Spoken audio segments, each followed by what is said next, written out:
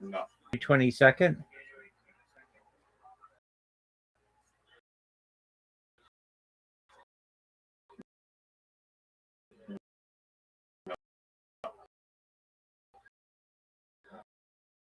January 25th.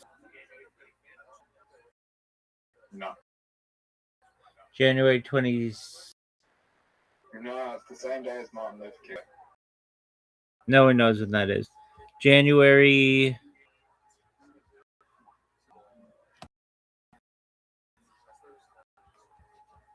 15th. Yeah. It's January 15th. Yeah. Okay. Now here's my question for you, But Zoo. my birthday often falls on Martin Luther King Day, but you guys change it often. Yeah, I was gonna say if you're saying that it's his birthday, it changes. Okay, are you 15th of January, but sometimes they change it because of the day. okay? Are you ready to? Are you ready to lose? Yeah. Do you think you'll get your public holiday one day? Probably in Israel.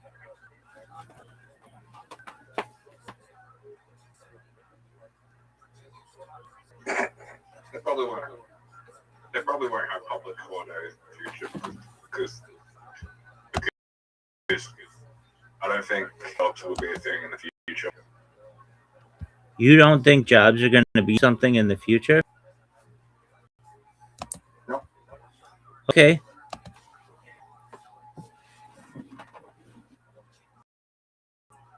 Are you ready? You're already in this game. I'm gonna send it to Riser as well, so he can just jerk himself off, so he knows that it's available to him. And then I'm gonna send you 5 holes.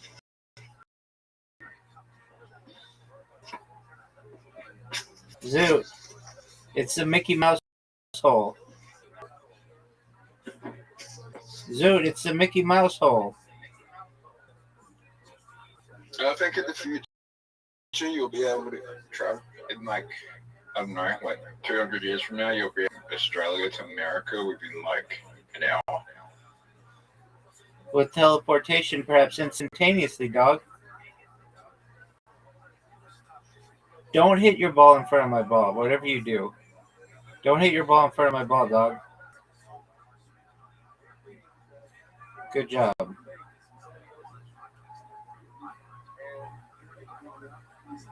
Do you think I had the best shot in the history of the game? That's devastatingly bad. I can tell how bad that is. That's bad too. Devastating. Huge risk. One of the biggest risks of your entire life. Giant risk. Not bad.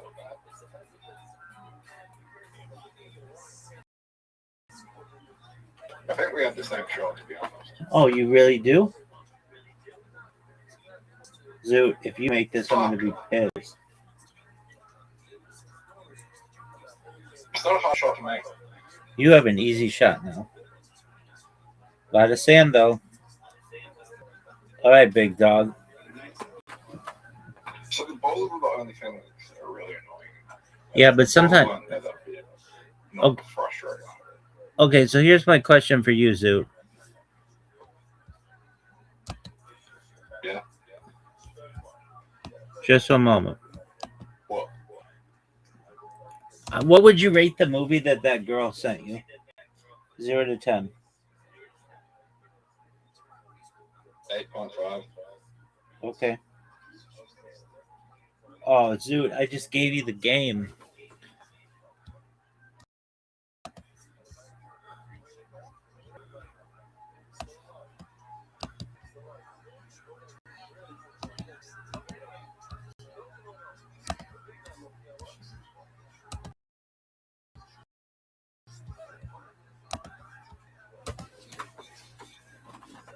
I can see how like someone would like that really like that movie. It's just there was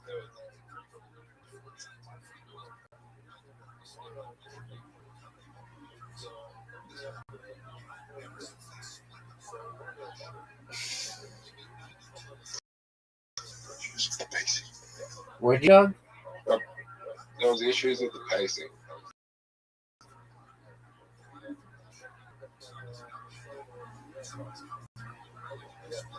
But there's a lot of flashback scenes and a lot of like dream sequence scenes, and like it's hard to keep up with what's going on in real time because of the editing.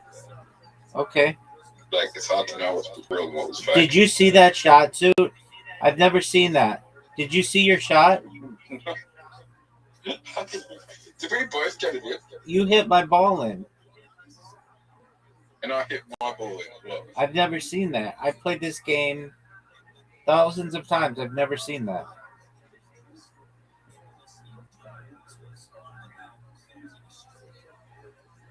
Devastating. Shot. No, that was a good shot. Are you proud of that shot? And we're playing an even game. Are you serious?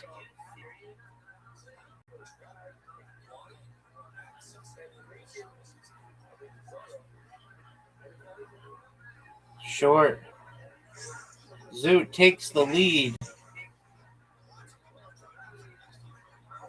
This is the one you want to go first on. Way too hard. No, you don't want to go first to this hole. That was a perfect shot. It was a perfect shot. No, I don't think it's a perfect shot because you're going to get in my fucking way.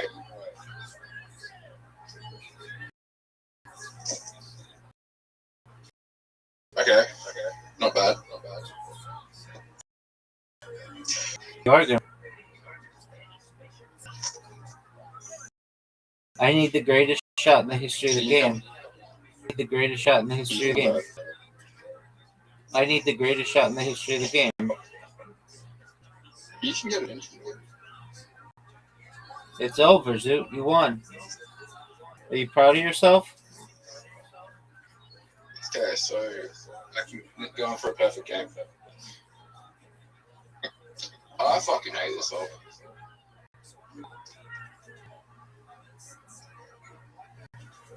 Do you know why I hate this hole? Because you're terrible at it. Zoot, that was amazing. I just got a message.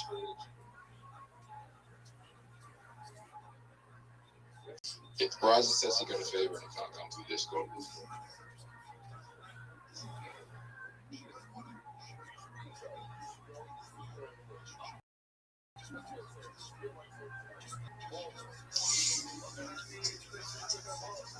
That wasn't bad.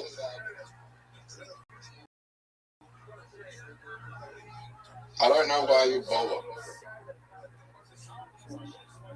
You actually just helped me. No, I didn't. Yeah, you did, because I had a shitty shot anyway.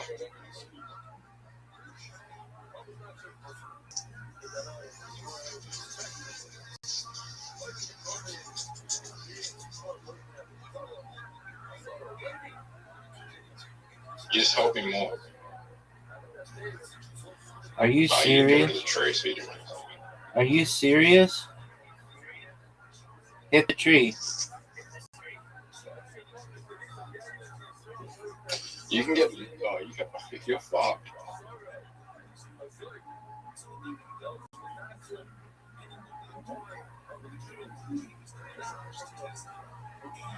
Dude, you got a perfect game. I won.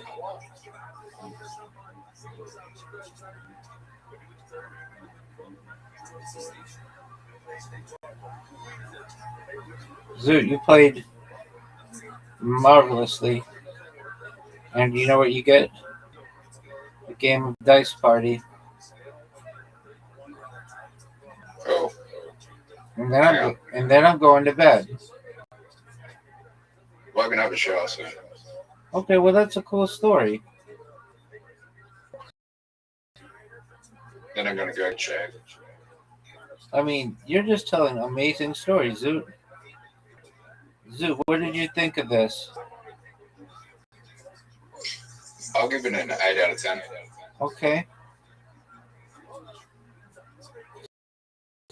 Zoot, you're up and everybody's awaiting you. Do you believe that Riser has a fever? Yes or no? I'll wait. Yeah. Zoo, do you know that you have an Where's the invitation? dice party you got? Why would it let me start the game without you in it? That's so stupid. I didn't turn the sound off. The sound off is horrible. Oh, full house. It let you start the game when I wasn't in there. Right. Yeah, it does that. Do you like that it does that? Yeah. Is that the happiest thing in the Where are world? you? Is that the thing that makes you happiest in the world? You know what makes me happy? How bad your roll was. That's not very nice, dude. We're playing competitively.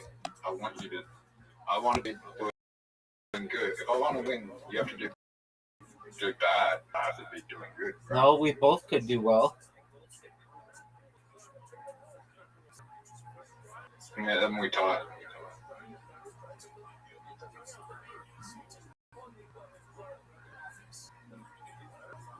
Have we tied? Have we tied on? I think we have.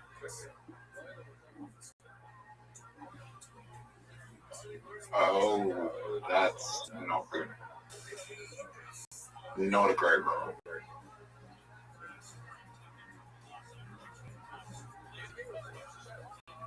Am I winning?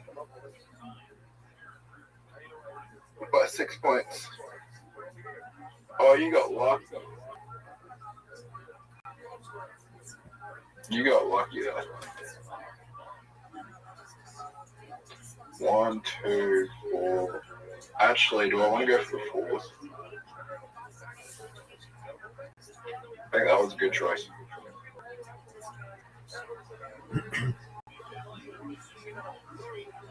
I got a small straight right off. You got a small straight. Nope. You got a full house. You already got the one. Rabbi, that was just, I don't know what you were doing there. Taking a big risk, big dog.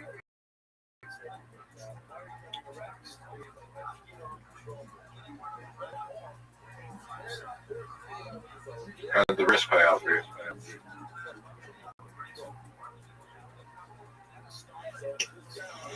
Miss 100% of shots you don't take. I did it 4 times. That's a cool story. I'll take the 5s.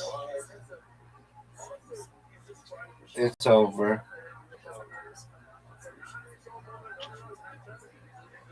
Yo. You got 5 X's? Yeah. Oh, it's super over, son. No. There's no way you're fucking this up.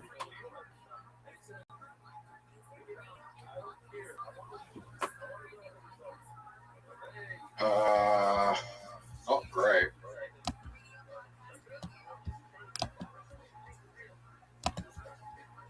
That's good.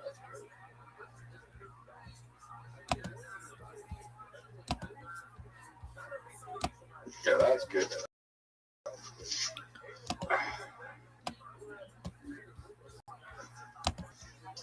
Bravo, what do you got? Baby, calm down, son. Bravo. I know.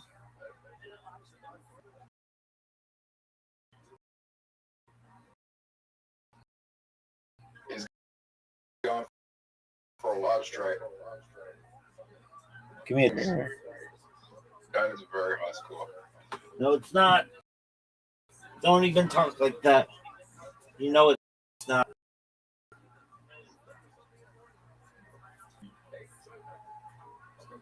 Fuck.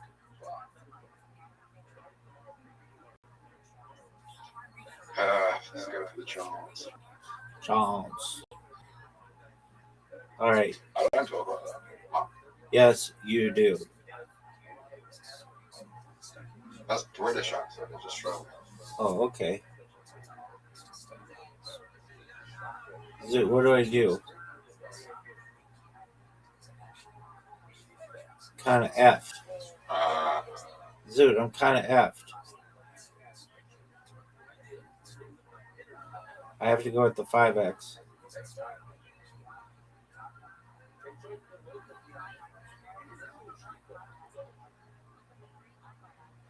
Dude, I need 2 2s. I need 2 4s.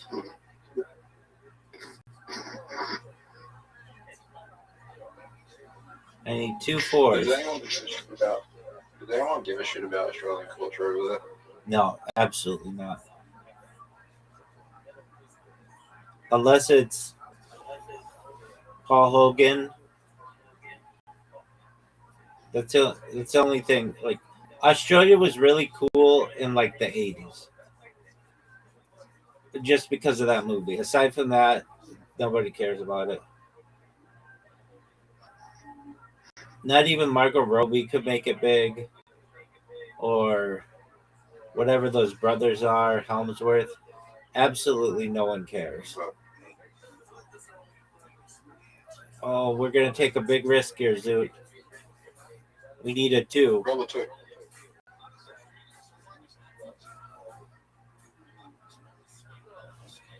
That was devastating.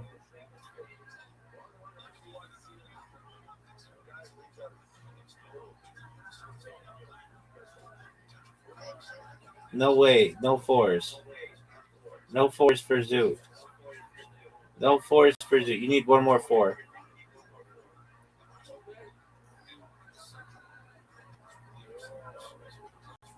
Still Okay. gonna win. 1, 2.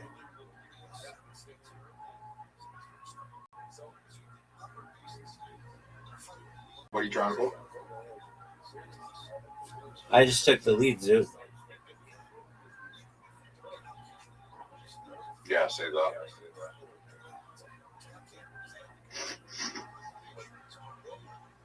You need a 4. You need a 2. Oh, you got so fortunate. Zoot, you got so fortunate. What do you need? You need 4 times. Yep. It's over, Is baby. that what you got left? It's over, baby. Fuck. Why did That would you have been useful. why did you say F? Because that would have been useful. What fuck? 2 rolls ago.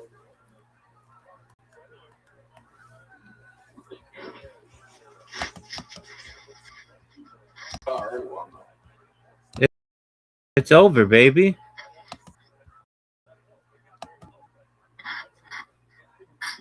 Rabbi has runs to the other people. Can't really talk. Do you think he really has a fever? I mean, I kind of feel I'm still here. Exactly.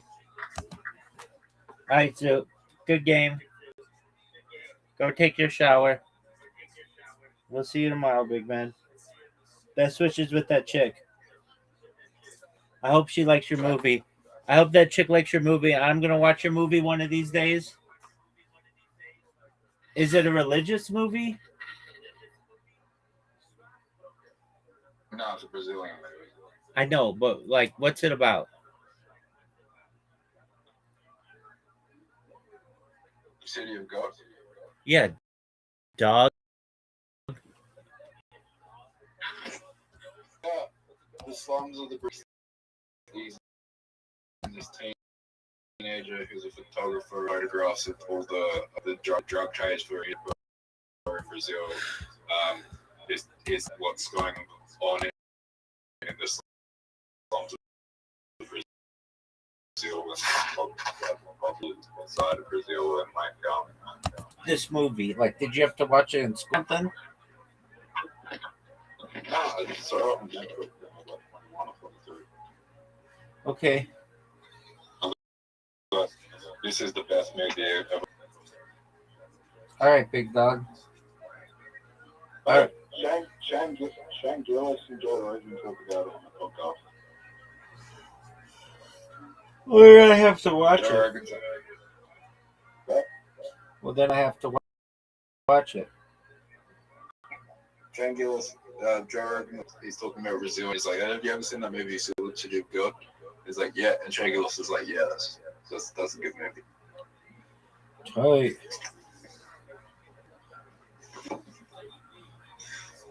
It's in the top 100 movies on IMDb. I think it's like 2020. It's 22, ranked 22.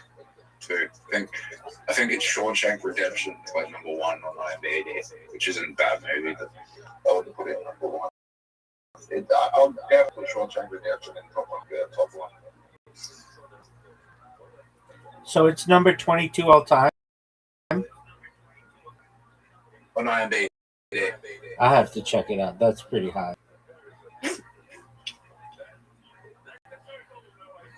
Right, so. Peace, big dog. Shout out to Zoo.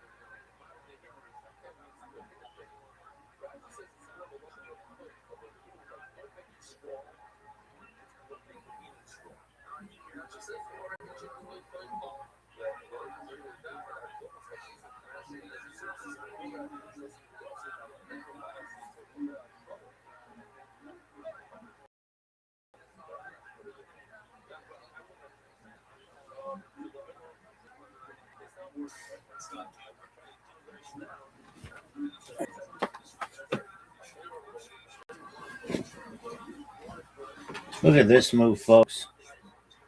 If you thought that was good, look at this move.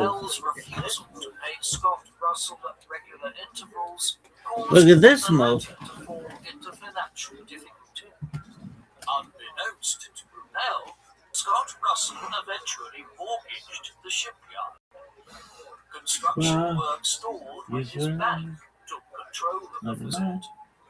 While Brunel attempted to take control of the whole project, Scott Russell was keen to complete the job, and Brunel reluctantly allowed him to finish the work on the hull and the paddle boxes.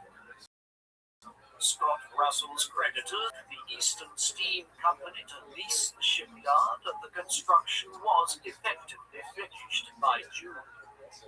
There remained the challenge of launching the ship, but despite a combination of pulleys, winches, and hydraulic rams,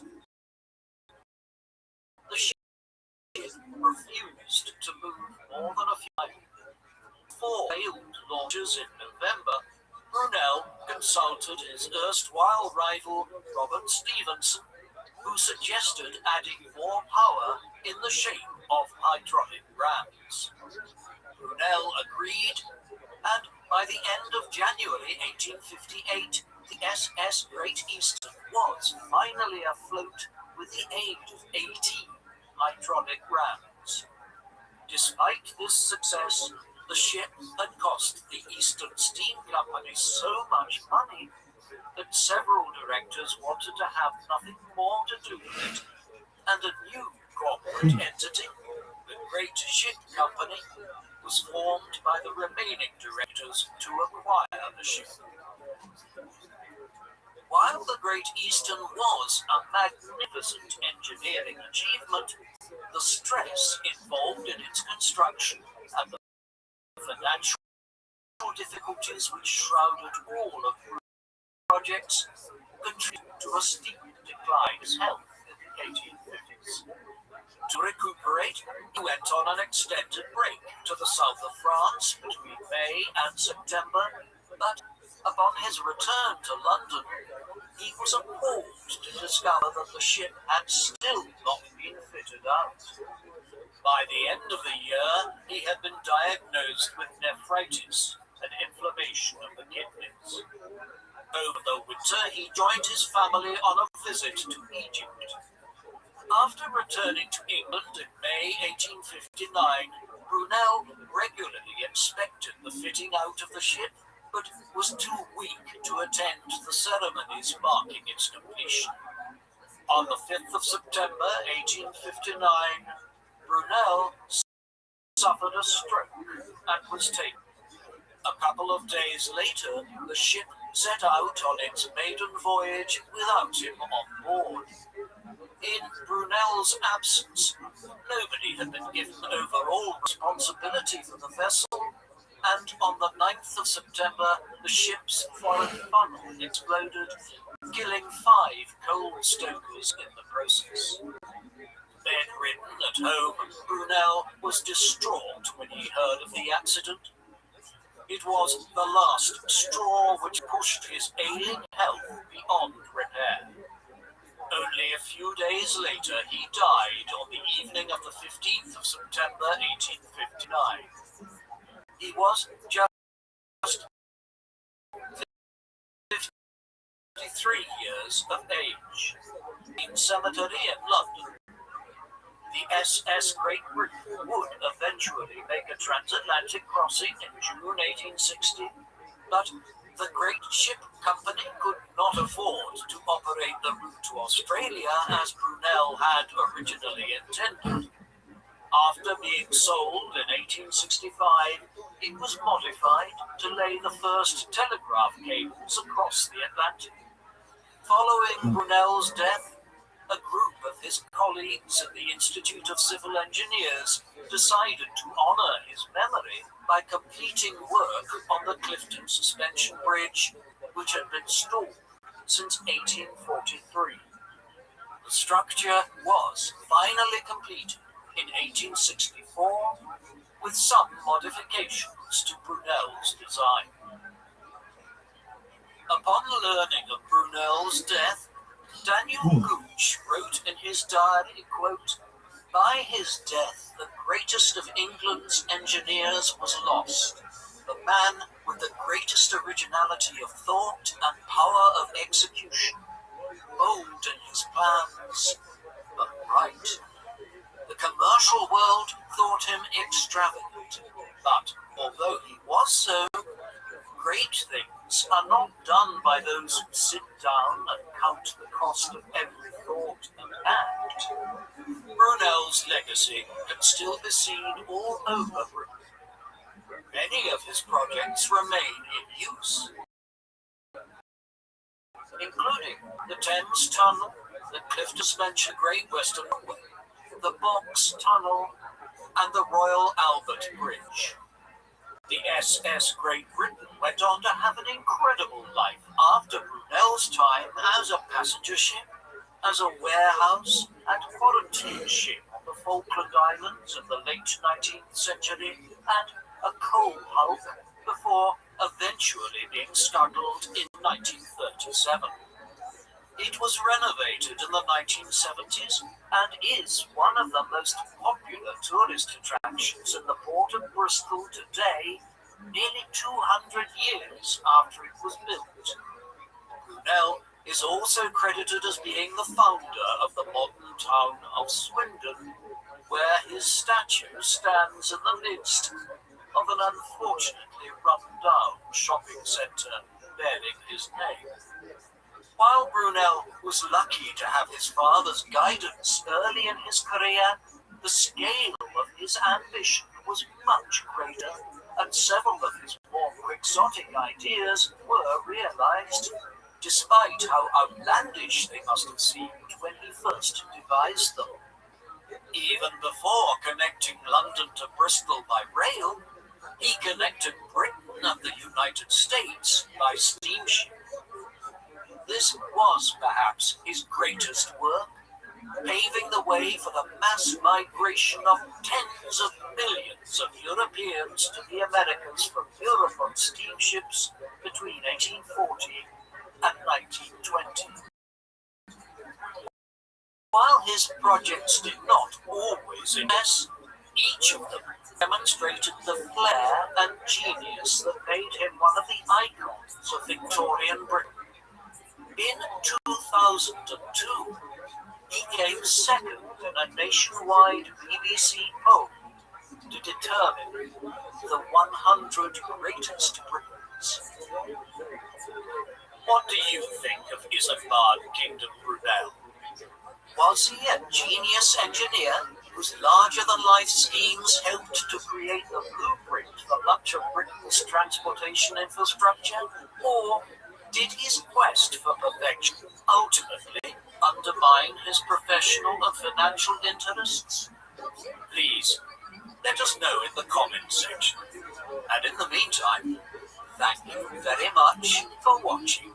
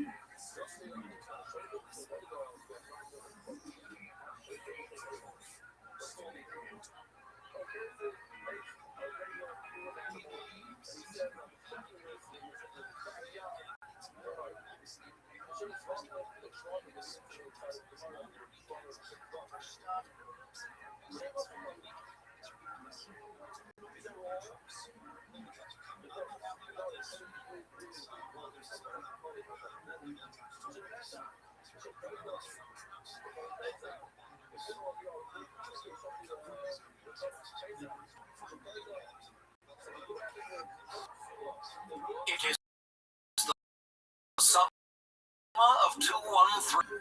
Roman ships of Syracuse that has allied itself with Rome's Carthage. One of the Roman ships catches fire, bursting into flames, throwing the invaders into confusion. Surely they are too far away from the enemy battlements. Then a flash of light catches their eyes. The defenders are using giant mirrors to reflect the sun's ray, burning the Roman vessels like ants in a magnifying glass. From his vantage point ashore, the old man watches on as his secret weapons wreak havoc on the invaders. His name? Archimedes, the greatest inventor of the ancient world.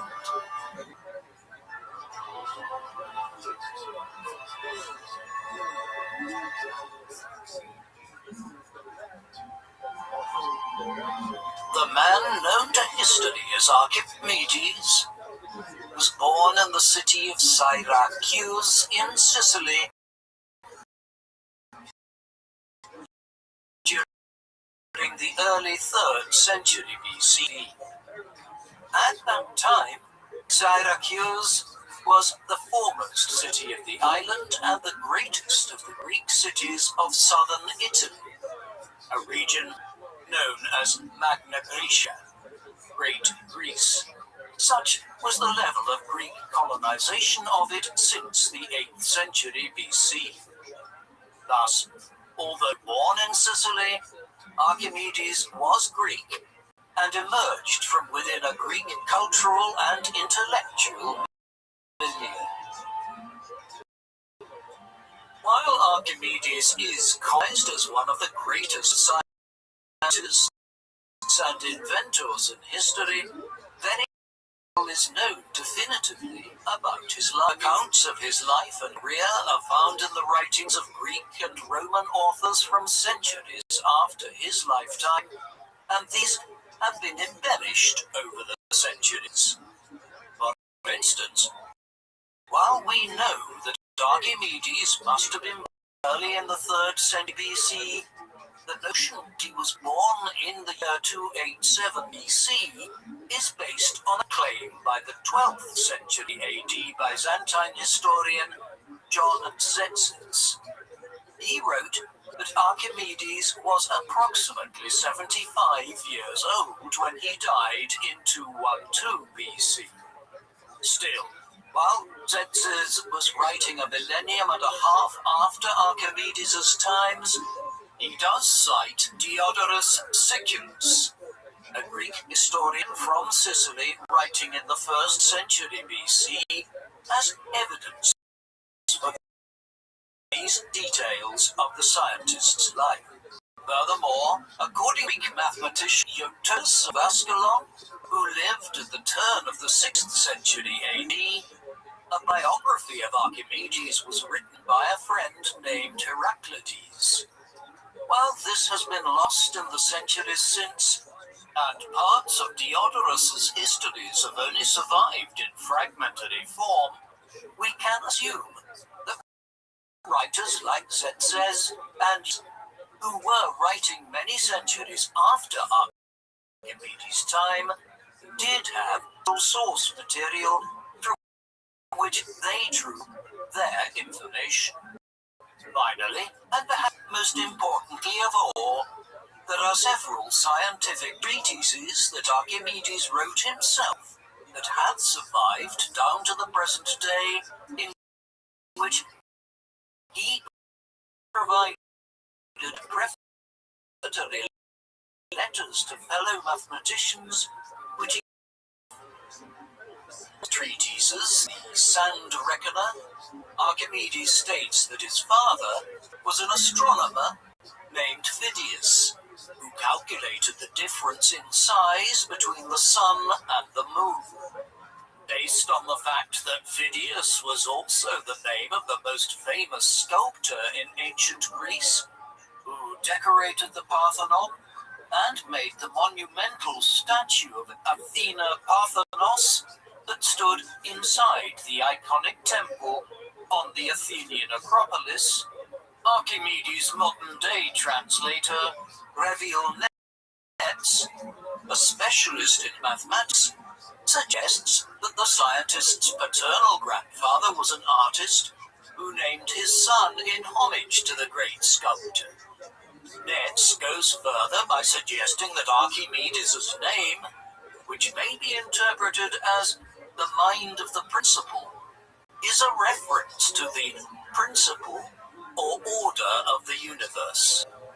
The Greek philosopher Plato who lived in the 4th century BC, believed that the universe was governed by rational mathematical principles.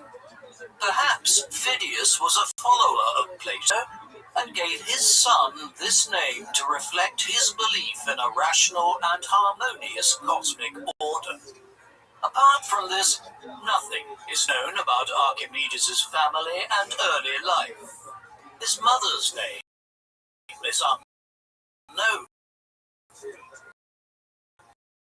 There is no indication of siblings or whether. Instead, many of the ancient works which mention Archimedes pick up his story much later in his life, during the Second Punic War. This includes the life of Marcellus, written by the 2nd century AD Greco-Roman historical biographer Plutarch, and the 2nd century BC Greek historian Polybius, whose histories have provided a universal history of the world and the rise of the Roman Republic down to his own day. Much of Archimedes' story relates to the history of his hometown, Syracuse, 3rd century BC. The city was founded in the 730s BC by Greek colonists from the city of Corinth, one of the greatest cities of mainland Greece, and one which was strategically located within both the Gulf of Corinth and the Isthmus of Corinth, the latter being the narrow neck of land that connects the Peloponnese in southern Greece to the rest of mainland Greece.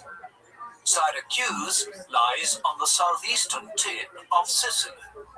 The settlement had the advantage of fertile land and deep harbors to accommodate ships trading in the Mediterranean Sea.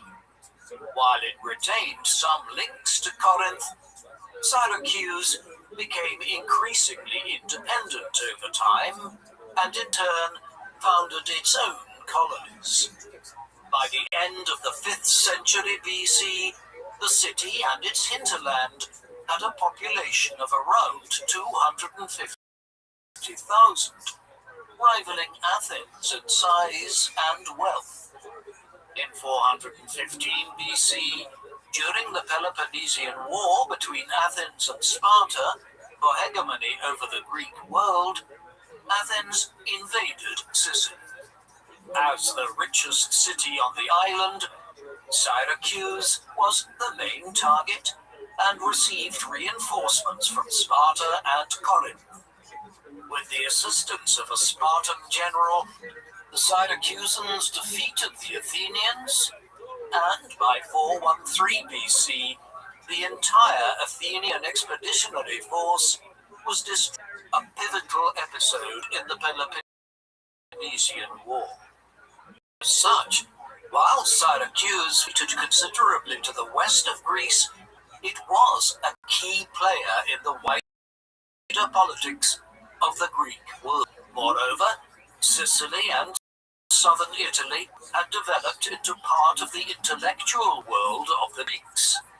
Plato most likely travelled here for a time in his middle years, while the mathematician and philosopher Pythagoras founded a school at Croton and Calabria in southern Italy. Therefore, the place Archimedes grew up in and lived during his lifetime was a vibrant one from an intellectual and scientific point of view. Within Syracuse itself, the city had oscillated over time from being a dictatorship ruled by military strongmen and periods of democratic government. At the time of Archimedes' supposed birth in the early 280s BC, the city's long-reigning tyrant, Agathocles, had just died, and the city's politics were once again entering a period of flux. The tyrant, in ancient context, was a cross between a king and a military dictator. Geopolitical developments in Sicily and the wider Western Mediterranean in the 4th and 3rd centuries would also be central to Archimedes' life story. By the time of his birth in the early 3rd century BC, Sicily was caught in the middle of the rivalry between Rome to the north and Carthage to the south. Carthage was a Phoenician colony that had been founded on the northeastern coast of what is now Tunisia by settlers from Tyre back in the 9th century BC. It subsequently emerged as one of the great trading and naval powers of the Western Mediterranean, securing control over large parts of North Africa, southern Hispania, and the Balearic Islands in the 6th, 5th, and 4th centuries BC. It had also set its sights on conquering wealthy Sicily. The Carthaginians had succeeded in doing so to some extent, claiming the western half of the island in the 4th century BC, but Syracuse, particularly during the long reign of Agathocles, had offered strong resistance to the Carthaginians and remained the preeminent west of the island. Meanwhile, further to the north, a new was in. The Roman Republic was a rustic backwater state of central Italy for much of the 5th and 4th centuries, while Syracuse and Carthage were great powers to the south. But the Romans were becoming an extremely aggressive military people, and in the century prior to some wars against their neighbors, bringing a wide range of city-states in Latium and Etruria under their control, before turning their eyes southwards to the Greek city-states of southern Italy. Syracuse's story in the 3rd century BC would be one of being caught between Rome and Carthage as the two powers fought an epic struggle for dominance of the Western Mediterranean. Archimedes would be caught up in that struggle. In 278 BC, when Archimedes was probably a child of around 9 or 10 years, the Carthaginian army laid siege to Syracuse in the North African state's latest attempt to conquer the entirety of Sicily. In response, the city authorities requested assistance from King Pyrrhus of Epirus. He was the ruler of a Greek kingdom in what is now southeastern Albania and northwestern Greece. Pyrrhus had been fighting the Romans in Italy since 280 BC, after the Greek colonies of the south of the peninsula had called on him to aid them against the aggressive Romans. Now, 2 years after the Pyrrhic War had started in southern Italy, the Syracusans sent messages to Pyrrhus requesting him to come to their aid as well as against Indians. Pyrrhus accepted and was subsequently proclaimed as tyrant of Syracuse after helping to defeat 6 BC. Pyrrhus had conquered most of the island, leaving the Carthaginians confined to the port of Lilybaeum, now known as Marsala, on the western tip of Sicily. However, as the port put up firm resistance, Pyrrhus demanded men and supplies from the Sicilians to build a fleet in order to cut the city off from Carthage by sea. The Sicilians found these demands too onerous and accused Pyrrhus of behaving in a heavy-handed manner. The Syracusans and the Carthaginians eventually made common cause to expel Pyrrhus, fearing he intended to draw all Sicily for himself, following which a young Syracusan commander named Hiero took control of Syracuse.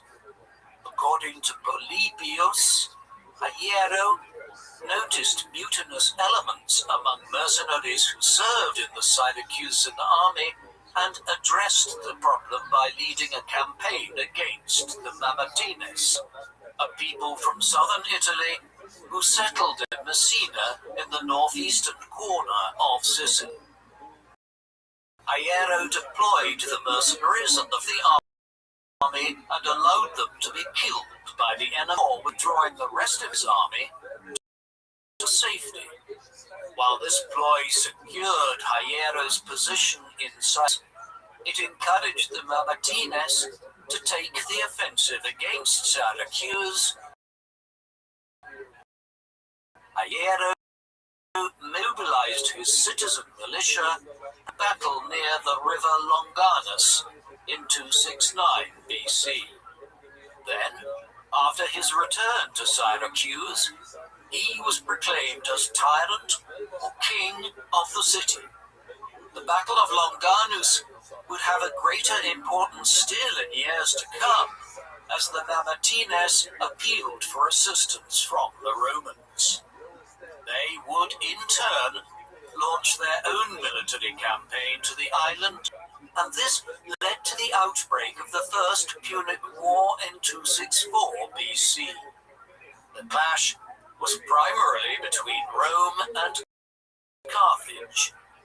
Punic, Roman term for the Carthaginians, but Sicily would be central to the First Punic War, which lasted down to 241 BC. Hiero remained tyrant of Syracuse until his death in 215 BC, a few years before Archimedes' own death. Plutarch, writing in the 2nd century AD, claimed that Archimedes was Hiero without specifying the degree of their familial relationship. While nothing substantial is known about Archimedes' childhood, a passage in Diodorus indicates that he spent some time studying in Egypt, then ruled by the Greek Ptolemaic dynasty, founded by Alexander the Great's general Ptolemy I, following Alexander's death BC. By the time Archimedes was in Egypt, the king would have been Ptolemy II, who succeeded his father around 283 BC and reigned until 246 BC.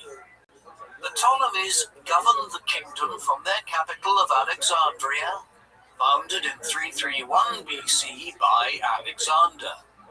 By the early 3rd century BC, Alexandria was developing into a major center of Greek learning, and the famous Library of Alexandria was founded at this time. While in Alexandria, Archimedes is likely to have become acquainted with students of Euclid, the father of geometry, who was active in Alexandria around 300 BC, but was quite likely already dead by the time Archimedes was there. Archimedes corresponded with several Greek mathematicians based in Alexandria, including Conon of Samos, also known for his astronomical discoveries, and Eratosthenes of Cyrene, who is best known for being the first person to calculate the Earth's circumference in around 240 BC. His remarkably accurate estimate of 252,000 stadia, or approximately 40,000 kilometers, is within a margin of error of less than 2.5%. Diodorus claims that while he was Archimedes invented a device for drawing water out of rivers and other bodies of water, now commonly known as the Archimedes screw. The device consists of a spiral thread wrapped around a pole, which when inserted into a tube, allows the user to lift water by turning a handle.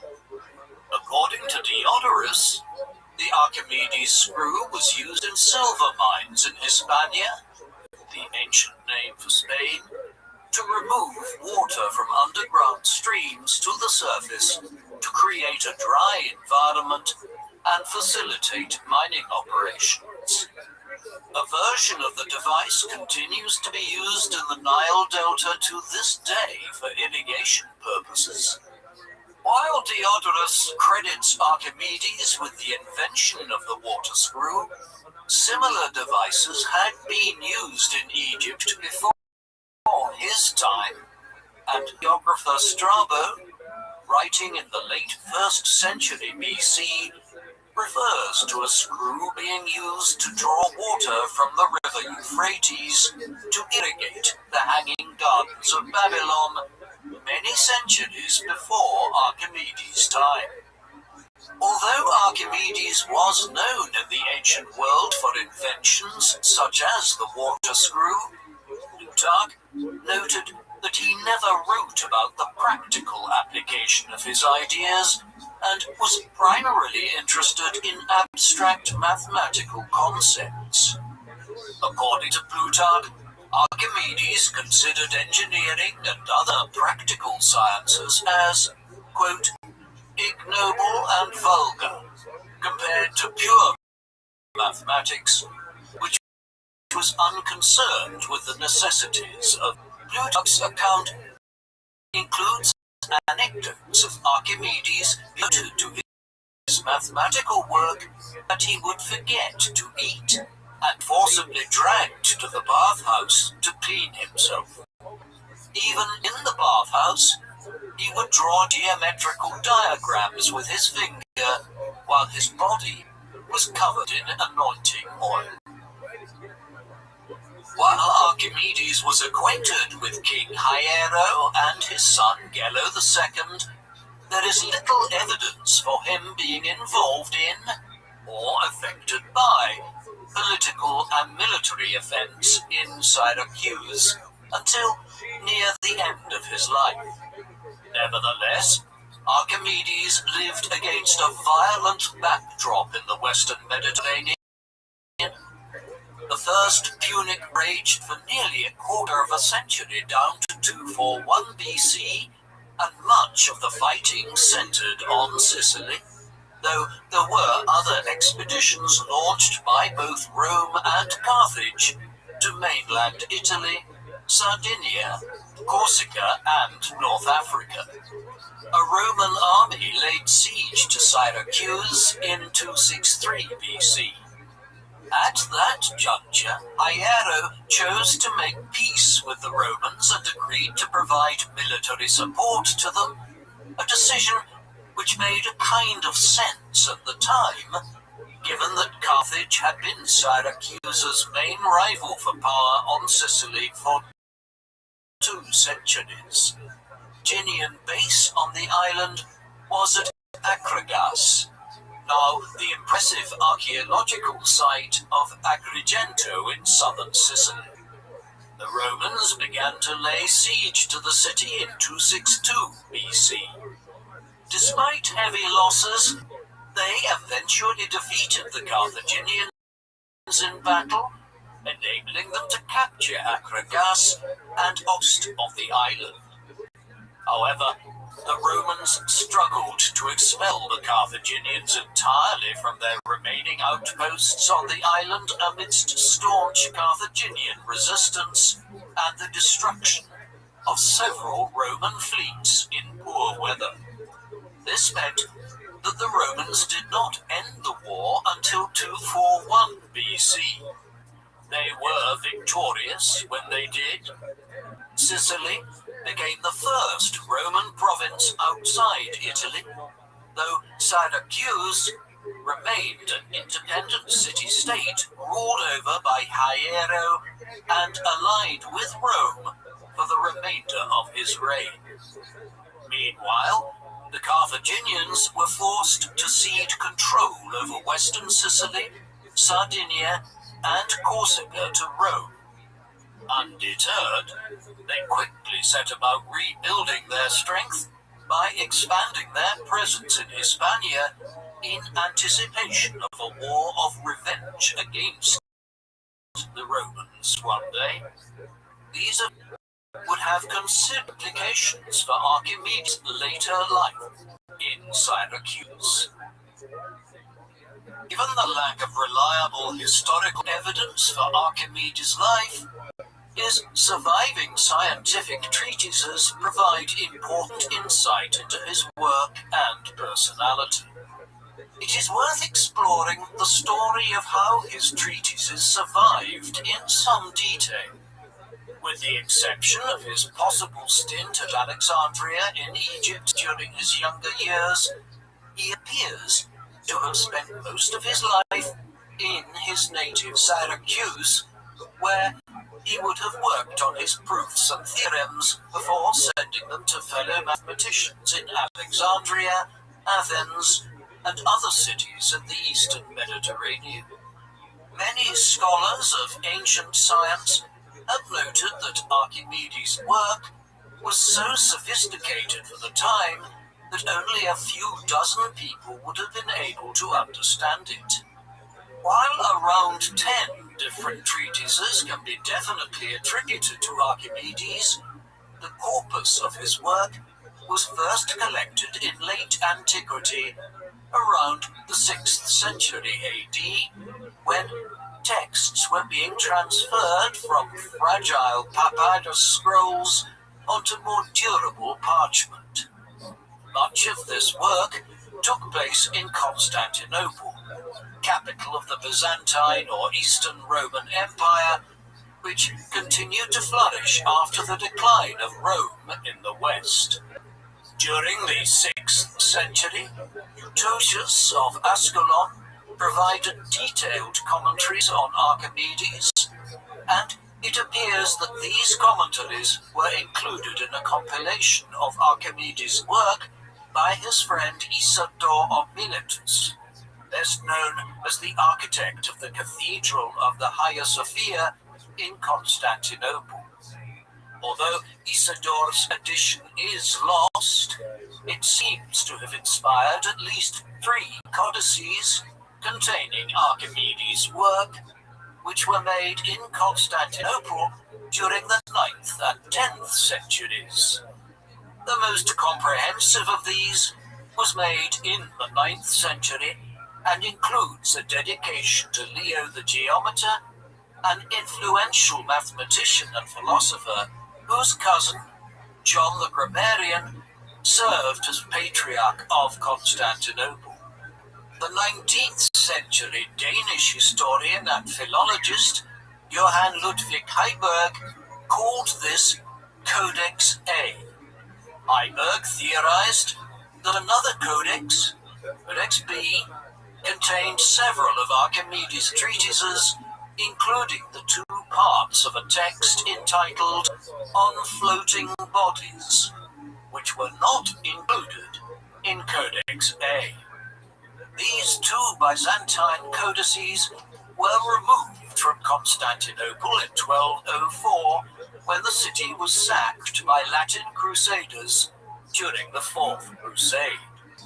By 1269, they were in the collection of the Papal Library in central Italy, where yet another scholar, William of Moerbeker, translated them from Greek into a Latin edition of Archimedes. Codex B may have been lost in the early 14th century, as subsequent Latin translations do not contain a treatise called On Floating Bodies, and are therefore taken from Codex A, which remained one of the most valuable ancient texts in Renaissance Italy until it was lost in the middle of the 16th century. A third codex, dating from around 975 AD, which Heiberg called Codex C, was discovered during the 19th century and was examined by Heiberg in 1906. Better known as the Archimedes palimpsest, after the sack of Constantinople in 1204, the book was taken to the Crusader states in the Levant for safekeeping. It is known to have been in the collection of the library of the monastery of St. Sabas near Bethlehem. Before its acquisition by St. Sabas, the majority of Codex C was transformed into a prayer book in the early 13th century, most likely in nearby Jerusalem. Since parchment was expensive, it was common practice to unbind older books, scrape and remove the ink from its pages, and then use the freshly erased parchment to write a new text, making a palimpsest. This was the fate of the Archimedes Codex, whose diagrams and theorems were meaningless to the Orthodox Christian community in the Holy Land. They took the Archimedes Codex, removed the binding, and tried to scrape off the ink on each page. They then cut through the fold of each two-page spread, turned each leaf 90 degrees, and folded them together so that each page of the prayer book was half the size of the original codex. Only 2/3 of the codex survives in the palimpsest, which also contains material from several other codices. Modern imaging technology indicates that the prayer book was written by a priest named John Myronas and was completed on the 14th of April 1229. By 1846, the Archimedes palimpsest was found in the collection of the Metochion of the Holy Sepulchre in Jerusalem. After the Greek scholar Papadopoulos Karameas catalogued the book in 1899 and transcribed some of the mathematical passages that could still be read, Heiberg recognized it was a text that had been written by Archimedes and examined the book in the summer of 1906. With only his naked eye and a magnifying glass, Heiberg made out a remarkable amount of the original text and discovered a previously lost treatise by Archimedes called The Method, as well as of On Floating Bodies, that were not included in Mabecca's earlier Latin edition. The codex also included a puzzle called the Stomachion, which had been attributed to Archimedes from Arabic sources, but was not considered authentic. Although he was unable to the text, Heiberg was able to incorporate the method into a new Greek edition of Archimedes' work. The Cambridge scholar Thomas Heath, who had translated all of Archimedes' own work into English in 1897, translated the method in 1912 from Heiberg's text. In the 1920s, when the Ottoman Empire collapsed and hostility broke out between Turkey and Greece, the palimpsest was removed from the Metochion and spent much of the 20th century languishing in a Parisian basement until 1998, when it was sold to an anonymous American buyer who deposited it at the Walters Art Museum. Although the book was in much worse condition than when Heiberg saw it, conservation work and the application of new technology has allowed modern scholars to read text that Heiberg could not decipher any earlier. Thus, the copies of Archimedes' treatises have had a very colourful history in order to survive down to the present day. And yet, despite all of this work retrieving his texts, it is not possible from the available evidence to develop a clear chronology of when Archimedes wrote each of these texts.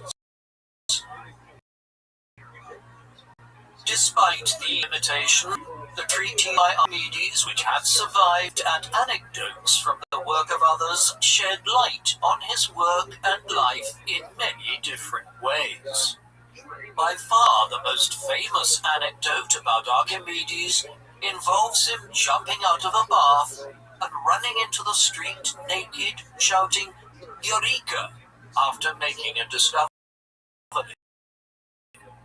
The earliest version of the tale, Architectura, a 10-volume book on architecture by Vitruvius, a Roman architect and engineer who lived during the 1st century BC. In Vitruvius's account, King Hiero wanted to make an offering to the gods at a temple and commissioned an artisan to make what is usually understood as a gold votive crown, but is more likely to have resembled a wreath. The king measured out a quantity of gold and gave it to the craftsman, who duly presented an item of exquisite beauty to the king. However, after hearing rumors that the artisan had defrauded the king by substituting part of the gold for an equal mass of silver, Hiero decided to investigate and asked Archimedes to find a way to test the object's purity without breaking it. Archimedes struggled to find a solution. He made what may have been a rare trip to the bathhouse. As he lowered himself into the bathtub, Archimedes noticed that the further he sank into it, the more water spilled out of the tub. Realizing he had the king's problem, Archimedes forgot to put his on and ran home naked, shouting Eureka or Evreka, a Greek word meaning "I have found it." After returning home, Archimedes made 2 lumps of gold and silver of identical mass to the king's wreath, some water, and measured the amount of water displaced by each. As gold is much denser than silver, a lump of gold is much smaller in volume compared to a lump of silver of the same mass, and displaced a smaller amount of water. Next, he placed the king's wreath into the water and found that it displaced more water than the lump of pure gold. Archimedes was therefore able to tell that the volume of the wreath was greater than that of the pure gold, and accordingly the metals within were less, proving that the wreath was indeed made from a mixture of gold and silver, not pure gold. Vitruvius does not offer any information on the fate of the fraudulent craftsman who sought to deceive both the king and the gods, but it is unlikely to have been a clever. While setting the scene for this tale, Vitruvius states that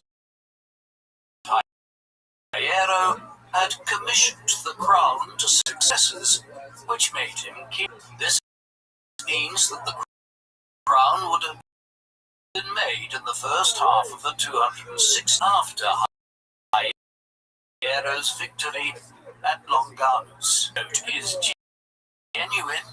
The Archimedes who ran out of the bath named Eureka was not a bearded old man, as often suggested in accounts of this episode, but rather youth in his late teens or early 20s.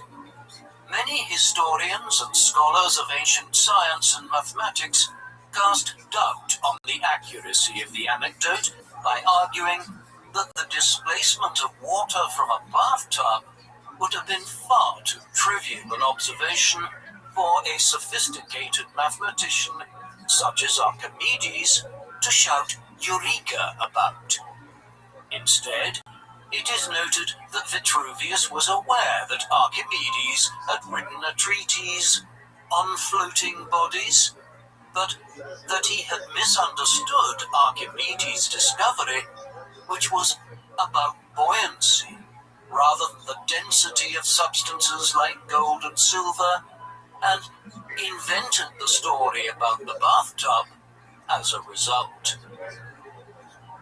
One of the most famous quotes attributed to Archimedes is commonly written, "Give me a place to stand and I can move the earth." This quote is found in Plutarch's work. He states that Archimedes told King Hiero that, quote, "if there were another world and he could go to it, he could move this."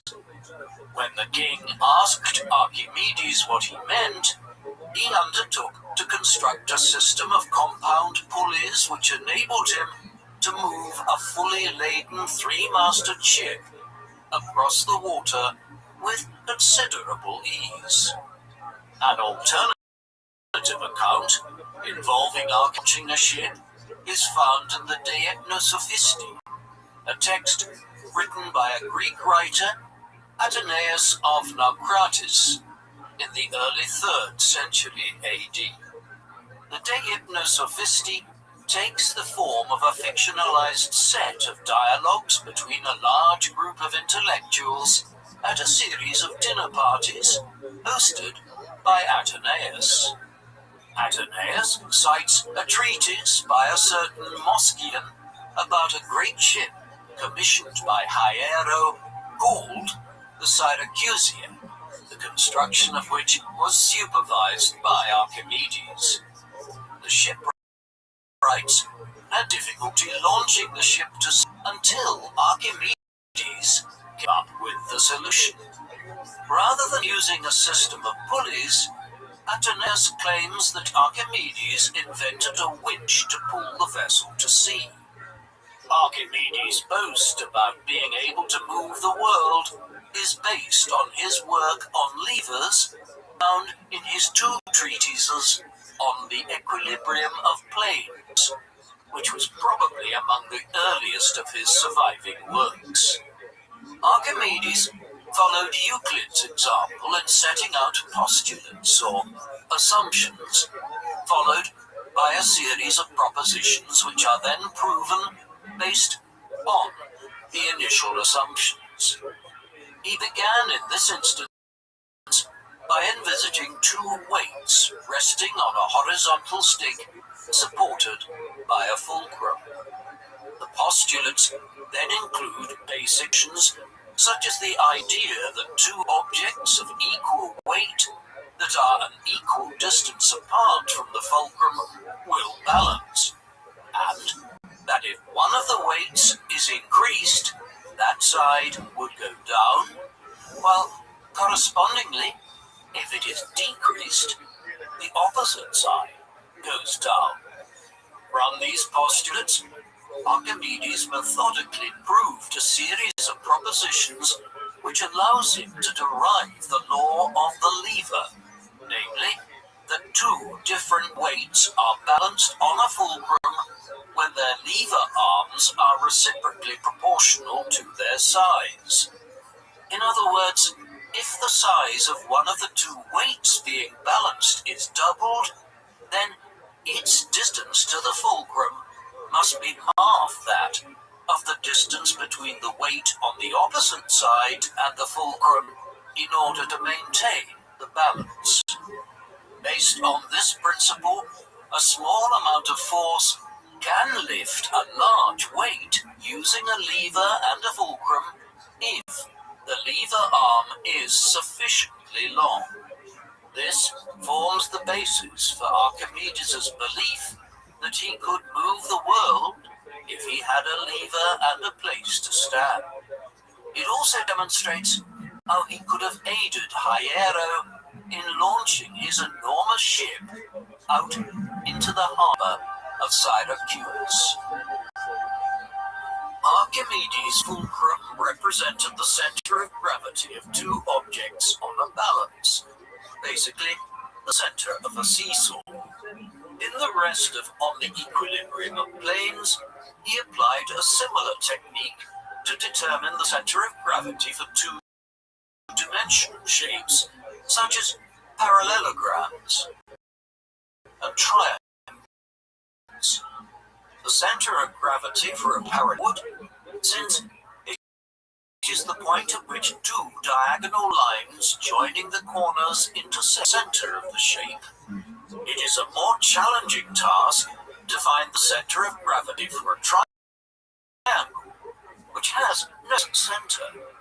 Archimedes relies heavily on proof of contradiction, namely by first making an assertion that can be proven false based on existing assumptions and logical deductions, and therefore proving that the opposite is true. Through this process, Archimedes worked out that a triangle's center of gravity lies at the intersection point of lines drawn from any two angles to the center point of the opposite side. Parallelograms and triangles are formed of straight lines, but Archimedes was particularly interested in curved lines and shapes. Another of his earlier works is Quadrature of the Parabola. It is one of several surviving treatises addressed to a man named Dositheus in Alexandria. Little is known about him other than what is revealed by Archimedes' correspondence with him. Archimedes begins his letter to Dositheus by lamenting the death of Conon of Samos, whom he describes as, quote, not only a friend, but an admirable mathematician. Conon was known to have been active around 245 BC, when he discovered a constellation and named it Coma Berenices, or Berenice's hair, after the wife of King Ptolemy III of Egypt. Although none of Archimedes' correspondence with Conon survived, he had written to him mathematics and intended to do so again.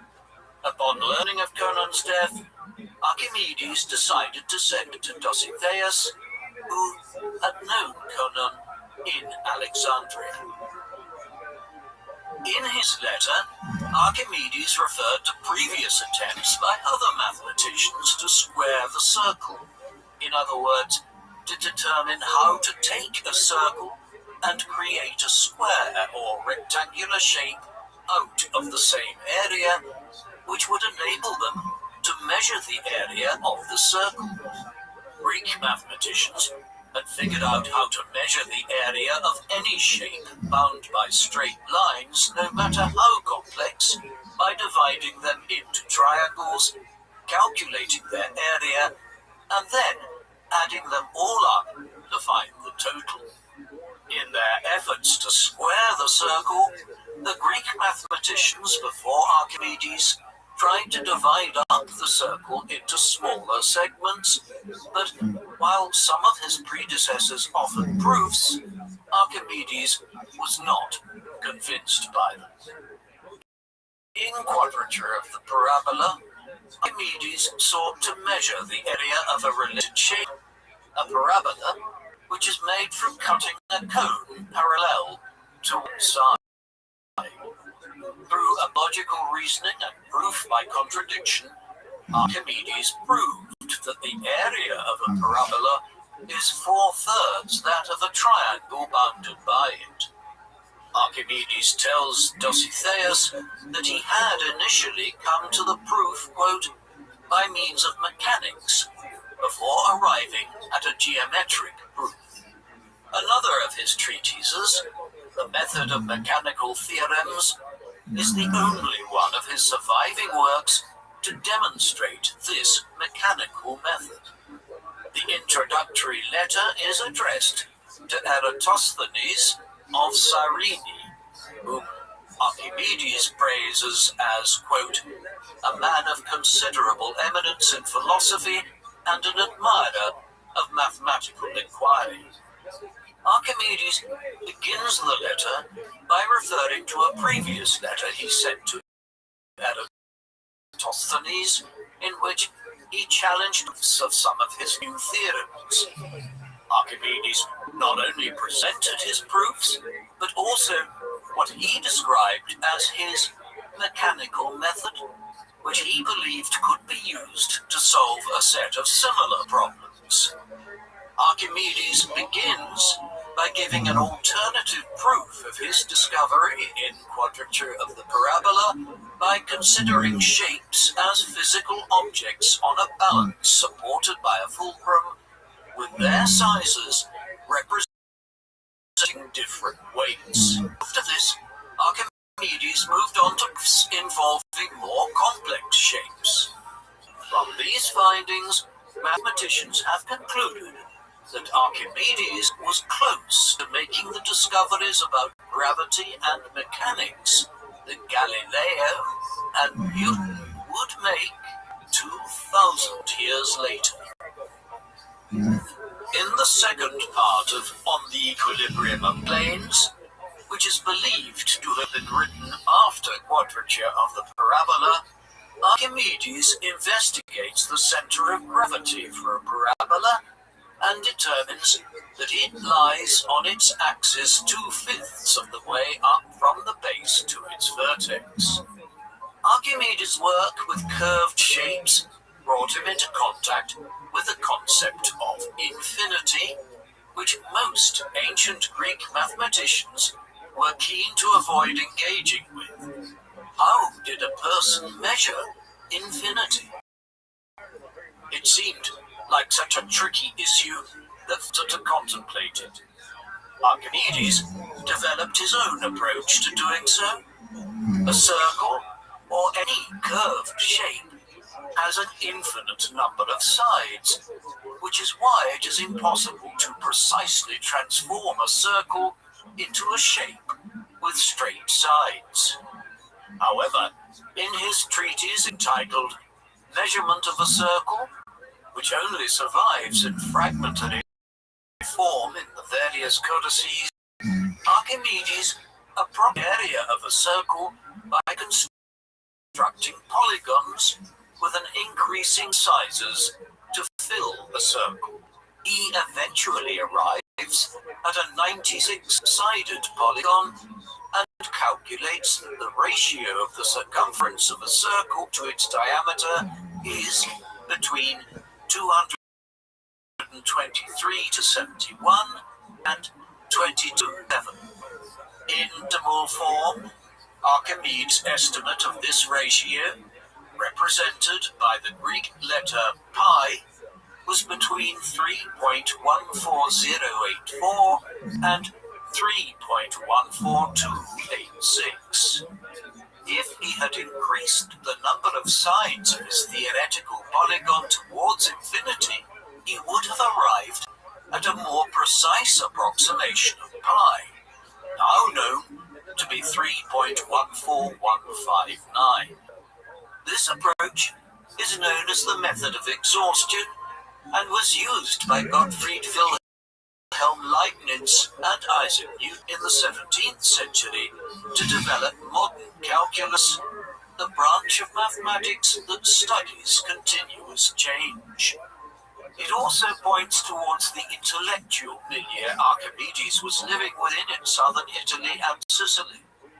It was Pythagoras who, as we have seen, developed his own school in southern Italy, who had developed a theorem nearly 3 centuries earlier, which allowed for the development of pi in the first place. Knowing pi enabled Archimedes to calculate the area of the circle, which is calculated by multiplying pi and the square of the radius. But Archimedes believed that his greatest achievement was his treatise on the sphere and the cylinder, which again was at Dositheus, who seemingly became one of his principal correspondents after the death of Conon of Samos. In his treatise, Archimedes states that he has proven that the surface area of a sphere is 4 times that of its greatest circle, and that the volume of a sphere is 2/3 that of a cylinder which encompasses it. Archimedes could use this to calculate the volume of a sphere, which is equal to 4 times pi multiplied by the radius of its greatest circle cubed. In the introductory letter, Archimedes once again expressed his regret that Conon was no longer alive, as, quote, he would best have been able to grasp them and pronounce upon them the appropriate verdict. Nevertheless, he hoped that Dositheus would be able to help him disseminate his results among the community in Alexandria. Dositheus subsequently asked Archimedes for the answers to a set of mathematical problems that he had previously sent to Conon. Archimedes responded by informing his correspondent that many of the problems could be solved using the findings in the previous treatise, but set out the solutions as requested in what is now categorized as Part 2 of On the Sphere of. At the end of the introductory letter, Archimedes promised to send Dositheus solutions to problems involving spiral and conoids, which involved a different approach. In a lengthy letter to Dositheus in his treatise Spirals, Archimedes apologizes for taking so long to send the proofs that had been requested, citing his, quote, desire to communicate them first to persons engaged in mathematical studies and anxious to investigate. This suggests Dositheus was not a master to such an extent that Archimedes believed he would not be abreast of the latest research.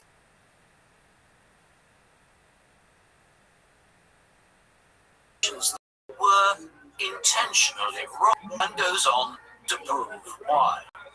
By the time Archimedes delivered On Spirals to Dositheus, many years had elapsed since Conon's death.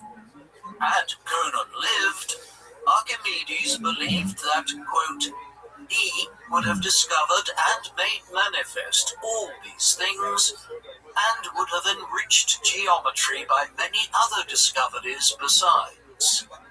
All of this suggests that Conon of Samos was a much more substantial mathematician than the surviving evidence allows us to reconstruct, and that Archimedes' own discoveries were forged out of their close intellectual partnership.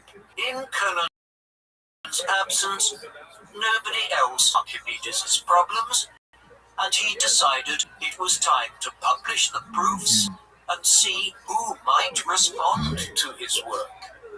Archimedes may not have had high regard for Dositheus as a mathematician, but since half of his surviving work is addressed to him, Dositheus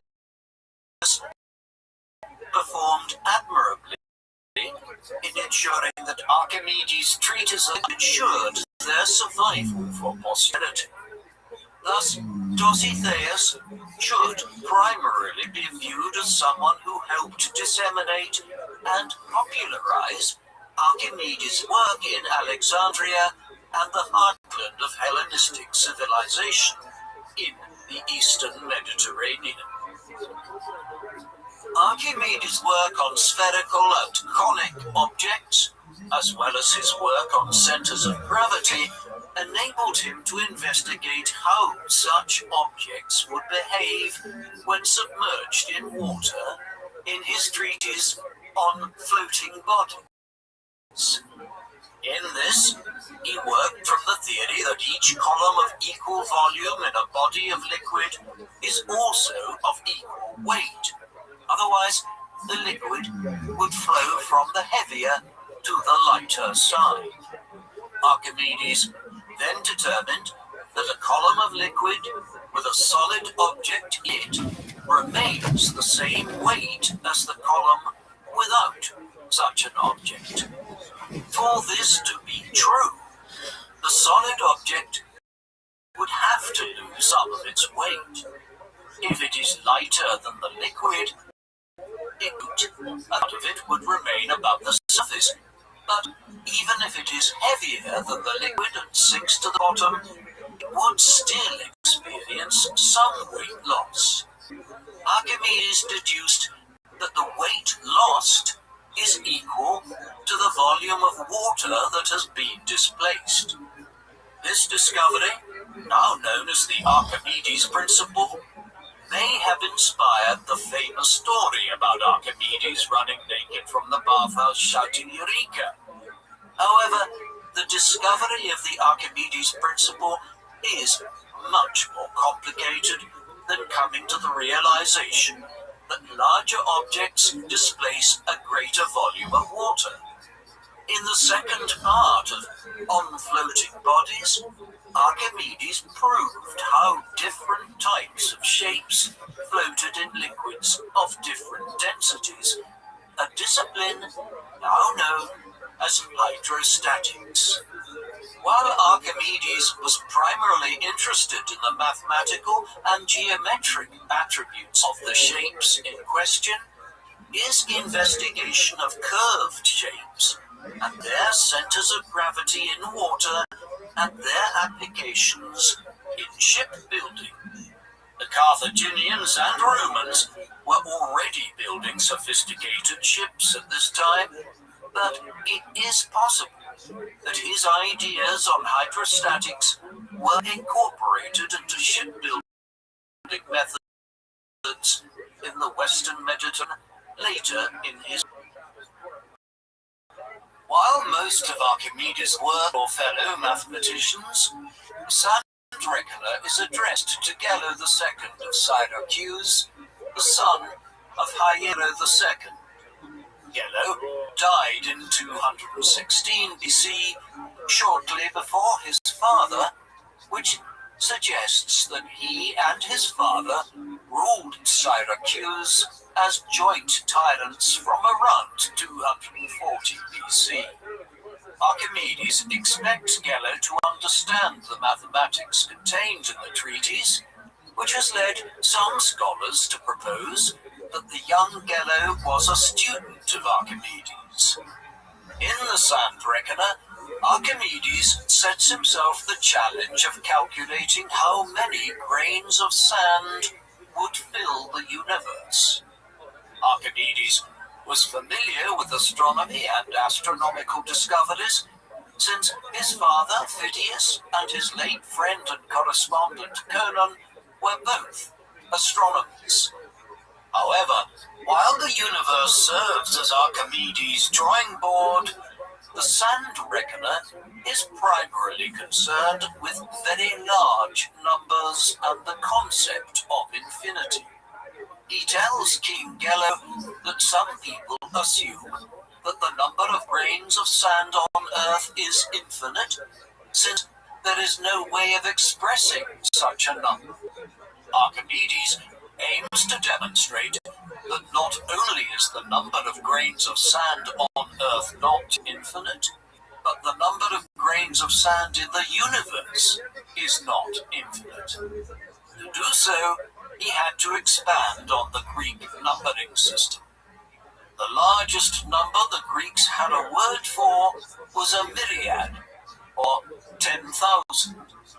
Archimedes first suggested that there can be a number as large as a million, or a myriad millions. This was only the first step. Archimedes then proposed calling the numbers 1 to a million the first order, with a million as the first unit of a second order of numbers, and so on until the millionth order. Using various assumptions about the size of the Earth, the Sun, the stars, and their relationship to the entire universe, as well as his expanded number system, Archimedes calculated that the number of grains of sand to fill the universe was 10 to the power of 63. Many of Archimedes' assumptions in coming to this figure are erroneous, such as his assumption that the circumference of the Earth is 3 million stadia. His friend Eratosthenes' figure of 252,000 stadia is much more accurate. Archimedes also assumed that the Sun is no more than 30 times the diameter of the Moon. This was closer to the 12 times that his father Phidias had proposed, but still far from the actual ratio of 400 times. Archimedes also referred to the astronomer Aristarchus, who proposed a heliocentric model of the universe in which the Earth orbits the Sun rather than the other way round. Although Archimedes, like virtually all scientists, was not convinced of this, he accepted Aristarchus' argument that the universe was much bigger than commonly believed. Using his assumptions, Archimedes calculated that the size of the universe was a sphere 2 light years in diameter, whereas modern astronomy has shown that the observable universe is 93 billion light years in diameter and still expanding. The accuracy of Archimedes' answer is not so important as the process by which he arrived at it.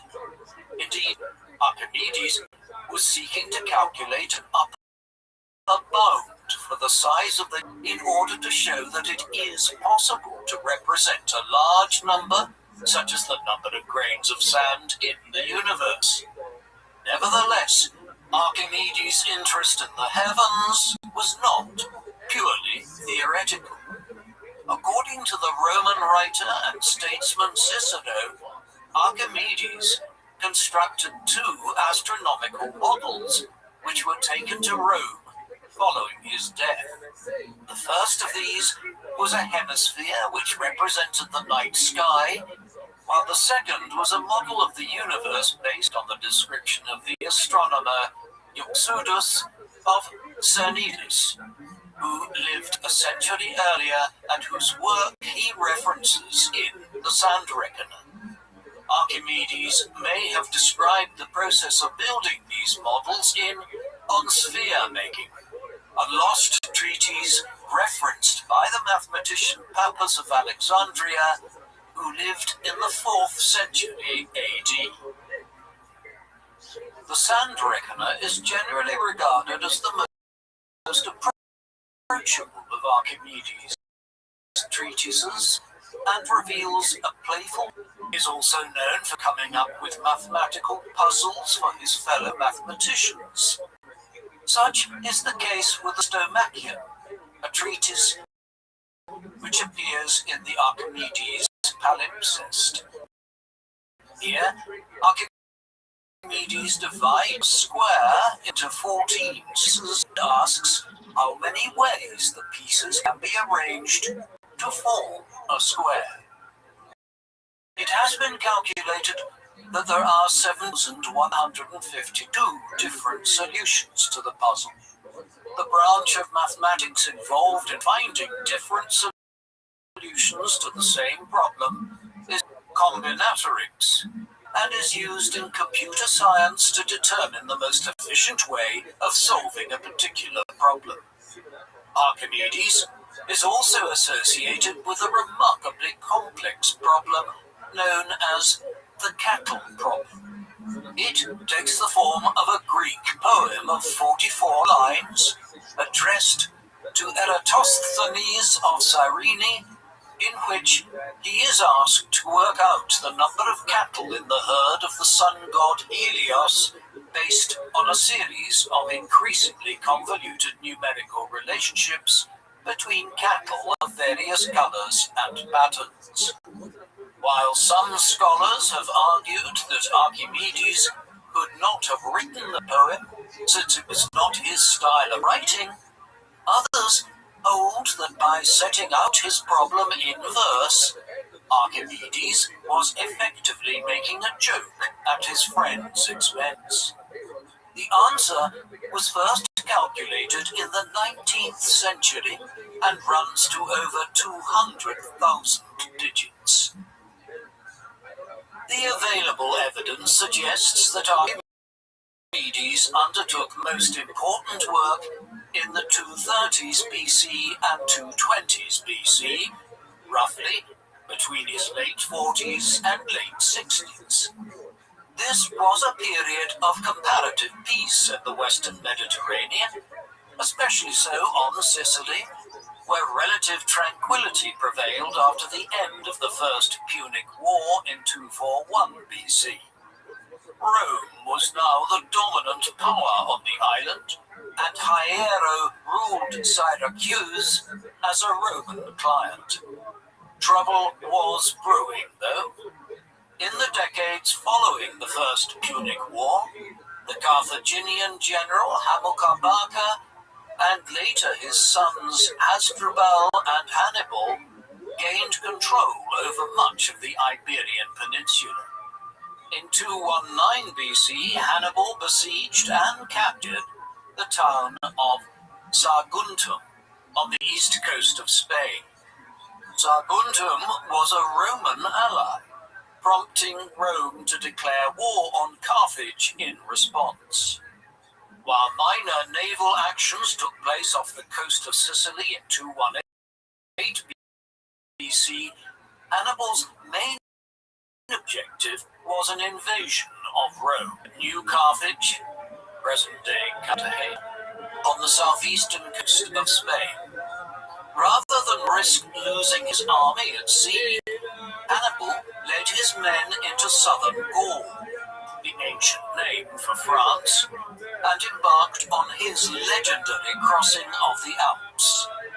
The Carthaginians surprised the Romans by crossing into northern Italy by November, and over the next 2 years, Hannibal demonstrated that he was one of the greatest military leaders of the ancient world by inflicting major defeats on the Romans, most notably at the Battle of Cannae on the 2nd of August 216 BC, where he surrounded and destroyed a Roman army of 86,000 men in one of the most celebrated battles in military history. Hannibal's great victory at Cannae prompted many of Rome's former allies to switch sides, joining with Carthage, with many believing Hannibal would soon descend on Rome itself and defeat the Republic there. Although Hiero of Syracuse had been a loyal Roman ally in Sicily, his death in 215 BC led to the accession of his 15-year-old grandson, Hieronymus.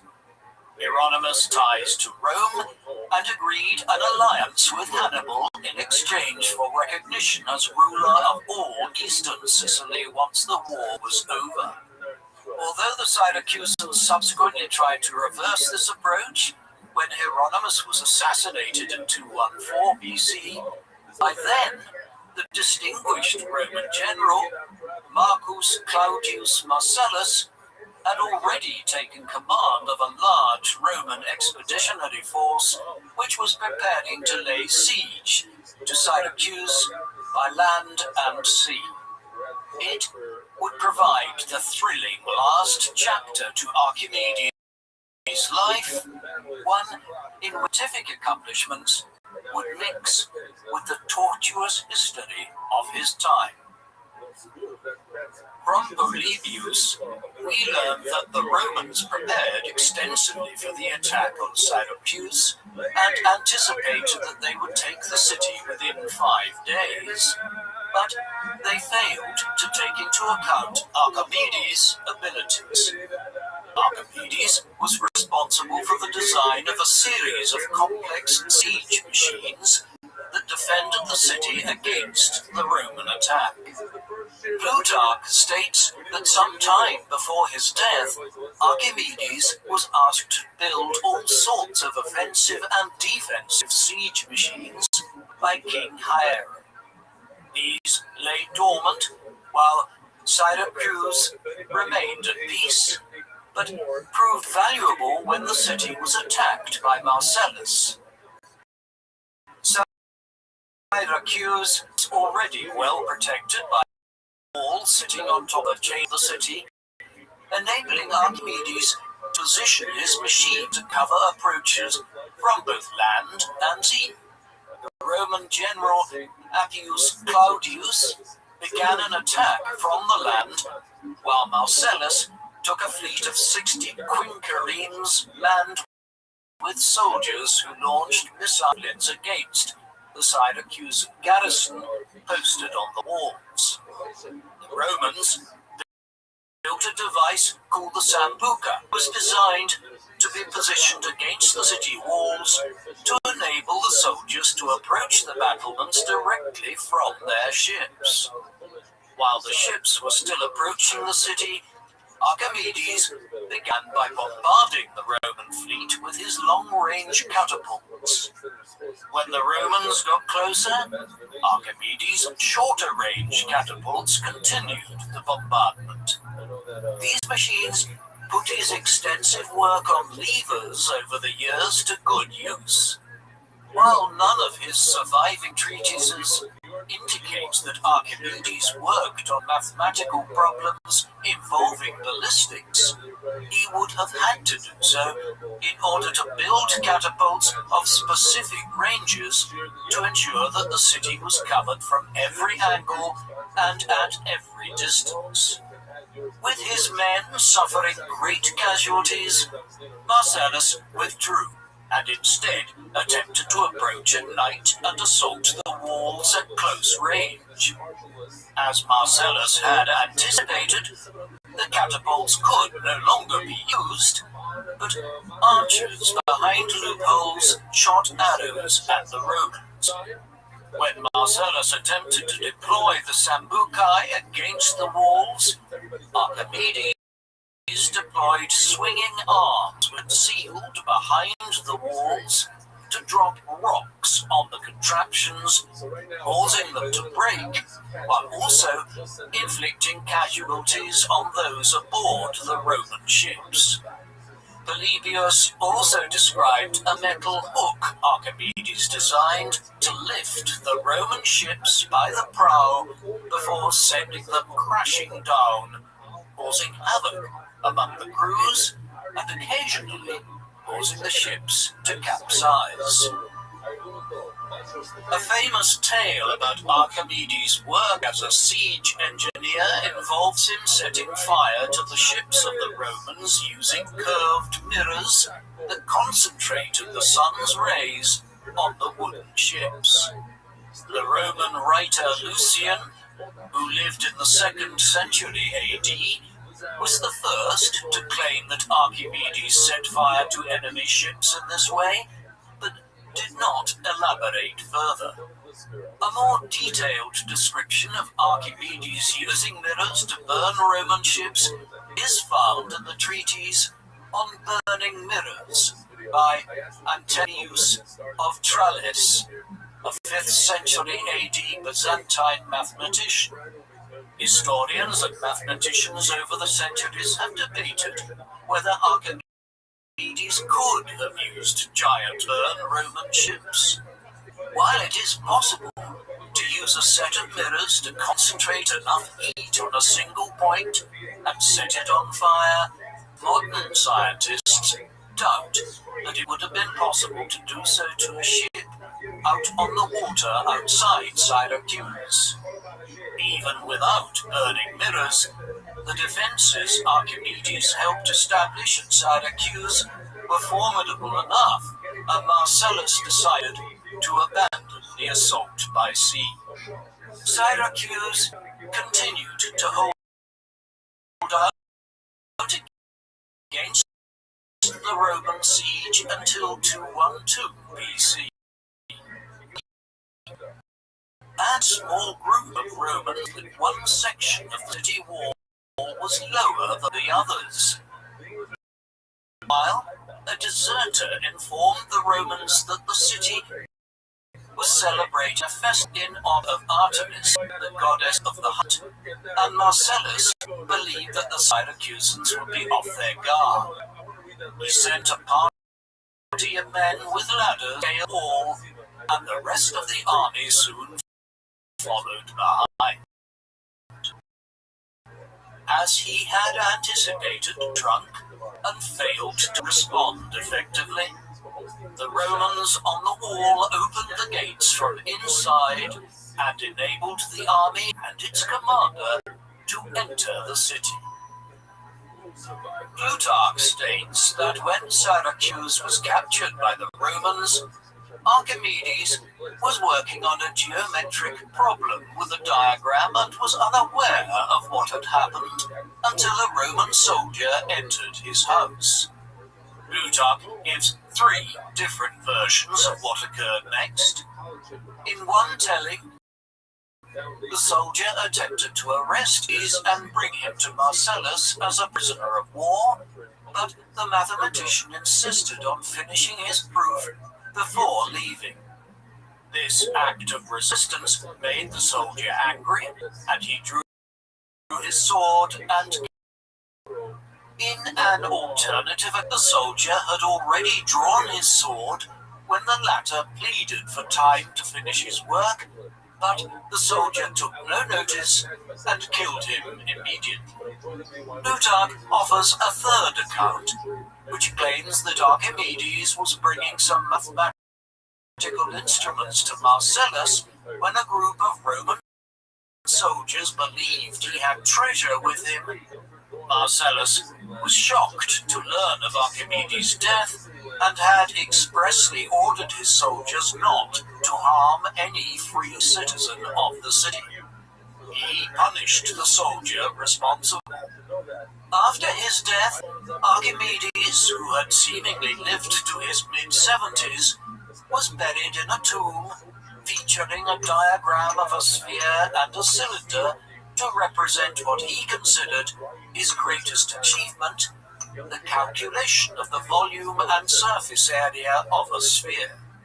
Over time, the tomb became overgrown and was considered lost until 75 BC, when the great rhetorician and orator Cicero was serving as a Roman official in Sicily. He was a great admirer of Greek culture and knew of a description of Archimedes' tomb which referred to the diagram and a poem inscribed on it. He was determined to discover where the tomb of the great scientist and began looking at the tombs near the western gate. After identifying a small column with a sphere and cylinder on it, he ordered men to clear away the shrubs which had grown around it, allowing him to write part of the poem he knew to be on Archimedes' tomb. Cicero included this anecdote in his philosophical work Tusculan Disputations, in which he laments that the Syracusans have neglected the tomb of their greatest scientist. Archimedes of Syracuse is universally regarded as one of the greatest mathematicians and scientists in history. Much of his fame in the ancient world was based on his reputation as an inventor and an engineer. His role as a siege engineer during the siege of Syracuse at the very end of his life is one of the few facts that can be reliably established about his life from the historical record. Nevertheless, based on Plutarch's description of his character and evidence from his surviving works, it appears that Archimedes was primarily interested in pure mathematics rather than their application in the physical world. Working in Syracuse during the 3rd century BC, some of Archimedes' mathematics was so sophisticated that it was only surpassed by the likes of Galileo and Newton some 2,000 years later. He is primarily remembered today As an individual who worked on the nature of gravity and floating bodies, but his interests were much wider, encompassing discussion of the measurement of infinity and a wide range of other mathematical concepts. Indeed, so complex were some of the equations that it has only been possible to resolve them fully using modern computers. His work on algebra and trigonometry also informed modern mathematics. Hence, while he is often caricatured as an individual who ran naked from a bathtub shouting Eureka, or who built a complex mirror tower to fend off the Romans, Archimedes' intellectual heft was far greater than is sometimes allowed for. What do you think of Archimedes? Was he the most mathematician of the ancient world, or was his work overly theoretical to have had much of an impact on applied mathematics? Please let us know in the comment section. And in the meantime, thank you very much.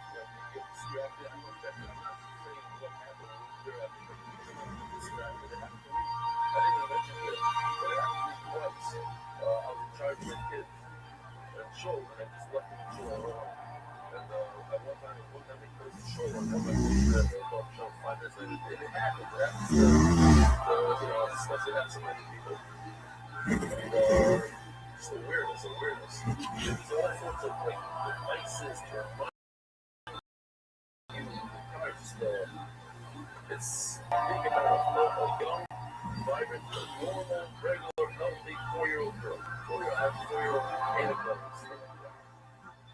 Adina Lima Passive kind of lash on a 4-year-old girl. She was the world with a hero. There should be a realization for clients to go, a maid, and a family should have a mama. And Anna is really stressed. Look at the back. Birdside, right there, a little class of 2006. Shows it having an idea of never meeting. It was so different from us, hey, LLC, Masbach, Schwartz, Spiro, son of the real Spiro on your graduation. Keep getting your and doing the dive. But this batch of innovation of cities, because I'm using the Vega, this batch, anyway, bar. Esther,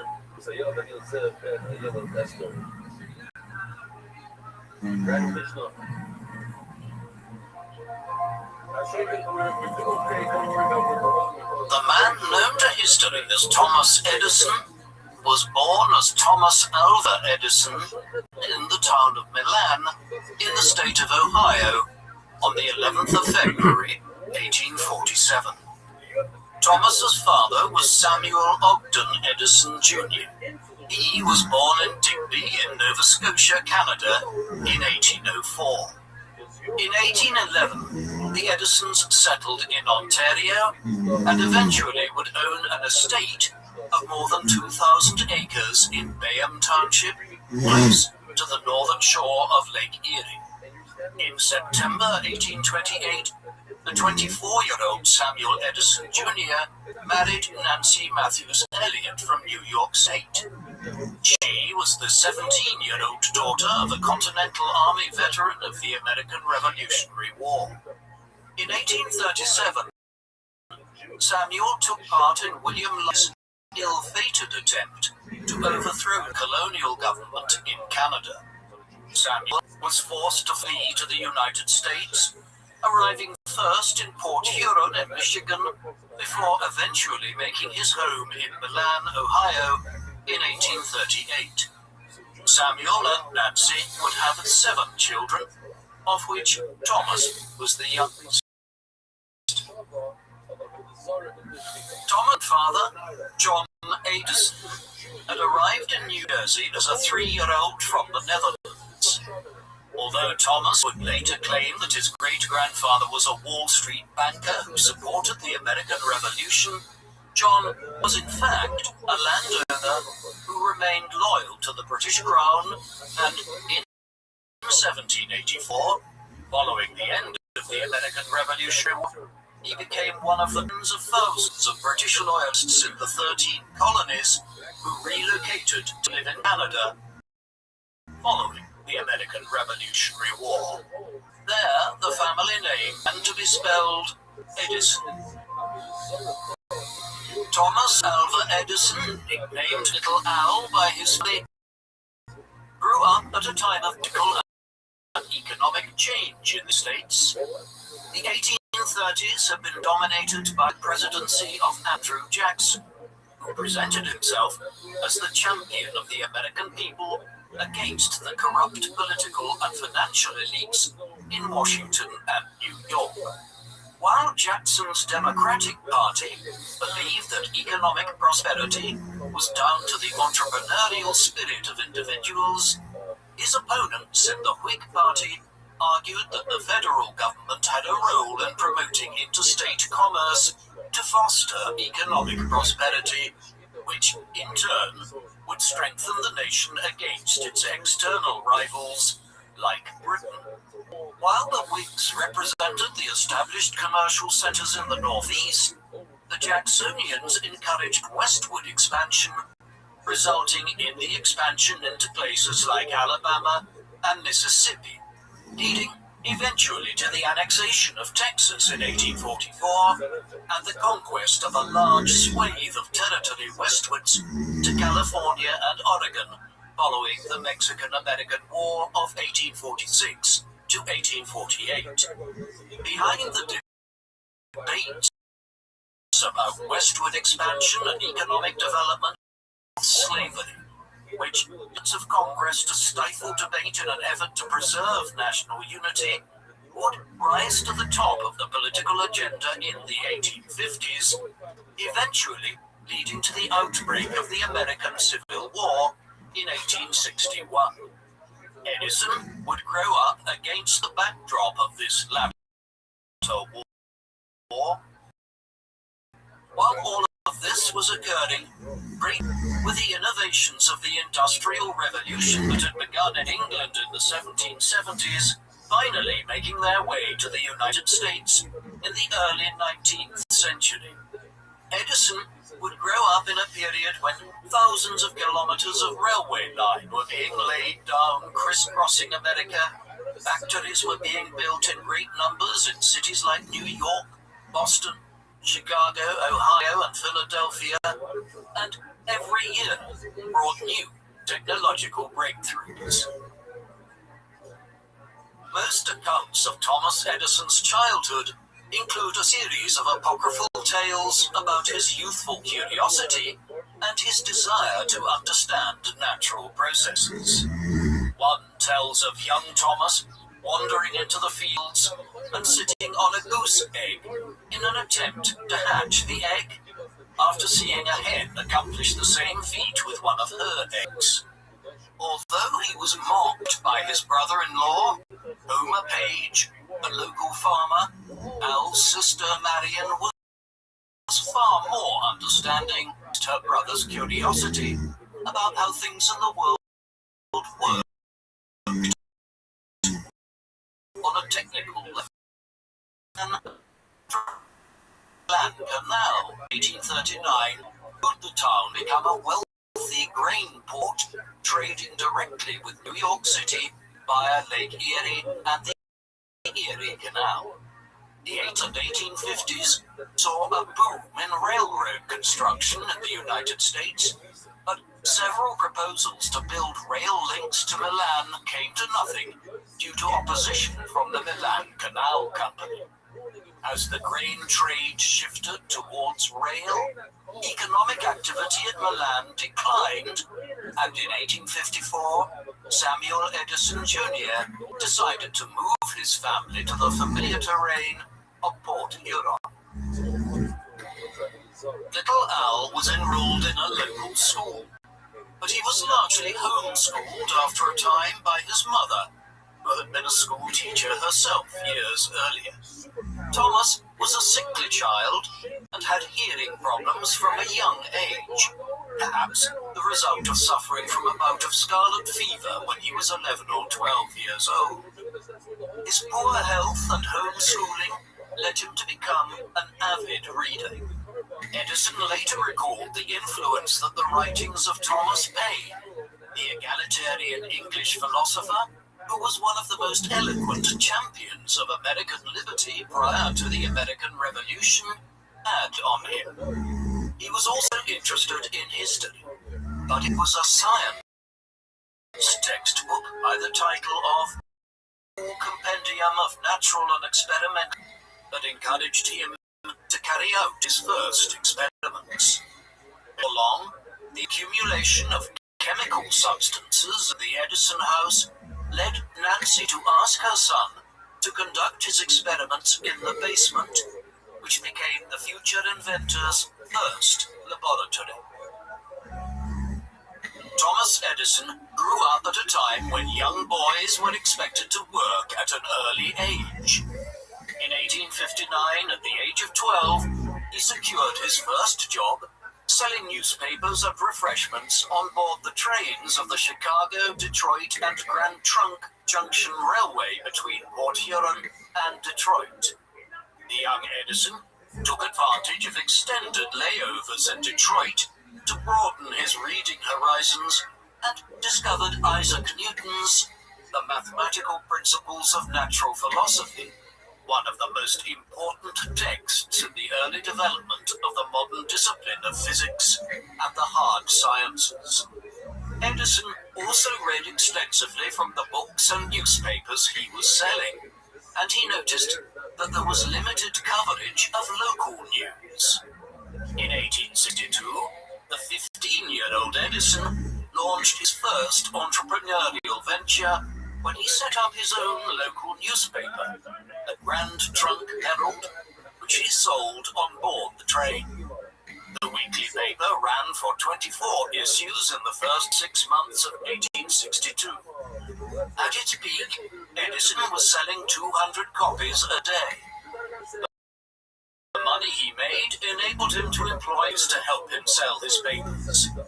His entrepreneurial spirit went even further, and he soon opened a vegetable stand at Port Huron, where he sold produce from his father's farms as well as items bought at wholesale prices from farmers along the train line. As he entered his mid-teens, Edison abandoned the use of his childhood nickname of Al and let it be known that he preferred to be called Tom. His venture into journalism was an early demonstration of his interest in the dissemination of information. This was also reflected in his curiosity about the telegraph system, a new device invented in the late 1830s which enabled messages made up of electrical pulses to be sent along a wire. Telegraph posts were soon being established alongside the railways which were being built all over Europe, North America, and other regions, and so Edison, in his early work on the trains, had many opportunities to observe the telegraph operators at work. He soon mastered Morse code, the system of Some dashes converted to short and long pulses developed by the telegraph's Samuel Morse to transmit messages between telegraph stations.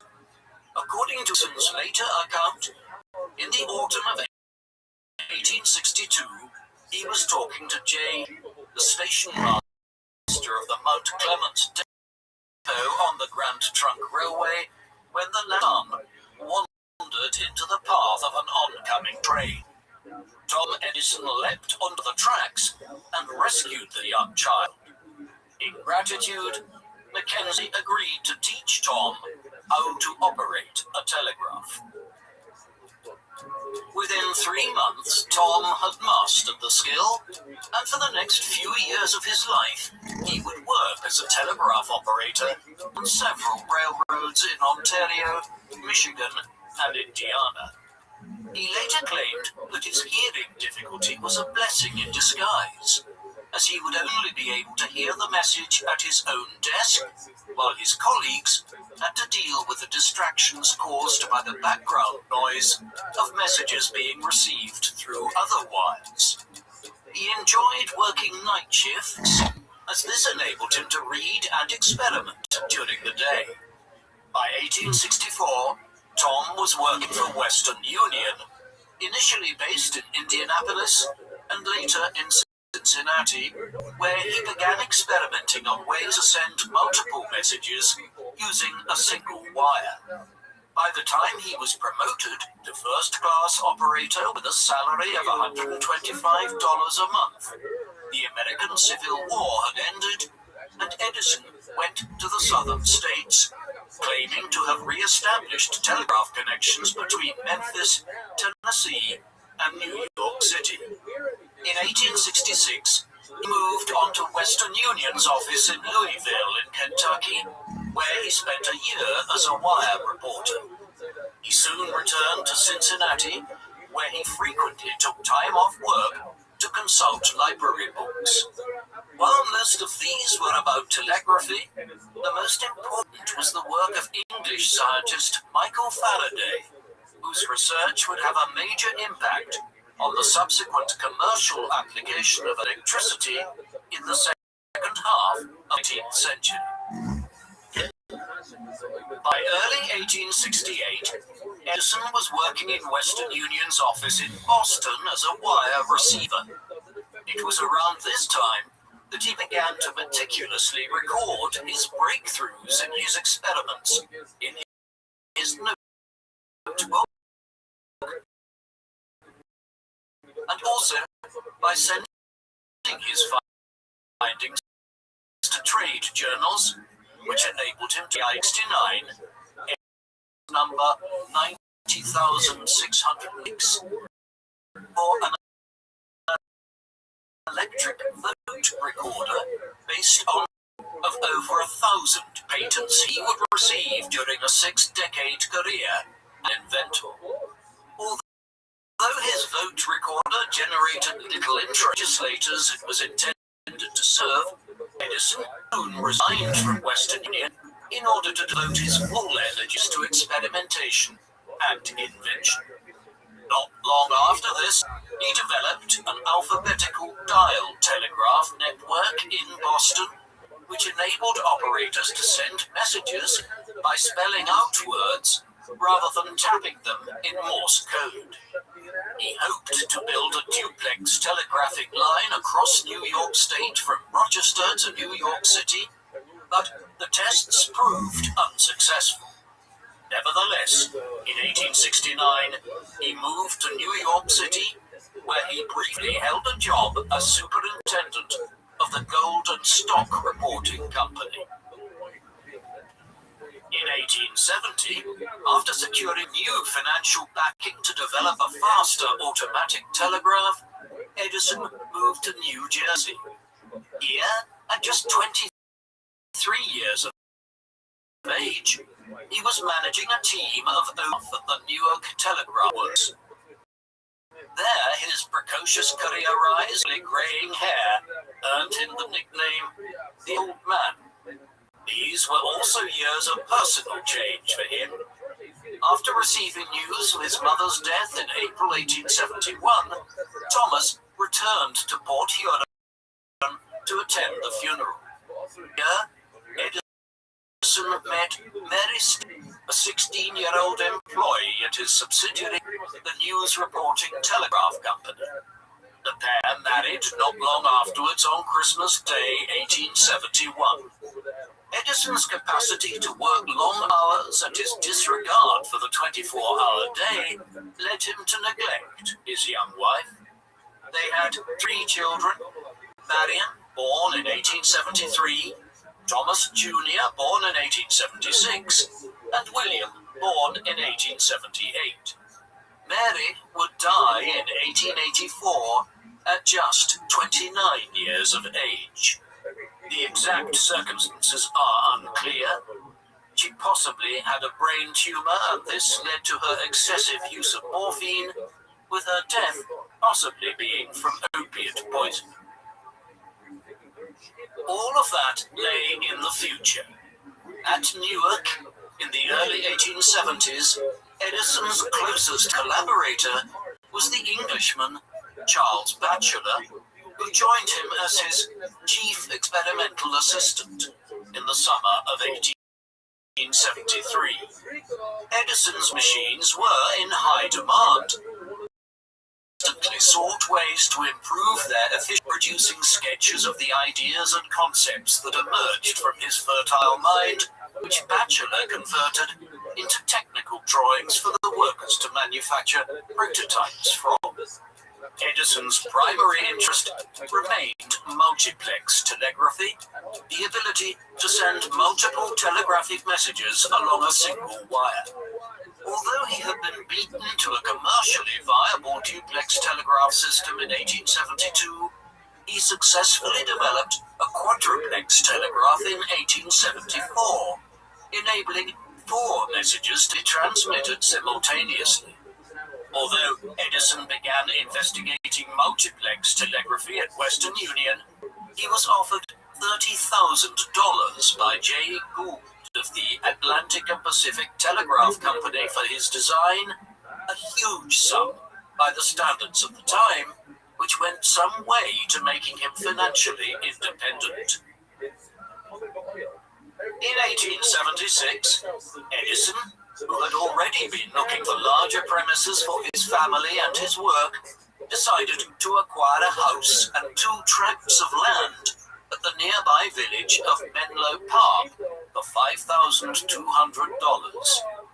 Edison's father, Samuel, supervised the construction here of a laboratory near the house. In the period that followed, as part of their experimentation with communications technology, Edison and Batchelor invented the electric pen, which enabled the user to create several copies of the same document or drawing as the movement of the needle-tipped pen created a guessing small hole paper.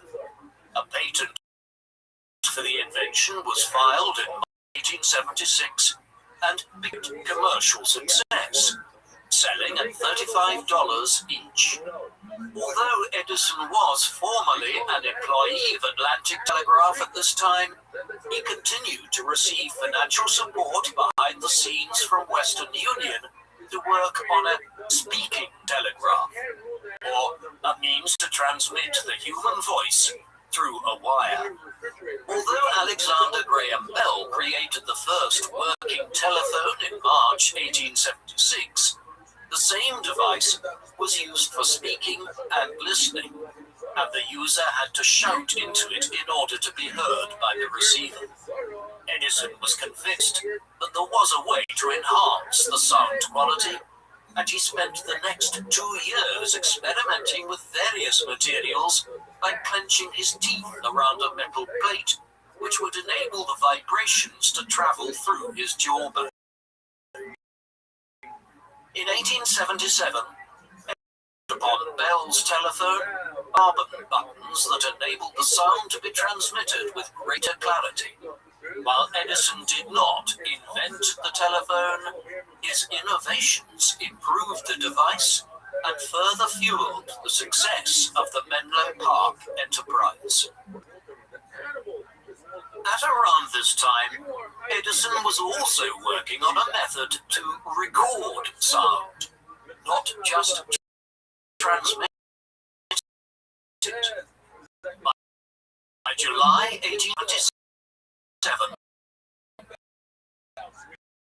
he was able to record the human voice on paper. He began graph. However, Edison was not able to find a method that allowed him to play back the sound until he decided to use tin foil wrapped around a cylinder as a medium. Although Edison's phonograph could only record 10 seconds of sound, allowing him just enough time to record the nursery rhyme, "Mary Had a Little Lamb," a demonstration of the device in New York City at the office of the Scientific American Journal in December caused a sensation. Edison's success in reproducing the human voice earned him the nickname the Wizard of Menlo Park. Edison now set up the Edison Speaking Phonograph Company and had his agents give demonstrations of the device throughout the country. In April 1878, he gave a private demonstration to President Rutherford B. Hayes in the White House. Although most of the public regarded Edison's invention as a fun magic trick, in a journal article about the applications of the phonograph, Edison anticipated recorded music, audio books, and many other devices. After the phonograph initially developed, Edison turned his attention to the issue of electrical lighting. By the mid-19th century, most homes were well lit at night in countries like the United States, but this was achieved through sophisticated lamps that burned whale oil and other substances. Edison and many others were working on new ways to achieve this, which would remove naked flames from homes and end the large urban fires which were constantly in the newspapers across the country, notably the Great Cargo in 1871 that had destroyed large parts of the city. With the financial backing of Grosvenor Lowry, General Counsel to Western Union and Edison's personal legal advisor, the Edison Electric Light Company was incorporated in 1878 with a mission to own, manufacture, operate, and license the use of various apparatus used in producing light, heat, or power by electricity. The first experiments in electric lighting had begun by the British inventor Sir Humphrey Davy at the beginning of the century, but 7 decades of experimentation by scientists had not yet resulted in a commercially viable product. The 1870s witnessed considerable interest in arc lighting, which consisted of 2 carbon rods separated by an insulating layer of plaster which lighted up the production of an electrical current. However, as arc lamps were too bright and often had to be replaced as the insulating plaster burned away, not suitable for indoor use.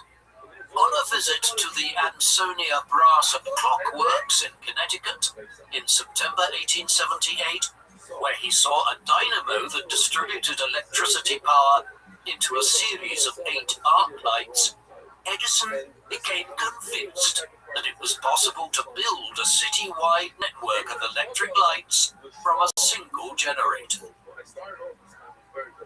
Edison's experiments focused on incandescent lighting, and he sought a material for the filament that could burn for a long time without losing intensity of its light. He hired the mathematician Francis Upton, literature on arc and incandescent lighting, both informed his own experiments and to serve as a benchmark for the performance of Upton, determined on the basis of their research that our long-lasting incandescent light bulb would need a platinum filament, a vacuum inside the bulb to prevent the filament from deteriorating as it reacted with the air, and a regulator that would enable a circuit of lights to remain at the same intensity even if one of them were to fail. By the spring of 1879, Edison had managed to power a circuit of 18 lamps, but he remained a long way from realizing his dreams of lighting up New York City with electricity. By the autumn, Edison decided to replace the platinum filament with carbon, which was much cheaper, and in October, he produced a bulb that glowed for 13 and a half hours. A few days later, Edison managed to keep a light going for over 100 hours. Edison had finally created a product which he believed would replace the dangerous and environmentally damaging gas light at a fraction of the cost. As with the phonograph 2 years earlier, visitors once again flocked to Menlo Park in order to see the laboratory lit up at night with Edison's incandescent lamps.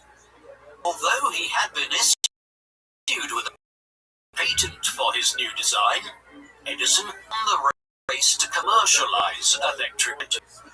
Across the Atlantic in England, the chemist Joseph Swan had been experimenting with incandescent lighting since and held a public demonstration of a working filament bulb in February 1879, several months before Edison's breakthrough.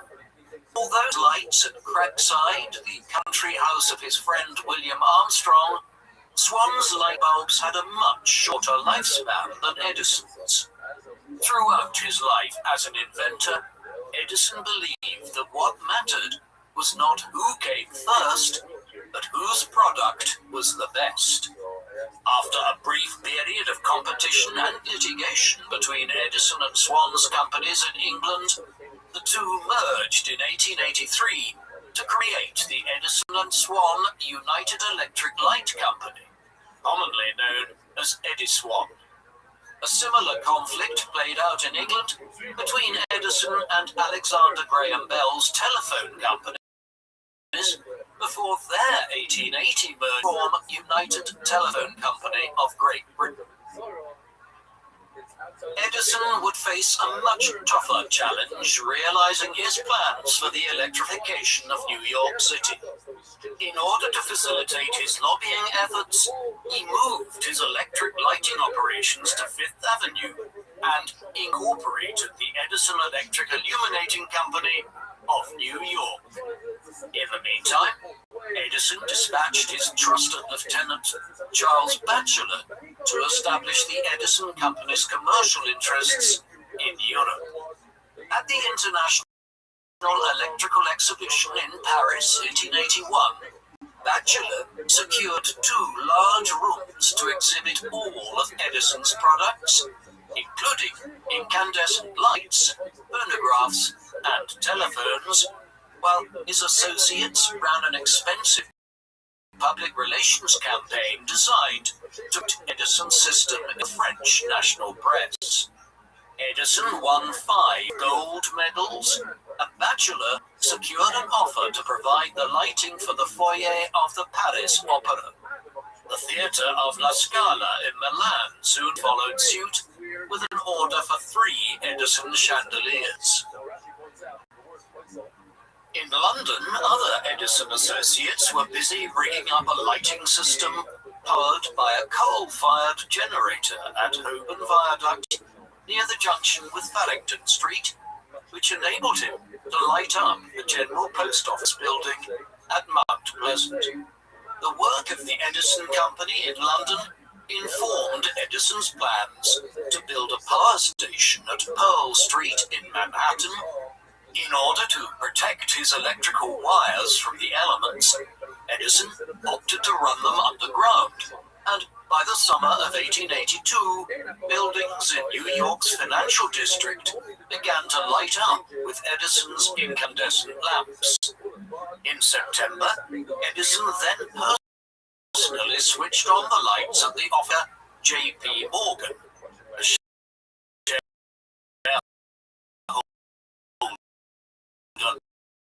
of the Edison European subsidiaries. Likewise, a network of over 150 power plants. He trusted the operations of the Pearl Street station to an electrical engineer by the name of John William Lieb, whom he sent to Milan the following year as chief electrician of the Italian Edison Company. This soon became the largest electrical utility company in Europe. Despite the death of his first wife in 1884 and the changes to his personal with 3 young children to raise himself now, Edison soon signed a contract with the Bell Telephone Company of Boston to work on enhancements to the design of the telephone.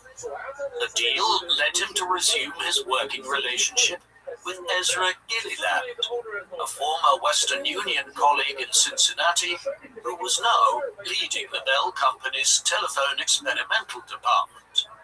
In late 1884, Edison accompanied Gilliland to the World Industrial and Cotton Centennial Exposition in New Orleans, where he met the agricultural industrialist Lewis Miller of Akron, Ohio, and his 19-year-old daughter, Mina.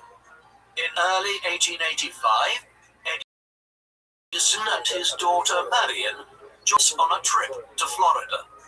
In March, Edison visited the small town of Fort Myers on the western and decided to buy a 13-acre plot of land where he could spend his winters carrying out experiments. After returning to New York, Edison was determined to find a new wife to help him take care of his 3 children. He remained in correspondence with Mina Miller over the course of the year, and by July was determined to marry her, despite being twice her age. At the end of September, he sent a letter to Lewis Miller asking for permission to marry his daughter, which was readily granted. Mina's mother was less enthusiastic, but the couple were married anyway in Akron on the 24th of February 1886. Before their wedding, the couple were looking for a more spacious house, and in January 1886, Edison purchased the mansion of Glenmont in West Orange, New Jersey, for $125,000 in a liquidation sale. Edison considered the house a wedding gift to his new bride, though friendship did not pass to Mina until 1891. After the wedding, the couple initially spent their honeymoon though they were initially obliged to stay at a hotel, as Edison's house, christened Seminole Lodge, was not yet ready to accommodate them. Following the honeymoon, the couple moved to Glenmont, and Mina found herself struggling to manage the household as the 20-year-old stepmother of 3 children, with a husband who spent long hours at his lab. In 1888, Mina gave birth to a daughter named Madeline. 2 more sons followed. Charles Edison, born in 1890, would serve a 3-year term as governor in the 1940s, and Theodore, born in 1898, who followed in his father's footsteps at home. In May 1886, Edison encountered a problem of a different kind for the first time. Previously, he was used to dealing with technical and scientific problems, but this was one of a more human kind: labor strikes. This was an era in which socialist movements were gaining momentum across Europe and the Americas, fueled by dreadful working conditions and demands for workers to work 60 or 70 hours a week for meager wages. Edison's workers were struggling to keep up with consumer demand for electricity generators and walked out in protest at their long hours. He resisted the demands for unionization and decided to consolidate his manufacturing operations and move them out of the city. The Edison United Manufacturing Company set up a factory in Schenectady in upstate New York as Edison became the latest in a long line of American industrialists during the Gilded Age who resisted calls for progressive workers' rights. At the end of the year, Edison was ill with pleurisy and years to recuperate. When he had recovered in early 1887, he supervised the construction of the laboratory at West Orange, now part of the Thomas Edison Historical Park. The previous year, Ezra Gilliland had appealed to Edison to turn his attention back to the phonograph. Despite an initial reluctance, based on the advances made by the Bell Company during the intervening decade, in 1887, Edison decided to form a new company, the Edison Phonograph Company, determined to make a better machine than Bell's. However, by giving Gilliland the responsibility of marketing his new phonographs in return for a 15% share of the profits, Edison had unwittingly created a rival. Edison struggled to secure financial backing for his second generation, which would employ a wax cylinder. The venture capitalist Jesse Lippincott to consolidate the entire industry by negotiating with Gilliland and Edison's attorney, John Tomlinson, behind Edison's back. Edison felt betrayed by his associates and pursued costly litigation to consolidate his control of the market in opposition to Lippincott. While Edison's primary focus was the second-generation phonograph, by 1888 he was channeling his energies into a protracted public relations war with Nikola Tesla, a young rival from Europe who had made his home in the United States over the best and safest method of distributing electricity. A Croatian-born Serb, Tesla was a firm promoter of the alternating current system, widely known by its abbreviated name AC today, which enabled electricity to be transmitted over long distances of hundreds of miles at a high voltage, in contrast to Edison's direct current system, which operated at a low voltage and could only distribute power within a radius of 1 mile. Despite his ideological opposition to Edison, Tesla joined one of Edison's subsidiaries in 1882 and soon came to the attention of Charles Batchelor. In 1884, when Batchelor returned to New York and began repairing dynamos at one of Edison's workshops. While Edison recognized Tesla's talents and praised his ideas, he privately believed that they were unrealistic. Months formed the Electric Light and Manufacturing Company, but was soon left penniless when his investors abandoned him. In 1888, Tesla made a major breakthrough in developing an AC motor. The development of transformers in the mid-1880s, AC voltages to be changed, making it possible to send AC electricity at a high voltage over long distances before bringing the voltage down at the destination to serve end users. Tesla's motor attracted the attention of the businessman George Westinghouse, who was developing AC via his company, Westinghouse Electric. After Tesla joined forces with Westinghouse, Edison launched a bitter campaign highlighting the dangers of AC electricity. In one demonstration, Edison invited journalists to the courtyard of the West Orange laboratory to witness the execution of animals with AC electricity in a process he described as electricide, death by electricity. Edison also saw an opportunity to discredit Westinghouse when he was approached by New York electrical engineer Harold Brown, who had been instructed by the governor of New York to develop an electric chair for the execution of criminals. In conjunction with Thomson, Edison, the electric carried a Westinghouse generator, and Edison's lawyer attempted to popularize the Westinghouse to describe execution by electric chair in an effort to further Westinghouse, Tesla, and electricity in general. In 1889, J.P. Morgan approached Edison with a plan to merge all of Edison's electric companies into the Edison General Electric Company.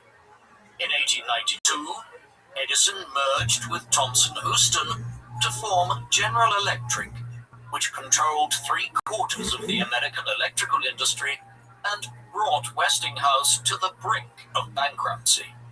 The current war between Edison and Westinghouse had certainly brought out the less pleasant and more ruthless streak in Edison. In August 1889, Edison and Mina went to Universal Exhibition.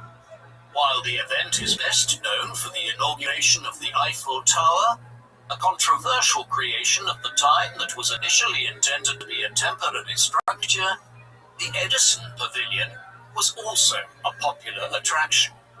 Here, Edison demonstrated his designs and inventions.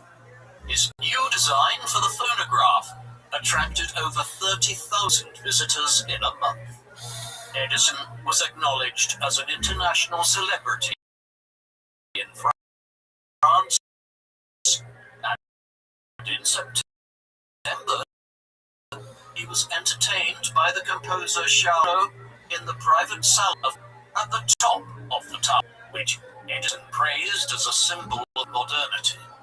On a visit to the Paris Opera, Edison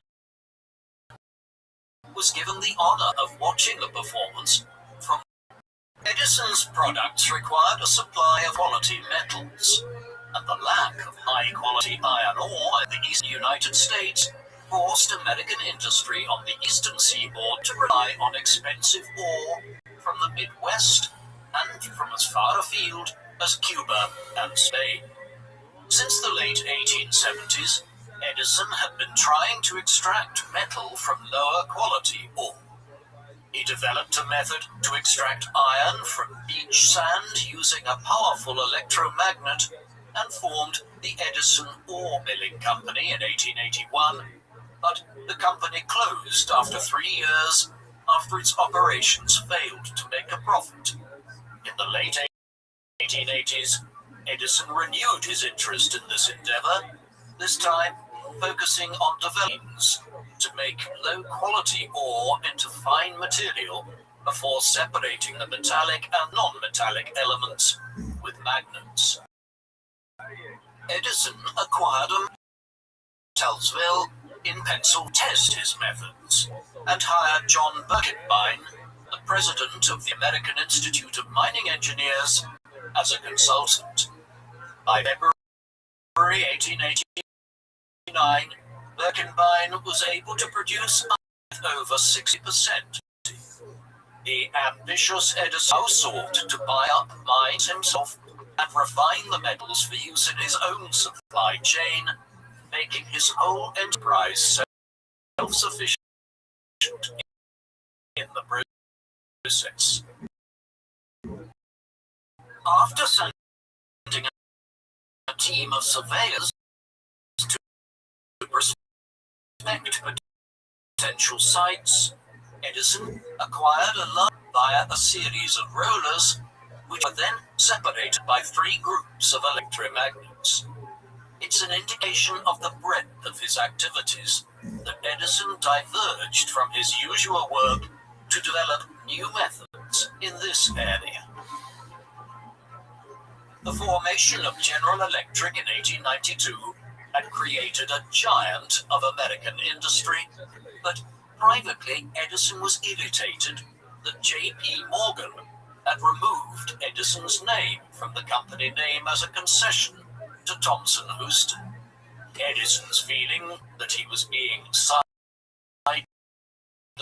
in the new corporate entity when Morgan appointed Finn of Thomson Houston as the company's first president.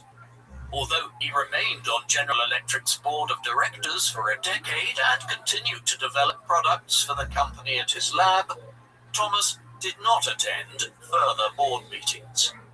Edison's alienation from General Electric prompted him to focus his energies instead on his mining pursuits.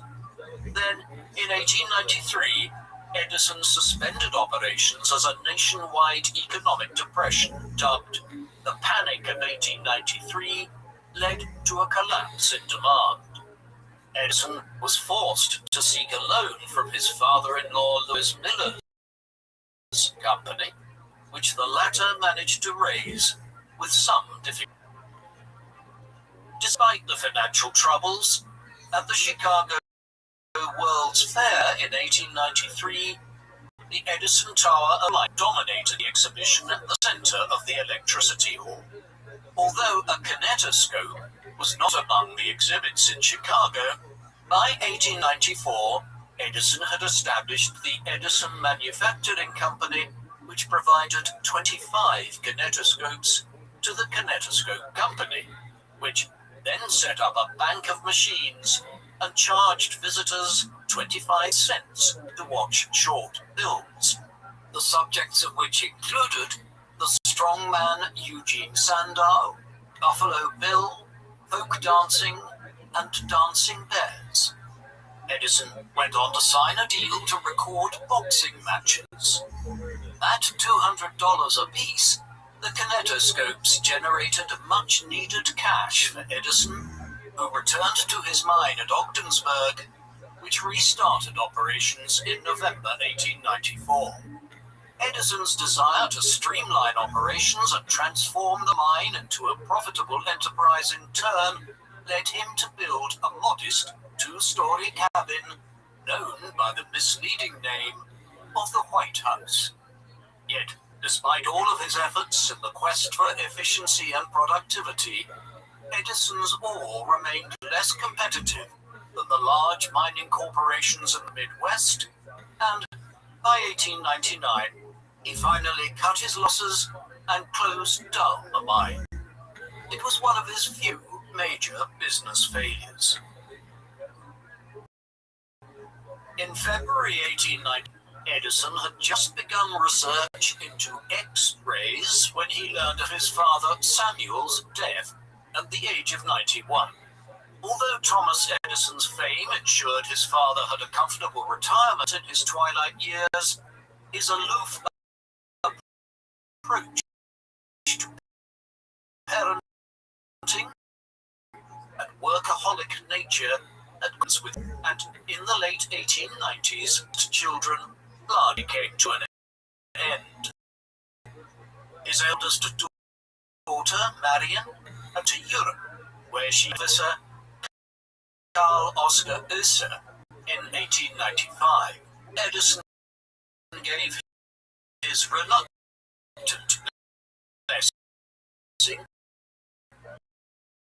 He stopped writing letters to Marion, who was forced to Marion's younger to emerge from the shadow, and bitterly commented that there was no place in the world for two Thomas Edisons. In 1894, he had begun working for his father at the Ogdensburg mine, but was treated as an ordinary worker, and after leaving this position in 1897, he suffered a mental breakdown.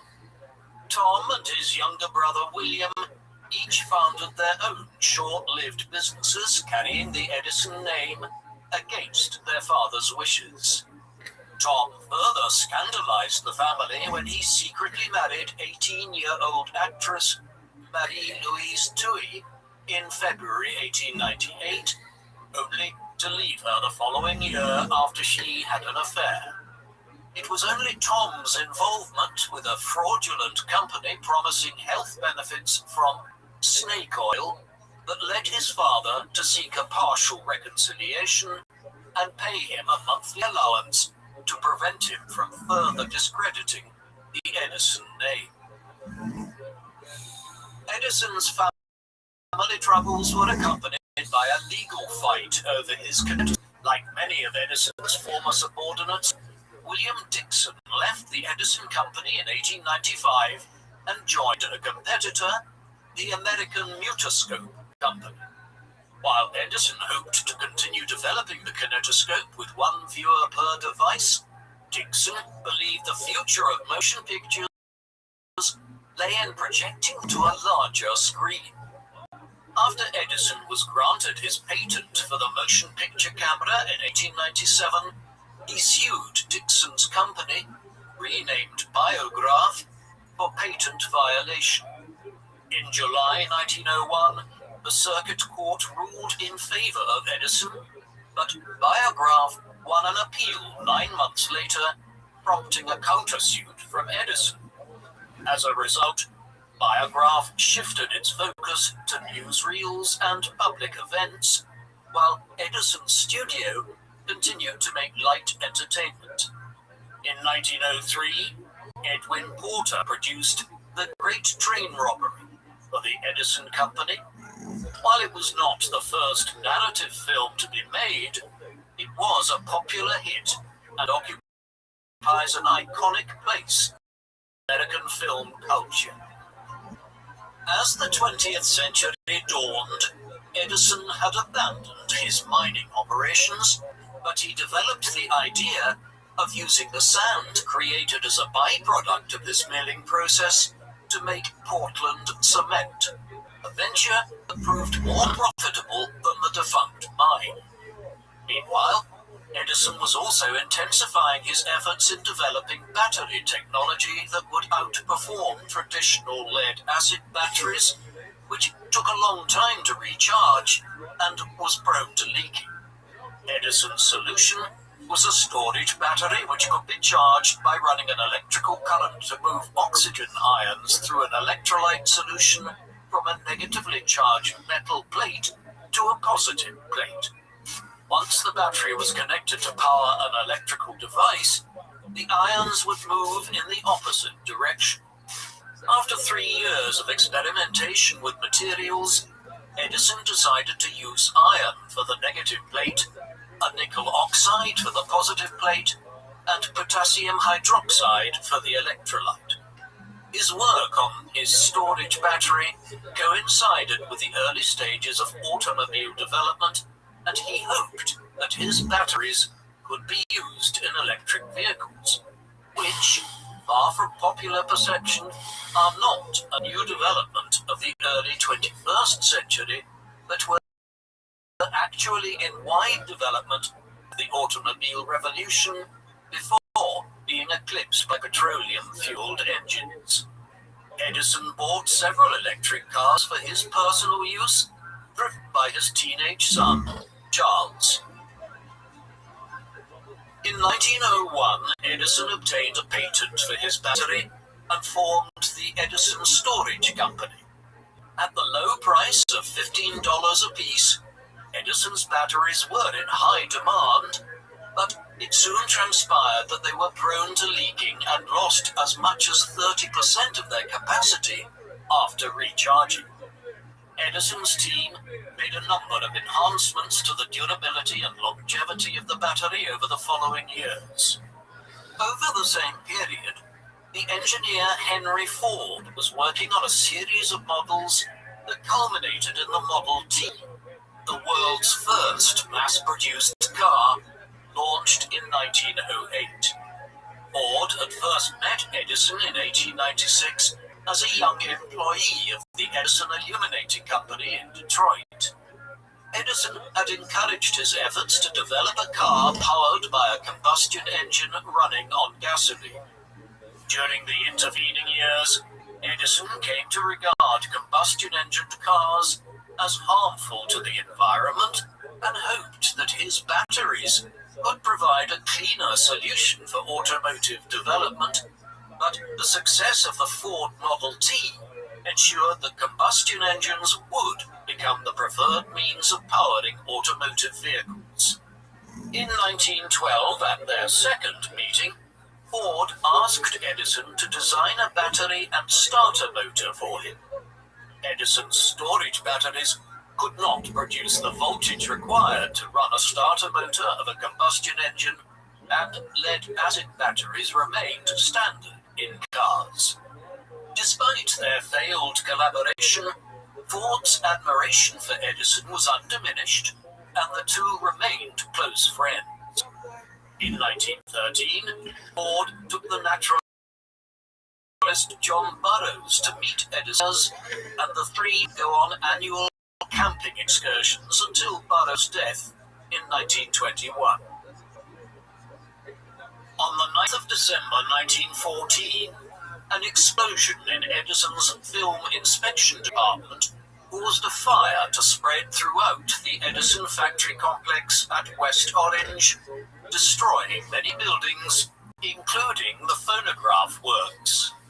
Edison had belatedly and reluctantly begun to record on discs in addition to his cylinders, and his records continued to be in high demand, and so he ordered the swift rebuilding of the factory to ensure that he could keep up. As a man with lifelong hearing difficulties, Edison held unorthodox views about music, cherishing clarity of tone over displays of emotion in songs.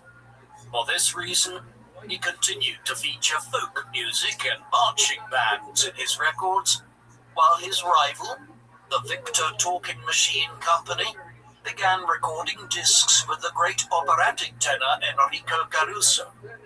In 1915, soon after the fire, Edison was keen to demonstrate the capabilities of his phonograph by organizing so-called tone tests in concert halls.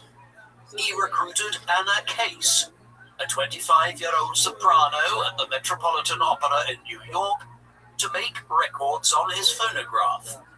In front of a live audience, Case and fellow opera stars recruited by Edison would begin singing in tandem with her recording before pausing every now and then to allow the machine to continue on its own, leaving the spectators guessing as to whether they were listening to the live performance or the recording. Edison's efforts to keep up with demand for his phonograph records faced a major challenge with the outbreak of the First World War in Europe. This quickly resulted in a British trade embargo on carbolic acid, a chemical used by military doctors to prevent infections, one which was also a key ingredient in Edison's records. The great inventor responded to this challenge by building a plant to make his own carbolic acid using benzol, a byproduct of steel making that he obtained from steel producers in the Midwest. The experience of the economic disruption of the war led Edison to believe that the United States should be economically self-sufficient. Unlike his friend Ford, a rabid anti-Semite who believed that the war was caused by Jewish businessmen in Europe and that the United States should stay out of it, Edison was of the opinion that the United States should be prepared to defend itself if the war spread across the Atlantic. Shortly after the sinking of the passenger liner, which was carrying many American passengers, by a German submarine in May 1915, Edison proposed an American submarine fleet to protect the East Coast. Not long thereafter, he signed a contract with the Department of the Navy to build submarines and battleships. Edison was appointed to head the Naval Consulting Board to advise the U.S. Navy on innovation and research.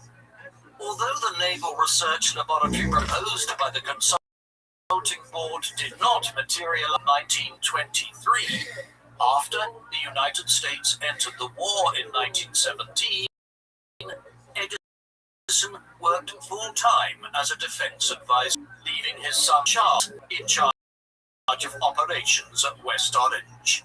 His fertile mind developed almost 50 different projects for the Navy. None of them were implemented, causing the by now 70-year-old inventor to express frustration at the bureaucratic processes within the U.S. government. In a further display of patriotism, Edison sold phonographs to entertain servicemen overseas at the discounted price of $60 apiece. After the war came to an end in November 1918, Edison returned to West Orange, which Charles Edison had managed competently in his absence. Now in his 8th decade, and having seen that Charles was capable of running the company, Edison was increasingly willing to leave day-to-day operations to his son and other subordinates. In 1923, he formally resigned as president of his holding company, Thomas A. Edison, Inc., leaving Charles as chief executive. However, when sales of his phonographs were threatened by the development of wireless radio technology, Edison stubbornly refused to abandon his attachment to his phonograph cylinders, and spent much of the 1920s forlornly dealing with an increasing number of departures among staff and management who defected to more innovative companies. Edison's failure to keep up with the times did nothing to diminish his fame, and a 1922 poll by the New York Times named him as the greatest living American. Although Edison's companies only filed 31 patents in the decade between 1921 and 1931, a major decline on some previous decades, during this period he turned his mind to larger conceptual issues.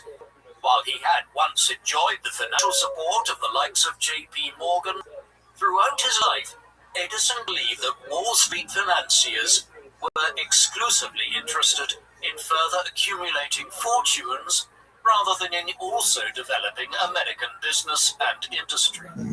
He was a critic of the Federal Reserve and the gold standard, arguing that gold is of little utility and its value rests only on its scarcity. In a New York Times article from 1922, Edison proposed that the US dollar should instead be backed by reserves of agricultural and industrial commodities that had tangible value and utility, such as wheat, sugar, coffee beans, wool, and coal. Money created on this basis, he argued, could never lose its value. One particular commodity, rubber, was the focus of Edison's energies during the final decade of his life. In an age prior to the mass deployment of plastic products, rubber was essential for many aspects of life. Edison's interest in it began during the First World War, when import restrictions caused the price of the commodity to spike in the United States. Moreover, during his camping trip joined by the tire manufacturer Harvey Firestone, and the four discussed the issue extensively. During the war, Ford and Firestone began manufacturing their own rubber by implanting specimens from abroad, but Edison was determined to create rubber from plants native to the United States in the interests of national security. With the financial backing of Ford and Firestone, Edison established the Edison Botanic Research Corporation and collected specimens of rubber-bearing plants by consulting botanical scientists and sending his agents throughout the whole of North America. Much of the experimentation with rubber was carried out at Fort Myers, where the climate was more suited to rubber cultivation. After methodically extracting the rubber from each plant, Edison would record the characteristics of each sample, ordering his agents to return to the field to acquire the best performing plants for further testing and cultivation. By the summer of 1929, he had narrowed down his search to 2 varieties of the goldenrod plant.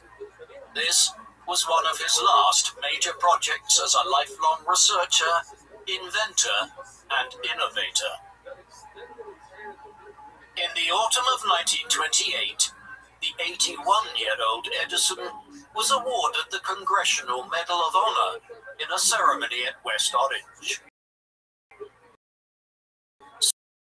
Speaking via radio link, President Calvin, although Edison belongs to the world, the United States takes pride in the thought that his rise from humble beginnings and his unceasing struggling to overcome the obstacles on the road to success illustrate the spirit of our country. Edison's friend, Henry Ford, would also take steps to honor his achievements.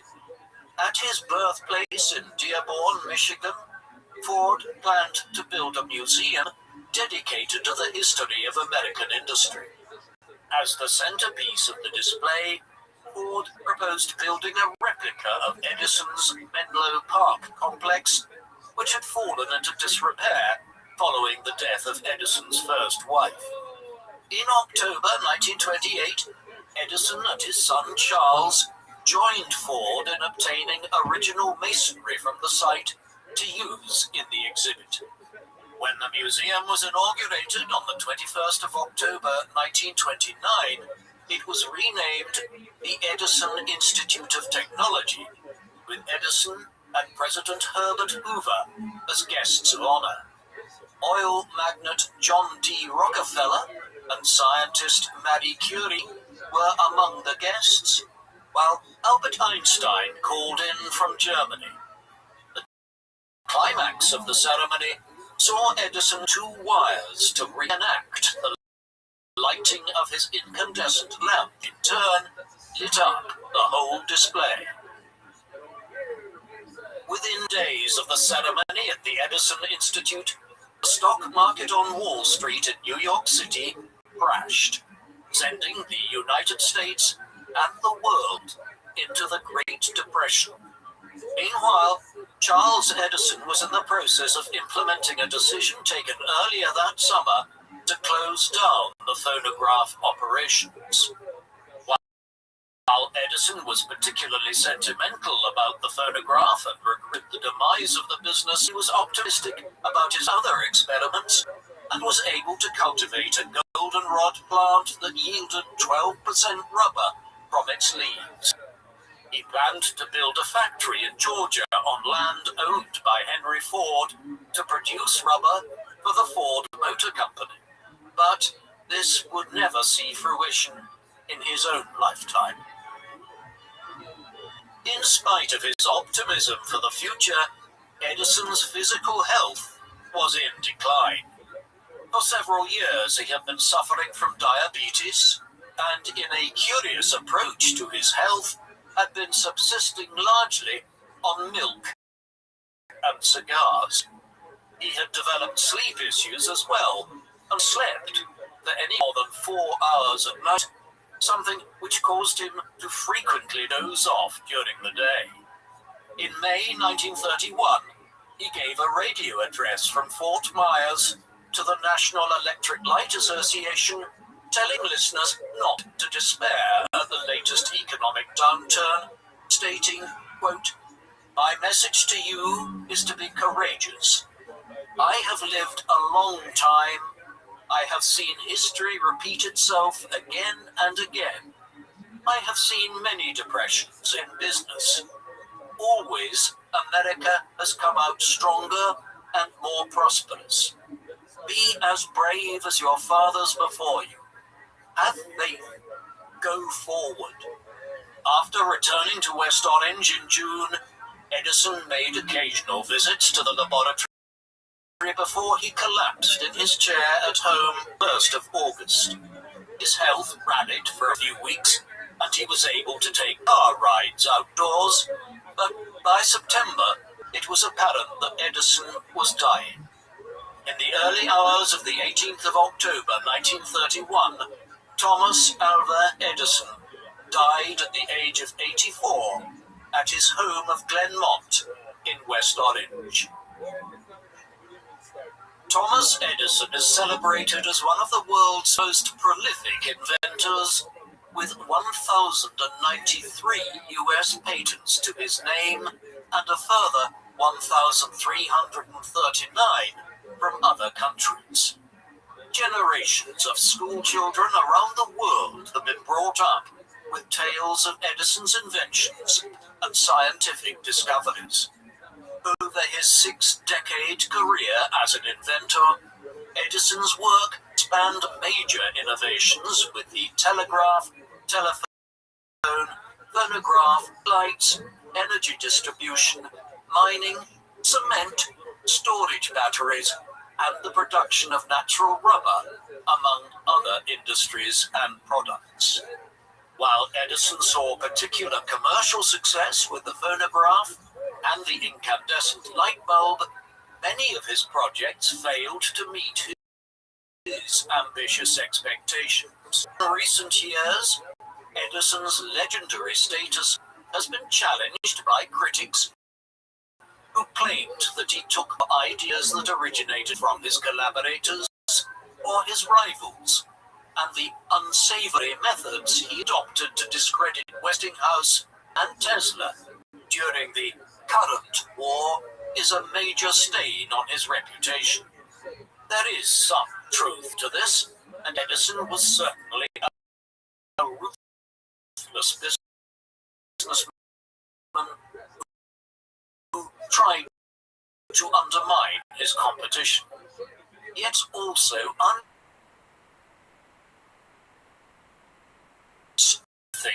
Thomas Edison. Was he the great inventor and scientist of American legend, whose genius made modern age? Or was he primarily an aggressive businessman who served others and exploited his own fame and create market monopolies that benefited his own companies? Please let us know in the comment section.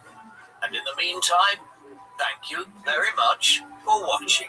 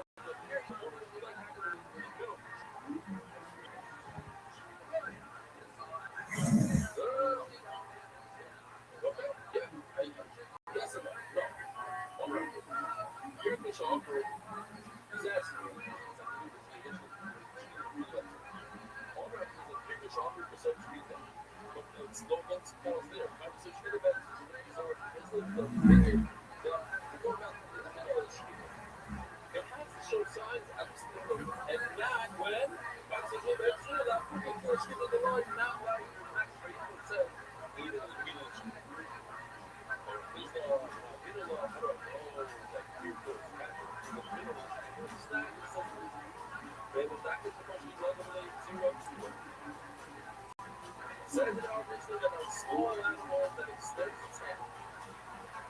They went from hand to extend. Below you have 0 and then that you said that's so that's not a good song. Hey, that's what we said. You know what this is? You know what happened.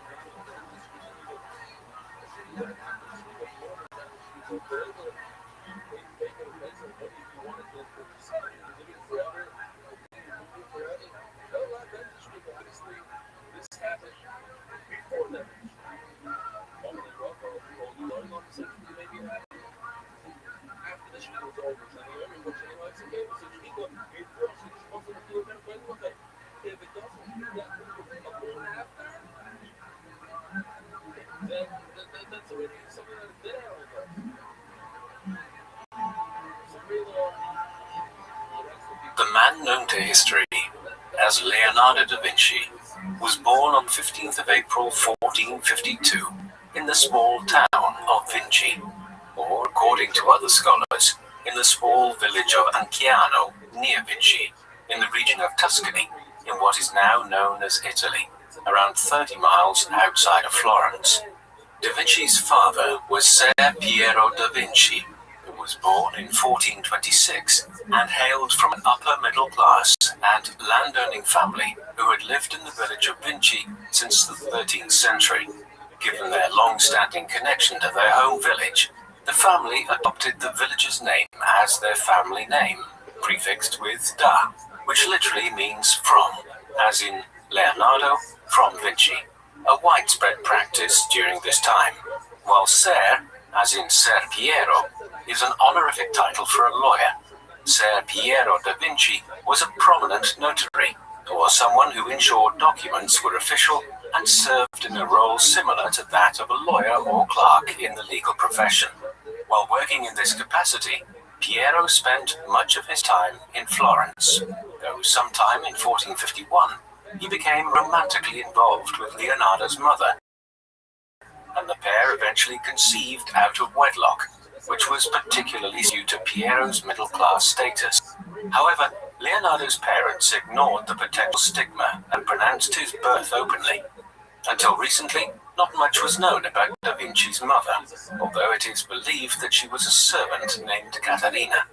Recently, art history publications name her as Caterina di Meo Lippi, a 15-year-old orphan who lived near Vinci, while other works of recent speculative historical fiction, such as the work by Italian literature professor Carlo Vecce, theorized that she was an enslaved woman from the Caucasus, a theory supported by a document signed by Ser Piero in autumn 1452, in which he freed an enslaved woman named Caterina from bondage.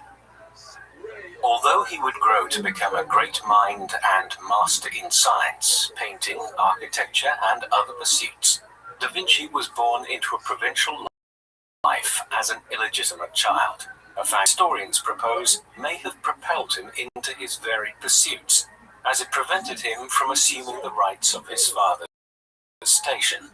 Da Vinci spent the first life with his mother Caterina, but was then raised by his father's parents, Antonio and Lucia, who were in their 80s and 60s respectively at this time, with Leonardo hardly seeing his mother or his father after this point, as his father was living and working and was eventually married in Florence. Caterina herself eventually married another man and would go on to have 5 more children. His father would be married a total of 4 times and would come to parent 11 children. Unlike other wealthy children, because of his illegitimate status, Da Vinci was not formally educated in Latin and was forbidden from entering college. However, he was taught arithmetic, how to read and write in Italian, and how to play the lyre, while also learning farming techniques from his young uncle Francesco, an early experience that most likely contributed to his lifelong fascination with science and nature. His early education was undertaken within the household of his father, and would have involved both formal lessons and incidental learning from his local environment, such as gaining an understanding of elementary mechanics from the operation of water wheels and potteries. Several years later, in 1464, when Leonardo was 12 years of age, Ser Piero's first wife Alviera died, and in the following year he wed Francesca di Ser Giuliano Landrettini, who became Leonardo's second stepmother. Following this remarriage and then the death of his grandparents, Leonardo joined his father in Florence, which was an artistic mecca and hub for the Renaissance and home to around 100,000 people in the 1460s. The Renaissance, literally meaning rebirth in French, refers to the renewed interest in classical Greek and Roman scholarship and art, as well as the rebirth of European culture after what was viewed as the academic and artistic downturn of the medieval period. The term was coined in 1855 by Jules Michelet in his work of the same name, which argued that the period saw the revival of classical writing, artwork, and related themes deployed to meet a contemporary socio-political environment. In areas of Italy, reference was often made to the Roman Empire in nationalistic terms, as a way of highlighting the grand and impressive heritage of this collection of states. Importantly, it should be noted that the term Renaissance is what scholars call a Eurocentric term, meaning that although this period from the 14th to the 17th century saw a rebirth of European art and learning, in contrast to the previous Dark Ages, other places and people in Asia and the great Islamic empires had already been succeeding in innovations and scholarship in the previous period when Europe was stagnant. However, the term is useful in describing the greater movement of which Da Vinci was a leading figure. During the Renaissance, Italy was not yet unified. Instead, it was made up of powerful city-states and rural landscapes, and endured consistent wars between the urban elite and the papal state, a term which refers to the swathe of land with its own army that was controlled by the Pope and the Catholic Church. Moreover, nobility and those who controlled cities and land at this time commonly hailed from one of two groups, either those who still retained power and land from the feudal era, or the bourgeoisie who had flocked to the cities to make or consolidate their wealth in banking, shipping, and other trades. Within Florence itself, there were also split factions and infighting, which is confirmed in the layout of the city streets during the Renaissance. Based on historic maps and written evidence, historians have remarked that a mixture of families lived in each neighborhood in Florence, without large visible income gaps. So, a wide variety of people and families from different trades might have occupied the same neighborhood, with a family from the nobility lived in that same neighborhood for centuries, almost a sort of holdover from feudal times, should families and people need protection. Such an environment motivated many to acquire status symbols, which would demonstrate their wealth and societal position. In Florence, these symbols were commonly based on the arts. Private citizens with wealth invested heavily in sculptures, paintings, jewelry, as a means of demonstrating their taste and expensive lifestyle. It was this dynamic which fueled the rise of France as a center of the arts and the arts in Tichy, and it was this that gave Leonardo the opportunity to found his life as an artisan.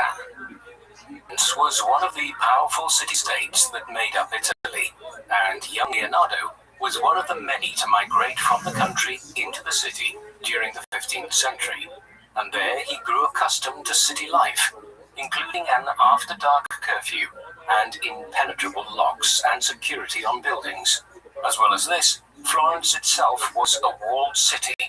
Indeed, life was made turbulent not only due to wars and political intrigue, but also due to plague and famine, which periodically affected the population and led to a significant level of fear.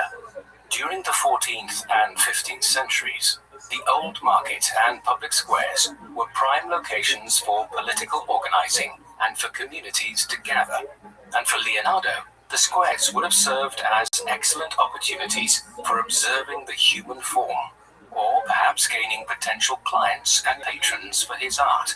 Some of the most significant movers of the artistic and political world of 14th, 15th, and 16th century Florence belonged to the powerful banking family, the Medicis.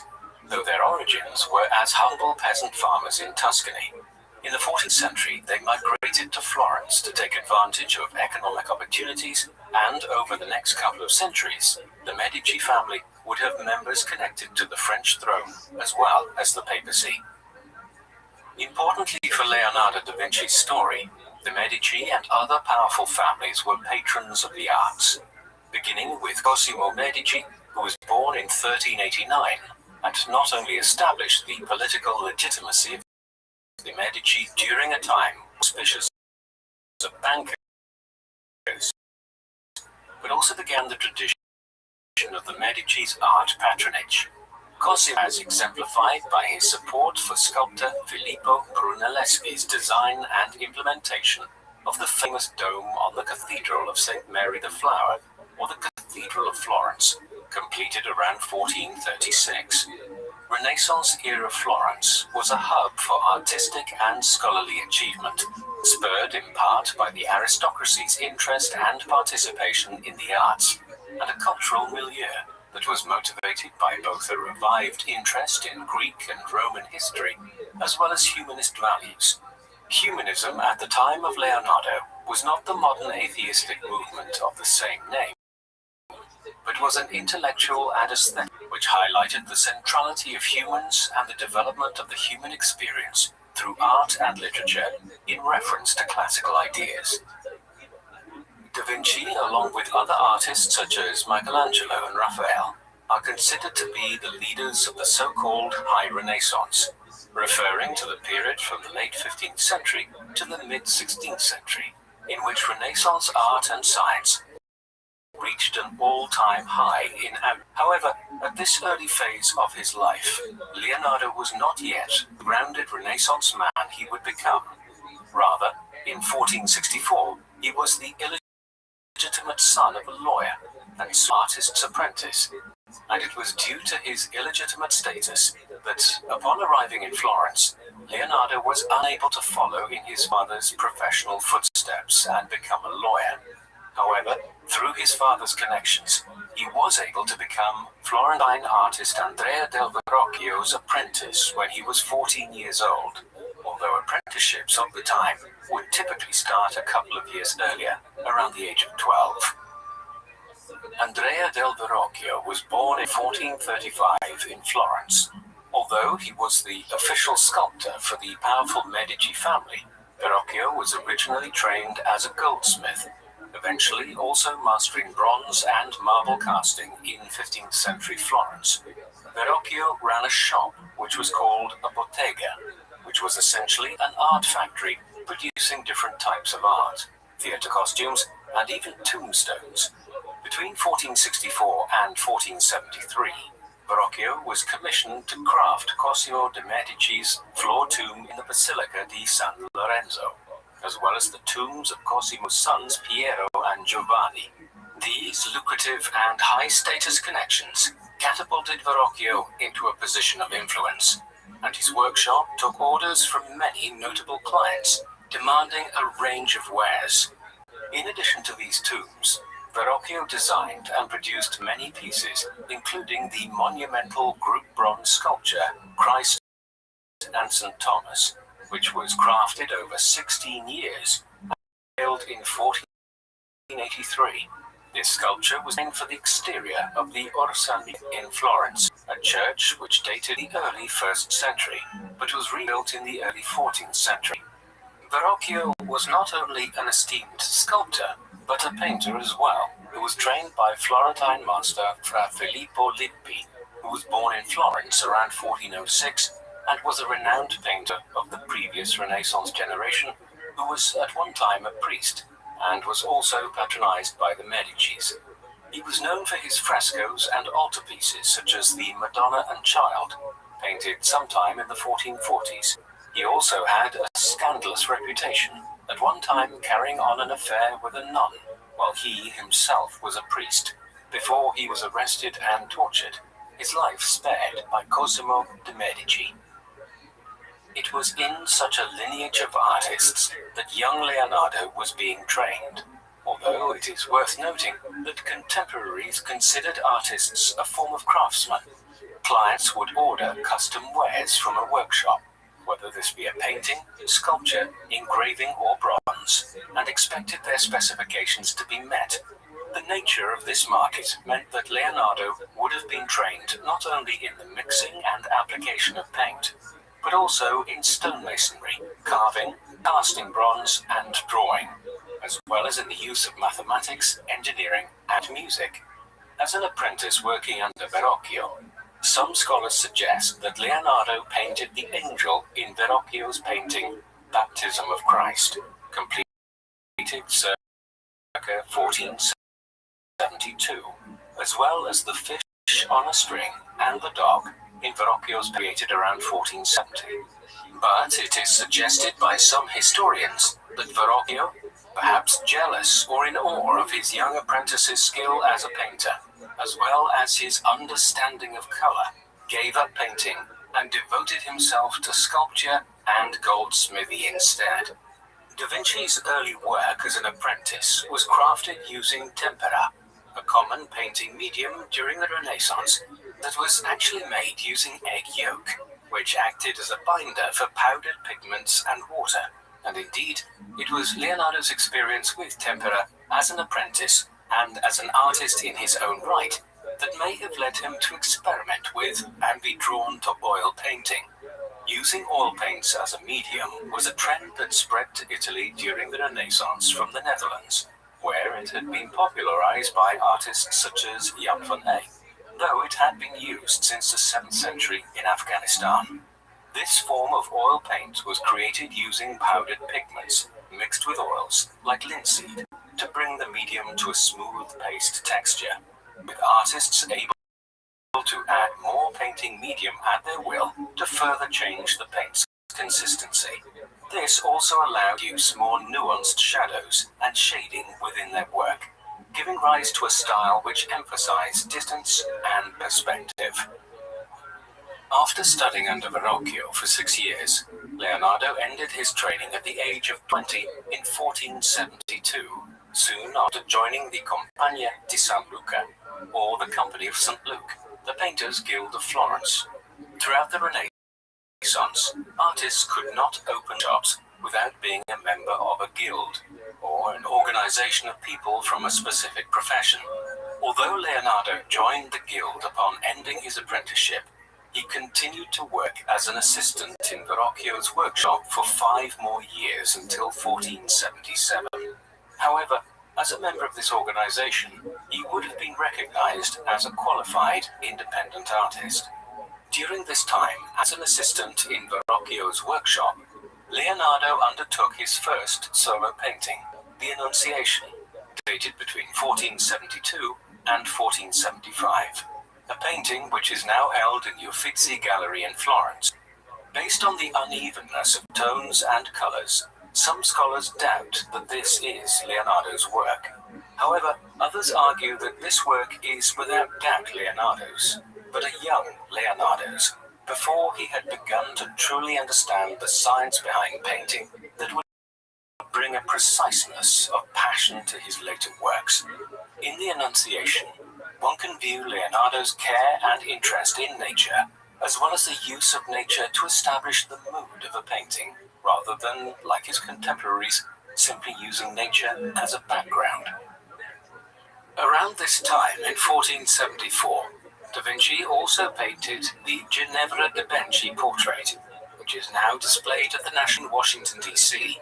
This portrait is of 16-year-old Ginevra de' Benci, the daughter of a wealthy banker and a practicing poet, and given that Ginevra in January 1474 to Luigi Nicolini, it is suspected that this painting may have celebrated her wedding. However, it may have also been commissioned by one of several admirers, including great Florentine leader Lorenzo de' Medici, Cosimo's grandson. Ginevra's portrait also has a reverse sign. Beauty adorns virtue is written in Latin, surrounded by juniper to represent her name, as juniper in Romance dialect is Ginevra. The back of the painting is also decorated with laurel and palm leaves, while recent infrared scanning the painting reveals another motto, Latin, virtue and honor. Venetian ambassador to Florence,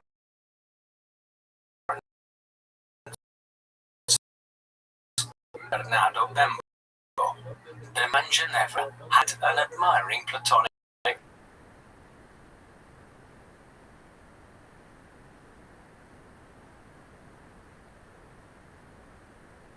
by 74 and 1478. Da Vinci painted the Madonna of all, known as the Virgin with the vase of flowers, as it is housed in the Alte Pinakothek Gallery, Germany. Although the style of this painting is similar to his other earlier work, The Annunciation, in terms of the method of painting, her plaited hair, and the flowers in her vase, much of the painting remains difficult to decipher and analyze due to damage caused by previous poorly made restoration attempts.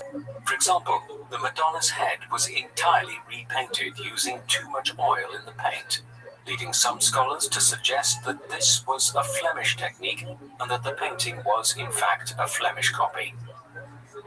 Da Vinci opened his own workshop in Florence in 1477, but although he received his first commission on the 10th of January 1478 to paint a nativity scene for the chapel of San Bernardo, for reasons unknown, but perhaps due to his distractible nature, Da Vinci never completed the assignment, despite being paid in advance, a commission which was later given to Domenico Ghirlandaio, a Florentine painter, but it was eventually completed by Filippino Lippi. Whilst running his workshop, Leonardo's regular patrons that were necessary to sustain his work. Yet, despite this, in his early years of independent work, he took on an apprentice of his own, named Paolo da Firenze, a man concerning whom not much historical information remains, though we do know from Da Vinci that he was skilled at marquetry, the art of using veneer to create all decorative designs on furniture. Through Leonardo's letters, we know that he supposedly kept bad company and was eventually forced to flee the city. In July 1481, Da Vinci was commissioned by Augustinian monks from the San Donato in Scopeto, just outside of Florence, to paint an altarpiece depicting the celebration of the Feast of the Epiphany, which was entitled The Adoration of the Magi. Although, per the terms of his commission, he was due to finish the painting in 30 months, he never completely finished the painting, which today is housed in the Uffizi Gallery in Florence, and consists of a mixture of watercolor, oil, and charcoal sketches. It underwent conservation efforts recently from 2012 to 2017, and altarpieces such as this remained one of the most popular orders for artisans in Florence, as both churches and private patrons were interested in commissioning them as a way of expediting their passage to heaven. Interestingly, whilst there is little known about Leonardo's appearance, it has been suggested that the figure on the far right of the Adoration of the Magi self-portrait. Other records suggest that he was a striking figure, tall and with blue eyes. Although scholars have no clear idea of his motivation for leaving earlier works uncompleted, by the time he abandoned this project, she had accepted a position in the court of Duke Sforza of Milan and moved there in September 1481, though it is not entirely known whether he was commissioned by Sforza or was sent as a diplomatic gift by Lorenzo de' Medici. In the 15th century, Milan had a population of around 80,000 and had just recently, in 1480, undergone a power shift when Ludovico Sforza seized control of Milan by assuming regency over his 10-year-old nephew, Gian Galeazzo. Politically clever, Ludovico forged and maintained alliances with Lorenzo de' Medici of Florence and King Ferdinand I of Naples, both through marriage alliances and through other forms of diplomatic nicety. Ludovico was eager to make Milan into a cultural powerhouse with a status sufficient to rival Florence, and was keen to patronize Leonardo da Vinci as a means of acquiring this status. As the court musician for Duke Sforza, Leonardo used a silver lyre that was shaped like a horse's head, an unusual shape that was most likely intended to attract attention. Historians have also discovered letters which were most probably unsent letters, Duke in Da Vinci's journals, which boasted of the many other skills he could offer the court, including building war machines. Throughout Leonardo's journals, several war inventions were theorized and sketched, such as a giant catapult, a multi-barreled gun, and even flamethrowers and an early tank. Milan was then at war and was an established manufacturer. On the basis of these designs, Leonardo would eventually be appointed as an engineer to the Duke. In 1489, Sforza commissioned Da Vinci to create a bronze statue of a horse, which would serve as a monument to Ludovico Sforza's father Francesco. However, due to later wartime bronze shortages, he was unable to do this work. During these years in Milan, Leonardo also took on another apprentice who would stay with him for the next 30 years until Da Vinci's death. Giovanni Giacomo de Pietro Caprotti began his apprenticeship at the age of 10 on the 22nd of July 1490 and was soon known as Salai, meaning little devil or imp, due to his propensity for theft and mischief-making.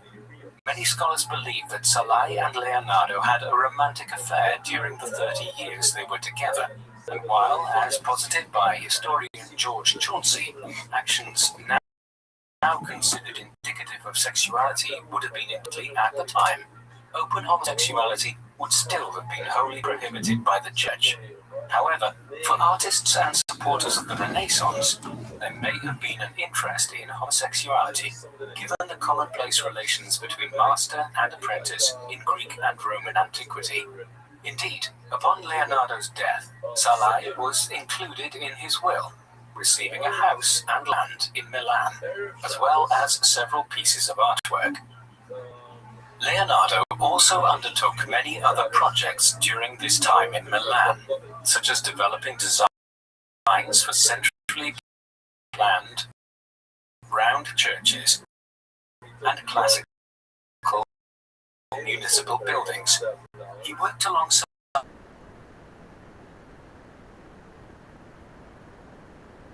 Renaissance, and no buildings survive today are obviously based on Leonardo's designs. However, several of his ideas modeled.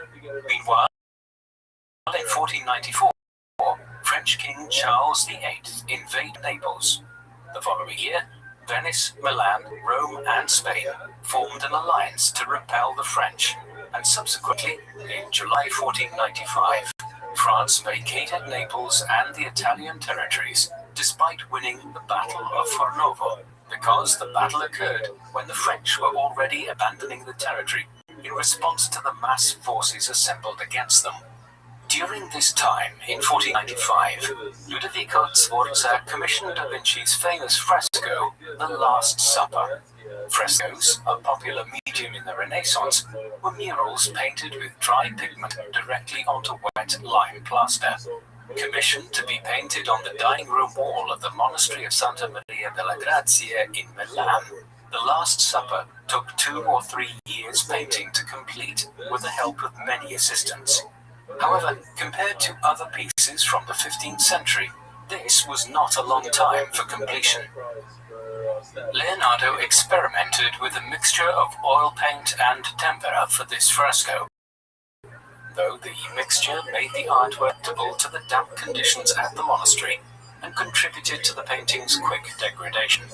By the mid-15th century, the artwork was a disaster, and today, The Last Supper has been restored many times, with only about 20% of what remains having been actually painted by Leonardo himself. The paint on The Last Supper began to flake off soon after its completion, due to its medium being a mixture of oil, tempera, and gesso, as well as due to the effects of humidity. In 1999, a restoration effort was undertaken by specialist Pininfarina, millions of dollars, and included removing 5 layers of paint. The work is notable for several other reasons, including the fact that Leonardo chose to render Judas the traitor alongside the other disciples, Jesus holds the center of the frame, and the light on the faces of the others present comes from him, as indicated by Da Vinci's use of shadow. The work, now considered one of Leonardo's greatest achievements, was the cause of some upset at the time, as his patrons were angered by the time it took to complete it, and reportedly, Leonardo lost his temper with a particularly impatient abbot, and threatened to portray him in the place of Judas in the fresco. During his time in the court of Ludovico, Leonardo worked as the official portrait artist to the nobility and their families. Some of his most striking work was undertaken in his role, and he was widely regarded for his ability to render expression and emotion in these pictures. He refined this technique with his, including studies in the grotesque and the beautiful, which can be seen in his Madonna paintings. He was also noted for his distinctive style in portraiture, in which he positioned his subject at a three-quarter view instead of wholly side-on, which gave him the opportunity to capture shadow and depth. One of the most successful portraits he completed was that of Cecilia Gallerani, the mistress of Ludovico, in which he also rendered her dog, a clear indication of his capacity to capture the movement and emotion of humans and animals in his work. Leonardo also undertook several books in which he attempted and painted dissections, which would have been a highly unusual practice for an artist in his position, although it gave him greater knowledge of the composition of the human body and allowed him to render living subjects with greater accuracy. He also completed several studies in which he analyzed the effect of sunlight on a subject, in shadow in precise detail in sketch form. In 1498, during his time in Milan working for Ludovico Sforza, Leonardo was appointed Ingegnere Camerale, which translates to Chamber of Commerce Engineer, a position that entailed designing defenses and weaponry for Lombardy, a region in Italy, to prepare for a potential French attack. Throughout these turbulent pre-war years, Da Vinci also explored his interest in the intersection between mathematics and art by collaborating with mathematician Lucas Pacioli on Divina Proporzione, beginning in 1496. Lucas Pacioli was born in San Sepolcro in 1445, supposedly studying under Renaissance artist and mathematician Piero della Francesca, and prior to being invited by Ludovico Sforza to teach mathematics at his court in Milan, Pacioli worked in several cities and published works such as Summa de Arithmetica, Geometria, Proporzioni et Proportionalit, published in 1494. The first book in Pacioli's Divina Proporzione resulted from a collaboration between Da Vinci and Pacioli, with Leonardo illustrating. It was eventually published as a three-book collection entitled Divina Proporzione that explored the golden guiding principle when sectioning and dividing art, buildings, or other things to produce the most equal and aesthetically pleasing result. In considering these achievements, it is important to remember that Leonardo was not trained in what was then referred to as natural philosophy or science. Da Vinci seemed that the world could not be good through books alone. On the 5th of October, 1499, new Frank Louis XII, a descendant of the first Duke of Milan, invaded Milan with support from Venice, forcing Ludovico Sforza to flee the city, although he was eventually captured a year later while attempting to retake it.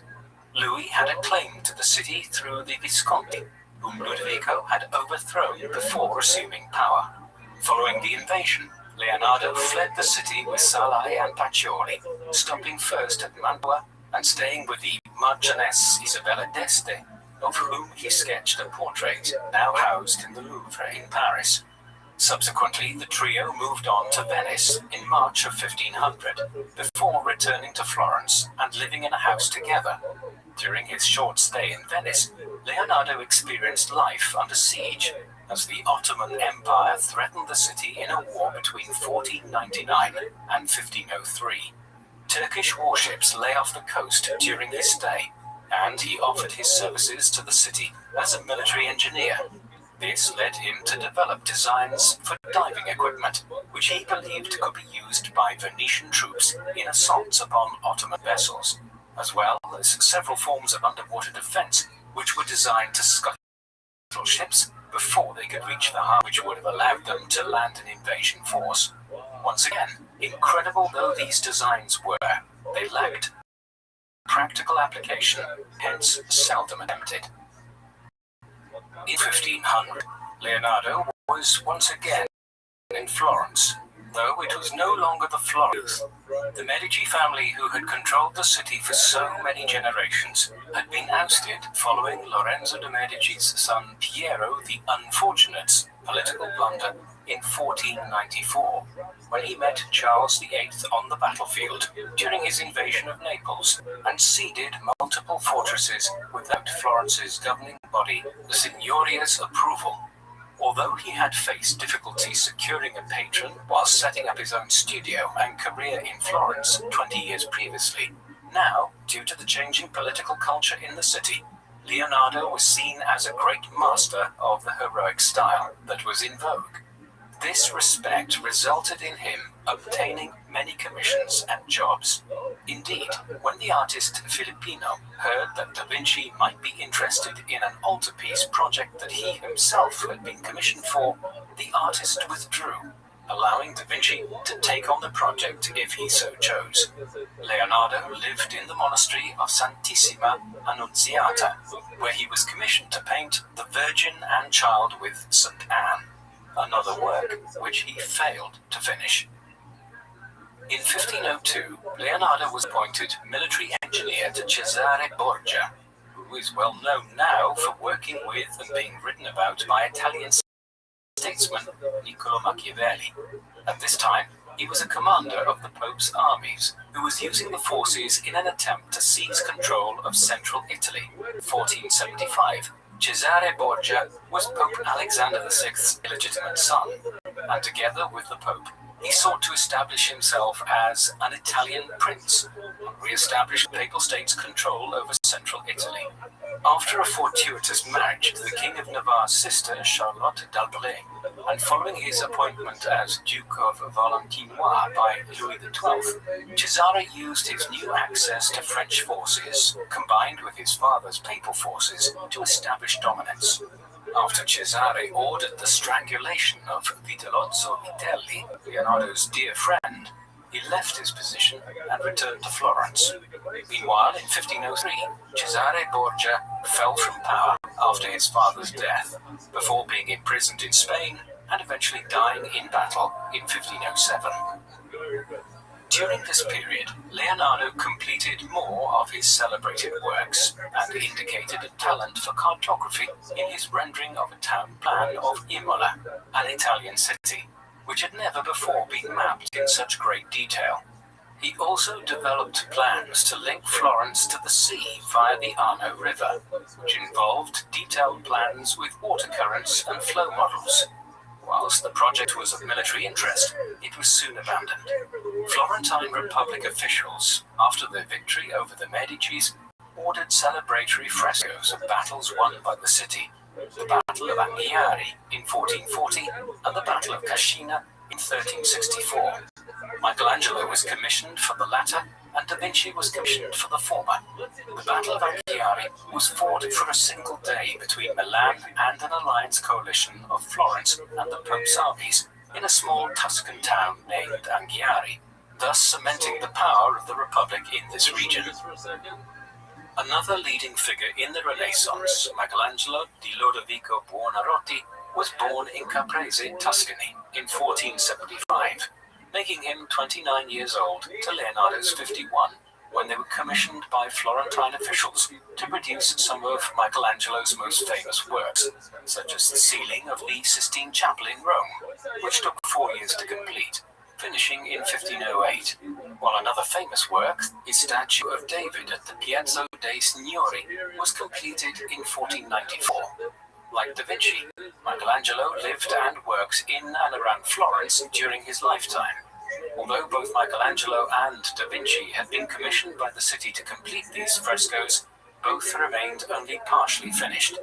In Leonardo's case, his own experimentation got the better of him when he tried a new method of painting frescoes by mixing oil paint and tempera, while in Michelangelo's case, he was called away to work in Rome. Eventually, both of these unfinished works were covered up by artist Giorgio Vasari in the 1560s. Michelangelo and Leonardo had something of a rivalry with one another, and some have contrasted their characters, indicating that Michelangelo was boastful, rude, and untidy, whereas Leonardo was quiet, thoughtful, and elegant. The two had an acrimonious relationship, and Michelangelo often criticized the fact that Leonardo had so many unfinished works. In 1503, Leonardo da Vinci began painting one of his most famous works, the Mona Lisa. The Mona Lisa, or Monna, short for Madonna, is believed to be a portrait of Lisa Gherardini, the wife of silk merchant Francesco del Giocondo, although this assertion has always been contested. Da Vinci worked on this piece for 4 years, adding oil paint in many layers and adding to it throughout his life. Leonardo was evidently fond of the painting and kept it for the remainder of his life. This remains a mystery in itself, as if the portrait had been commissioned, then it would generally have been handed straight to the sitter after completion. The work remains arguably the most famous painting in the world. Indeed, the Mona Lisa was stolen on the 21st of August 1911 by Italian painter Vincenzo Peruggia, though the painting was found 2 years later when he tried to sell it, and Peruggia was imprisoned for 18 months. The painting is currently in the Louvre in Paris. In around 1507, Da Vinci was appointed as the court artist of King Louis XII of France, who was then based in Milan, holding on to the power that was wrested from the Sforzas. While employed by the French king, Da Vinci was paid a salary and painted and designed sets for plays. And though appointed court artist in 1508, his principal patron in Milan during these years of French control was Charles d'Amboise, the Lord of Chaumont, a French nobleman, Marshal of France, and governor of Milan from 1506 to 1511. Although never constructed, Da Vinci created plans for Charles' villa, as well as sketching plans for an oratory to be built for the church of Santa Maria alla Fontana, which, combining his love of science with art, included lavish gardens with hydraulic devices and aviaries. Da Vinci's architectural plans and drawings for d'Amboise included a loggia, or covered exterior corridor. Furthermore, some scholars posit that these designs were influenced by the Villa Poggioreale, home of the governor of Calabria, designed by Lorenzo de' Medici and 1488 by Giuliano da Maiano. During this period, Da Vinci's propensity for unfinished projects was catching up with him. The Signoria received a letter from d'Amboise in May 1506, requesting that Da Vinci return to Milan to finish an unspecified work of art they had been promised, and that he had not delivered. Unfortunately, Da Vinci also owed unfinished works to the city of Florence, the Battle of Anghiari. The Signoria granted Leonardo permission to travel to Milan and projects for d'Amboise. However, by September 1506, d'Amboise wrote again to Signoria requesting that Da Vinci stay in Milan to finish his work. This request was denied. In true Da Vinci fashion, he remained in Milan anyway, only returning to Florence to settle a personal lawsuit with his brother pertaining to his father, who had died in 1504. Leonardo took on several new apprentices at this time, although his own artistic output as a painter was limited. His new apprentices included young men named Cesaro de Sesto, Giampetrino, Bernardi, who became a noted fresco painter in his own right, and a man who would play an important role in the rest of his life, young Milanese nobleman Giovanni Francesco de' Melzi. As with Salai, most scholars agree that Melzi and Da Vinci were romantically involved, and both Salai and Melzi served as Leonardo's muses throughout his life. All lived together for a long time, and travelled with Da Vinci from Milan to France and elsewhere.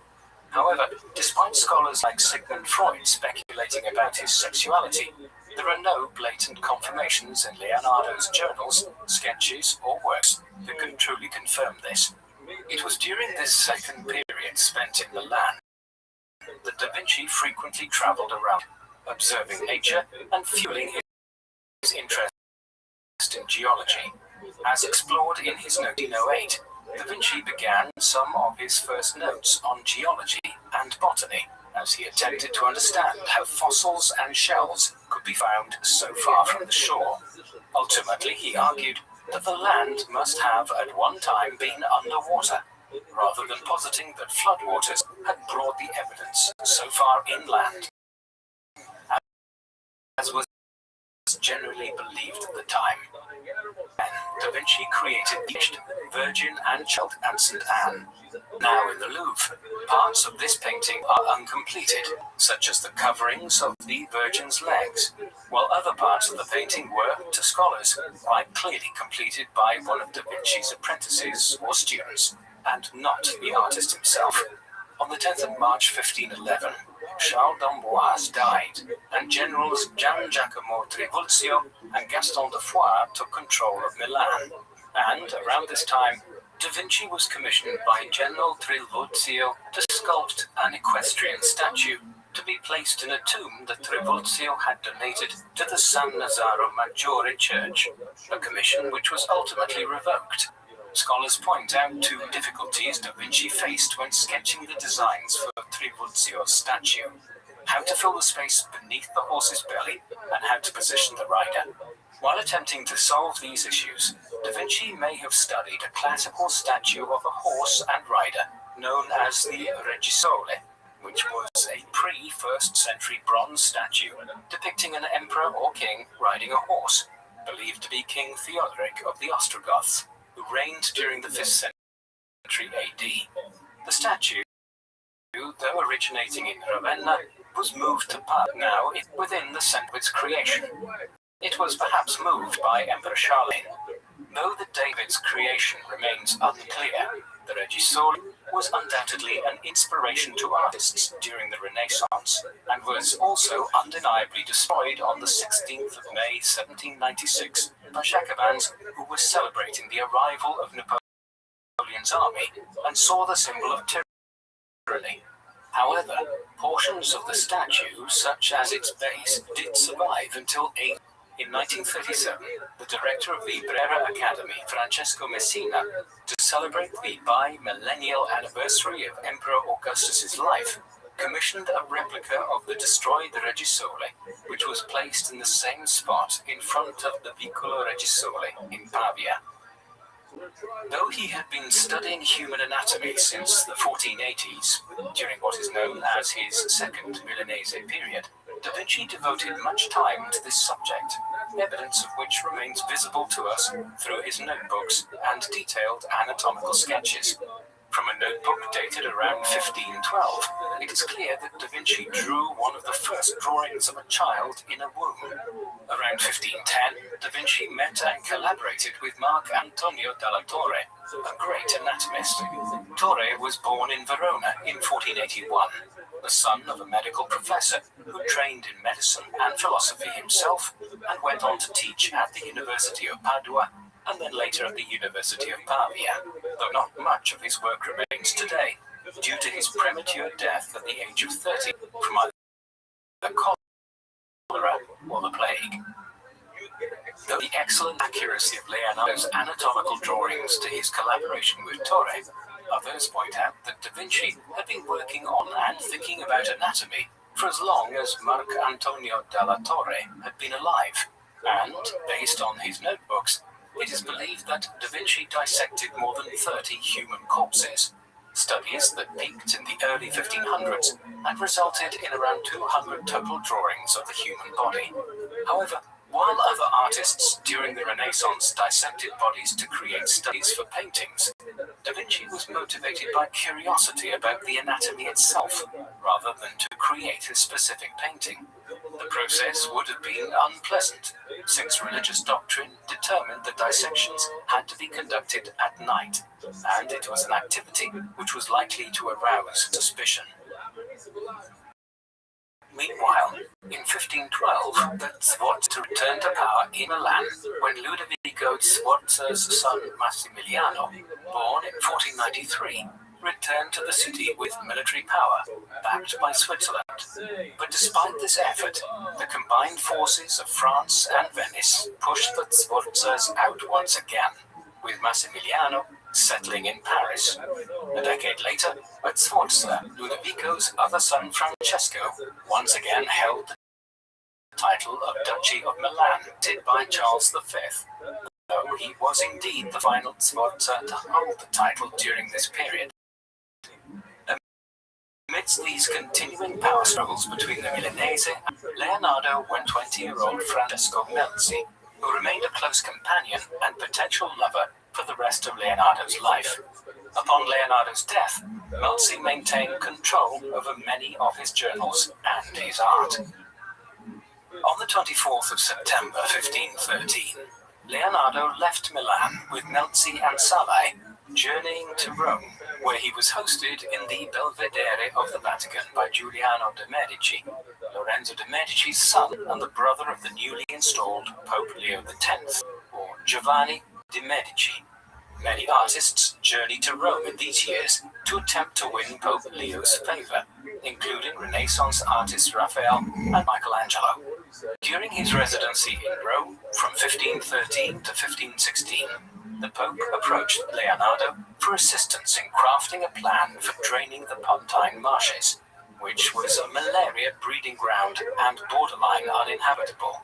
These were eventually drained and reclaimed for agricultural use in the 1930s, while Da Vinci's designs and plans, though not utilized for this purpose, can be viewed in the Royal Collection at Windsor Castle. Rome itself was still reeling from the Great Schism, which was concluded in 1417, a process which had seen two rival popes fight for power, between the papal seat in Rome and a challenger in Avignon in France. This reactionary period was manifested in Rome with a drive to center power and authority in the Vatican, which led to a period known as the High Renaissance. In 1516, Leonardo, Melzi and Salai sailed to France. The same year, the King Francis I of France invaded and captured Milan, again forcing the Sforzas from power. Although unable to find work and patrons in Italy, Da Vinci settled in France and became the official painter for King Francois I of France. Francois, or Francis I, became King of France on the 1st of January 1515, after the death of Louis XII. Francis had wed Louis XII's daughter Claude shortly before the king's death. Historians write that Francis invited Leonardo to his court purely to converse with him, which by all accounts they did every day. While in France, Da Vinci lived in the small village of Cloux, at a manor provided to them by King Francis, and it was here that Da Vinci created his famous self-portrait drawn in red chalk, now held in the Royal Library of Turin in Italy. The drawings are estimated to be from 1512, depicting Leonardo around the age of 60. Some posit that Da Vinci experienced paralysis leading up to his death from around this time, a claim based on an examination of some of his writings, such as a sheet from October 1517 in the Codex Atlantico, which was written by Leonardo while living in Cloux, a large collection or journal of Leonardo's thoughts and images made up of 1,100, dated from 1478 to 1519. While examining the Codex, scholars noted that some shading lines are ragged and unclear, leading them to suspect that while Da Vinci maintained movement in his fingers, he lost movement of the arm itself. Many of the works he produced towards the end of his life were apocalyptic and concerned great floods and images of brute force. The last days of his life were spent trying to organize his many thousands of pages of notes, which, given their extent, he failed to complete. After living and growing into his later years in France, Leonardo da Vinci died on the 2nd of May 1519, at the age of 67. He was buried at the Church of Saint Florentin in Amboise, in France. Unfortunately, this church was demolished in 1802, leading to the mind and artist Leonardo da Vinci. Leonardo da Vinci left to history numerous frescoes and paintings, books, but of which sold in Milan or England. Other della Pittura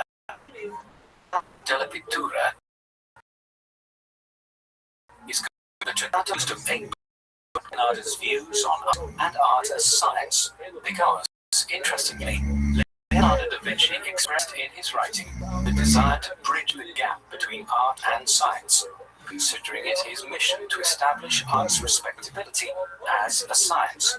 Likewise, he believed art possessed a godlike ability to recreate and distill the natural world. Significantly, these notebooks explore Da Vinci's fascination with water, flight, and dissection to understand the human form.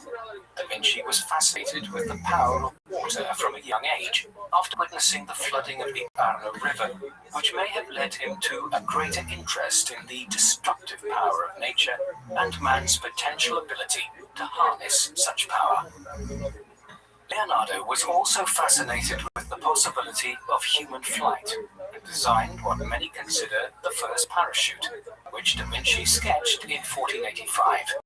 This parachute, shaped like a pyramid, was tested on the 26th of June in 2000 by English skydiver Adrian Nicholas and as a leap of high Renaissance. Leo was a mathematician, architect, and painter who was dedicated to innovation and exploration, whether that meant exploring within the human body or in the sky, or experimenting with new painting mediums.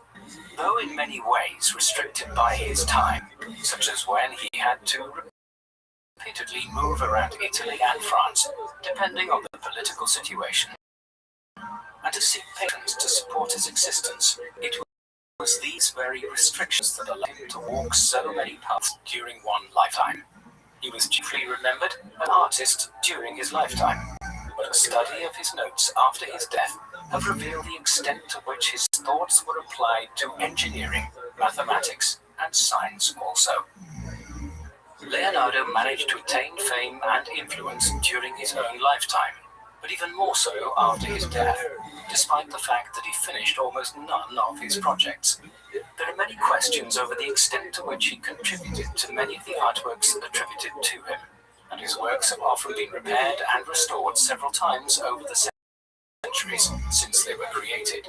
Question the extent to which we can fully appreciate his artistic talent as a modern audience, impacted by his illegitimate birth, which blocked him from certain opportunities in his life. Da Vinci, despite these setbacks, or as posited by some historians, perhaps because of these setbacks, excelled. However, at the same time, there were many cases when Da Vinci did not complete works he had been paid for, and in other cases, such as with his experimentation with painting The Last Supper, his experiments did not work out for the best, and cost us today the opportunity to view his work in its full glory. But, as with other great minds throughout history, we can ask ourselves, what is innovation without risk? What do you think of Leonardo da Vinci? Is he a Renaissance man well-deserved? Or do you think his influence has been overstated at the expense of other important contributors to this period of European history? Please let us know in the comment section. And in the meantime, thank you very much for watching.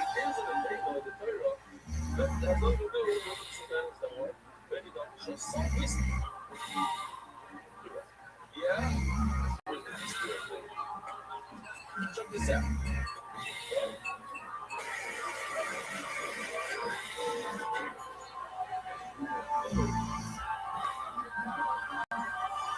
Why did the source stop there? I asked George to stop it. Why? Because the word says this mystery of the Vela.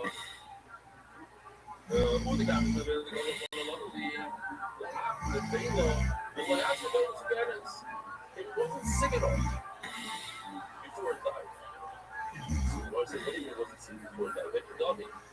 Just so this one because it's considered an illegal right over. Well, so I mean, actually, I was going to support them, but I didn't use it to do it. What do you mean? It didn't happen right away. But as the soul was going through its body, at this point, let's go together. In slow motion, it cut it. And at that point, it was very, very sick. And only afterwards, yeah, 2 points. That's a slow point, yeah? That was against the rope.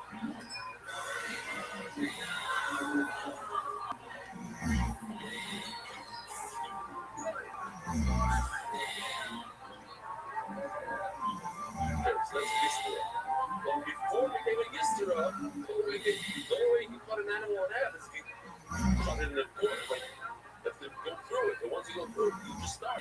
You're ready. Made it extremely soon. Before you say, I'll prove to you again that the Sukkot is good. Again, we're trying to hold. We're trying to figure out how do you know that an animal's about to die. You're not here. Before you say, okay, they don't pay the minimum trade rate. They don't pay the loan. Why does the person want to pay twice the same price? Sui, Shane held the volume of sorrow. During the trade call, only a trade call, has to be sued. Which one Paris? She held the volume of sorrow. And this is the source, the puzzles, there's something called Paris. And its meat is mutter. And you know what I need to say. You don't have to use it. There's not better. Hold the volume of sorrow, but it's still the sword. But it's in the sword small. So here, it's much like that. Seriously. Oh, there you go. See what it is. What happened to you guys? A dire global specialist international financial services and global interest in the U.S. The man known to history as Robert Oppenheimer was born on the 22nd of April, 1904, as Julius Robert Oppenheimer in New York City. He quickly became known primarily by his middle name and is typically referred to today as Robert Oppenheimer or J. Robert Oppenheimer. Robert was born into an affluent Jewish family in New York City. His father, Julius, had been born in the Hesse-Nassau province in the territory of the Kingdom of Prussia, in what had just become the United German Empire, months prior to his birth in May 1871. Growing anti-Semitism across Western and Central Europe, Julius Oppenheimer left Germany in 1888 at 17 years of age, bound for the United States. Though virtually penniless, he prospered in America, and by the time Robert was born in 1904, he had risen to become a wealthy executive at one of Manhattan's leading textile manufacturers. Robert's mother was Ella Friedman, a woman of Jewish heritage as well, who had been born in New York in 1870 to a family of German Jews who had headed for America a generation before Julius Oppenheimer. She was a painter from whom Robert inherited some of his aesthetic views on the structure of existence and the universe.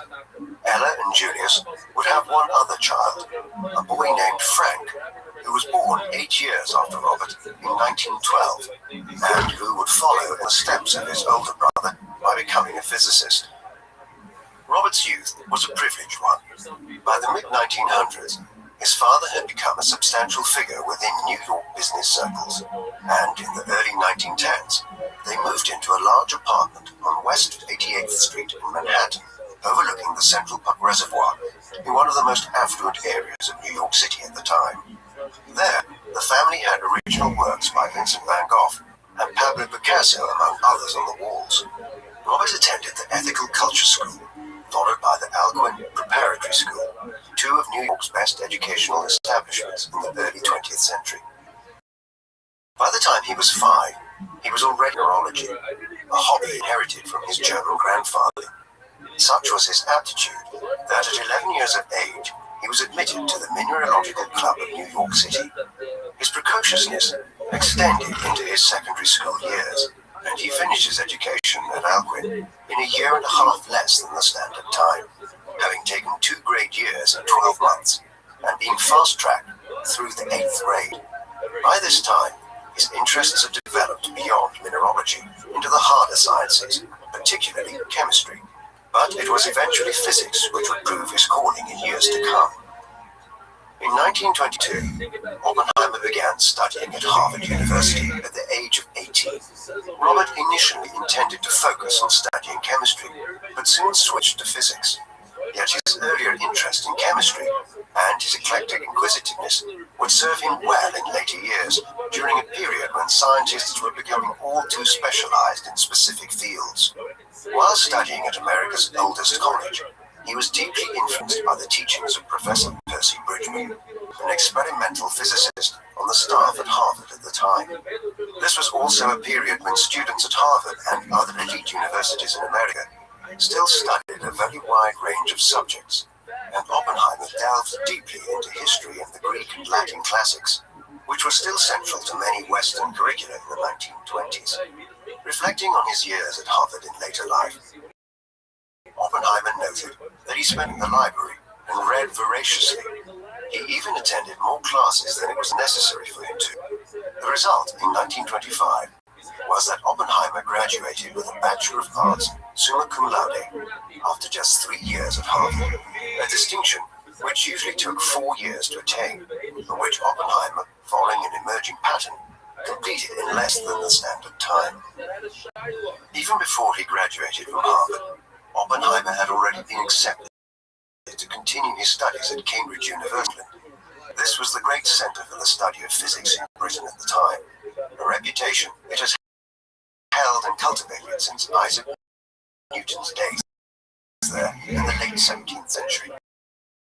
The year that fall of 1925 and the summer of 1926, he was exposed there to the teachings of Lord Ernest, a New Zealand physicist, to be the father of nuclear physics. It was Rutherford who first discovered nuclear harmony and the radiation associated with it were an achievement which Rutherford was awarded a Nobel Prize in 19. Towards the end of his first year, it came Oppenheimer, whose abilities were beginning to attract European physicists. Max Born at the University of Göttingen in Germany, one of Europe's great centers.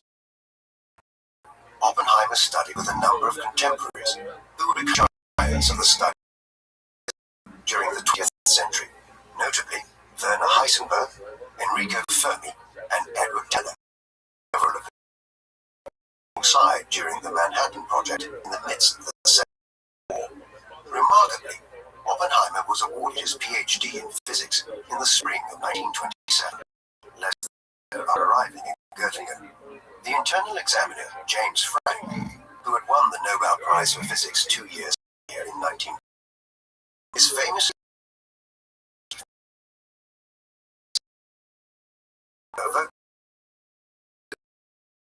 stating that Oppenheimer defended his work and had seemed to be ready to begin questioning Frank. The great promise which showed as a he acquired his PhD around the same time, 23, illustrated in a paper which he and Born co-authored on the quantum theory in 1927, and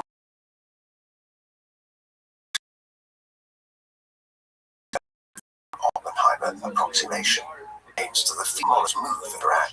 The approximation which Born and Oppenheimer demonstrated showed that the wave function and electrons within a different, owing to the fact that nuclei are considerably heavier than the electrons. This means that the coordinates of the electrons are impacted on to a greater extent by wave functions, and their coordinates are consequently dynamic. Was reached by the pair to a great extent. Interests in chemistry and physics, as the theory which they presented employed elements of quantum chemistry and molecular physics. In terms of its practical applicability, the approximation was important in allowing scientists from the late 1920s onwards to separate the molecular and electron. The individual who worked this out with Max Born and who acquired his PhD was a curious figure.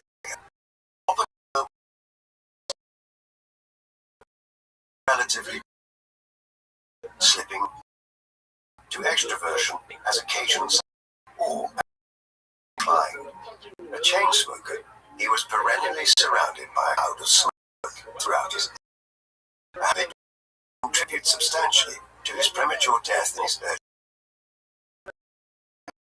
his years at Harvard, Cambridge, and Göttingen. Recalled a person who was a strange mix of intelligence at times, and decisions, and being prone to exaggeration.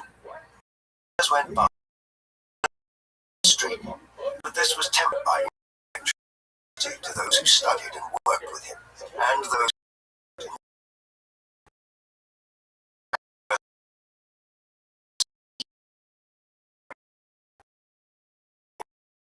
and Confucianism, even going so far as to learn Sanskrit, the sacred language of Hinduism, so that he might read the ancient texts of this faith in the original. This interest in religion and was an eccentric pastime. For Oppenheimer, the study of physics was an entry point into understanding the mystical nature of the universe and existence, and his broad intellectual outlook was one of open curiosity rather than a quest for hard scientific data. There was also an unstable and erratic side of Oppenheimer, sometimes questioned by fellow students and teachers. In 1926, Cambridge in the office of tutor Patrick Blackett, with whom he had had a difficult relationship before heading off to France. Evidently, this action and perhaps others him briefly threatened with being suspended from his studies at Cambridge. A close friend of his in 19 become an acclaimed theorist of drama, claimed that Oppenheimer attacked him and tried to strangle him once when he told him he was engaged to be married. Underlying all of this erratic behavior was a strange mix of an incredibly arrogant.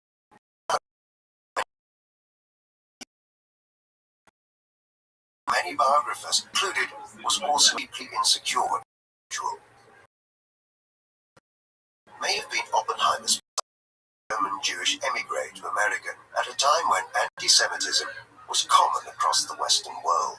He was a constant, at least felt like one, and to have suffered frequently from bouts of depression. He was, in short, something of an enigma.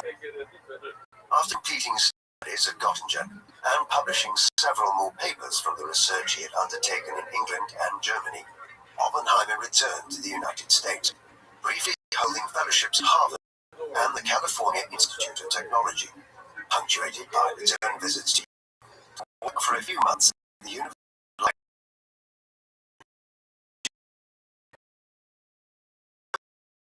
Had carried out much of his groundbreaking work. In Leiden, he acquired his nickname, Oppie,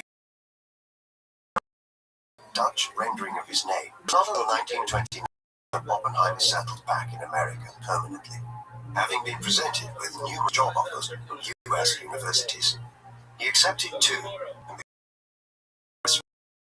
the University of California at Berkeley and the California Institute of Caltech. For the next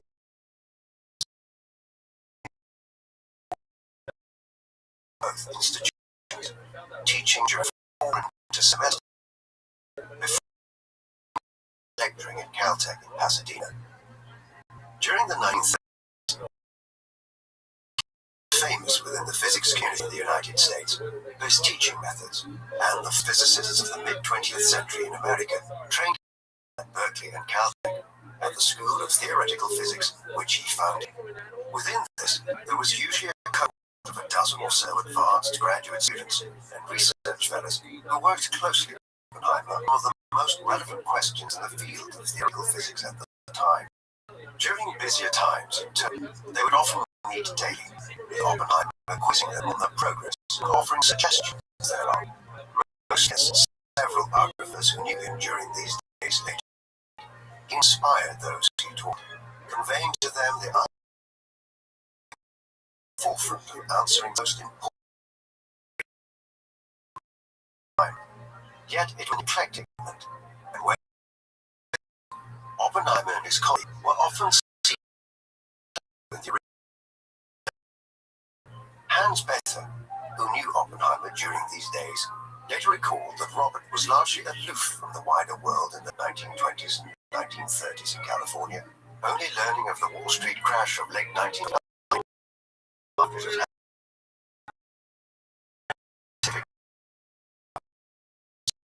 Berkeley and Caltech during the 1930s. Oppenheimer wrote a paper which effectively predicted the existence of the neutron or anti-neutron as an antiparticle of the, although its existence was not fully proven until 1992 by Carl David Anderson.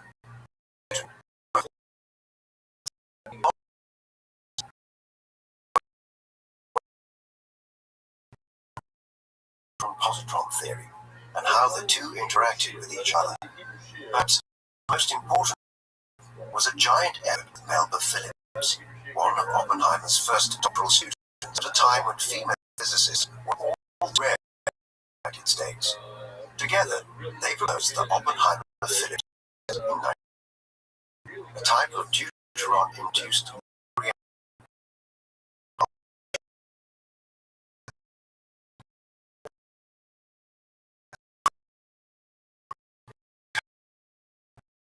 by deuterons at lower energies than had previously been understood. This and many other breakthroughs by both Oppenheimer and his students at Berkeley and Caltech made California one of the world's great centers of theoretical physics in the mid-20th century. Oppenheimer's personal life was somewhat chaotic during this period. Late 1920s, for which condition he sought out the dry desert air of Arizona and New Mexico in the years that followed, eventually buying a ranch in New Mexico. In the 1930s, he began a relation with Tadlock, a psychiatry student who was the daughter of John Strong Tadlock, an eminent old English scholar. Works of Jeffrey. 10 years later, Jean was a troubled young woman with severe depression and a conflicted but continued through to 1940. Oppenheimer began seeing a botanist and physicist at Caltech. In November 19 married Robert. It remains unclear to this day if Oppenheimer continued to periodically see Tadlock in the late 1940s prior to her taking in 1944. Robert and Kitty would subsequently have 2 children.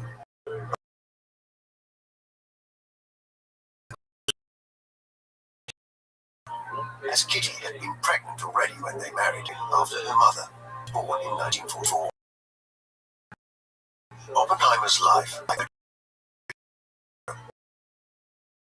America and much of it was hit by the outbreak of the Second World War. The conflict came about as a direct result of the Nazis early in 1933, a really organization, the Nazis, their twin, and to initiate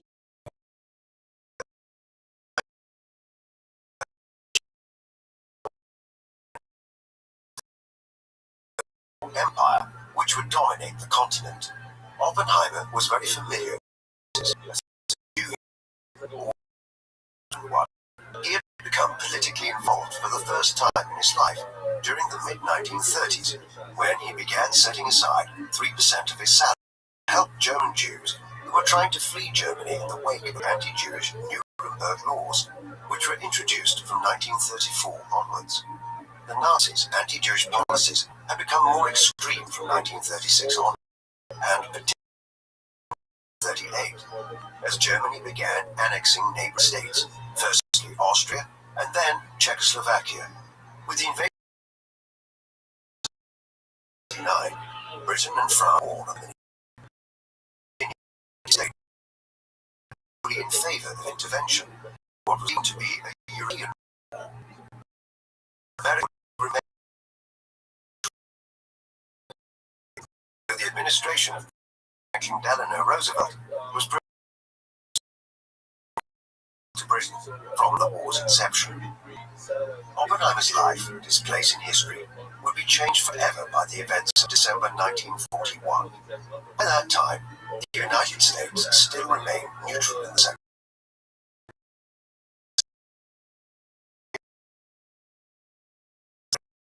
War. In the autumn of 1940, Denmark and Norway the following spring, and then 1940, with regions like Italy and invasions of Britain's colonies in North Africa and Russia afoot from the summer of 1940 onwards.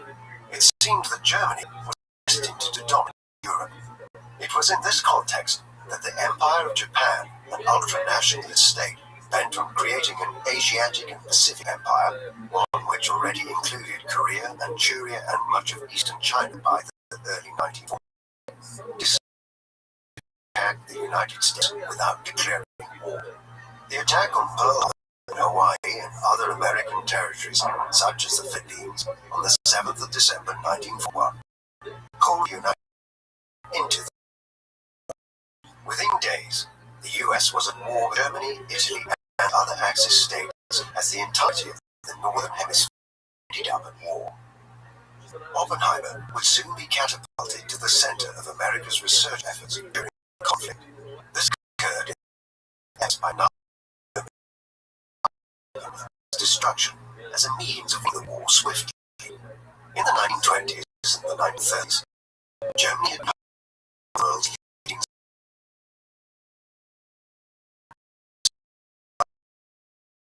a nuclear weapon. For instance, had been discovered Robert Frisch and Lisa Meitner in Berlin in 1938. Various experiments were initiated by the Nazis the following year to begin using this breakthrough to develop a nuclear weapon. Some of these a nuclear reactor, while others favored the theory of using heavy water to produce an atomic weapon. Research occupied Norway throughout the war. Already in 1939, President Roosevelt of Washington, D.C. had received a letter from the American physicists Szilard and Albert Einstein, alerting the U.S. government to the threat posed by these Nazi experiments. Little effort was made to respond to this in 1939 and 1940, but with the entry of the U.S. into the war at the end of 1941, fresh consideration was given to America commencing its own research in this area.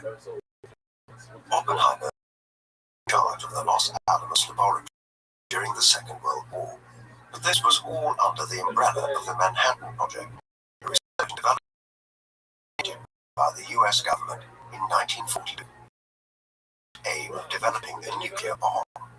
The name comes from the fact that the team in charge of the wider project had their first headquarters where they met in 1942 on the island of Manhattan, New York City. 1942 onwards,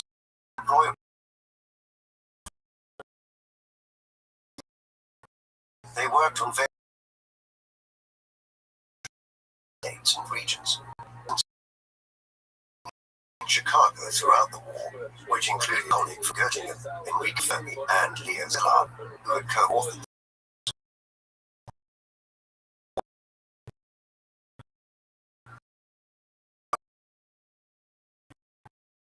and inside in Washington State were charged with producing plutonium.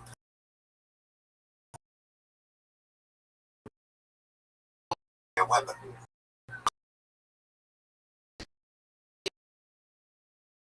Teams of individuals made under the rubric of the men carrying out espionage to try and uncover what the Nazis were working on. Oppenheimer would oversee the most critical research team of all those involved in the Manhattan Project as director of the laboratory. Very nearly not.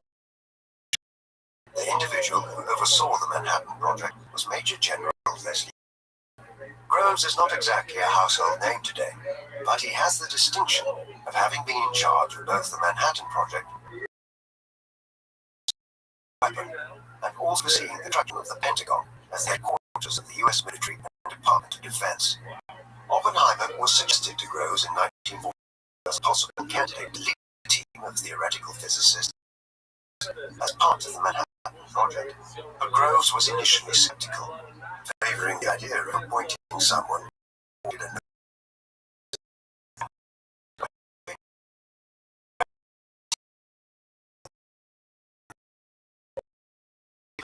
that Oppenheimer had a track of getting the best out of it. He contacted Oppenheimer, interviewing him, came to the conclusion that he was well suited for the post.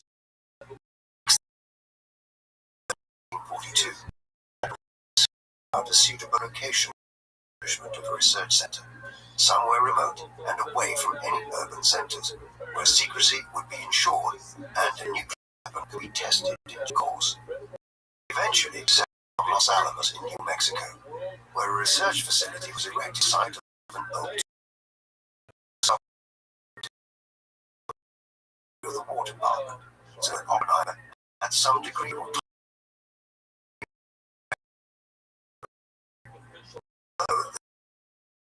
firing. At its height, there were well over 5,000 people employed at Los Alamos, far more than Oppenheimer had initially anticipated.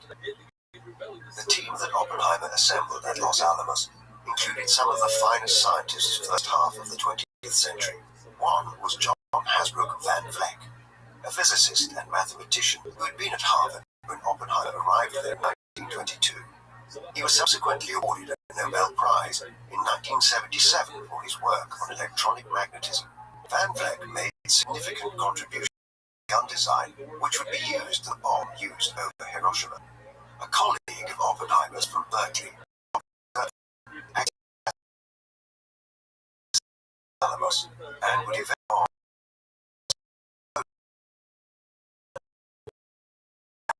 Little Boy and Man. From detective movies and novels, such as The Maltese Falcon. Hans Bethe was a German-born theoretical physicist who would later be awarded a Nobel Prize in 1960 to calculating the critical mass of the bombs designed at Los Alamos. Edward Teller was a Hungarian-born Jew who was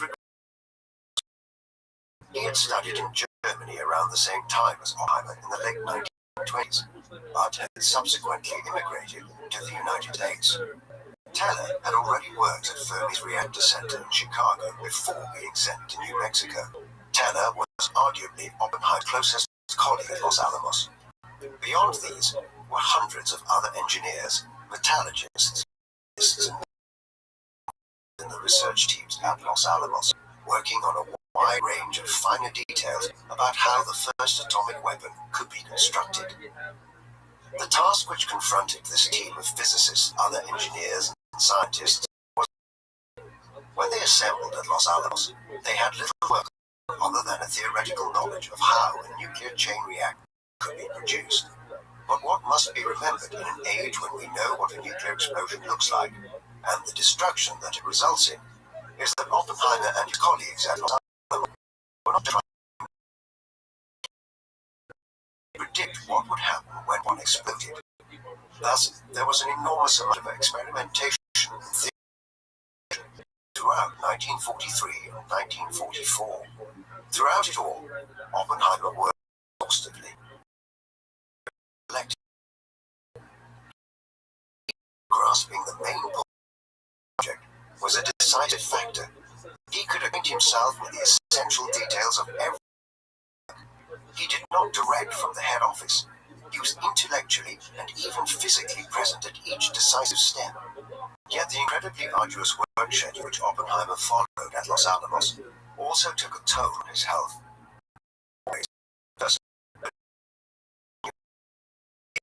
20 pounds, eventually weighing as little as 110 pounds or less. During the course of 1943, research efforts at Los Alamos focused on a prototype codenamed Thin Man. This was a plutonium-type weapon, which would work more like an artillery gun to detonate a bomb. Complex from a logistic perspective, with the polonium, which was used in the initiator, having to be obtained from manufactured at a separate facility in Tennessee.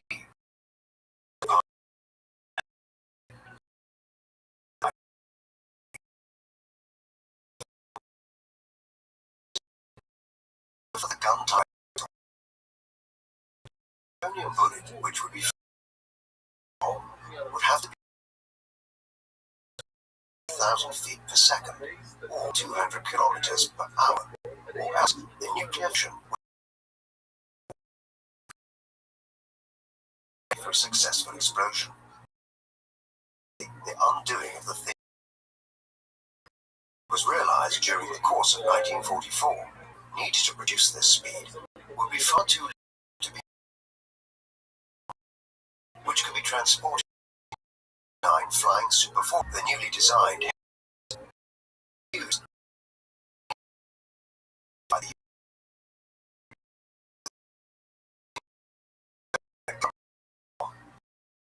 design abandoned in April 1944. With the abandonment of the thin line, Oppenheimer redeployed many of the scientists and engineers who had been working on it to another design called.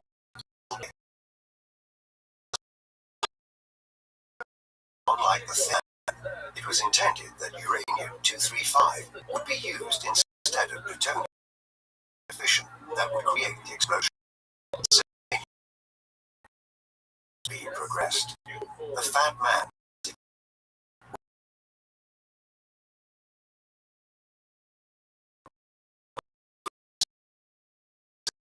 bomb. The design team for it was led by the continued to favor the gun design, even as that man was being furthered during the course of 1943 and 1944. Oppenheimer Los Alamos was decision to bring John von Neumann, a Hungarian-born mission visitor, to 1940. The design, von Neumann's spherical shape and shaped charges, which would reduce the amount of plutonium needed and make the assembly of an implosion type practical and achievable. Over the next several months, metallurgists at Los Alamos had to plutonium into the. This was eventually overcome when a plutonium gallium alloy was pressed into spheres and coated with nickel. The process was nearing completion. As 1945 dawned at Los Alamos, Oppenheimer's teams were coming close to completing both the design of the Little Boy and Fat Man. Consequently, there were 2 plausible candidates for a successfully built nuclear weapon. In the end, both would be completed at roughly the same time, as design problems and the required levels of enriched uranium and plutonium were produced in the sites in Washington State and Tennessee. The latter available to the Manhattan Project, as it was extremely costly and time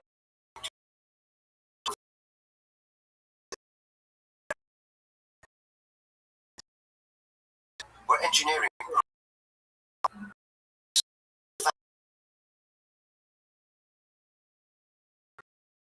using a huge array of approximately 1,000, an impractical amount in order. By the time of 1945, Oppenheimer's team had reached 90 bolts. Other concern bomb would descend when dropped from a height of 40 feet. Tests were done to assess how a bomb of the size and structure of the Fat Man and Little Boy would fall through the air.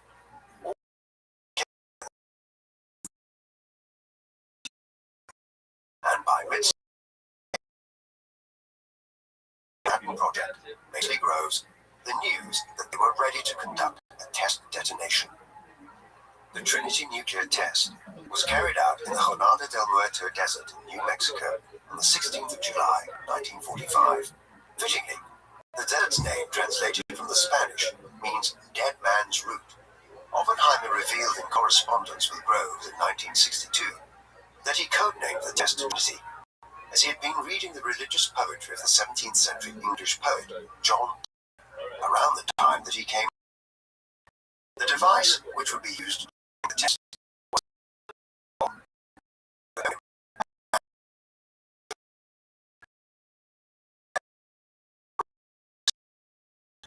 in order for the test carried out safely.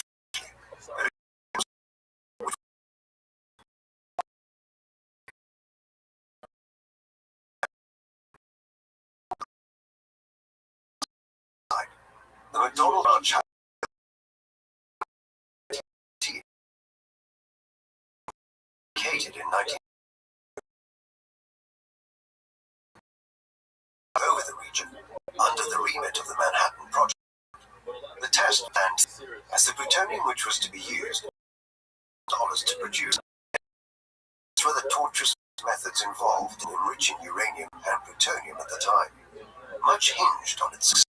As Groves noted at the time, he didn't want to explain to a congressional committee why he had blown up $1 billion worth of plutonium in the desert for no reason.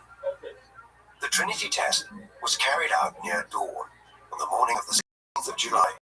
Operation shelters were established in 3 different places to the north, south, and west of the blast site, each approximately 9 kilometers away from where the bomb would be detonated. Goals were against harmful ultraviolet wavelengths, while the distance was considered safe enough in terms of the radioactive half-life which would be produced. That morning, Enrico Fermi and John von Neumann. Some believed that the bomb would not work. Others were concerned about exactly how destructive it could prove to be. They had their answers at 5:29 a.m. when the gadget exploded, releasing explosive energy equivalent to 20 tons. This created a crater a third of a kilometer wide and melted the sand across the mud, turning it into a light green glass-like rock. The observers, 9 kilometers away, heard noise seconds after the detonation. But by that time, they were witnessing fire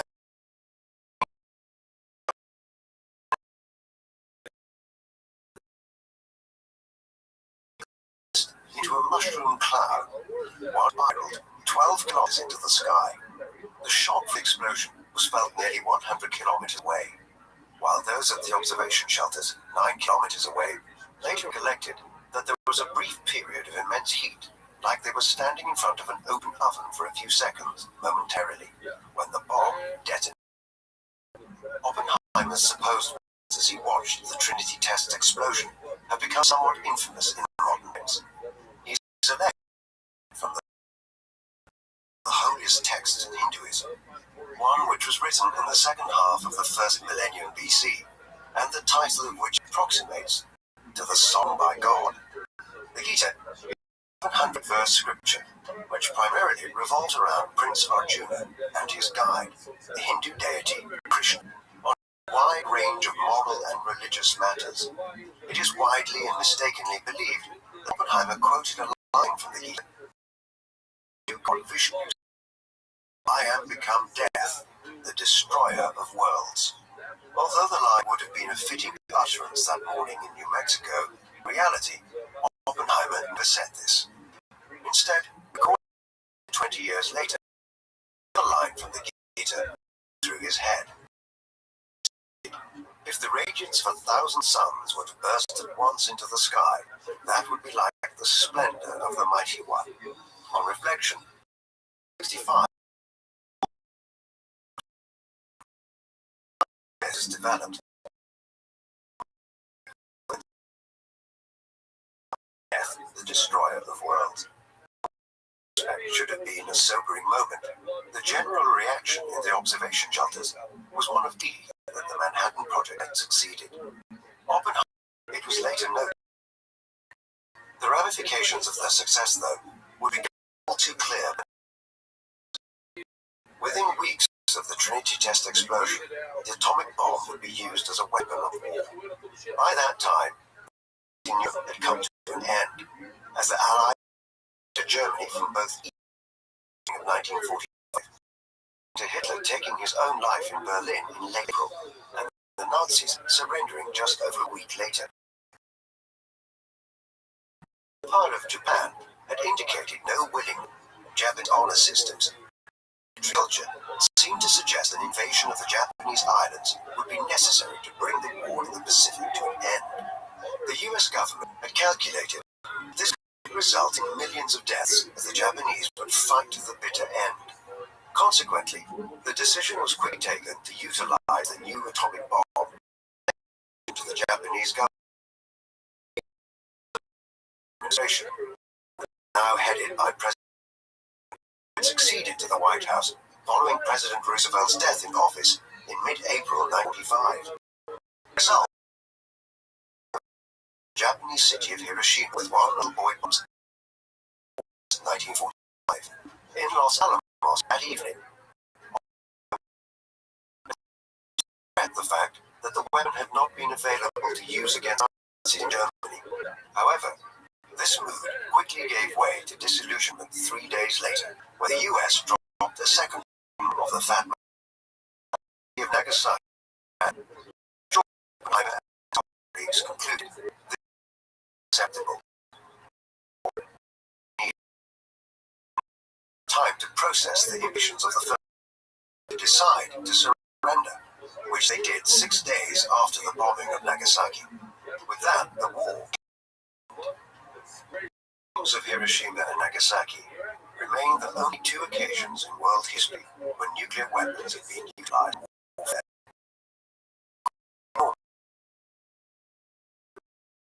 Most analysts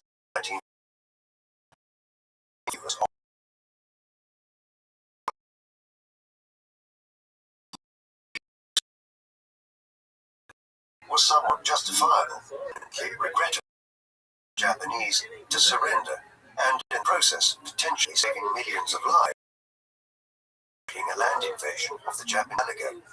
But most are agreed that the bombing of Nagasaki just 3 days later was warranted.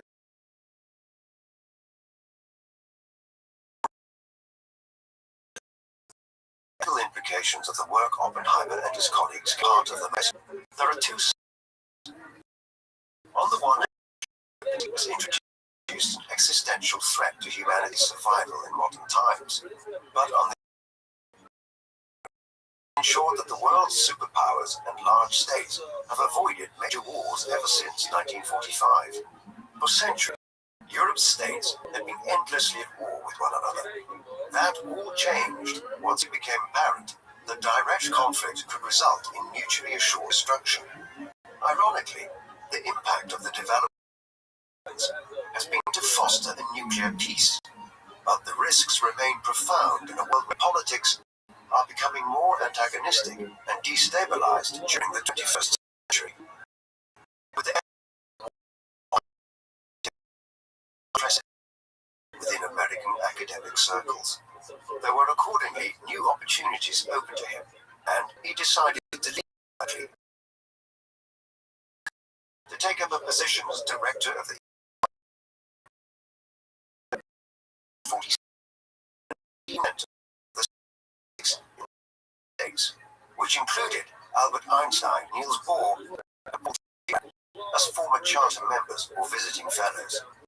Under Oppenheimer's leadership, it became a center for emerging physicists, and when he left, students left also. Princeton. In New Jersey, he continued the 1930s environment energetic discussions.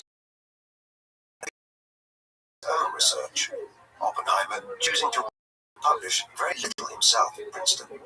As a result, the institute became the leading center for the study of physics in the United States in the late 1940s and early 1950s. Many scientists in the second half of the 20th century passed through the institute, notably Yoshiro Nambu, a Japanese-American who in 2008 would be awarded the Nobel Prize for his role in discovering the spontaneous broken symmetry in subatomic physics, and Murray Gell-Mann, who won the Nobel Prize in 1969 for his work on elementary particles. As his work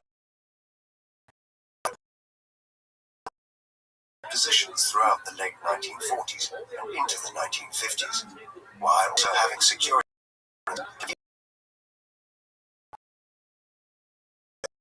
to the United States evolved.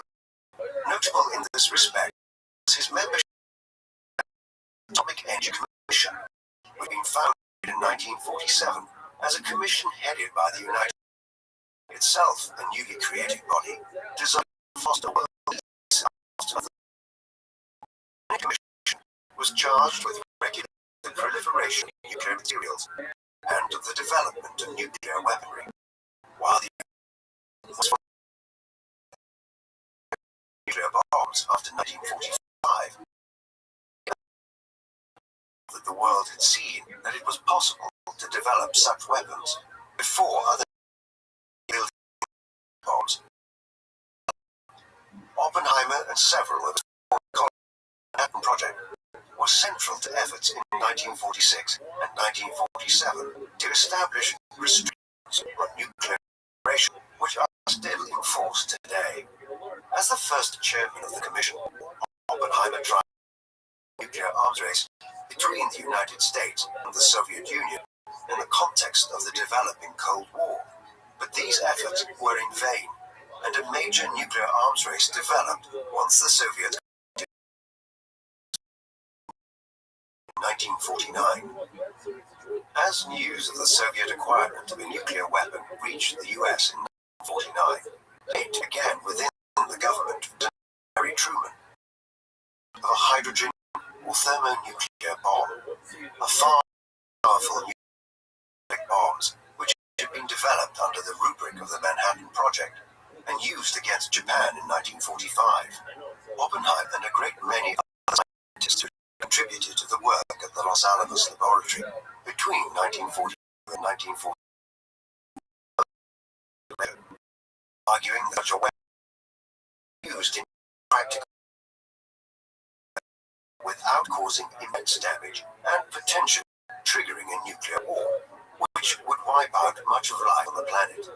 In their petition to the government in late 1949, they stated that the extreme danger to mankind inherent in the proposal to develop thermonuclear weapons wholly outweighs any military advantage. Nevertheless, Truman pressed ahead and greenlit the new program in January 1950.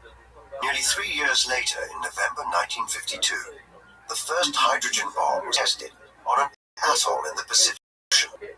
Ivy and Mike, as the bomb was named, produced an explosion equivalent to over 10 million tons of TNT and was 450 times more powerful than the atomic bomb dropped on Nagasaki in 1945. Despite the reservations expressed by Oppenheimer, and Cold War was heading into the era of mutually assured destruction.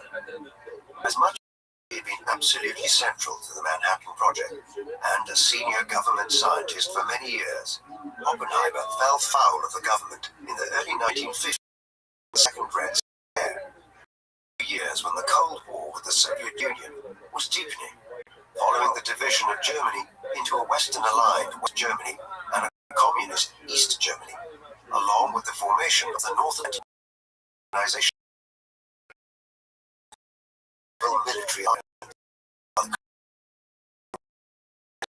against each other.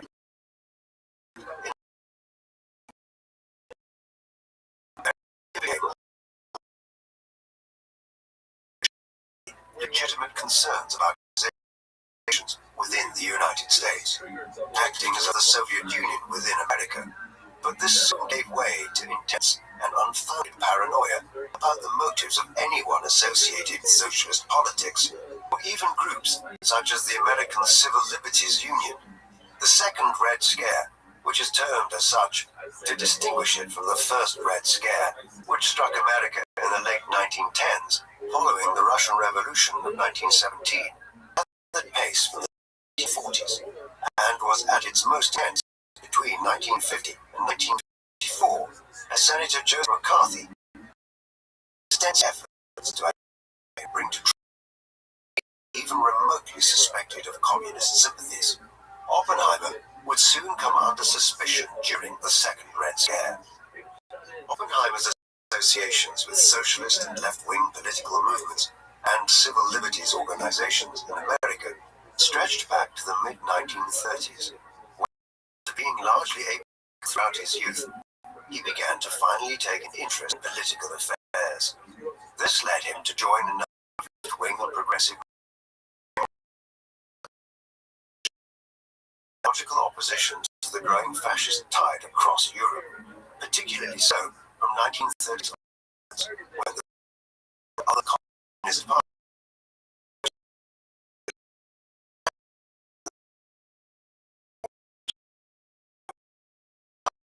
actually joined the Communist Party.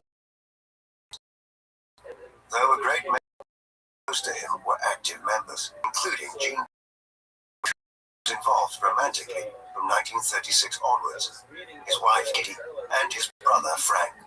Other movements which Robert was involved in, such as the American Civil Liberties Union, were also considered radical between the 1930s and 1950s, but are now viewed the rights movement, which ended segregation after nearly a century. Ensure that Oppenheimer was viewed with some compounded by father's birth. The United States entered the Second World War. This was a complete oxymoron, as Oppenheimer's Jewish background would have made him a persona non grata to the Nazi regime in Berlin. Questions abounded about Oppenheimer throughout America's involvement in the Second World War, a bizarre period during which he was one of the senior figures involved in the Manhattan Project. I simultaneously had a file open on him. These issues coalesced by 1949, and that year was the House Un-American Activities Committee about his political association to the Communist Party, and many students at Berkeley, members of the party, a member himself. Not much more came of the interrogation at this juncture, but 4 years later, in the early 1930s, the accusations against Oppenheimer were resurrected, and on this occasion, the FBI were convinced, wrongly as it turns out, that Oppenheimer was a Soviet asset operating within the US. Such was the level of power within America at the time. Oppenheimer's security clearance for the US government was revoked.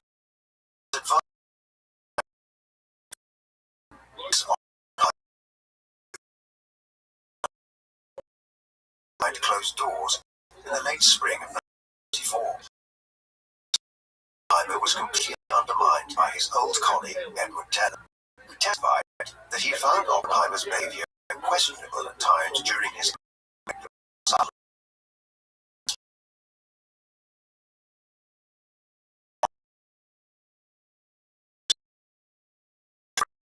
clearance and cultural wilderness in the mid-1950s. And the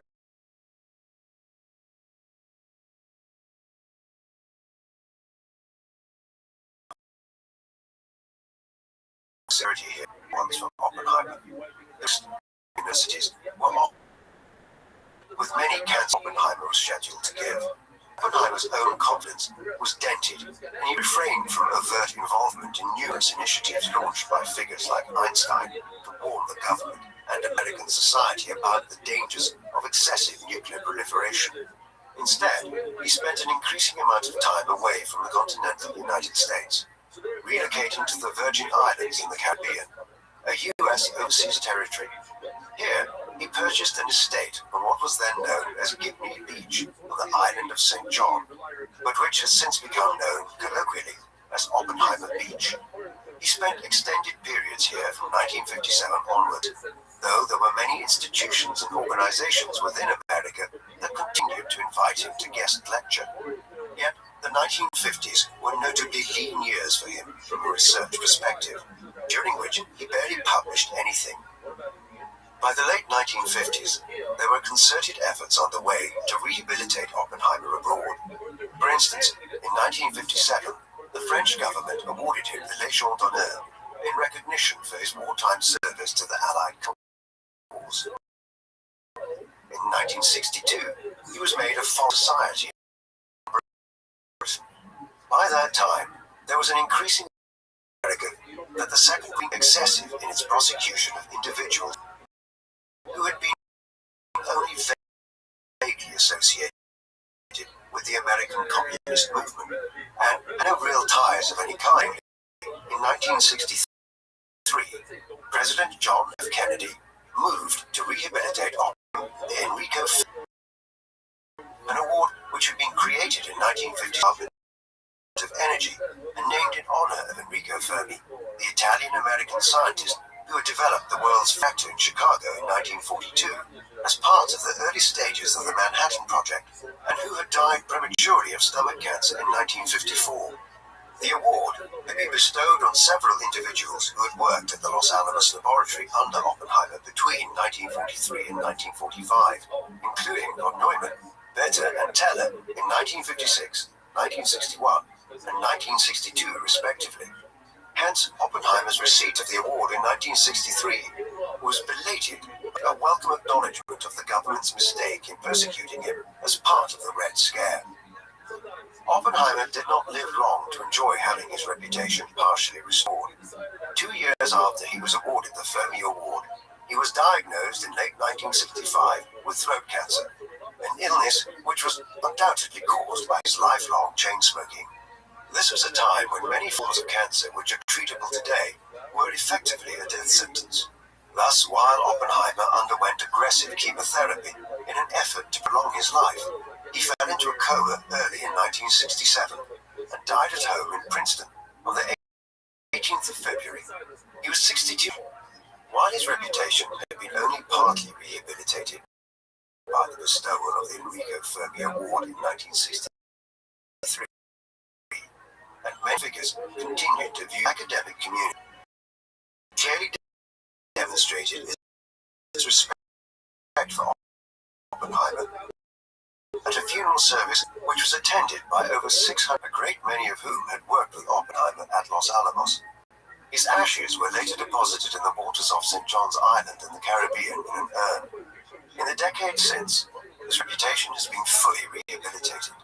By way of contrast, Edward Teller, who testified against Oppenheimer at his closed-doors hearing in 1954, was spurned by many within the American scientific community for decades to come. In 1967, Oppenheimer was posthumously nominated for the third time for the Nobel Prize for Physics. He had previously been nominated in 1946 and 1951, but he had not received the accolade on those occasions, nor did he in 1967. There has been considerable attention given over the years as to why he did not receive the Nobel Prize, given his extensive accomplishments. But there would seem to be clear reasons why he did not. Firstly, Oppenheimer did not publish extensively, like someone like Albert Einstein, who published over 300 scientific papers during his lifetime, and many books later in his life. By way of contrast, Oppenheimer published just 5 academic papers after the Second World War. Furthermore, while he contributed to numerous fields of inquiry within physics, he did not make the kind of theoretical or applied breakthrough in any one specific area which would have warranted a Nobel Prize. The Nobels are not awarded for a lifetime's work, but generally for a specific scientific accomplishment. Einstein, for instance, won his primarily for his work on the photoelectric effect. Hence, Oppenheimer was deemed not to have warranted a Nobel Prize for his individual contributions to science. Though some have speculated that his work on gravitational collapse was worthy of one, his primary career lay in collaborative work and overseeing teams of physicists and other scientists. It was this which made him the ideal individual to head the Los Alamos laboratory during the war. Oppenheimer is one of the theoreticists in history. His research and work between the 1920s and 1960s added substantially to our understanding of the universe, notably the manner in which the Born-Oppenheimer approximation transformed our understanding of molecular dynamics from 1927 onwards, and how the Oppenheimer-Phillips process allowed for a deuteron-induced nuclear reaction after Oppenheimer and Melvin Phillips provided an explanation for this phenomenon in 1935. But he will forever be remembered for his role in the Manhattan Project as director of the Los Alamos Laboratory.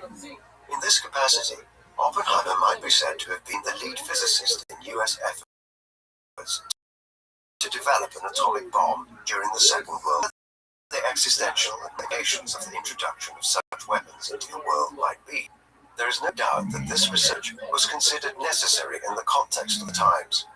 Oppenheimer was clearly troubled by what he and his colleagues had unleashed into the world, and spent much of the post-war period arguing against the development of even more deadly weapons of mass destruction. It was in part owing to this that he found himself persecuted and prosecuted by the government he had worked for in the early 1950s, and cast into the wilderness as a result of the Second Red Scare. His legacy, though, is alive and well today, and in terms, Oppenheimer should surely be remembered as one of the great scientists of modern times. What do you think of Robert Oppenheimer? Was he the most significant individual in the project? And should he have been awarded a Nobel Prize? Thank you very much for watching.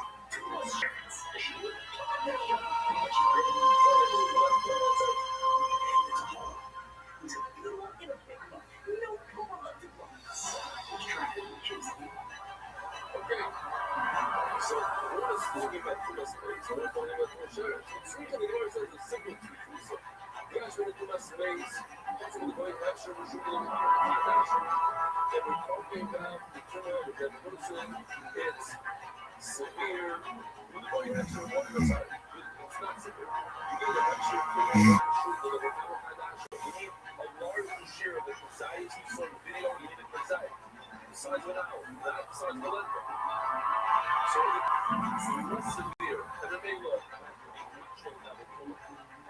it's much more sensitive to one. You got to make a small little piece of a dead mass. Hey, when the body measure, okay, so severe, so you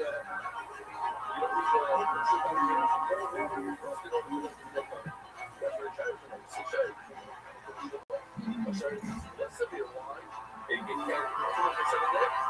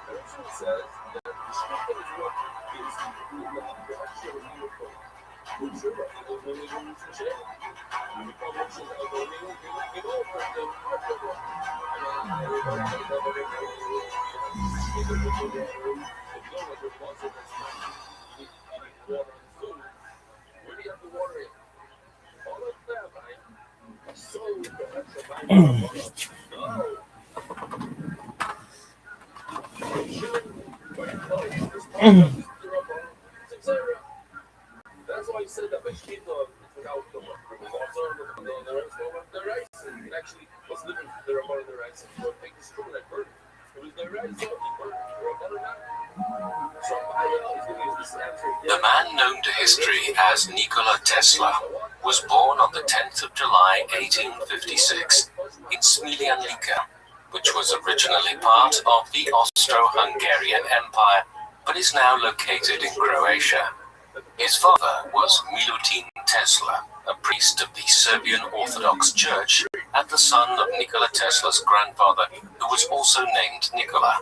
His grandfather had served as a military officer for the French Empire during the Napoleonic Wars, and had risen to the rank of sergeant before marrying Tesla's grandmother, Anna, the daughter of a respected colonel. Following the defeat of Napoleon, Nikola Tesla returned to Lika, which was assimilated into the Austro-Hungarian Empire, where he fathered two sons, including Milutin and his, as well as three daughters named Stanka, Yanya, and another whose name is unknown. Milutin Tesla and his brother were sent to the Austrian Military Officers Training Academy to follow the current father. And while Josef thrived, being a professor of mathematics at a military academy in Austria, several standard mathematical textbooks. Milutin decided instead to choose a devotional path, enrolling in the Orthodox seminary in Plasky to train as a priest after being castigated in training for not attaining the shininess of his brass buttons. Nikola Tesla's mother was Juka Mandic, the daughter of a priest from Gracic called Nikola Mandic, and the sister to three very successful brothers, including Nikolai, who climbed the ecclesiastical ranks to become the Archbishop of Sarajevo and the Metropolitan of the Serbian Orthodox Church in Bosnia, Pajo, who became a colonel in the general staff of the Austrian army, and finally Trifun, who excelled in the business sphere as a respected hotelier and landowner. In addition to being a dedicated housewife, Juka Mandic possessed a keen intellect and a strong work ethic, and was herself an innovator of her household appliances, which she often modified to make more efficient. She was an inventor of the first order, according to Tesla, and a creative influence on him, until her death in 1892. Milutin was a gifted student and graduated with top honors in 1845, marrying the 25-year-old Juka Mandic in 1847, after being delegated to oversee the parish of Senj on the Adriatic coast. Settling into a house perched on top of a cliff overlooking the ocean, the newlyweds started a family, with Juka giving birth to their eldest son, Dane, in 1848, a firstborn daughter, Angelina, in 1850, and finally another daughter, Milka, in 1852.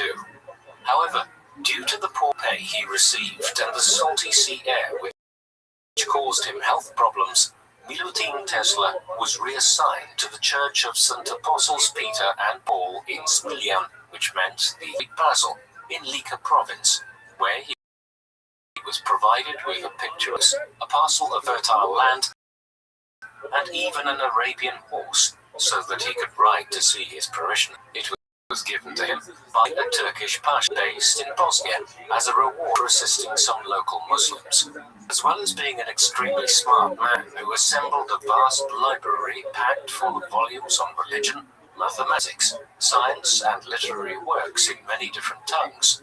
Milutin Tesla was also an arduous reformer of the Serbian people, regularly writing articles for a variety of newspapers and tirelessly promoting the establishment of language schools where Serbians could learn to read and write.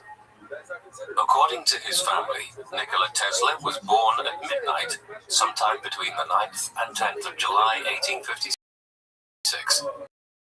In the middle of a terrific thunderstorm, Nikola was baptized his family home, and with his future seemingly already planned, he was also enlisted as a member of the 1st Lika Regiment of the 9th Medak Company, a squadron he was to join when he was 15 years old by law. By all accounts, Tesla's childhood was happy, and one he shared with his older siblings, as well as his younger sister Marica, born in 1859. Who would often accompany him to the churchyard or the farmyard to play with the chickens, geese, sheep, and other livestock, which his father kept. Tesla was often joined by his black cat, Macha, that would define his life's work. After he set off a loud spark upon stroking him, an event which was explained once again in Volmachak.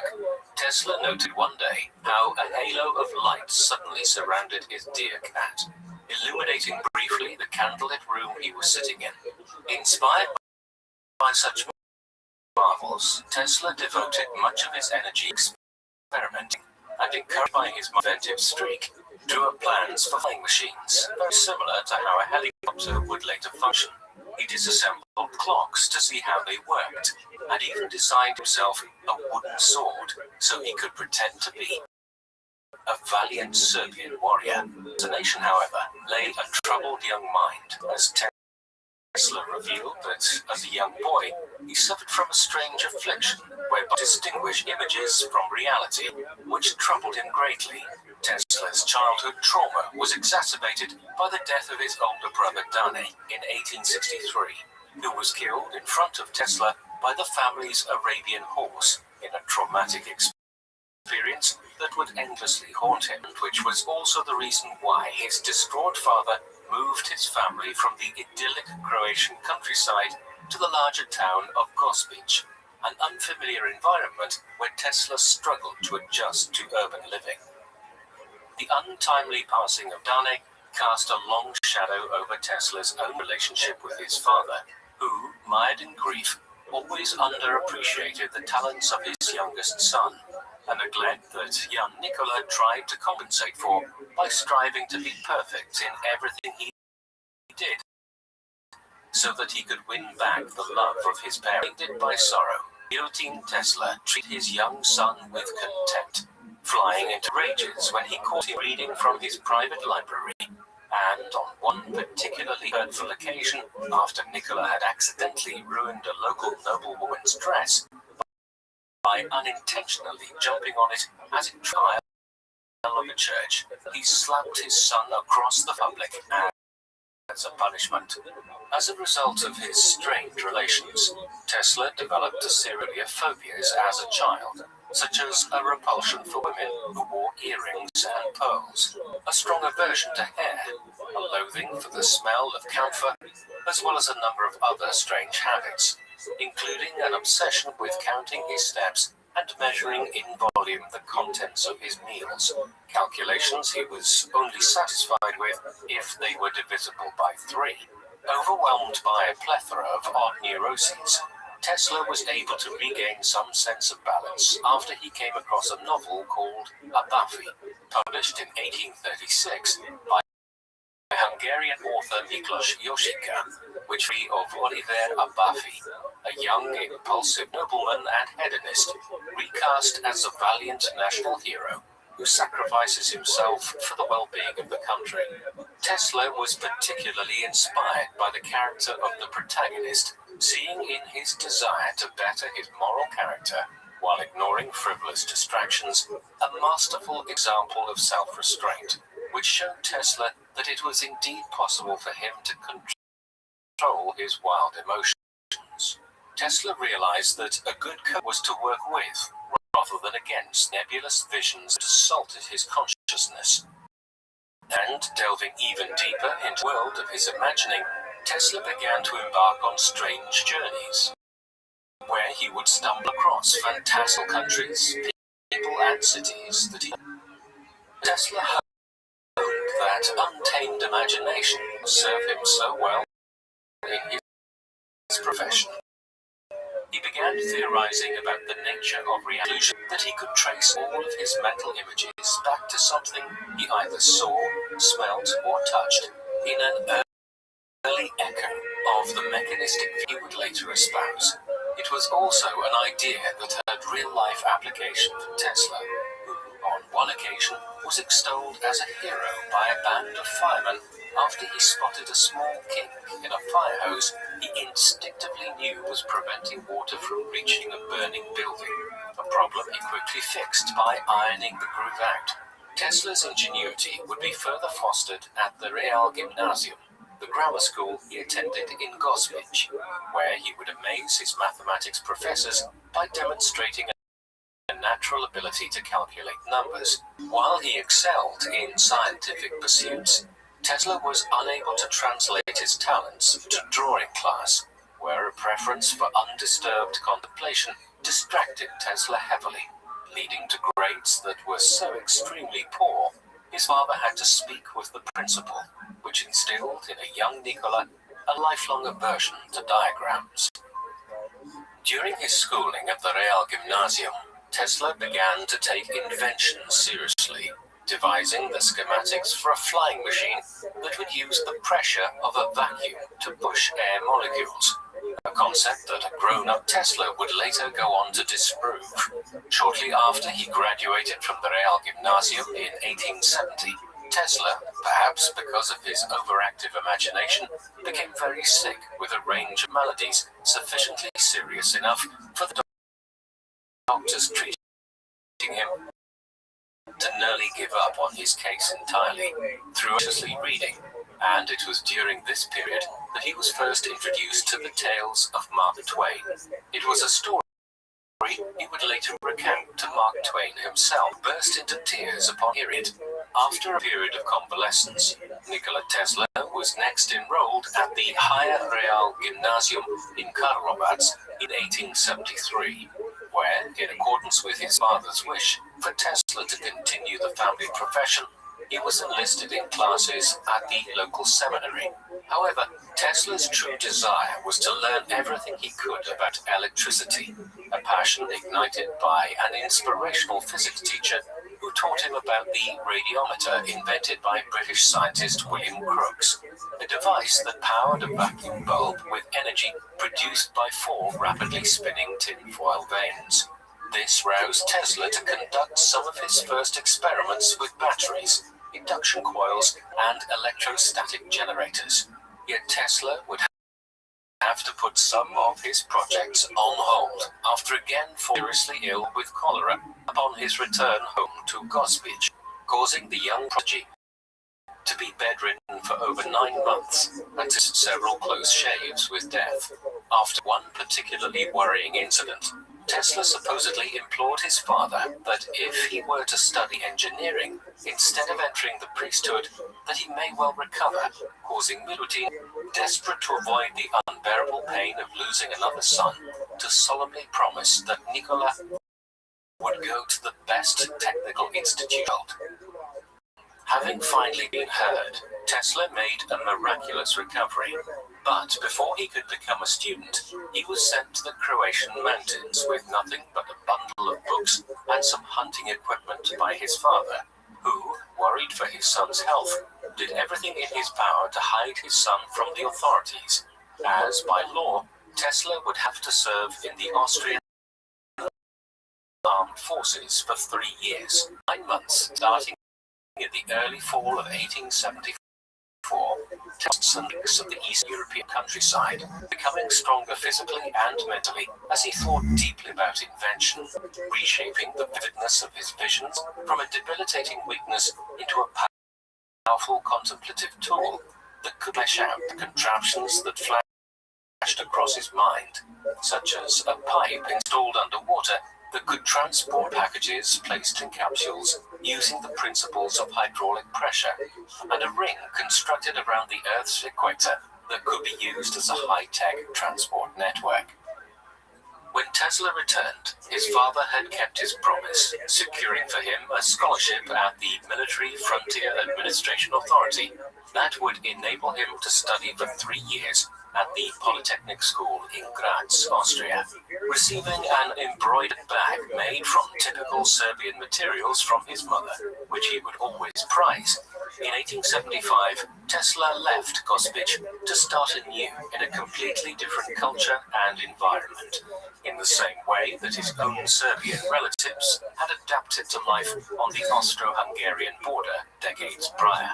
During his freshman year, Tesla proved himself to be a perfect student, never once missing a lecture, and supposedly stuck to 7 p.m. every day, a schedule that was thought so extreme that one professor wrote to Milutin, warning him that unless his son was escorted out of the school, that he might work himself to death, while others commented as the dean of the technical faculty who informed Milutin Tesla that his son was, quote, a star of first rank, administering his earliest experiments with alternating current, or AC, that later make his name. But during his sophomore year, Tesla would be sidetracked, developing a destructive gambling habit, and wagering away his tuition fund in the process. In the institute, Tesla had neglected his studies, and with no marks registered for his final semester, he was also unable to graduate and was forced to abandon the university in December 1878. A failure he made sure to keep secret from his family as well as his classmates, as he was riddled with guilt and embarrassment. In 1879, Tesla would live for a while in self-imposed exile, first making use of Maribor, where he became a draftsman and was paid 60 florins a month, while in his free time he continued to play cards and wager money on the streets with the locals. Yet Tesla's Slovenian sojourn would be fifth. As a couple of his stay, he was seized by the authorities for not possessing proper residency permit and returned to Gospic, escorted by armed police. Back home, Tesla's father would not get much time to set his son straight, as only a month later, on the 17th of April 1879, Milutin died, heartbroken that his son had been labelled as a vagrant and had chosen to indulge in a life of vice. Not content to see their talented nephew waste his abilities, in January 1880, two of Tesla's uncles gave him enough money to start courses at the Charles Ferdinand University in Prague. Not the language required, which specified that students had to be fluent in both Czech and Greek. However, communication issues aside, he also arrived too late and was unable to enroll in classes. And so, for the entire time, Tesla was only permitted to attend lectures and received no formal grades. Tesla landed his first job for a telecommunications firm in Budapest called the American Telephone Company, where he was drafted in as an electrical engineer by Theodore Puskas, who had previously worked alongside Thomas Edison, the inventor of the light bulb, at the Edison Laboratories in Menlo Park.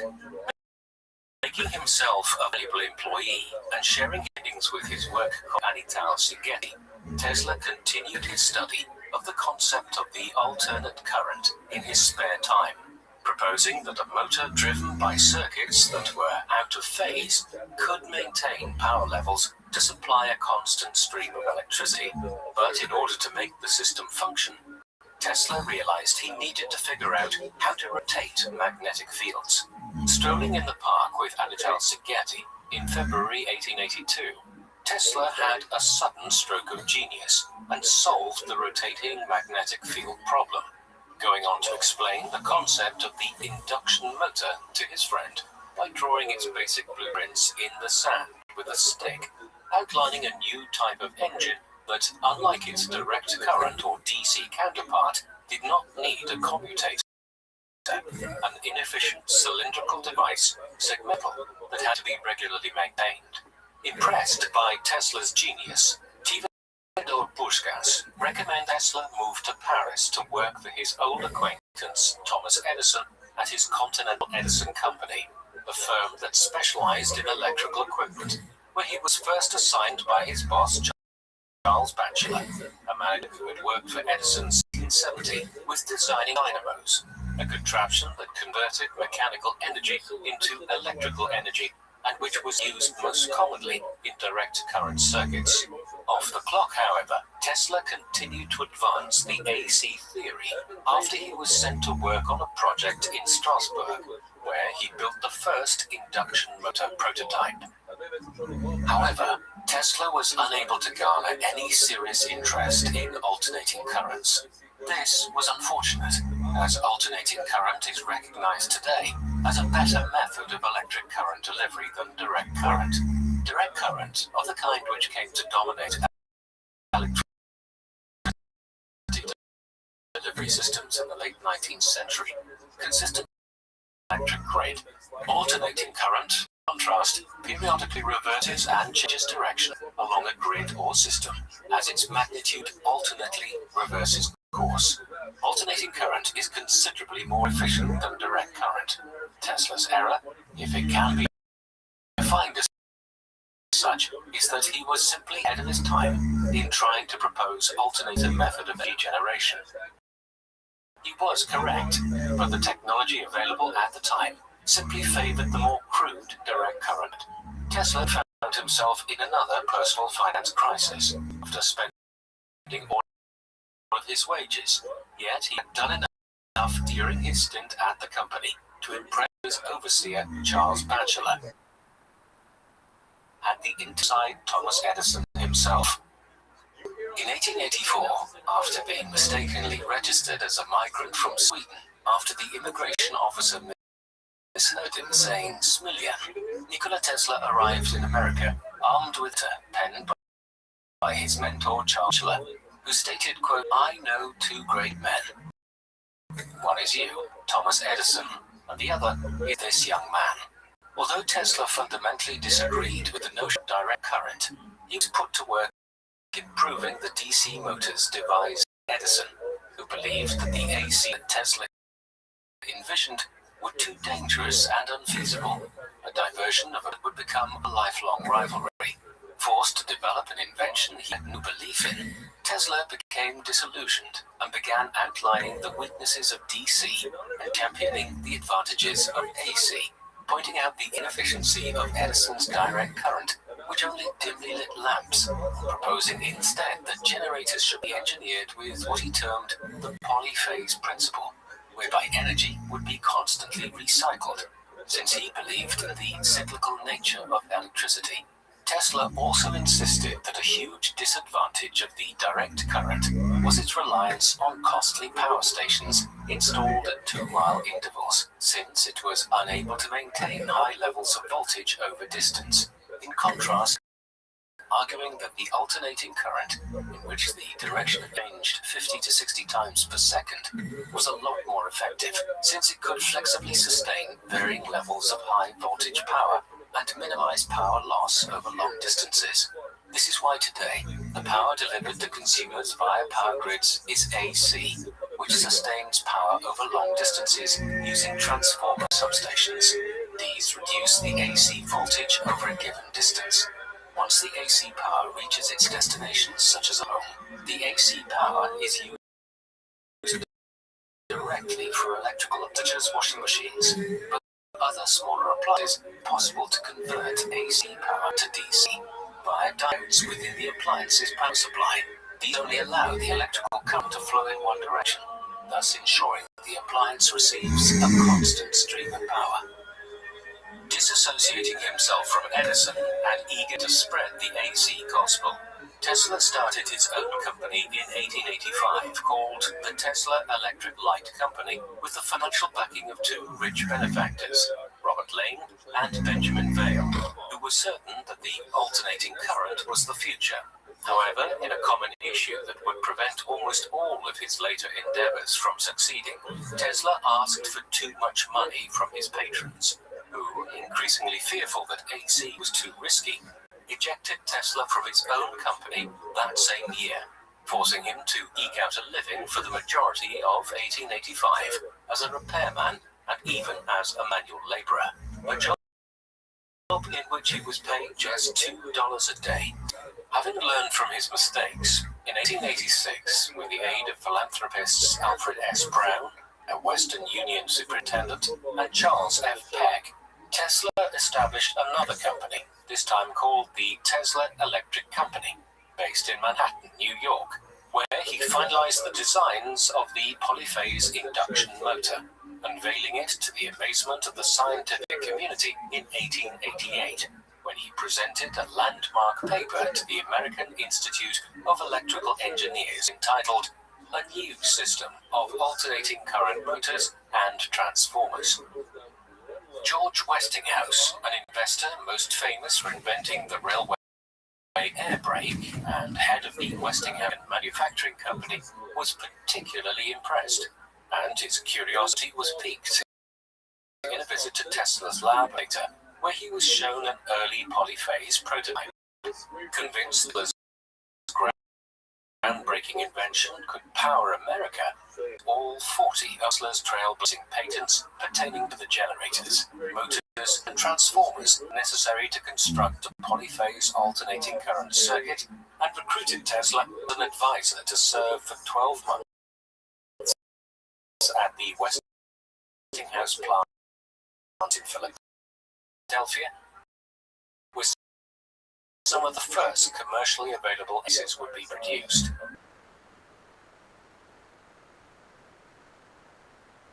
Of a war of the currents, which pitted AC against DC from 1888 to 1890. During the dispute, Edison tried to use it Despite the effective over long distances, articles in the biggest publications warning of the dangers of the alternating current. Edison was unable, however, to convince his largest benefactor of the superiority and Wall Street wolf John Pierpont Morgan, who in 1992 merged Edison General with the AC-focused Thomas Houston Company, removed Edison's name to create General Electric and switched entirely to alternating current instruments. With Edison sidelined, the alternating current emerged as the undisputed victor of the War of the Currents, as Westinghouse increased his annual turnover from $800,000 in 1887 to $4.2 million in 1890, while Tesla was paid around $105,000 in royalties by the end of 1891, a period that also witnessed several other personal and professional triumphs for Tesla, who officially became a U.S. citizen in July 1891, at the same time as he established two personal laboratories in New York, situated at South Fifth Avenue and East Houston Street. On the other hand, Tesla's dividend checks would come to an abrupt end after West Array.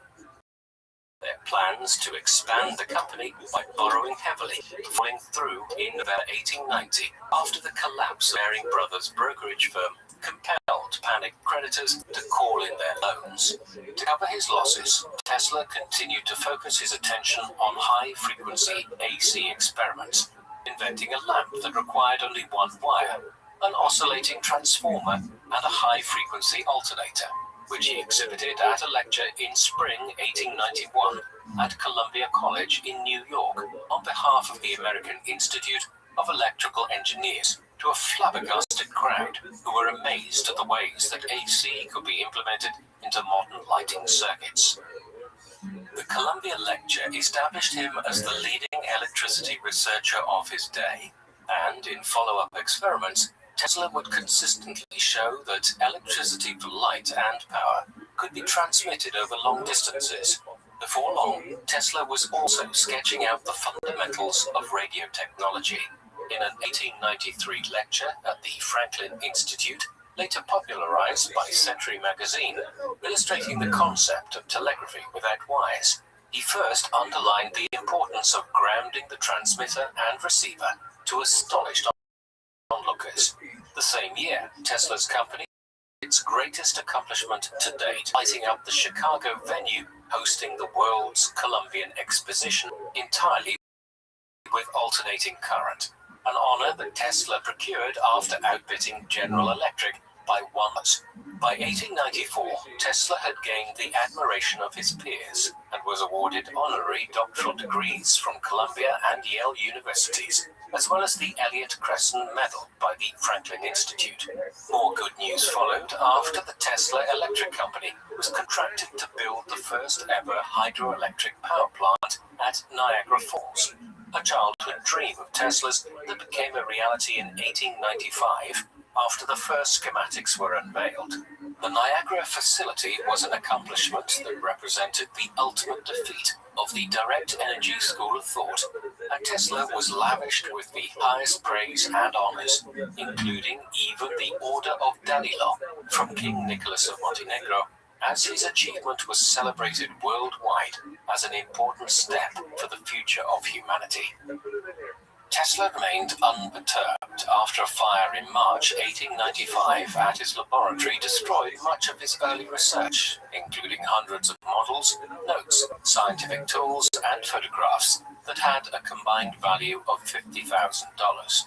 Despite this, in 1896, he demonstrated some of the earliest uses of the X-ray, discovered around the same time by the German scientist Konrad Röntgen, and astonished his contemporaries with the first ever X-ray of a man, published in the Electrical Review, printed using rudimentary X-ray tubes of his own design. Having revealed some of the most innovative functions of the X-ray, Tesla devised the basic elements of the radio transmitter, and in 1896 built a rudimentary unit that received radio waves. He assessed his new invention at the Gerlach Hotel, located on 27th Street in Manhattan, where he was living, by sending radio waves to it from his New York laboratory on South Fifth Avenue. Tesla presented his insights at an 1898 exhibition at Madison Square Gardens, where he demonstrated a radio-controlled boat he called a tell-automaton to stunned audiences, and by 1901 he had been awarded with a patent clarifying that he had created a system for transmitting electrical energy.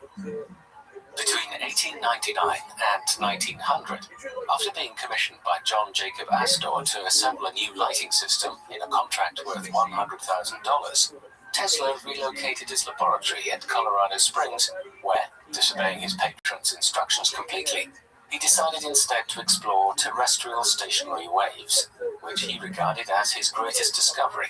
At this rural outpost, located far away from the humdrum of New York City, started to piece together an enormous transmitter powered by millions of volts of electricity at an experimental facility built on the outskirts of the town of Nob Hill, keeping inquisitive onlookers away with an ominous Dante line at the front entrance which read, quote, "Abandon hope, all ye who enter here."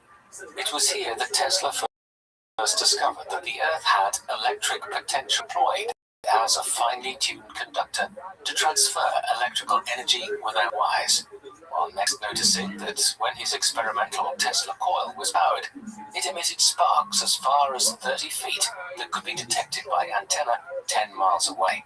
Realizing that he could now wirelessly transmit signals using the electromagnetic frequencies of the planet, Tesla explored the practical applications, managing to light up 200 lamps fed by a power source situated 26 miles away.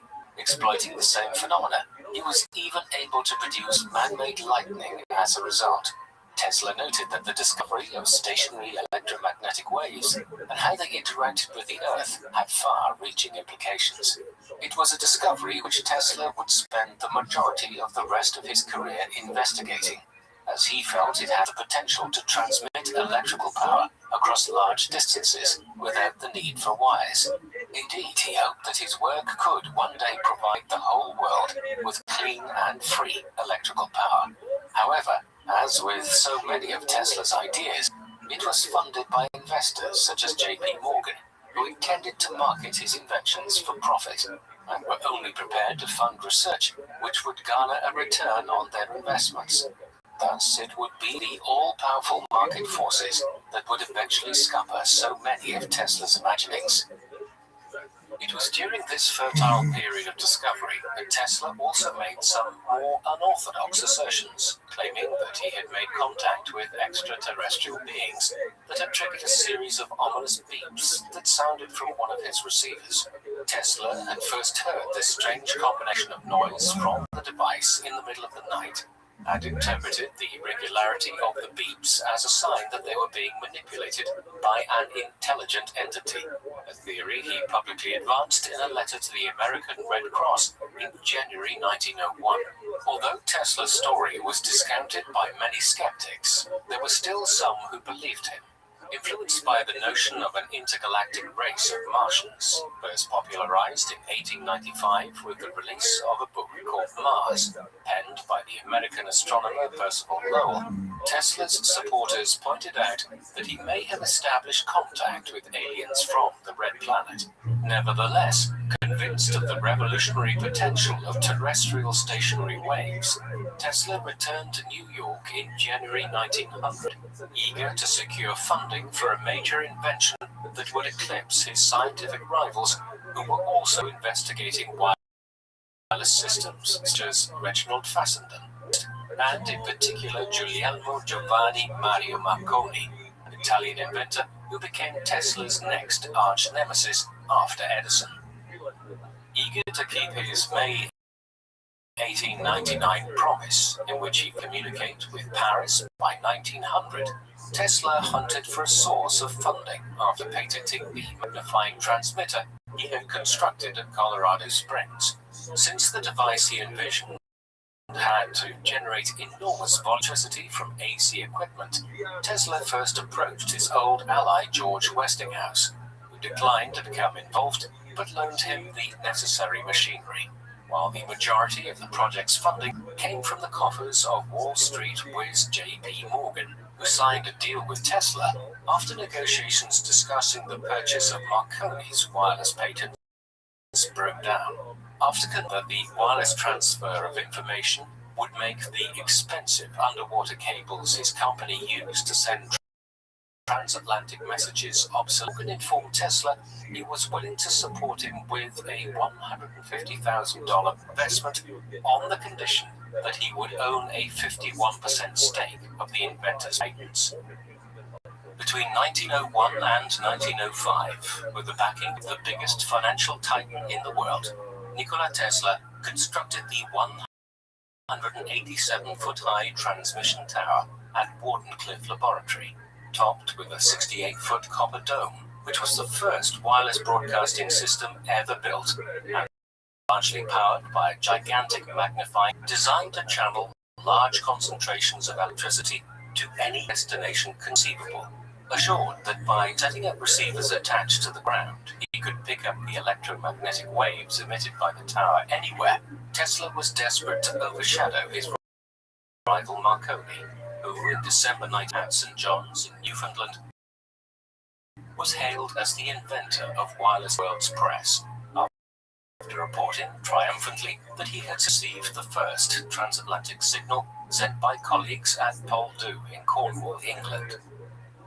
With the jaded Tesla making it explicitly clear in newspaper interviews that he believed Marconi had stolen many of his ideas from the 1890s, and wishing to keep his benefactor on side, he next announced that he was going to create a world telegraphy system, a cutting-edge communication array similar to the World Wide Web of the 1990s, in which individual receivers would pick up messages and news broadcasted by transmitting facilities.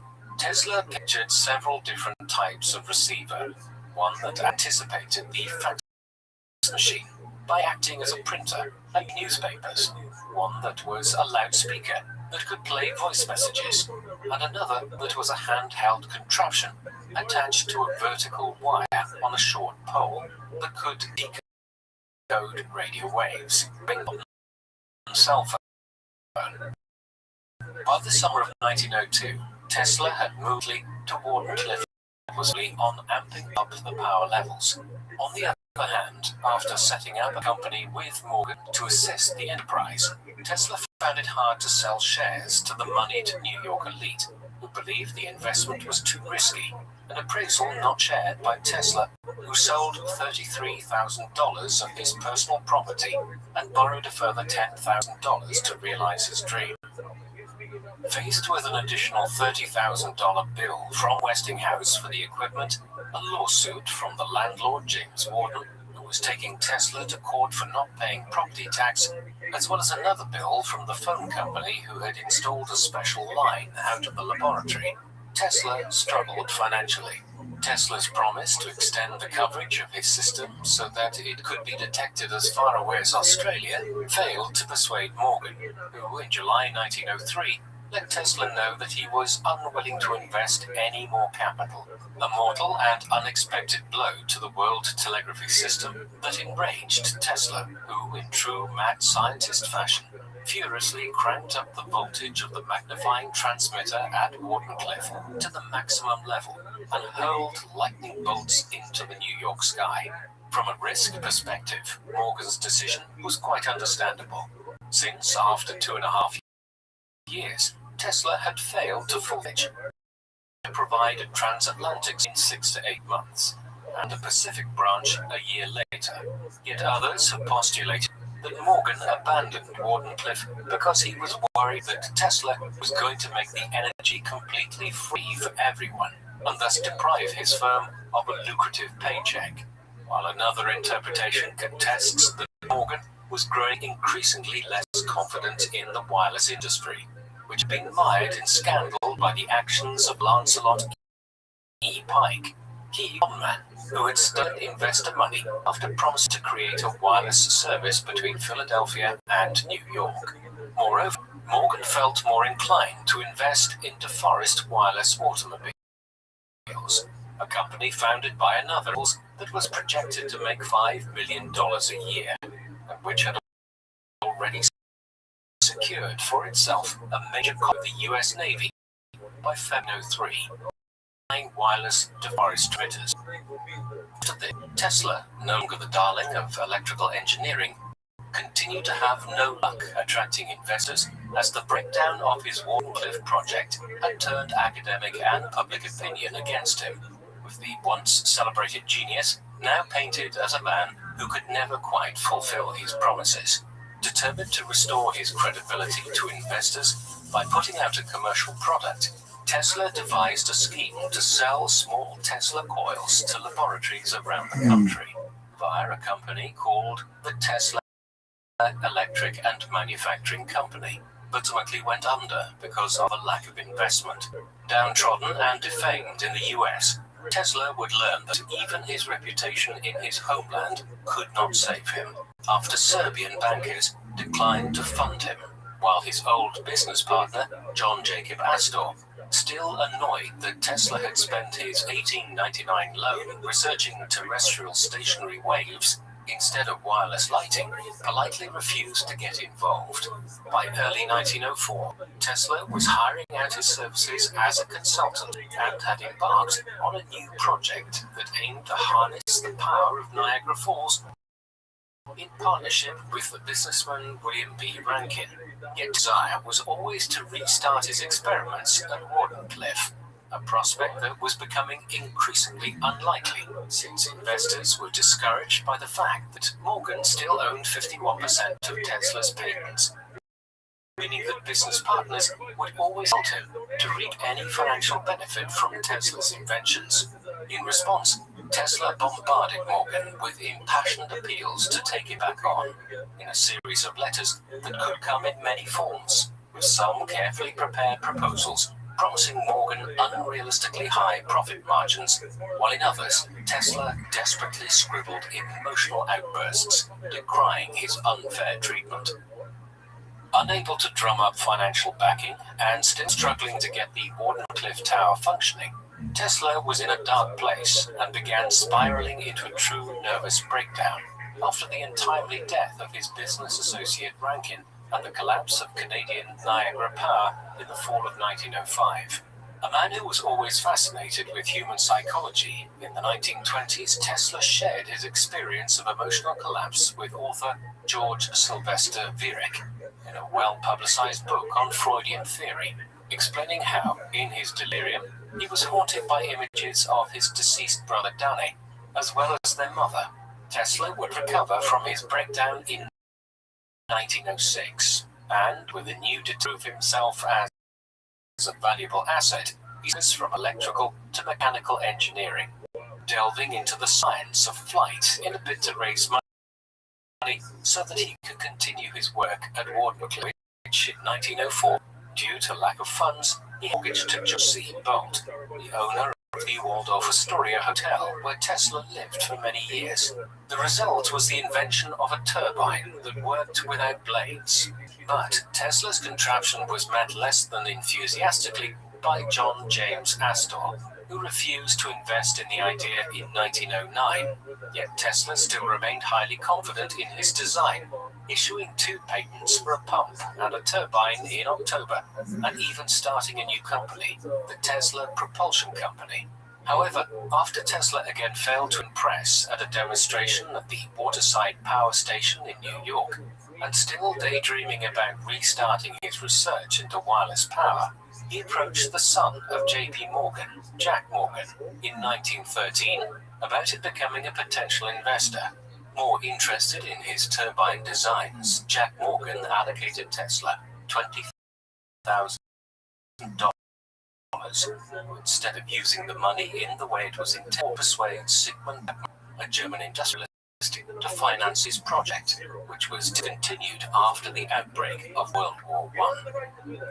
Over the next 10 years, as his personal wealth began to evaporate, Tesla continued to assess his turbine and to work in conjunction with manufacturers such as in Chicago, Alice Chalmers in Milwaukee, and the Budd Company in Philadelphia. But he was unable to fix a recurring problem that ultimately spelled the project's doom, as if operated at over 10,000 RPM, the thin discs of the internal machinery would start to deform, and there were no stronger materials available. Tesla's inability to secure funding for any of his pursuits and his penchant for overspending led to the near emptying of his bank accounts, and from 1916 he was forced to file for bankruptcy. Tesla admitted that his monthly income was no more than $350 to $400 after declaring he was unable to pay taxes to the New York Treasury. Although he was still technically the president and treasurer of the Nikola Tesla Company, over 90% of the company's stock was owned by friends, bankers, and creditors, and many of his patents by then had expired, leaving Tesla virtually penniless. In a bid to save himself from financial ruin, Tesla launched a lawsuit against Marconi in August 1915, accusing the Italian of illegally patenting radio technology in 1904. But the case went nowhere, and Marconi remained the official owner for the time being, with a decision later overturned by the Supreme Court in 1943, only a few months after Tesla's death. Consequently, Tesla was forced to earn a living by creating minor inventions and registering several improvements in automobile speedometers, frequency meters, and flow meters, which he licensed to Waltham Watch Company in 1918. The company used Tesla's name as a marketing ploy to sell scientifically built speedometers, as despite Tesla's changing circumstances, his name still carried a certain gravitas, and Tesla's opinions and thoughts still garnered much press interest, such as in 1917, when, presaging the advent of radar technology in the 1930s, he forecast that microwave radiation could be employed to detect ships. In the midst of his financial troubles, Tesla still had his admirers. And in 1915, by the New York Times, that he had jointly won the Nobel Prize Physics, an honor he used to share with his one-time ally and now bitter enemy Thomas Edison. But when it was presented at the awards ceremony, it was instead given to William H. Bresson, as Tesla refused to share the award with, nor had he forgiven the Institute for recognizing Marconi as the pioneer of radio communication technology, after they had awarded the same accolade in 1909. 2 years later, in 1970, however, when he accepted the Edison Medal from the American Institute of Electrical Engineers, the most prestigious prize in electronic engineering. His life's work was praised in an address by the vice president of the organization, who said, "Were we to seize and eliminate from our industrial world the result of Mr. Tesla, the wheels of industry would cease to turn, our electric cars and trains would stop, our towns would be dark, and our mills would be idle and dead." His name marks an epoch in the advance of electrical science. Yet Tesla cared very little for the decoration, opting to leave the Engineers Club when the award ceremony was taken shortly before he was presented with the medallion, forcing his friend and the person who had nominated him, B.A. Behrend, to embark on a frantic search that ended in Bryant Park, across from the venue, where Tesla was busy feeding pigeons. Tesla particularly loathed the fact that the award was in his rival's name. Despite being lauded for his work in electricity, Nikola Tesla remained poor throughout the 1920s, and because he made only a small income from the royalties he received from licensing his minor inventions, he became embroiled in a string of legal disputes, such as in June 1925, when he was sued by the attorney Ralph J. Hawkins for failing to pay $913 in fees. It was during this decade that Tesla started to retreat from the public eye, living hotel to hotel as an eccentric recluse and spending so much of his time feeding the pigeons in Bryant Park, behind the New York Public Library, that one end of the park, Nikola Tesla Corner, now honors his name. However, on his 75th birthday in 1931, Nikola Tesla was suddenly back in the spotlight, appearing on the front cover of Time magazine and thanks to the efforts of a young science writer called Kenneth Swayze, he received over 70 letters of congratulation published in a testimonial volume from some of the most esteemed scientists of the day, including Albert Einstein. Interviewed by Time magazine, Tesla outlined many of his future plans and confidently disclosed how he was going to disprove Einstein's theory of relativity, how he was unconvinced that energy was released from a split atom, as well as espousing the possibility of interplanetary communications in a conversation he enjoyed so much that every year thereafter, Tesla would organize a press conference on his birthday, usually a 6-hour affair where Tesla would speak to a number of reporters and update them about his scientific and personal progress. For example, in 1932, he informed the general public about his desire to build a motor propelled by cosmic rays. And in 1936, he told journalists that he wiggled his toes hundreds of times before he went to bed, an exercise he believed would tone his body and enable 135 years old. The 1934 party was a particular highlight, where Tesla first revealed he was in the process of creating a particle beam weapon, claiming at times that end concentrated beams of particles through air of such tremendous energy that they will bring down fleets of 10,000 enemy airplanes at a distance of 250 miles from a defending nation's border and will cause armies of millions to drop dead in their tracks. Anticipating the later doctrine of mutually assured destruction and the concept of nuclear stalemate, Tesla believed his laser beam could end war completely, since it was so devastating that every conceivable defensive measure would be useless against it. Although Tesla was susceptible to flights of fancy on occasion, the Death Beam Real project, and was the subject of a Tesla study rediscovered in 1984, entitled The New Art of Projecting Concentrated Non-Dispersive Energy Through Natural Media, which laid out the fundamentals of a weapon system that discharged tungsten and mercury particles at 48 times the speed of sound to produce devastating projectiles. Despite Tesla's invention being impossible, it elicited a great deal of publicity, motivating Tesla to recruit Hungarian architect Titus de Bobula to design a new tower to evaluate the death beam. Yet the project would never get off the ground. In 1935, Tesla was no longer working with de Bobula, who had proven himself a slippery character after attempting to borrow money from Tesla and trying to get him involved in an illegal arms deal in Paraguay.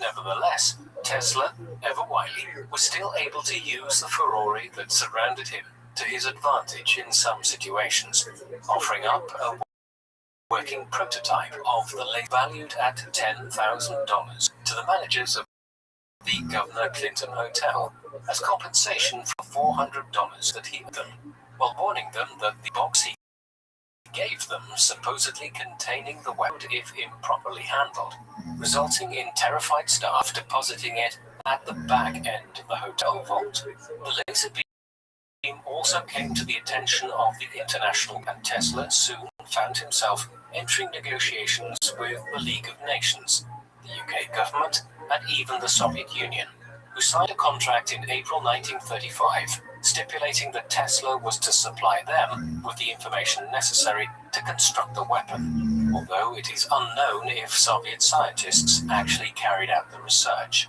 The project, however, would start to disintegrate from January 1938, after the British concluded negotiations with Tesla, while the final nail in the coffin would occur in 1940, after he was left empty-handed, following a desperate attempt to persuade the US government that the laser beam could be a viable weapon. Hampering Tesla in his last-ditch attempt with international governments was his declining health, which had started to deteriorate in 1937 after he was run over by a taxi and refused to get medical treatment for injuries that he would never recover from, subsisting on a meager diet of vegetables and warm milk, and making sure to keep 3 feet away from everyone to avoid catching germs. Tesla's personal health choices led to no improvements, and in 1942, he was spending the majority of his days in bed, where his grip on reality started to loosen. When in July, for example, Tesla tried money to Mark Twain, who had died in 1913, opting to select few visitors, including the ex-Yugoslavia Peter II, and a young scientist called Blois Fitzgerald, the creator of an anti-tank gun, who would come to discuss inventions. Tesla isolated himself from the world as he deteriorated. Nikola Tesla died of a heart attack in his sleep on the 7th of January 1943 at his executive suite in room 3327 of the Hotel New Yorker, where he had been living for the previous 10 years. Inundated with letters of condolence from major scientific and political figures all over the world, such as Eleanor Roosevelt, the wife of the US President, the Vice President Henry Wallace, and a host of Nobel laureates, Tesla's funeral took place at St. John the Divine Cathedral in New York City on the 12th of January, where it was attended by over 2,000 people and presided over by members of the Serbian Orthodox Church. Afterwards, Nikola Tesla, who by the end of his life boasted over 700 patents to his name, was cremated, and his ashes were placed inside a golden sphere, which is still exhibited at the Tesla Museum in Belgrade.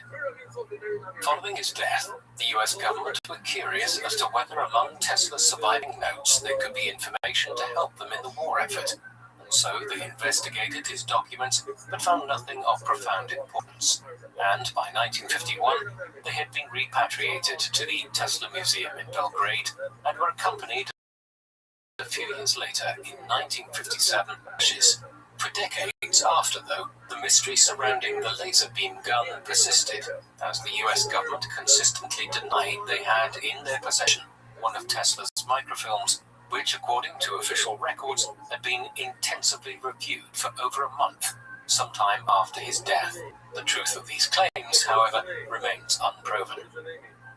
Born to Serbian parents on the Austro-Hungarian borderlands, Nikola spent his early childhood in pastoral paradise, playing for hours in the farmyard and the churchyard with his siblings and his cat, Maciek, who first set in motion Tesla's lifelong obsession after showing him strange ways that electric phenomena interacted with the material world. As a youngster, Tesla was besieged by a catalogue of perplexing illnesses, including an oversensitivity to mental images, which made the products of his imagination seem real, as well as a fixation with quantifying everything he saw and experienced. Tesla was a classic eccentric genius, possessing an irrepressible self-belief in his own ability to devise fresh and original concepts, which he presented with the flamboyance and performance flair of a showman. As on stage, he was equally as electric as his subject matter, coming across, in the words of New York World reporter Arthur Brisbane, as a most radiant creature, with light flaming at every pore of his skin, from the tips of his fingers and from the end of every hair on his head. By the mid-90s, Tesla was at the apex of his power and making major contributions to a number of other academic fields. But Tesla, who prioritized his intellectual pursuits and never took a wife or started a family, also had his fair share of anxieties, the pressure of his line of work making him particularly susceptible to emotional outbursts of despair and anger when things were not going his way. Tesla's misfortunes often arose because he was overly confident in his outlook, produced only commercial results from his experiments, and had no qualms about irresponsibly spending all of his investors' money while still asking for more. A habit that would irreparably damage his reputation in his later years and transform him into a recluse who hid away in New York hotels. As he began to ail in the 1930s, he enjoyed a renewed wave of international popularity when he revealed that he was planning to assemble a laser gun that he anticipated would be so powerful that it would end all conflict. Yet, like many of his schemes, it would never come to fruition, fizzling out by 1940 after his last effort to interest the US government failed. Although many decades curiosity about the death ray would still persist. Following a period of mental and physical deterioration in 1942, Nikola Tesla died at the Hotel New Yorker on February 1943, but was immortalized for his foundational contributions to science. Today, one of the world's most prominent and valuable companies is called Tesla Inc. It is a company which seeks to revolutionize transport systems and how energy is delivered across the world. And while it has no direct connections to Nikola Tesla, the man, it is fitting that his life's work has been remembered in this way. Tesla, an ethnic Serb, hailed from Croatia in the mid-19th century, at a time when the Balkans was very far from the center of technological and industrial development, and formed part of the Austro-Hungarian Empire, a backwards power which did not contribute greatly to wider societal development at the time. Despite these impediments, he made enormous breakthroughs during his lifetime in a wide range of different fields. It was Tesla who had alternating current, who made major advances in radio technology, and who first devised many of the systems which are used today in renewable energy systems. Perhaps most impressive, he devised the entire concept of wireless technology and communication.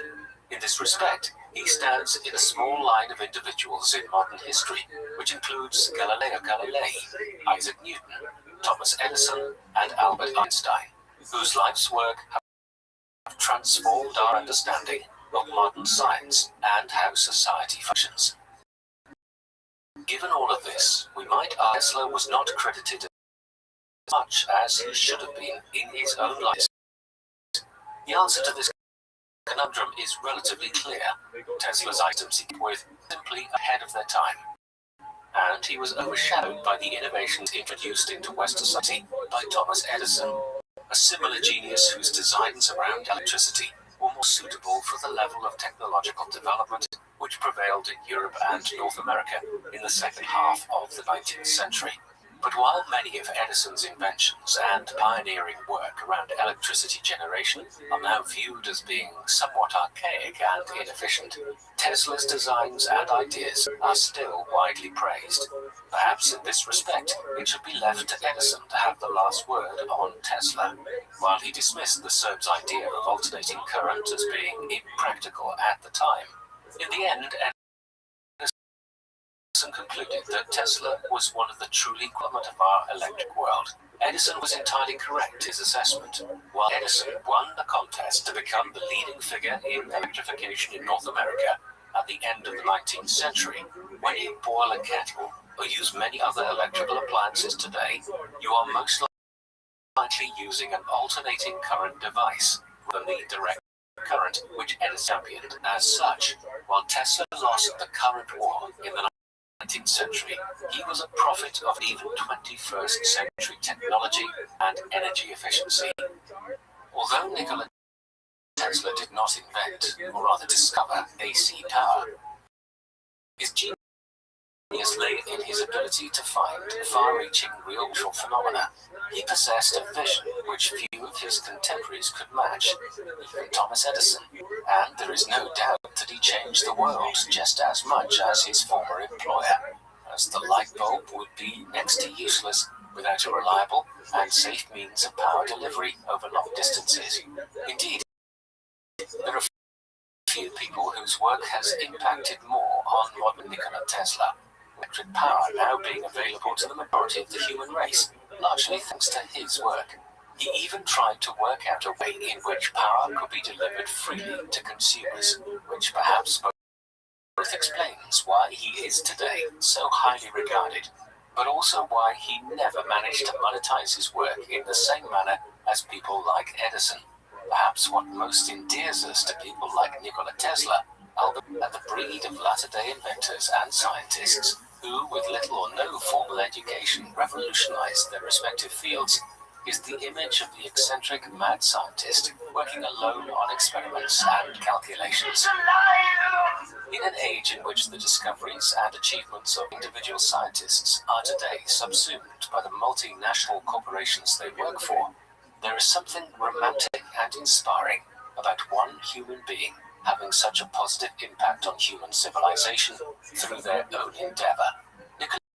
Tesla is one of these people. The fact that he did not perhaps receive the money or recognition he deserved in his lifetime, he has, since his death, been immortalized as one of the greatest and most important inventors to have ever lived. What do you call Tesla? Do you believe he was a more brilliant scientist than Einstein? Please let us know in the comments section. And in the meantime, thank you very much for watching. Okay, let's finish this thing over here for a second. What a day, what a day. You swear. What's the guy's name for this record? Ele não está swimming. Vai em dois, está de bem, está de bem. Vai em dois, está smoking cigarettes. He calls every other cheer, he says, oh, wait. I got the sheer give you death. I didn't know the sheer for your death.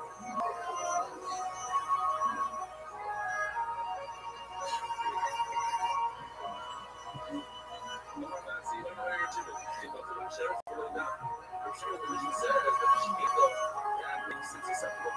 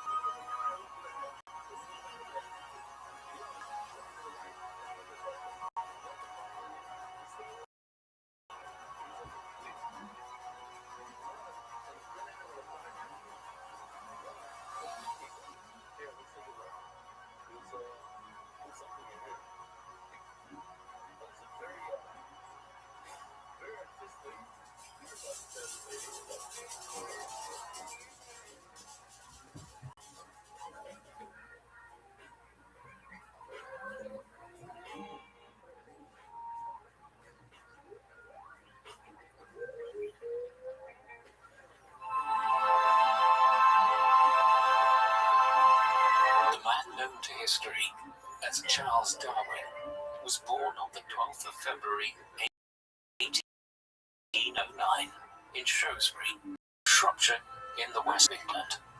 His name was Robert Waring Darwin, a physician who was remembered in part for his towering stature and imposing frame, at over 6 feet in height and weighing 24 stone. Darwin later recalled that his father was the largest man he had ever seen, and noted the conversations that he would have with his father, who assumed that his son into the medical profession. Charles Darwin's mother was Susanna Darwin, née Wedgwood, who died suddenly when Charles was aged 8, of either a severe ulcer or stomach cancer. He later recalled that he could remember hardly anything about her, except her deathbed, her black velvet gown, and her curiously constructed work table. Charles's grandfather on his father's side was Erasmus Darwin, a noted scientist who had mooted a theory of evolution in his poem, The Loves of the Plants, written in 1789, in which he referenced adhumans, noting, for instance, the fact that human males had nipples, and flies' unused fourth wings. He also created designs for a rocket engine which would be powered by hydrogen and oxygen, a canal bridge which would lift barges, and a copying machine, many of which were not realized in practice until long after his death. Erasmus Darwin was a notable writer and an accomplished man of science who turned down an offer from George III to become his royal physician, and instead directed his attention to the writing of poetry and the management of a new club, the Lunar Society of Birmingham, which was devoted to philosophical discussion between industrialists, scientists, and poets, to name a few. The relationship between Erasmus and his son Robert was strained, leading Charles to have little contact with his grandfather's theories and writings. These were not treasured by Robert, who instead attempted to encourage them to become a man of medicine. The Darwin family included several other children, including one younger and 3 older sisters, as well as a single brother, Erasmus, who was 5 years older than Charles. His sister, Caroline, provided Charles with his first education, despite being only 9 years older than him. Having been educated for a time by Caroline, Charles later became a student of the Reverend G. Case, a Unitarian minister, who noted that Charles had a passion for collecting various ephemera from the natural world, including seashells, minerals, and stones. When aged 9, Charles was enrolled at Dr. Butler's school in Shrewsbury, where he boarded, despite only living a mile away. He recalled later that he would often run home before the school was closed for the night in order to see his family, which he argued was absolutely essential in maintaining his mental health and well-being. Darwin much of his free time reading and was deeply interested in the poetic works of Byron and the writings of Shakespeare, although he later lost interest in them. He was also fascinated by the idea of travel and enjoyed reading works which depicted adventure and foreign lands. Charles's interest in science stemmed both readings and from the activities of family members. His brother's interest in chemistry to construct a makeshift lab in their garden shed, and his uncle excitedly instructed operation of a barometer. His fascination with fauna was augmented on family trips, such as those which the Darwins made to the Welsh coast, in which Charles noted that the insects and flowers to be found there were not always the same as in his home county. Charles performed with average success at school and entered the University of Edinburgh when he was aged 16, although it was noted by his father that a significant reason for his leaving school early was because he lacked any great progress in his studies there. He was emotionally healthy, from what we can gather from contemporary reports and autobiographical statements, although he recalled that he had once kicked his puppy for the sense of power that it afforded him, and that he was sometimes frustrated by the social standing of the sciences, which were often regarded as beneath a gentleman. Entrance to the University of Edinburgh was encouraged by Charles's father on the basis that this would lead to his inevitable medical career. The university was a renowned centre for medical learning and counted amongst its alumni Charles Bell, the discoverer of Bell's palsy, as well as the functions of the root of spinal nerves, William Hewson, the father of hematology, and James Lind, who discovered cures for scurvy and typhus, as well as the model for the first clinical trial. Charles entered the university with his own enthusiasm for the course, and was not helped by the poor teaching standards he found there, later recalling the boredom he had felt in lectures, and bemoaned the lack of hands-on experience which his teachers afforded him and his classmates. University had nonetheless given Charles some experience which he would later come to rely upon. He presented his first academic paper to the Plinian Society while studying there, and had met an academic who would later come to support his theory of evolution, one Dr. Grant. After 2 years at Edinburgh, Charles had decided that he no longer wished to study medicine, following in the footsteps of his brother, who had already quit his medical course at Edinburgh, and his father decided instead that he should enter the clergy as an alternative. Charles was entered at Christ's College at the University of Cambridge when aged 19. He once again, by his own admission, wasted his student days by becoming involved with a group of fellow students who preferred yield to the library. and he gained a pass mark in his final exams. The university had been invaluable to Charles as a means of introducing him to academics who would be formative in his own pursuit of science. J.S. Henslow and Adam Sedgwick both influenced Charles as a student and later in his life.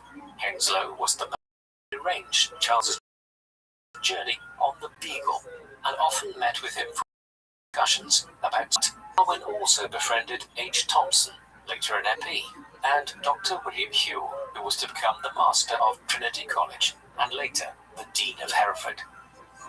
Darwin left Christ's College in 1831 and joined Sedgwick on an excursion the same year to North Wales, where he was taught the theory and method of geology and was given an opportunity to apply his newfound skills as part of an academic investigation.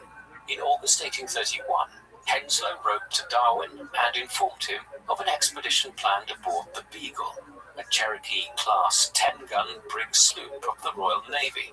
Her captain, Robert Fitzroy, had written to Henslow and had stated that he would welcome a naturalist on his voyage, given that they would undertake the journey without pay.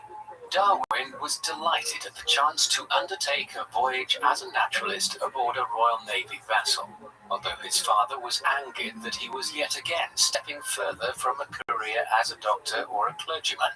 Charles implored his uncle to speak to his father, and after a discussion between Josiah Wedgwood and his brother-in-law, Robert agreed to let Charles embark on the Beagle. On the 27th of December 1831, the HMS Beagle departed from Devonport. Charles, with a degree in theology and classics, was her resident naturalist. Scientifically, he was alone and had no one of comparable experience, or even though he lacked an academic background in the discipline which underpinned his vocation.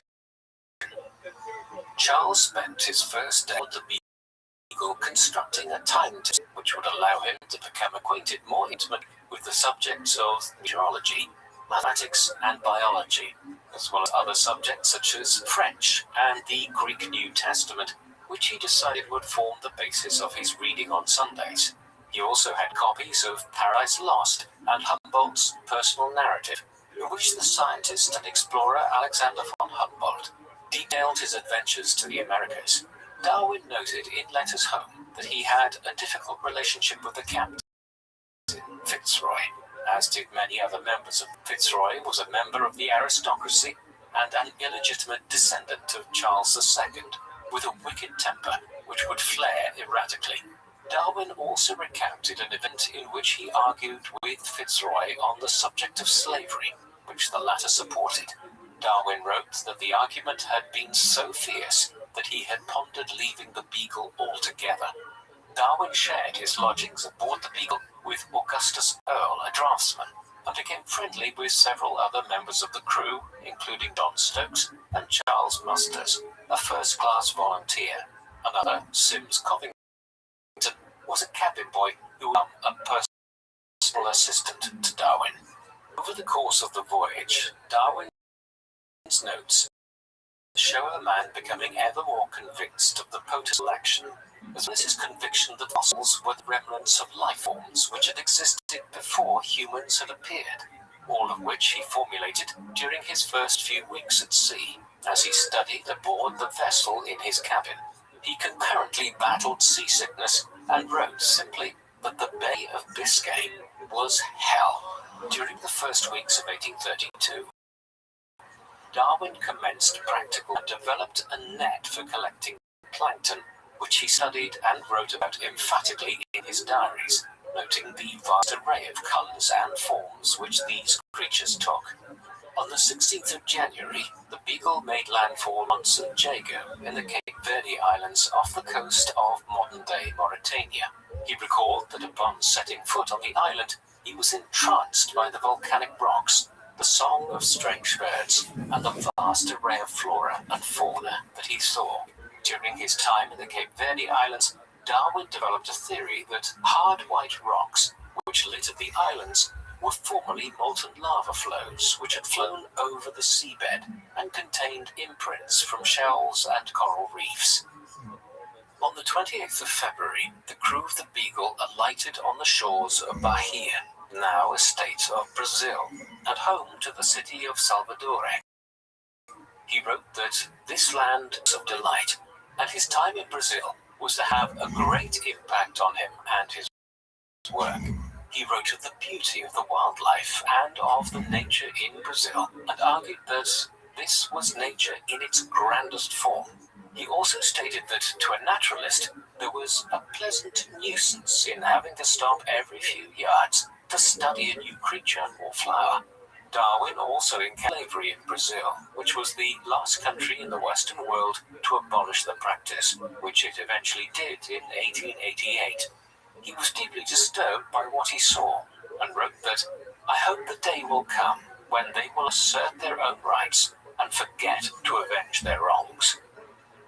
Darwin and his companions settled at the small village of Botafogo, which was located a short distance outside of Rio de Janeiro, situated on a lagoon. He soon embarked on a 3-week ride into the countryside from his base, during which he travelled a distance of several hundred miles, in what would have been a dramatic and exhaustive introduction to his new landscape. When working in Botafogo, Darwin also maintained a strict routine and collected specimens one day, to be followed by a day of preserving and analysing his finds on the following day, a 2-day timetable which he maintained for the duration of his stay. Darwin was able to observe dramatic and exciting natural events in person when in Brazil, and noted with great interest an incident in which he had witnessed a vampire bat bite a horse, and made notes on glowworms, butterflies, and fungi. On the 5th of July 1832, the Beagle left Rio and travelled south for Montevideo, now the capital of Uruguay. Upon their arrival, the crew were informed that a revolution was taking place in the city, an event which was part of a series of conflicts which had emerged in Uruguay following the declarations in 1828, and reflected a conflict between two political factions which had entered the vacuum which followed. The conflict into which the Beagle had strayed was a rebellion by the Montevideo garrison of Juan Lavalleja, the leader of the 33 Orientals, a revolutionary faction which opposed the presidency of Fructuoso Rivera, a veteran military commander who was the incumbent leader. Fitzroy made the decision not to land in Montevideo, and instead proceeded to Buenos Aires, whereupon they were fired at by an Argentine naval vessel, a problem which was later rectified by the governor. After this, the Beagle returned again to Montevideo, and Fitzroy requested to land at a private mooring. After this stop, the Beagle continued south, hugging the coastline in order to observe it. It was during this stretch of the journey that Darwin was marooned for a single night. This was due to bad weather, which meant that the Beagle was unable to come and pick him up from the island at which he had stopped in or take samples. He would later write that he knew such cold, although the experience allowed him to come across samples of fascinating fossils, such as that of the extinct giant armadillo. Both. The ship continued to pace back and forth between Buenos Aires and Montevideo, allowing the crew to send and receive mail, and Darwin to ship off his specimens home. Fitzroy, the captain of the Beagle, was also able to undertake a disturbing practice when he released 3 Fuegan prisoners that he had attempted to westernize from a previous voyage, sending them to their communities with a bizarre assortment of items such as cabbages, tea trays, cutlery, and wine glasses. This was an incident, however, which Darwin expressed his opposition to. The next few weeks were spent by Darwin riding expeditions around Buenos Aires, and Patton reported to have felt the extremes of human comfort, writing that he often suffered from a great thirst, and that the seemingly endless riding had caused him to feel incredibly tired. He was also plagued by mosquitoes, and reported that the jaguars which inhabited the surrounding forests had caused great fear amongst his guides. On returning from an expedition back to Buenos Aires, Darwin found himself unable to enter the city on account of another revolution, and instead was forced to remain outside the city proper for a great period of time. He was unable to reach the Beagle until the 4th of November, after which the vessel sailed, eventually calling into the Rio de Santa Cruz in Argentina. The Beagle had been damaged over the course of her voyage and required repairs, which were undertaken at the mouth of the river. Meanwhile, Fitzroy had planned an expedition to the Cordillera de la Costa mountain range, which would require the crew to embark on a 245-mile trip upstream, a journey which was spread over 13 days, and which the captain ultimately deemed a failure. On the 12th of May, the Beagle set out on her final trip south into the Pacific Ocean on the 9th of June, eventually reaching Valparaiso at the end of July. From here, Darwin trekked the Andes and was able to observe the differences in flora and fauna which correlate. Darwin then contracted an illness likely to be Chagas disease, which caused fever, swollen lymph nodes, and headaches, and to which some historians attributed his later poor health, such as his lethargy and heart problems. He reported at the time in his letters home that he had experienced great periods of tiredness and that he had suffered from blackouts and confusion. From Valparaiso, Darwin made one of his most important geological expeditions and ascended 10,000 feet into the Andes in order to observe the segmentation of the Earth from the sides of the mountains which surrounded him. He commented that it was the first view I ever saw which really resembled those pretty sections which geologists make of the inside of the Earth. Darwin also advanced on one of his longest expeditions, traveling some 450 miles to the north, during which he collected well over 100 geological specimens, which he labeled and recorded. By this time, he had been away from home for over 3.5 years, and his letters, despite showing his excitement, reflected an ardent desire to return to England.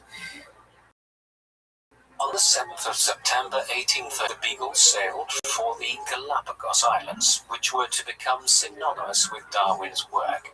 As soon as the ship anchored off the islands, the focus of Darwin's work switched from geology to biology, and he noted eagerly that the flora and fauna of the islands closely reflected those of South America. Darwin's observation of tortoises and birds on the islands stemmed from his interest in the fact that locals were able to identify which island an animal came from on the basis of their appearance. Such was the localization of their variants. He realized that finches on the various islands had differences in their appearance, which correlated with the island from which they had originated. The beaks of the Galapagos finches were of particular interest to Darwin, and he noted that some were better suited to the consumption of insects and some seeds, suggesting they were adaptations to specific environments. However, his notes at the time suggest that he did not realize the implications of his observation, writing that, "When I see these islands in sight of each other, and possessed of but a scanty stock of animals, tenanted by these birds, but slightly different in structure, and filling the same place in nature, I must suspect that they are only varieties." The Beagle remained in the Galapagos archipelago for a further 4 weeks, from which it sailed south over the Pacific, spending Christmas Day of 1835 in England.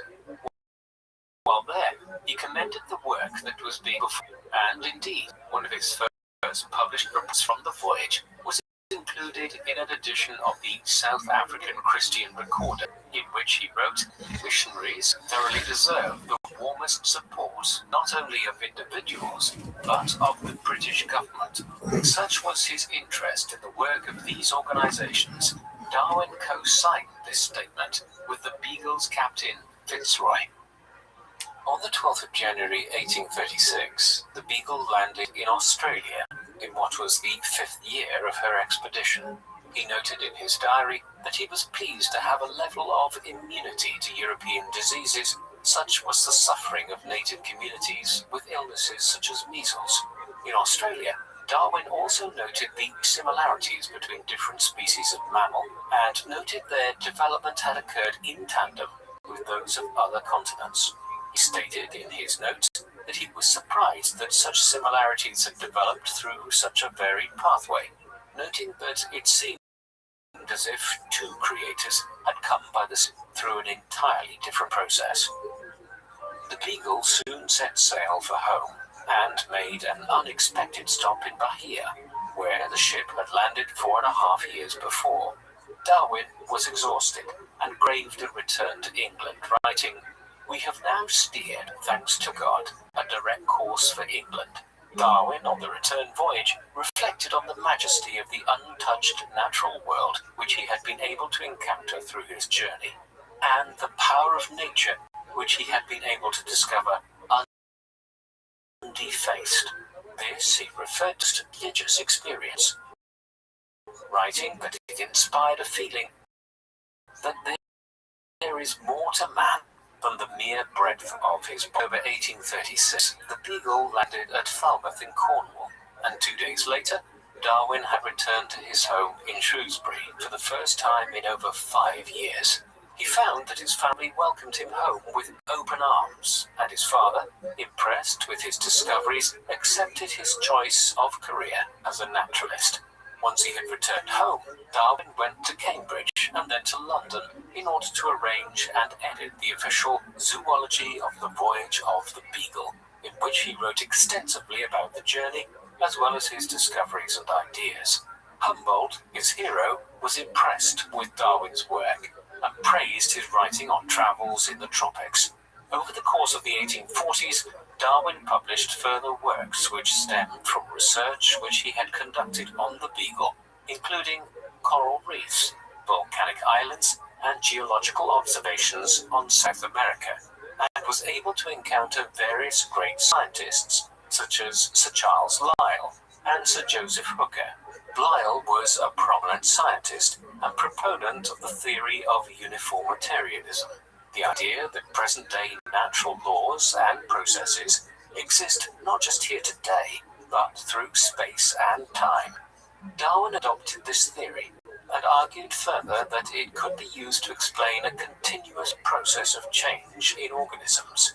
Hooker was a young man and shared a great love of naturalism with Darwin. The two became firm friends, and it was to Hooker that Darwin confined his theory of natural selection, which remained a secret between the two for a number of years.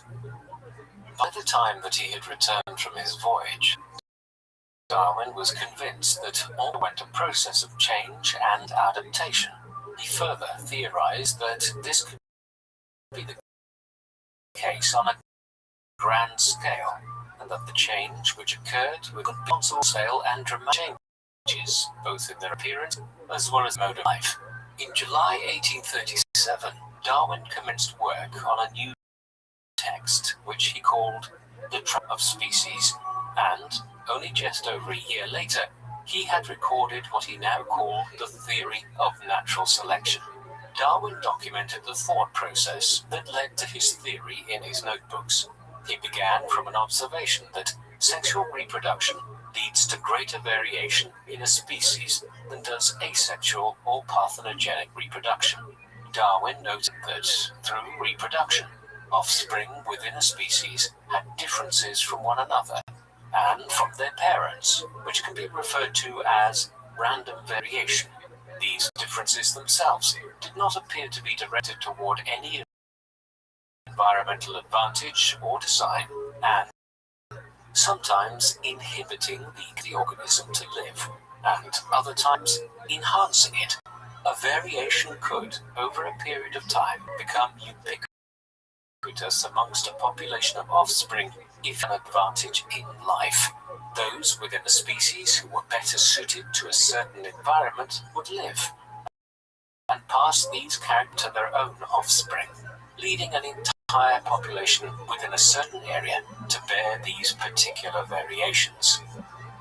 Much of Darwin's theory was also based on establishing a common ancestor of species which had diverged diverged from one another in present characteristics, which he did through an examination of fossils, demonstrating that species who shared relatively few characteristics with one another had in fact stemmed from the same ancestor, and that they had diverged from one another through adapting to particular environments.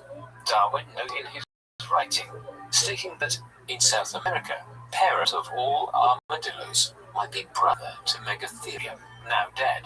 The level of variation in nature had been well covered in previous works. The Archdeacon William Paley, often credited with articulating an argument for the existence of God from design through analogy involving a watch, had himself written of the great differences present amongst animals and plants, which he had presented in his work, Evidence for Christianity. Darwin was puzzled by the potency of seemingly designed adaptations amongst species which had evidently undergone. This evidently frustrated him, and he wrote later that how selection could be applied to organisms living in a state of nature remained for some time a mystery to me.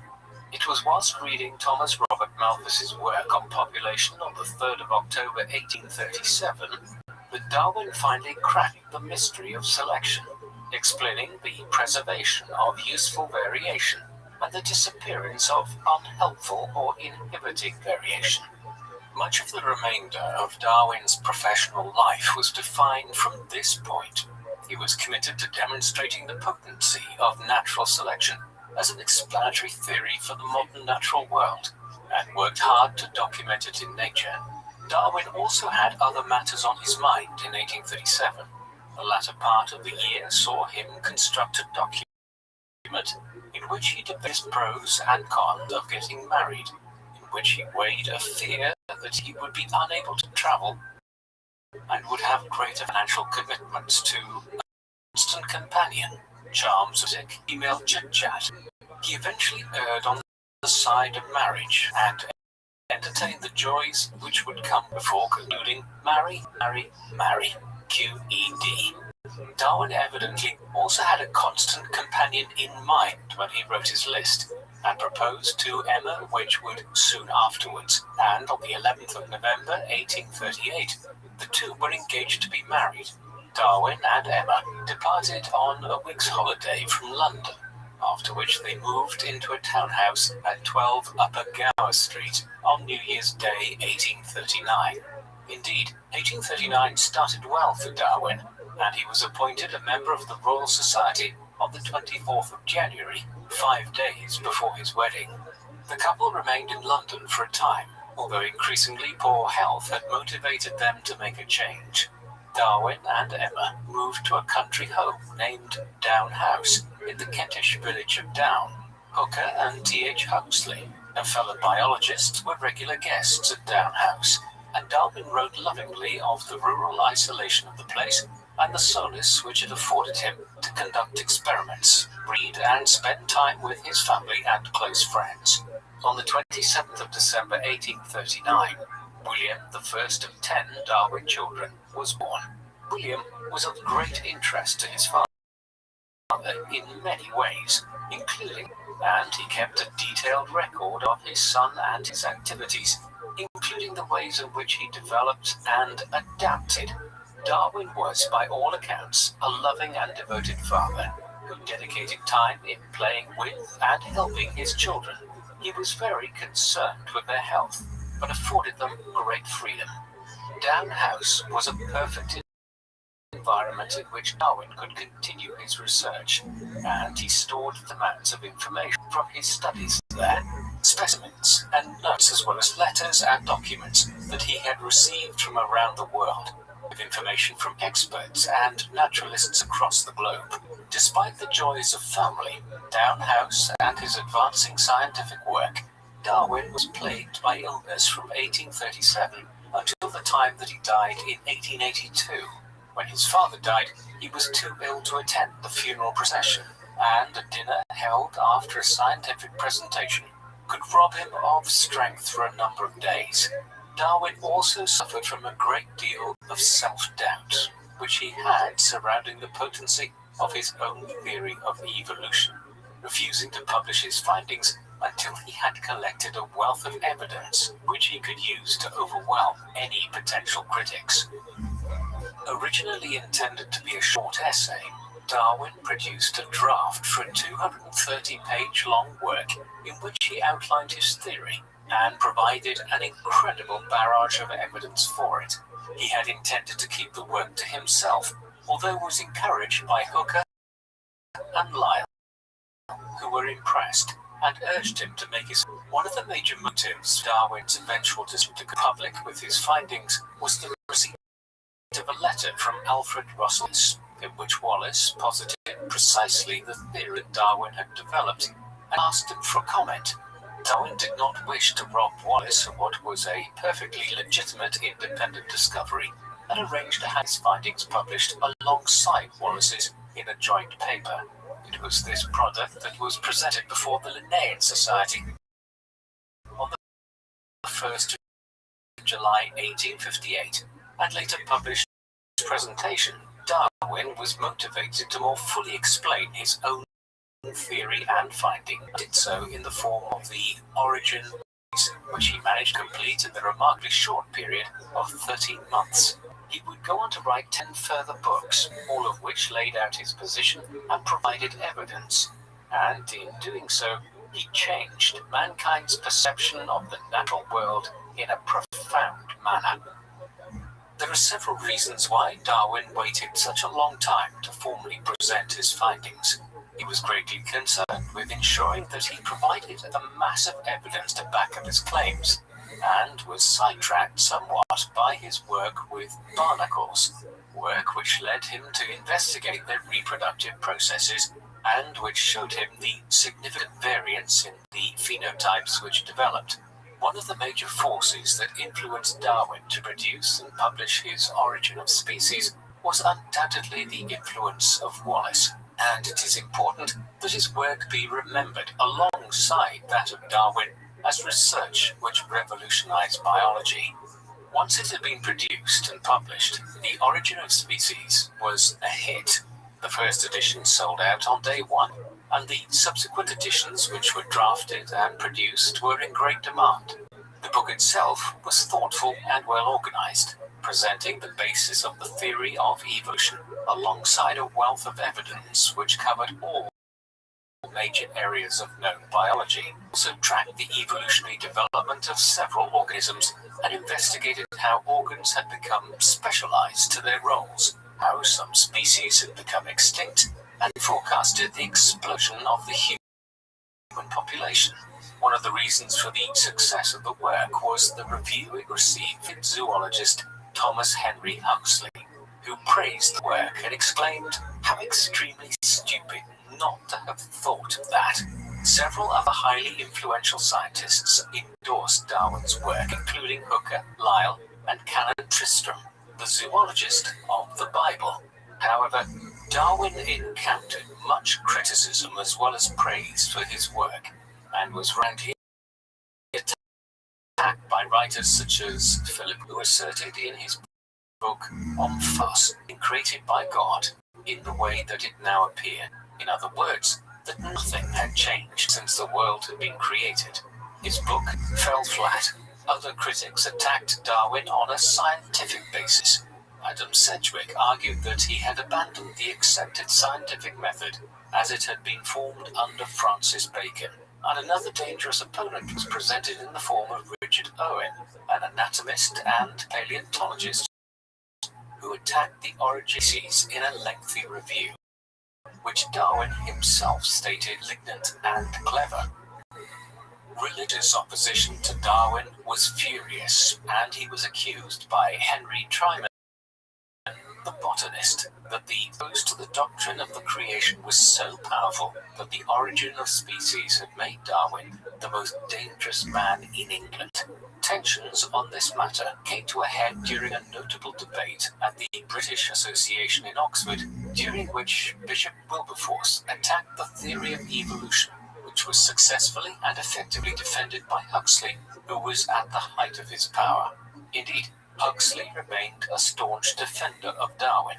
and at a later public encounter with Bishop Wilberforce was reported to have informed the bishop that he would rather have an ape for an ancestor than a man who used his reason and intellect to attack those seeking the truth. The incident apparently caused an audience member to faint, and Huxley's following scientific arguments, combined with this comment, to silence. Darwin later jested to Huxley, "How durst snag a live bishop?" Similar battles fought between scientists and preachers across the world. In the US, Germany, and Russia, exchanges were held publicly between scientists and their opponents, bringing academics such as Ernst Haeckel to the fore, in a position similar to that of Huxley. Darwin attracted political as well as scientific attention. Karl Marx repeatedly tried to dedicate his book Death to Darwin. Although this was rejected on numerous occasions, Darwin was later honored with a statue in the Soviet Union, which was used in part to spearhead a rejection of religious ideology.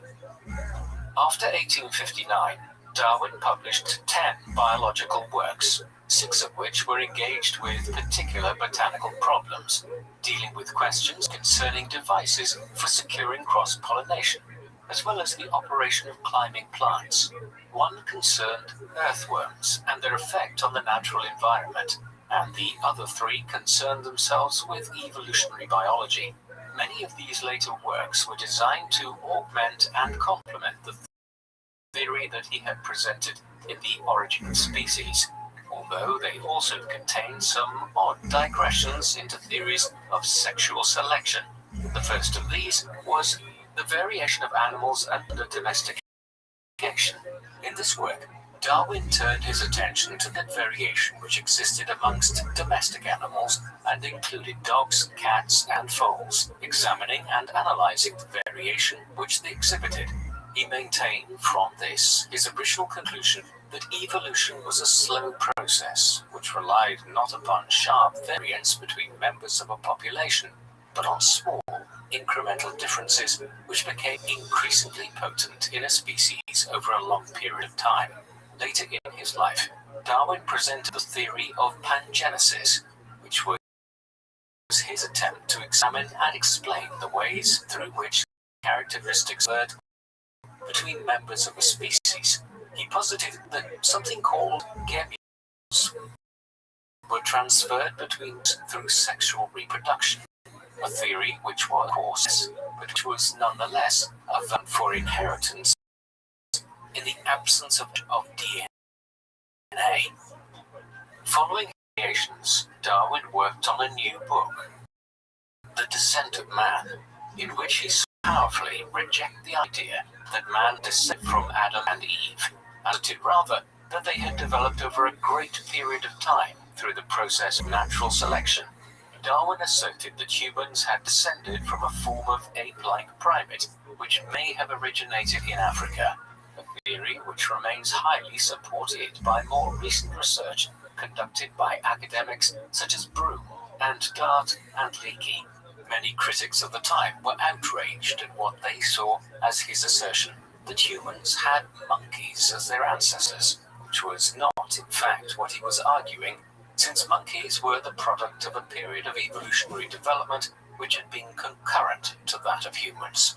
Darwin led his investigation with an examination of the similarities of humans and apes, and noted the similarity of the formation and operation of some organs and musculature between them, as well as the similarities in brain structure. He also noted several vestigial characteristics in humans, such as the embryonic formation of a vestigial zest, what later became known as Darwin's point, which manifests as a thickening of the helix at the tip of the human ear, an evolutionary trait connected to the pointed ear tips of several primates. Darwin also emphasized that humans and primates shared not only physical, but also emotional characteristics. He demonstrated an advanced emotional maturity, which manifested itself in reason, imagination, and sense of morality, although he emphasized that Whilst recognizable as a distant embodiment of human-like intellect, that of mankind was doubtless greater. Darwin also dedicated a great deal of the descent of man to the topic of sexual selection, and argued that much of the struggle in nature was for reproduction. Mammals attempted to win out over one another for sexual engagement through that, which enabled them to reflect shows of strength. He argued as well that for many species, the size of the male was an important determining factor in the sexual freedoms it could enjoy, and noted this as a significant factor in the mating behavior of animals, such as the sea elephant, sometimes called the elephant seal. In birds, Darwin argued sexual preferences and choices for members of a given species were more often determined by these. Male members of many avian species were more brightly colored than females, and their mating behavior often with a dance or visual ritual, which enabled the male to display their feathers and plumes to a female. Darwin noted this behavior was particularly significant for birds of paradise and hummingbirds. Some of these ideas have since been discredited, such as Darwin's general assertion that animals were polygamous.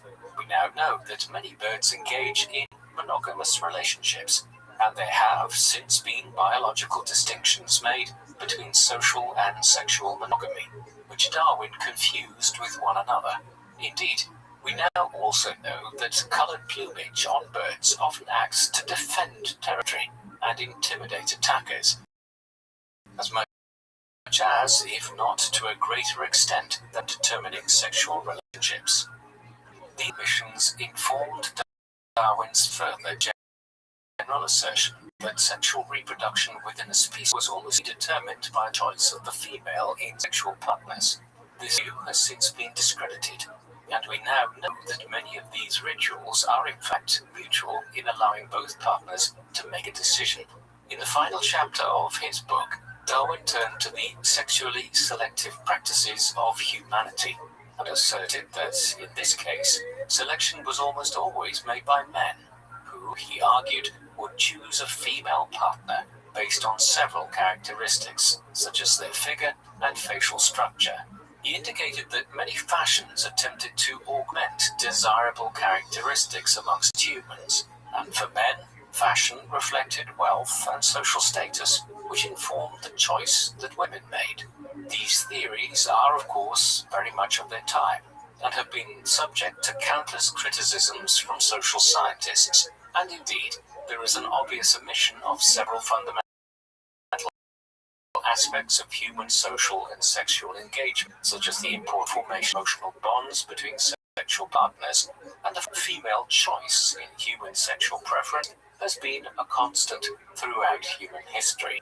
Darwin's theory was important for the fact that it introduced the concept of displays as a form of choice information in sexual preference, although the field has advanced significantly in the intervening years.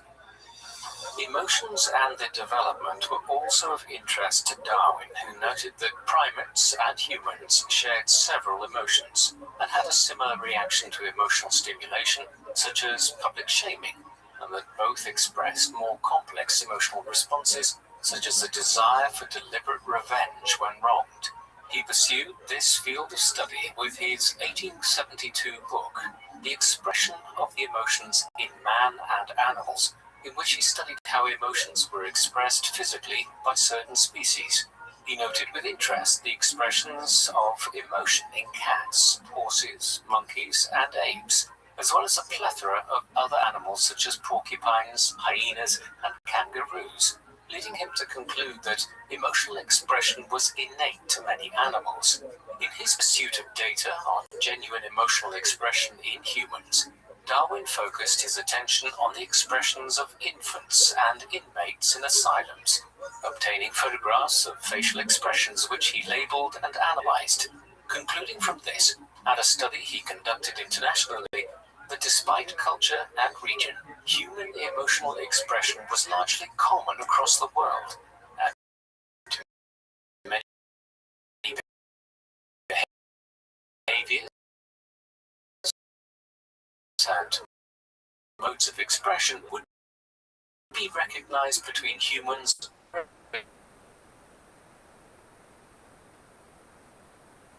as their two-footed propulsion. Dogs bearing their teeth in distress, which stemmed from a practice of preparing for action, and thus giving animals with these displays of emotion an advantage in their prospects of survival. Darwin also dedicated later books to the development of vegetables and plants, and argued against a prevalent view that some plants engaged in self-fertilization, which existed in these species, would have to stem from some degree of cross-pollination, which he wanted to further investigate. Some work had already been done on the subject, notably by Christian Conrad Sprengel, who had advanced the theory that flowers attracted bees and thus played a role in the process of reproduction and cross-pollination. In his 1793 book, Das entdeckte Geheimnis der Natur im Baum und in der Befruchtung der Blumen, which was groundbreaking work in the development of biological understanding, but received little acclaim during the author's lifetime. Darwin wished to build on this understanding through research which analyzed the reproductive processes of plants and the process of cross-pollination. He studied orchids in particular and the ways in which the proboscis of moths had developed to contained within them.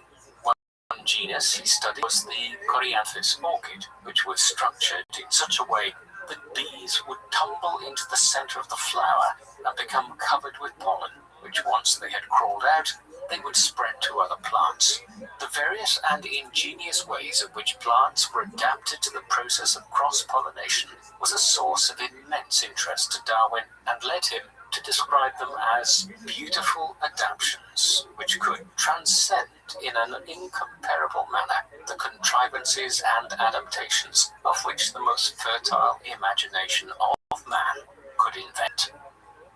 Darwin examined these processes further in his later book, Effects of Cross and Self-Pollinization in the Vegetable Kingdom, which argued that there must be some innate value in the cross-pollination of vegetables, and that over time, plants and pollinators such as bees become suited to one another through features such as the development of an elongated proboscis or a flower which allowed access to a certain species of bee. Darwin also advanced theories on the growth of plants and indicated that stems had the capacity to bend as they grew through the process of asymmetrical growth on one side of the stem, overtaking the rate of growth on the other side and thus pulling the plant around a curve. This process was often seen in plants which adapted themselves to make best use of light conditions, although it was a process which also took place at night, indicating that beyond the reflexive response to light must play a role. Darwin's last book was produced in 1881 and concerned earthworms. Much of this research is in Down House. He erected a wormstone to record the rate at which the stone descended into the earth, how potent the influence of earthworms on the structural integrity of the soil in the lawn was. He conducted further experiments which allowed him to write about the anatomy, habits, and physiology of earthworms, and even analyzed the effect that they have on their behavior, noting that a bass note played on a piano would send them into their burrows.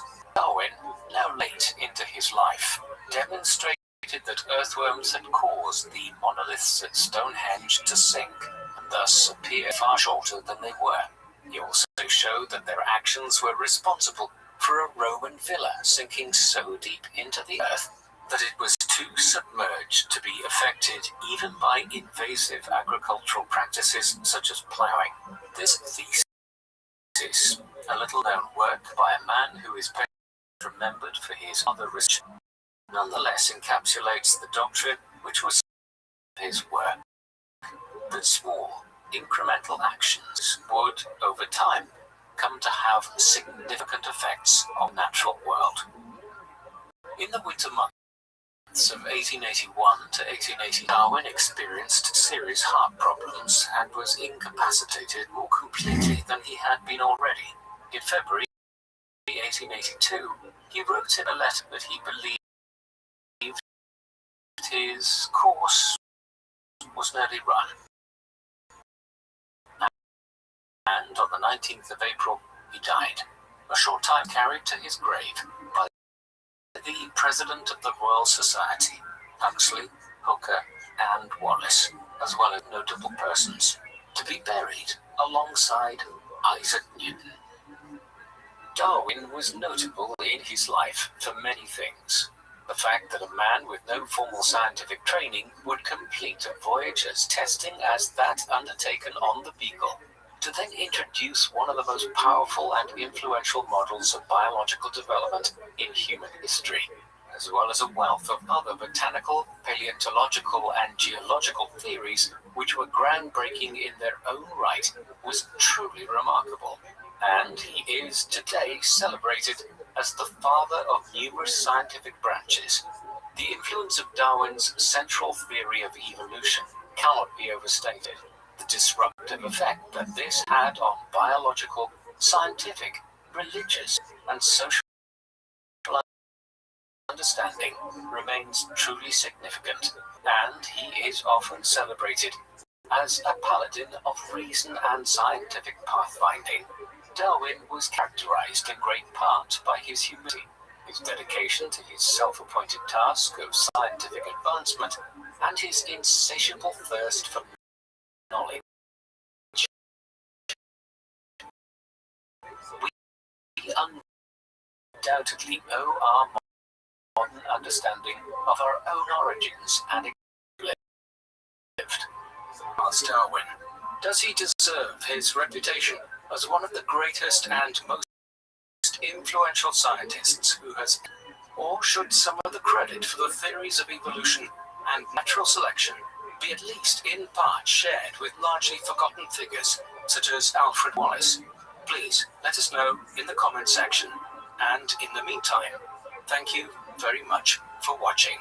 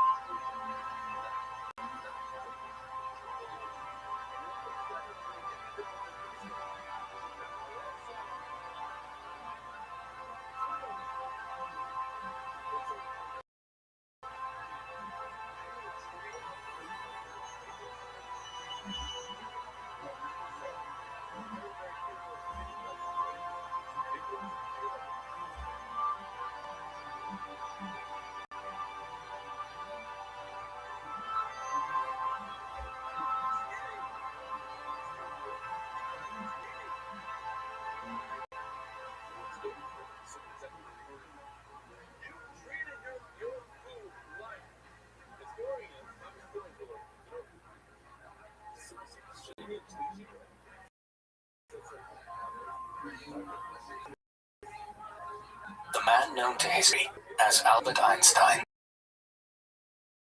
was born on the 14th of May 1879 in the city of Ulm. In the south of what was then the German Empire was Württemberg, a major constituent part of the German state in the late 19th century. His father was Hermann Einstein, an Ashkenazi Jew from Buchau in Württemberg. Hermann had been academically gifted and showed a strong ability in the field of applied mathematics and studying in Stuttgart, the capital. The Einstein family were not wealthy, and he was forced to abandon his studies and went to work in the feather bed shop run by his cousins, Moses and Hermann Levy, in Ulm in the 1870s. Albert's mother was Paulina Koch, a member of a family of German Jews who had connections as purveyors and merchants in Werk. She married Hermann Einstein in 1876, and Albert was their first child. A daughter, Maya or Maria Einstein, was born 2 years later in 1881. Albert's youth was dictated to a considerable extent by his father's business dealings. When he was still an infant, Hermann, following the business advice of his brother Jakob, decided to move the family to Munich, the largest city in southern Germany, lying some 170 kilometers to the east of Ulm. This occurred in 1880, as Jakob and Hermann sought to establish Einstein & Co. as an electrical engineering company in Munich, just as the great age of electrification was about to begin sweeping the Western world. There, Albert was enrolled in a Catholic elementary school, being transferred to the Luitpold in Munich in 1887. Albert remained there until 1894, but at that stage, the Einsteins were once again uprooted when Hermann and Jakob failed to secure a contract to begin the electrification of Munich. Instead, they headed for northern Italy, settling first in Milan, remained in Munich to continue his, but after several months became disillusioned with the strict rote learning on offer at the gymnasium, and convinced both his parents and the school authorities to let him leave to join them in Italy. Albert continued his education in Italy from 1894 onwards. He was already showing distinct signs of a precocious ability as a scientist and mathematician, although his father desired a more keen interest in applied engineering, and so follow him into the family business. In Munich, 1891, he had taught himself algebra and the advanced geometry of the ancient Greek mathematician Euclid. A family tutor by the name of Max Talmud, who excelled himself in the fields of optometry and optology, was employed by the Einsteins to teach young but advanced mathematics and scientific principles, but he soon found his charge was becoming more knowledgeable than he himself was when it came to subjects such as calculus, algebra, and geometry. Nor was he a prodigy who was solely interested in mathematical topics.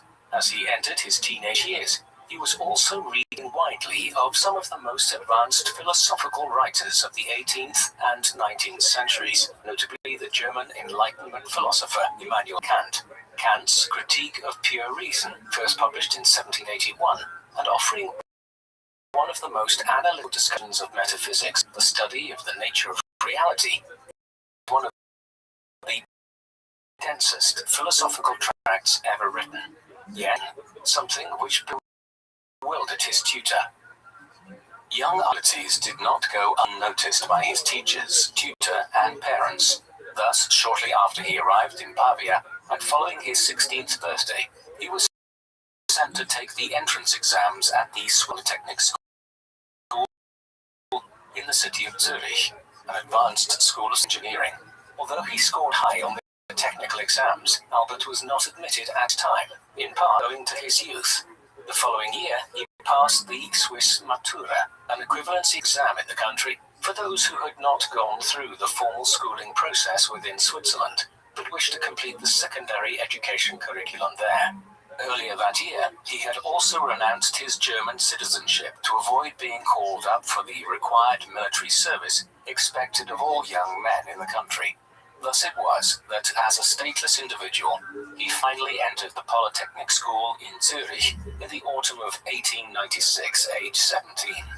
There he would study physics and mathematics, the two subjects which he had demonstrated a prodigious ability in since he was a child. He would remain there for 4 years, eventually acquiring a diploma in 1900.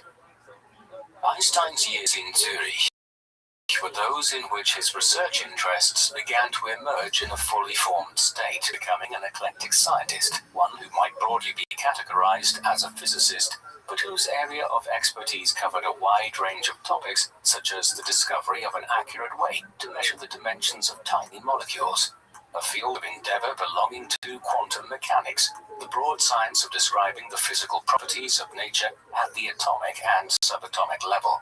Additionally, he was concerned to measure how light moves. At the time he was beginning to conduct complex research into this subject of the century Zurich, the prevailing view amongst European and North American scientists was that light traveled exclusively in wave patterns. As would become clear in the years that followed, Einstein doubted this theory and believed a further layer of complexity existed within the mechanism it traveled. These and other aspects of advanced physics were at the heart of Einstein's research in his mid-20s. They formed the core of his doctoral thesis, which he was studying for part-time throughout the early 1900s, and which he completed in 1905 in Zurich, entitled A New Determination of Molecular Dimensions. His research in the early 1900s was evidently aided by Mileva Marić, a young Serbian mathematician who had begun attending the Polytechnic School in Zurich around the same time had first been granted teaching hours there, to finishing top of the class in 1899. Marić was one of only 2 female students attending there at the time. She and Einstein involved in a relationship with each other, and it is now assumed that she contributed to his research, though the exact degree to which she did so is unclear. In any event, her own research was interrupted in the summer of 1901 when she fell pregnant. Marić and Einstein were not yet married by then, and this was a time when having a child out of wedlock was still considered a social scandal. It appears that Mileva returned to her native Serbia to have the child, who was called Liesel in their correspondence after her birth. What happened to her thereafter is unclear. Some sources believe she died from scarlet fever in 1903, but others suggest she was put up for adoption in Serbia. It seems more likely that she died as Marić and Einstein had married in January 1903. They would go on to have 2 further children, a boy, Hans Albert, born in the summer of 1904, and another son, Eduard, in 1910. It may seem peculiar in retrospect, but Albert did not immediately find it easy to find a teaching position upon completing his diploma in Zurich in 1900. He spent the next year and a half trying in vain to acquire a junior-level lecturing and research position in a Central European university, but to no avail. In the meantime, he acquired Swiss citizenship in 1901, finally acquiring statehood after half a decade of theoretically being without a national affiliation. With Swiss citizenship in hand, a family friend and associate from the aid of his father to get Einstein a post at the Swiss Patent Office in the capital Bern. Here, Einstein worked as a patent assistant examiner. What this effectively meant was that Albert was tasked with assessing the merits of various inventions and devices, which were brought before the patent office by individuals to have their invention recognized. To ensure credit for the device was given to them, they could benefit financially. Einstein worked there for the next several years. Beyond serving to support his young family, his work focused on many different devices involving electrical conduction and mechanics, and added that this impacted on Einstein's own research during his formative years. The manner in which Einstein burst forth from obscurity within the developed world's scientific community to become one of Europe's paramount physicists in the mid-1900s is one of the strangest stories in the history of science. While he was completing his doctoral studies and working in the patent office in Bern in the first half of the 1900s, Einstein was working on a series of papers for publication in the pages of Annalen der Physik, one of the world's leading journals for the study of physics, which had been published in Germany from 1799 onwards. This eventually resulted in 4 separate research papers, which were all published in the journal in 1905. Individually, they made major contributions to various fields within the study of physics. Collectively, they have been deemed to represent a revolutionizing of humanity's conception of the molecular and atomic dimensions of the natural world and the development of modern physics. Consequently, 1905 is usually referred to by biographers of Einstein and historians of Western science as of Einstein's career. The first of Einstein's 4 papers of 1905 was entitled On a Heuristic Viewpoint Concerning the Production and Transformation of Light, and was published on the 9th of June. This explained what is known as the photoelectric effect for the first time. The photoelectric effect is where electrons are emitted when electromagnetic radiation, such as light, hits off a material or substance. The electrons which are emitted during such a process are called photoelectrons. Up until 1905, when Einstein described this photoelectric effect, the prevailing view amongst physicists was that light traveled much like a wave in the ocean. But Einstein explained that the photoelectric effect meant that light also traveled in what he termed to be a finite number of energy quanta, which moved without dividing, and which could only be absorbed or generated as entities. This not only explained much that was previously unknown about the nature of light and electrons, but had fundamental implications for understanding how a frequency could bring sufficient energy into play to liberate an electron. This built on work conducted by physicists such as Max Planck in previous years, but Einstein's paper added extensive new details on how energy and light interacted through the photoelectric effect, major implications for practical applied physics, and many years later, this discovery would be directly cited when Einstein was awarded the Nobel Prize for Physics, although it was not until the mid-1920s that his findings were fully. Just 6 weeks after this first paper appeared, Einstein's 1905 entitled On the Motion of Small Particles Suspended in a Stationary Liquid, as read by the molecular theory of heat, was published in Annales der Physik on the 18th of July. Prior to Einstein's paper, there was no accurate way of measuring the dimensions of molecules, but several scientists in the 19th centuries, John Dalton, had noted that chemical substances tended to combine together or break down in weighted proportions, which suggested that they were all made from an as yet unidentified physical molecule that was common to all things. These unitary molecules are known as atoms today, after a word which had been coined by ancient Greek philosophers of the 6th century BC, who were themselves seeking to understand the nature of existence 2.5 millennia before Einstein's time. Einstein's second 1905 paper showed how these atoms could be measured more comprehensively by using what was termed Brownian motion, whereby particles, in this case pollen, were suspended in a water solution.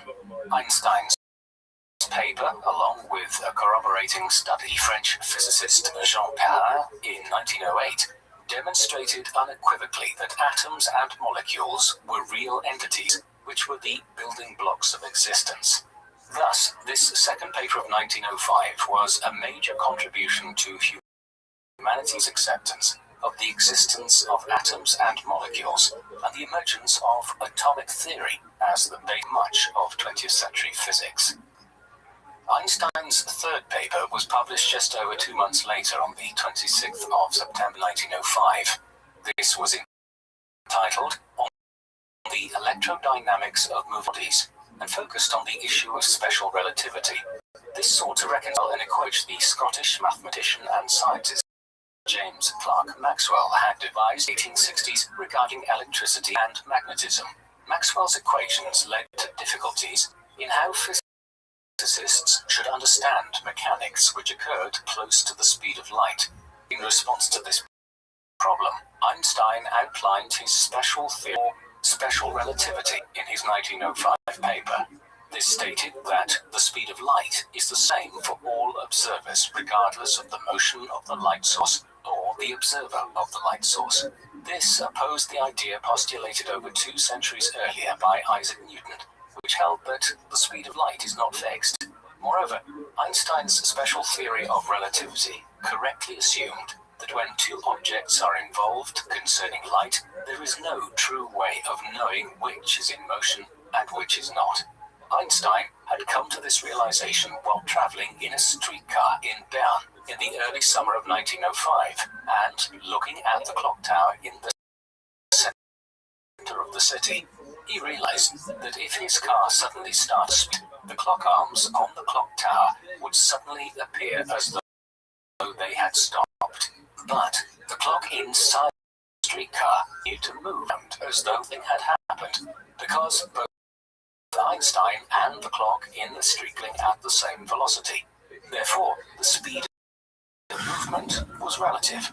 If the streetling accelerated to the speed of light, it would not mean that the clock tower had stopped, only that it appeared to have done so relative to the speed which the streetcar was now traveling at. This was the special theory of relativity at work. Einstein's 4th and final paper of his Annus Mirabilis was published on the 21st of November and was entitled, "Does the inertia of a body depend upon its energy context?" Few have heard of that title today, but a great many are familiar with the equation which Einstein pioneered in the paper, equals mc squared. In brief, what the g of E is equal to its mass m multiplied by the speed of light, the c equation squared. This equivalency equation showed that a massive particle possesses an energy, or rest energy, which is distinct from the kinetic energy of a particle.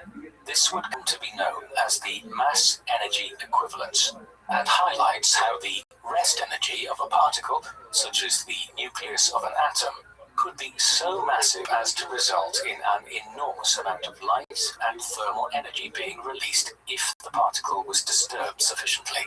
As we will see, the practical application of this equation was to have devastating consequences in later decades, and Einstein later grew to regret this aspect of his research. Einstein's 4 papers published during 1905 did not simply constitute breakthroughs in the confined world of academic theoretical physics. His research shaped the application of science to the modern world in the decades that followed. For instance, when you walk up to an automatic door today in front of you, this is because the sensors used in the doorway react when the photons in the light beams they emit are obstructed, in this case, by a moving person. The sensor then tells the door to open. Einstein first explained how photons work. Solar-powered calculators and street lights that automatically turn on when it gets dark, amongst other innovations, also emerged from his work on light. Theory of relativity helped to the development of global positioning systems, or GPS. Thus, when you switch on Google Maps, it is effectively functioning based partly on research which Einstein published in his Annus Mirabilis papers. And when a nuclear power plant creates massive amounts of energy by harnessing the energy in the nucleus of an atom, they are doing so based on Einstein's discoveries concerning equals mc squared. Einstein's groundbreaking research findings, published in 1905, soon came to the attention of the European scientific community, though at a time when people were still reliant on the circulation of hard copies of academic journals and word of mouth for research to be disseminated. It took a few years for the import of his findings to become clear across Europe. They transformed his career. By 1908, he gained a teaching post at the University of Bern and was to leave his position at the patent office. The following year, he was appointed to a new desk which had been created at the University of Zurich. He remained there for the next 2 years. During this time, he continued to refine some of the points he had made in 1905 papers, while also moving on to begin developing the theory of general relativity as an offshoot of his work on special relativity. The theory of general relativity holds that the observable gravitational attraction between two masses results from the warping of space-time by those two masses.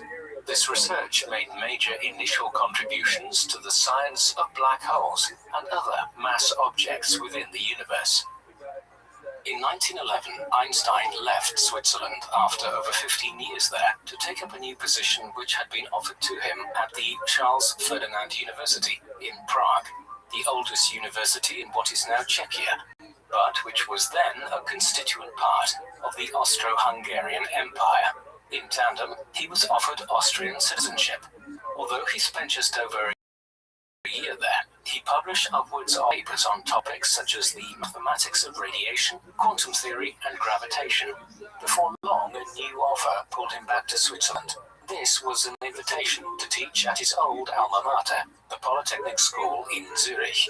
He was there by the summer of 1912 and would spend the next year lecturing to classes who were increasingly familiar with the growing fame of the German physicist, while also research problems on heat. Much of this latter work was in conjunction with Marcel Grossmann, the Swiss colleague technic with Einstein in the late 1890s, and whose family had aided him in acquiring his earlier position at the Bern Patent Office. In the spring of 1913, less than a year after taking up his position in Zurich, Einstein was visited in Switzerland by Max Planck and Walter Nernst, two of the foremost scientists of the age. Both worked in Berlin and had come to Zurich to convince Einstein to return to the land of his birth to take up a position at the University of Berlin. The post came with automatic membership of the Prussian Academy of Sciences, as well as his appointment as rector of the Kaiser Wilhelm for Physics. This would allow Einstein to concentrate on his research and build a team of researchers around him. It was an offer he couldn't refuse, and was made more attractive by the prospect of being close to his cousin Elsa, who lived in Germany and whom Einstein had begun corresponding with frequently since the spring of 1912. Thus, early in 1914, Albert made the move to the German capital. His first wife, Mileva, agreed to move at first with their two sons, but she was immediately unhappy in Berlin and sensed Albert was growing closer to his cousin, and soon decided to return to Zurich with their children. They remained separated until night when they finally divorced, at which Einstein married Elsa. By then both she and Albert were at this second marriage of Einstein's did not result in any further children, though Albert became stepfather to Elsa's two daughters from her previous marriage. Einstein's arrival in Berlin was immediately interrupted by the outbreak of the First World War. For years, tensions had been building between the major European powers over issues as disparate as colonial rivalry in Africa, the vacuum left by the collapse of Ottoman power in the Balkans, and the naval race between Britain and Germany. These all coalesced in the summer of 1914 into the outbreak of a pan-European war, which soon became a worldwide conflict. When it erupted, and Germany's invasion of neutral Belgium as quickly at northeastern France drew widespread international condemnation, a document entitled Manifesto of the 93 and addressed to the civilized world was soon being circulated in Germany. The move was led by figures like Adolf von Baeyer, the 1905 recipient of the Nobel Prize in Chemistry, and Paul Ehrlich, the 1908 recipient of the Nobel Prize in Medicine for his pioneering work in chemotherapy, and was effectively a letter from dozens of prominent German academics sounding their support for Germany's war effort. Einstein, who was a lifelong pacifist, refused to sign it, and instead, with several other German academics, drew up the Manifesto to the Europeans. This expressed the idea that Europe's sense of culture could be harnessed to bring the war to a swift end. Unfortunately, their hopes were not met, and the war was to drag on for 4 years of it, followed by heat and civil across much of the continent.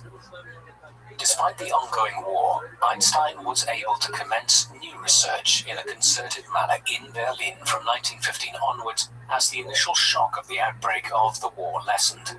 However, it was not until 1917 that the Kaiser Wilhelm Institute was finally established in Berlin, with Einstein as its first director.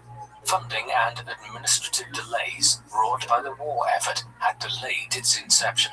He would serve as head of the institute for the next 16 years. Meanwhile, in 1916, he was admitted as a member of the German Physical Society, which had been established in 1845, and is the world's oldest major academic body of physicists.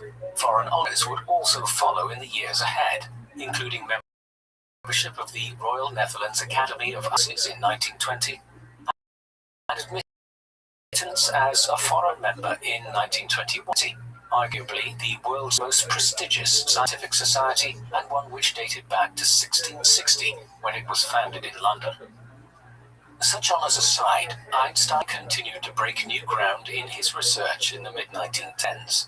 For instance, in 1916, he hypothesized the existence of gravitational waves, which are ripples in the curvature of space-time. These could not be detected using the instrumentation available in the early 20th century, but in 2016, a century after Einstein predicted their existence, they were finally confirmed by American scientists. He was also beginning to theorize the existence of what we know to be black holes, points in space where gravity escape from them and which distorts time. As with so much else, his work on black holes was pioneering and paved the way for many of his successors to produce detailed accounts of the building blocks of the universe 20th century. He could, however, be mistaken too. In 1917, he began working on what he termed the cosmological theory, which supposed the existence of a static universe. Many years later, when the American astronomer Edwin Hubble discovered the recession of Nelly in the universe, Einstein realized his earlier theory of the cosmological constant was incorrect and referred to it as his, quote, biggest blunder throughout his career. His other great research project of the war years, though, was far from a blunder. Einstein had been working on the concept of relativity for over a decade, and special relativity was the subject of one of his acclaimed papers of 1905. Yet it was not until the mid-1910s that he began finalizing his research on the subject of general relativity. The general theory outlined the geometric theory of gravitation. This moved far beyond Newtonian ideas concerning gravity to explain gravitational pull and the full complexity of geometric gravity as it applies to the universe, and not just individual planets. There is an ongoing debate who actually arrived at the general theory of relativity first, as his contemporary, the German mathematician David Hilbert, essentially arrived nearly identical conclusions as Einstein did in the 1910s. As with Charles Darwin and Alfred Russel Wallace developed the theory of natural selection at the same time. In the mid-19th century, both Einstein and Hilbert were in communication with each other, and Einstein visited the University of Göttingen, where Hilbert was working in 1915, to present lectures on his own findings. What seems relatively clear is that Einstein and Hilbert influenced each other sufficiently that they both arrived at the same conclusions concerning general relativity within each other in the winter of 1950. In late 1918, Europe and the wider world began to emerge from the First World War, although in some countries such as Russia, Hungary, Turkey, and Ireland, the end of the war saw the commencement of bitter civil wars, which eclipsed anything that those countries had seen during the war itself. Yet, with the resumption of some form of normal life, academic discourse resumed fully, and research began to be disseminated widely again.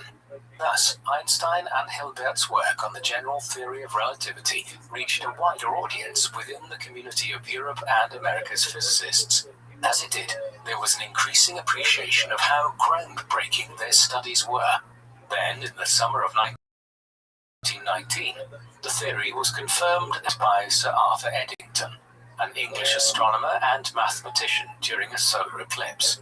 This time, the popular newspapers picked up the story, proclaiming that Einstein's theory had overthrown the model of the universe developed by Isaac Newton nearly 250 years earlier.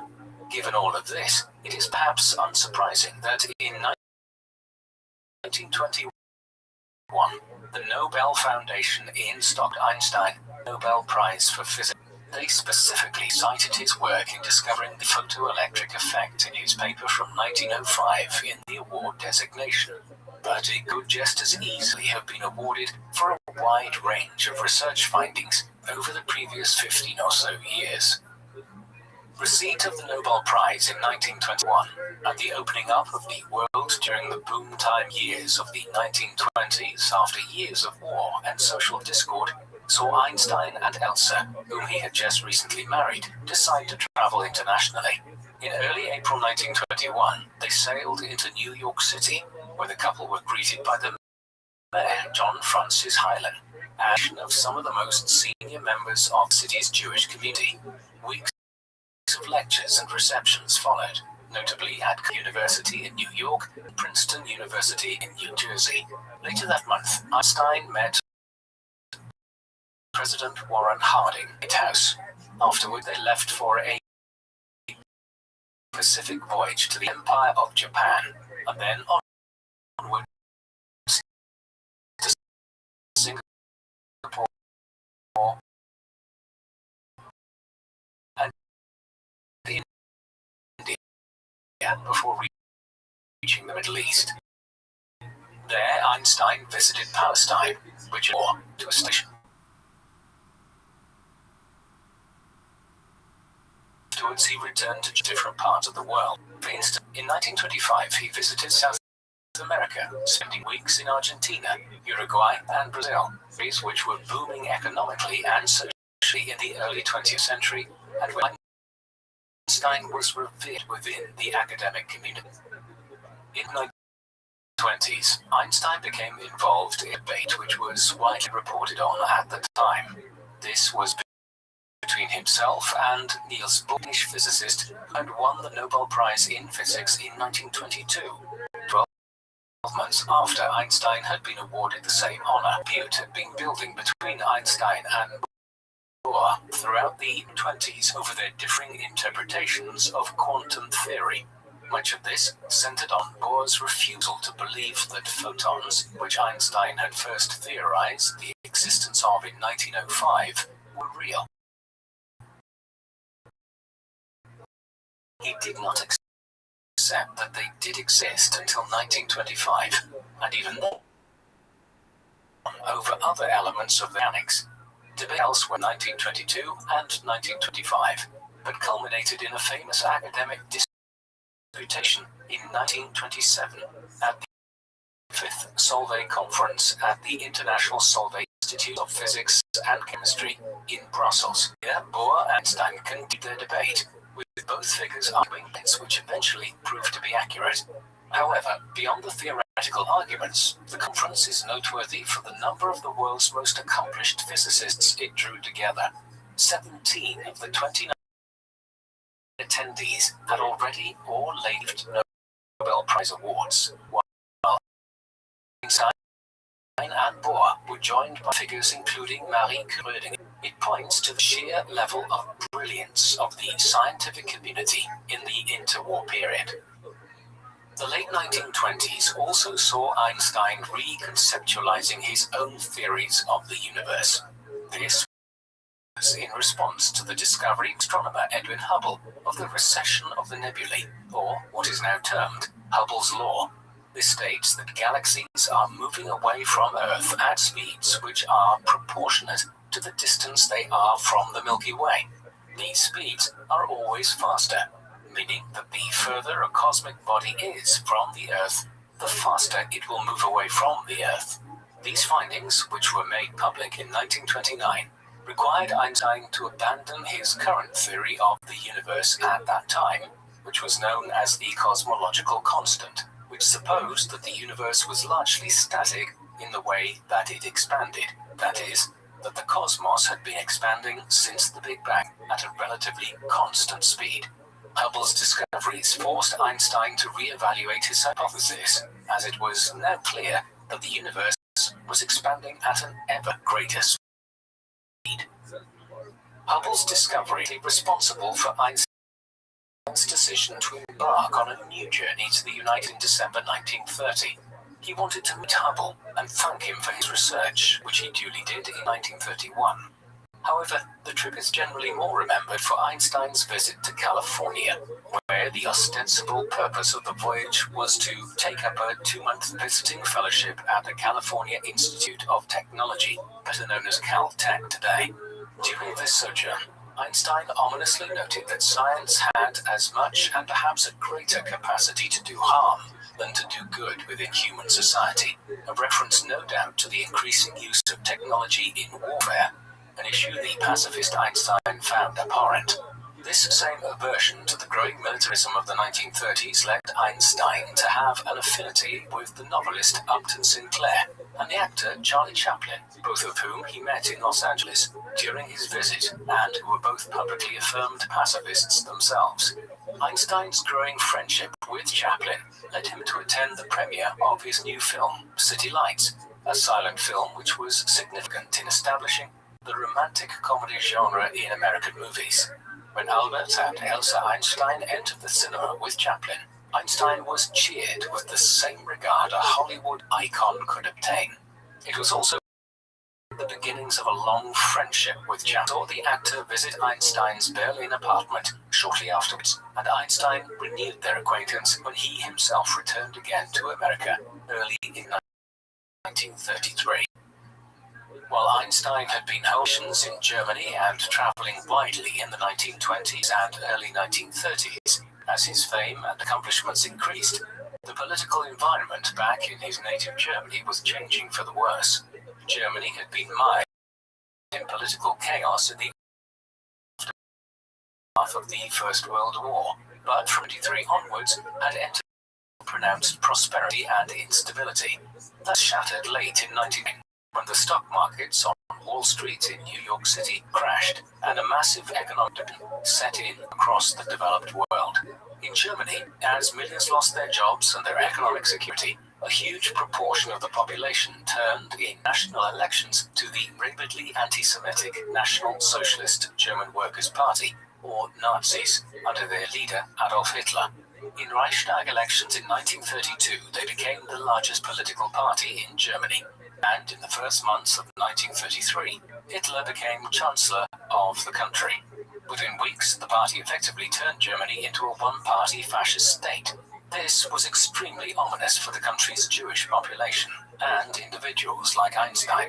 In the United States, he decided not to return to Germany, and instead the Einsteins settled in America after a brief visit to Antwerp in Belgium, where Albert handed his German passport into the German embassy and renounced his citizenship. In Berlin, the Nazis had already searched his apartment twice on account of his Jewish heritage, and over the next year or so, Jewish academics such as himself were forced out of their positions across Germany. Following his decision to seek permanent residence there in 1933, Einstein quickly acquired a position at the Institute for Advanced Studies at Princeton University in New Jersey. It was the institution which he would spend the longest portion of his career at, and, barring a directorship at Brandeis University in Massachusetts in the mid-1940s, Einstein was primarily associated with Princeton for the remainder of his life. In the mid to late 1930s, Einstein's further notable work here on the east coast of America, particularly significant in which resulted from collaboration with Nathan Rosen, a Jewish-American physicist. Together, Einstein and Rosen produced a model of what a wormhole might look like. Wormholes are theoretical structures at disparate points in space-time together. At the time that Einstein called wormhole bridge, they were a relatively novel concept, but they have latterly come to form a fundamental aspect of theoretical writings on space travel. In due course, they became a mainstay of science fiction writing from the middle of the 20th century onwards. While Einstein was teaching in the United States in the 1930s, developments were occurring back in his homeland of Germany, which would soon have global implications. Following their initial rise to power in 1933, the Nazis had made clear their intent to overturn the terms of the Treaty of Versailles, which had brought the First World War to an end. In the mid-1930s, they began rearming Germany, recruiting hundreds of thousands of soldiers into the military and building thousands of tanks, fighter planes, and bombers. Then, beginning in the spring of 1938, the Nazis used diplomatic coercion to annex Austria into a Greater Germany and to seize territory from its other neighbors such as Czechoslovakia and Lithuania. When Hitler then invaded September 1939, Britain and France, they could no longer appease the Nazis and on Germany. In the immediate time, the government of President Franklin Delano Roosevelt have public support for American involvement in what was deemed within the US to be a European war, which it should not involve itself in. However, when Germany's ally, the Empire of Japan, attacked the US Pacific Fleet at rest in Pearl Harbor in Hawaii in December 1941, the United States also entered the Second World War. More than any war in human history, it was one which would be shaped by scientific innovation. Despite his pacifism, Einstein was soon involved in correspondence with the US government concerning the growing conflict. Indeed, this had commenced weeks before the war erupted in Europe. Early in 1939, physicists had discovered nuclear fission. Dealing with this discovery, the theoretical possibility of developing a nuclear bomb of some kind moved ever closer. A number of European physicists, foremost amongst which was the Hungarian Leo Szilard, realized exactly how possible it now was that a dedicated research team could develop a nuclear warhead. This deeply worried many European scientists, as many of the continent's leading physicists worked in Germany and could be co-opted into helping the Nazis develop a nuclear weapon, one which Hitler and his accomplices would have little compunctions about using as a conventional weapon of war, despite its absolutely cataclysmic capacity for the loss of human life. Consequently, Szilard and two fellow Hungarian physicists, Edward Teller and Eugene Wigner, composed a letter to the US government warning of the risks of the Nazis developing a nuclear weapon before any other state. They sent this to America and appended his signature to it before it was sent to the administration of President Roosevelt. What has become known as the Einstein-Szilard letter was influential. It followed in the US initiating its own program to develop a nuclear weapon. The Manhattan Project, the US government's program to develop a nuclear weapon, was on a piecemeal basis in 1939, just weeks after the receipt of the Einstein-Szilard letter. This ran enormously against Einstein's own pacifist inclinations, though the possibility of the Nazis acquiring such a weapon before the US had forced him into warning the government of the dangers of this occurring. This aside, he viewed war of any kind as a disease which should be resisted by all of civil society in the modern world. Accordingly, he did all in the Manhattan Project itself. It was led by Robert Oppenheimer, an American physicist. Though its activities were limited between 1939 and 1941, funding and resources to develop superweapons, such as new installations in Europe, notably in Norway. It is known as heavy water was being produced, a form of hydrogen, nuclear properties, which could conceivably be used to manufacture a nuclear weapon. The research here, though, was slow and was scuppered on numerous by sabotage by British special fighters. By that time, the Manhattan Project was employing upwards of 130,000 people in the United States. The reactor had been demonstrated in Chicago as early as 1942. Eventually, in mid-July 1945, the world's first nuclear device was detonated in the desert of New Mexico. By the time the first nuclear weapon was detonated, the Second World War had already been over in Europe for several weeks. However, Because of the agreed Allied policy of leaving the conclusion of the war in the Pacific against the Empire of Japan until after Nazi Germany had been defeated, the conflict was still raging there by the summer of 1945. Accordingly, the administration of President Harry Truman quickly decided to use the new weapon against Japan in the belief that doing so would ultimately save over 1 million lives if it forced Japan to surrender quickly. Thus, on the 6th of August 1945, the first nuclear war, killing upward 1,000 or so in the months that followed in sickness. 3 days later, a second nuclear device of a slightly different kind was dropped on the city of killing upwards of 80,000 people across the initial destruction zone.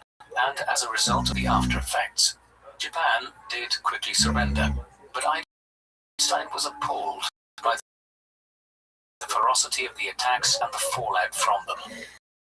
Short bombings, he declared that the time was no longer rational to solve international problems by resorting to war. He subsequently expressed his regret that his research on the molecular structure of the world and the concept of mass energy and equivalence, which he had first published in 1905, had contributed towards the development of nuclear weapons.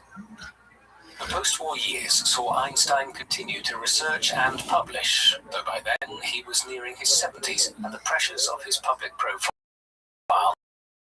and some health concerns restricted how he published.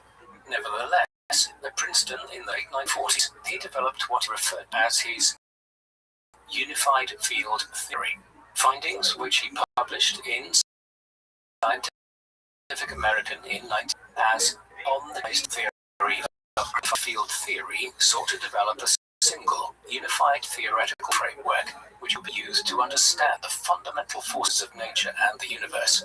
Efforts had been undertaken by many physicists throughout the first half of the 20th century to develop such a unified theory, but none had met with acceptance across the academic community. Einstein's theory attempted to incorporate elements of his work on electromagnetism and gravity, and proposed a single origin for the entire set of physical laws, one which could unify forces such as gravitation, electromagnetic forces, and even the curvature of space-time, with which much of Einstein's work in the 1930s had been concerned.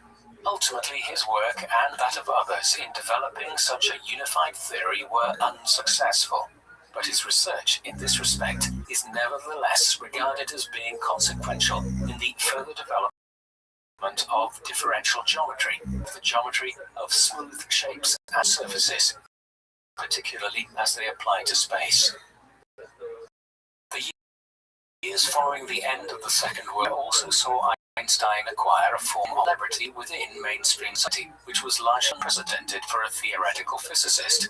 In many ways, this went back all the way 1920s and Einstein's first arrival in New York City. His theory of relativity had just been confirmed by other scientists, changing our fundamental understanding of the universe, while Einstein was the recipient of the Nobel Prize. The New York Times had run a story in December 1919 proclaiming that Einstein had, quote, destroyed space and time through his research. Here was the most fundamental overhaul of human thought since Charles Darwin's theory of nature a half a century earlier. But Einstein's work was greeted with applause, whereas Darwin's had been viewed as sacrilegious. His associations with figures like Charlie Chaplin in Hollywood and his increasingly iconic physical appearance all made him a more identifiable figure in the years that followed. Most tellingly, by the 1940s, it was becoming apparent how Einstein's revolutionary ideas were changing society and the world in practical ways, not just from the perspective of theoretical physics. As all of this occurred, he became a figure or figures like Jane Locke and Richard Dawkins in the early 21st century. By the time his working life came to an end, Einstein's written and published output was enormous. Though it may seem unusual to many, Einstein's primary academic input was in the shape of papers in academic journals, of which there were nearly 300 over a span of 55 years, rather than books. This was and remains the primary means of communicating research for academics working in the hard sciences. Such books as Einstein authored, of which there were over a dozen, were generally reproductions of work he had already published as academic papers, the idea being to tie together his existing work on general relativity and other topics, or to try to make the material more accessible to a general audience. Some of these were used as advanced undergraduate and postgraduate for students of theoretical physics for years to come in universities. Additionally, translations were made into multiple languages, ensuring that Einstein's work was accessible in dozens of countries by the middle of the 20th century. Beyond this academic output, Einstein was a voracious correspondent, and at the Albert Einstein Archives at the Hebrew University of Jerusalem, there are over 3,500 pages of his private correspondence, dating from 1912 to 1955. He also wrote widely on various political, philosophical, religious, and humanitarian issues. Unsurprisingly, colored editions of Einstein's work, correspondence, and other writings, such as those published since the late 1980s by the press of Princeton University, the university where Albert's United States, have stretched into lengthy volumes. The individual who produced this enormous body of work was, despite his brilliance and celebrity, a resoundingly modest individual. He once proclaimed of himself, quote, "I have no special talents. I am only passionately curious."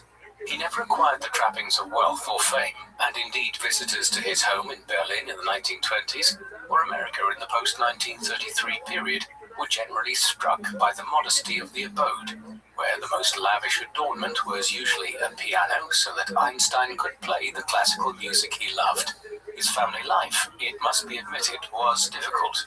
His two biological sons went to live with their mother after she and Albert separated in 1914, and thereafter their relationship was somewhat distant. Hans later immigrated to the United States in 1938, where they reconnected, but Edward remained in Europe and, despite maintaining a correspondence with his father, never saw him again after Albert left for America in the early 1930s. Edward later developed psychiatric problems and was institutionalized in Zurich. Albert saw her death in New Jersey in 1936, and it has been widely speculated that Einstein retreated into his scientific inquiries at times as a substitute for his own weaknesses in emotional relationships. Politically, he was humane, holding a lifelong aversion to violence and war. He deeply admired Mahatma Gandhi and his non-violent opposition to British rule in India, and the two became correspondents. Over time, his political views moved towards a criticism of capitalism and advocacy of socialism, while he also wrote on numerous occasions about the desire for a system of global government and an end to competition between nation-states.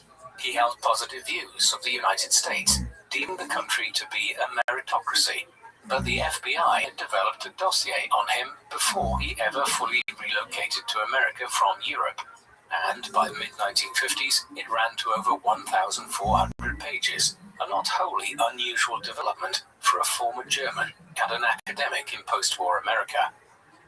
An intrinsic part of Einstein's character was his Jewish heritage, though he himself was a professed agnostic and viewed the Bible as a collection of primitive legends. His Jewish heritage also shaped his life from the 1930s onwards, as it saw him relocate to the United States in the face of the Nazi threat. Einstein also became noted in his later years for his support for Zionism and the State of Israel. He had visited Palestine back in the 1920s when it was being governed as a British mandate in the aftermath of the First World War. At that time, hundreds of thousands of Jews were already living in or migrating to the region with the goal of reforming a Jewish state after nearly 2,000 years of being dispersed around the world. In 1925, Einstein agreed to be listed amongst the first Board of Governors of the Hebrew University of Jerusalem when it was established. Then, in the aftermath of the Second World War, hundreds of thousands of Europe's Jews who had survived the Holocaust perpetrated by the Nazis during the Second World War headed for the Holy Land. When the British mandate there expired in March 1948, the Jewish people declared a new state of Israel for the Jewish people in the Levant. In 1952, Einstein was offered the ceremonial position of president of the country. Though he declined on account of his age and in the United States at that stage, Einstein remained supportive of the Zionist movement until his death. But one wonders what the pacifist in him would have made of the Israeli state as it descended into interminable warfare with its Muslim neighbors from the Suez Crisis of 1956 onwards. By the time Israel entered into the Suez Crisis, or the Second Arab-Israeli War against its southern neighbor Egypt in 1956, Einstein had died. Shortly after the end of the Second World War, he had begun to suffer from an abdominal aortic artery in the abdomen, a part of the circulatory system, owing to high blood pressure, high cholesterol, and smoking. At the issue operated on successfully in 1948 by reinforcing the adopted problem resurfaced again early in 1955, ruptured, causing internal bleeding. He was admitted to hospital on the 17th of April, but refused a meeting, proclaiming philosophically that it was best to meet death with dignity when one's time had come. He died the following day, on the 18th of April 1976 years of age. The surgeon who carried out his autopsy afterwards removed Einstein's brain for scientific study. Though this was done without the permission of his family, it was subsequently dissected, and the remains of it are today found in the National Museum of Health and Medicine in Washington, D.C., while some sections were put on display in the Mutter Museum in Philadelphia in 2013. It has been suggested that the abnormal number of glial cells in his brain might account for Einstein's inordinate aptitude for mathematical equations. His body was cremated shortly after his death in New Jersey, and his ashes were modestly scattered at an undisclosed location. Albert Einstein was one of the most influential thinkers in the history of science. So significant were his findings in his research span a century that his surname has become with elevated intelligence. But what is most unusual is that it all sprang from relatively humble beginnings. In the 1890s, he was effectively an international nomad when he was still a teenager and young man, moving between his native Germany, Italy, and Switzerland as his parents tried to balance their financial and business with their awareness of their son's precocious abilities as a mathematician and physicist. His time at the Polytechnic School in Zurich provided some stability, but Central Europe's universities saw fit not to hire him when he completed his initial studies there, and instead he spent several years working in the Swiss Patent Office in Bern. It was here, while evaluating inventions during the day and starting a young family, that he began working on some of the most significant research in the field of physics ever undertaken.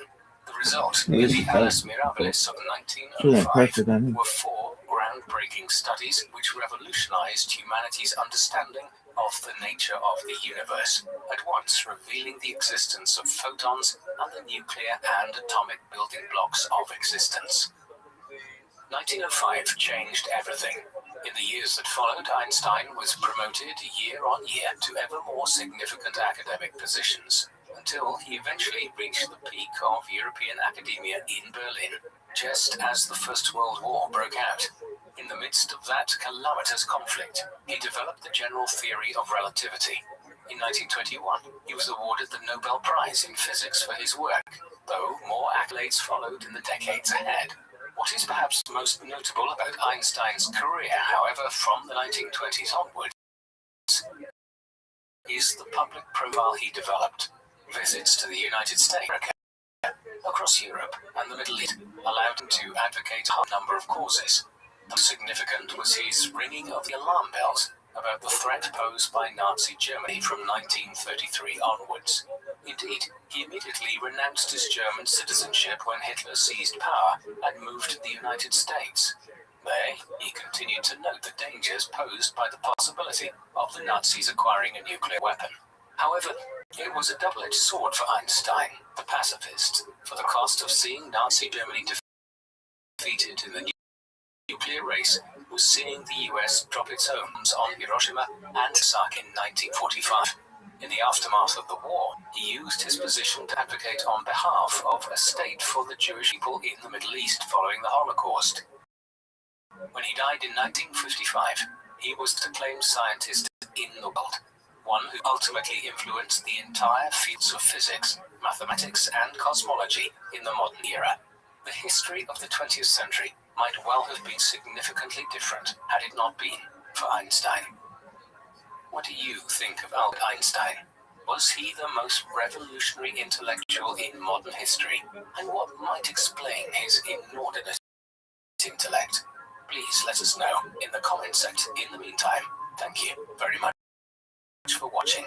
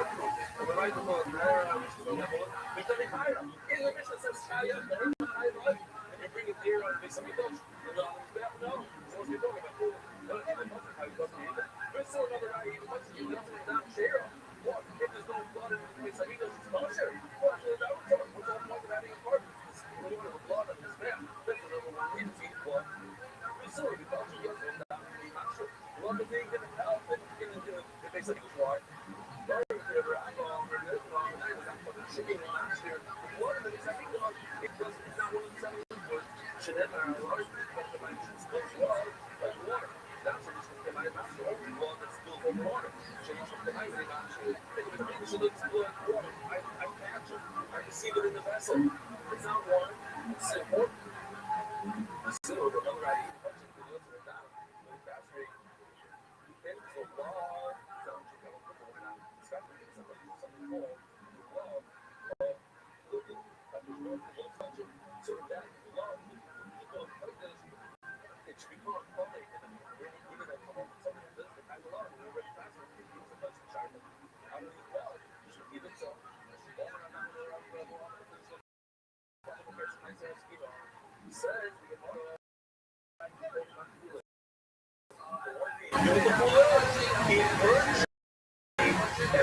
Shady has tremendous influence.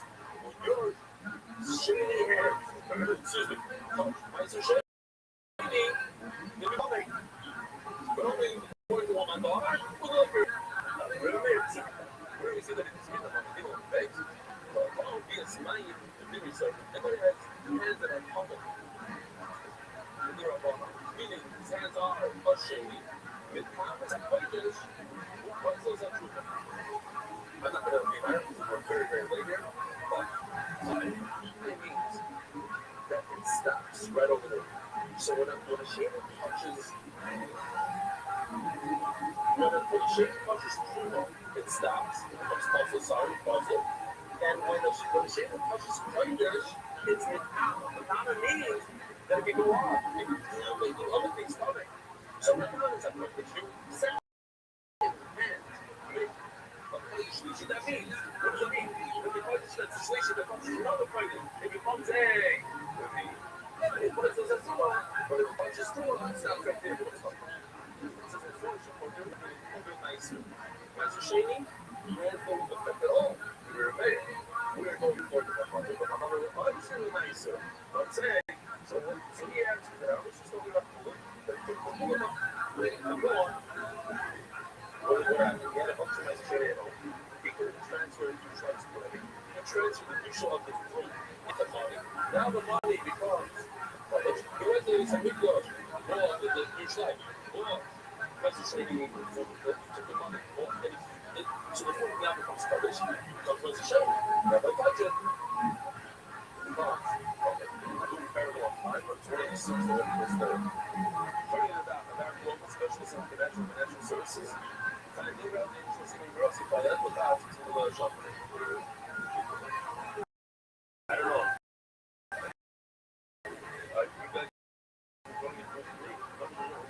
Second time.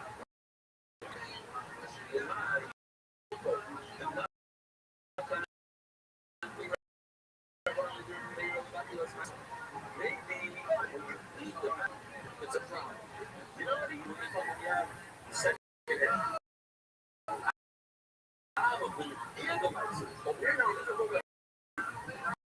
And maybe they agree that punching is lovely. They punch my society, but it's good.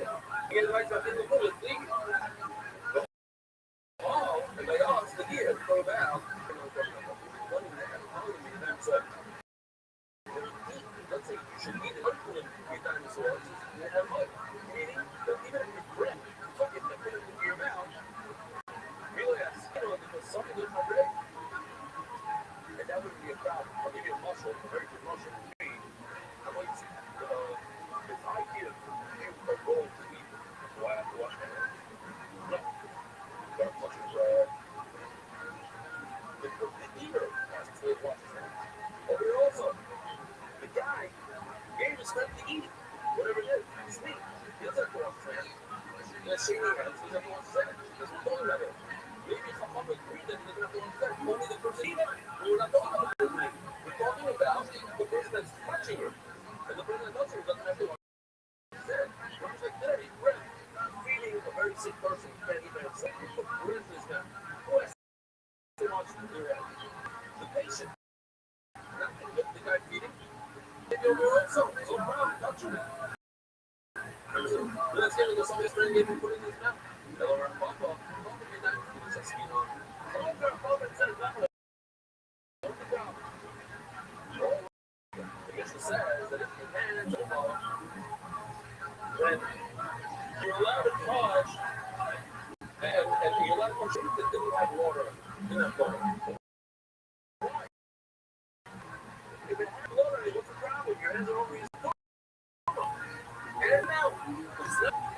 Arisha and Numa.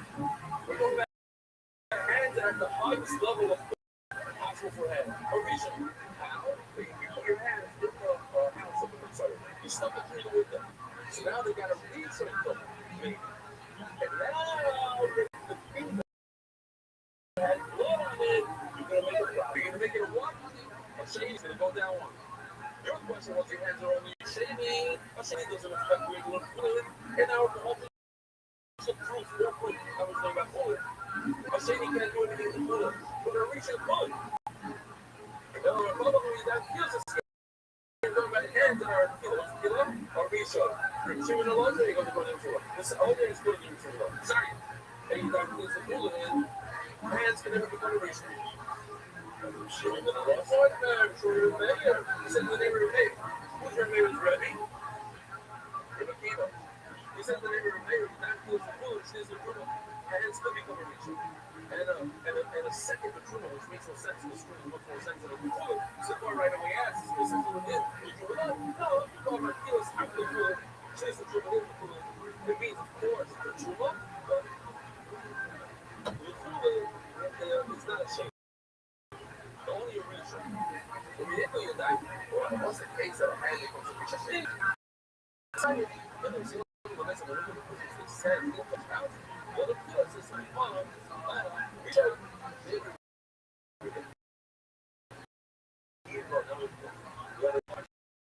Not only in civil laws, the other steals. Stick into basically.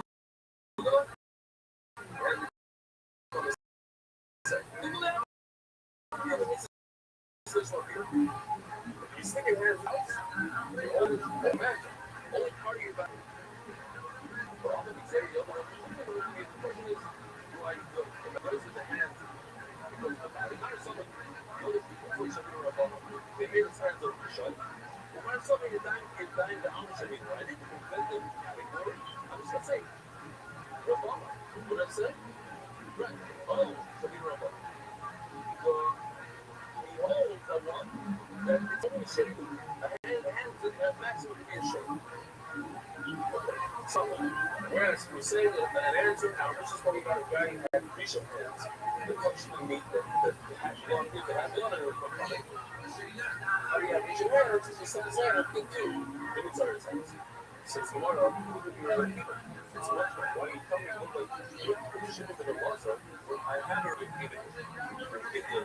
You can repeat it over the other kids. Now, it happens to be revenge ready. The other kids out there. When you repeat what is revenge ready, revenge one that you brought before, children. There's a little separate way out. So just go to the source. Then repeat the hole that your hands can become a reason. Maybe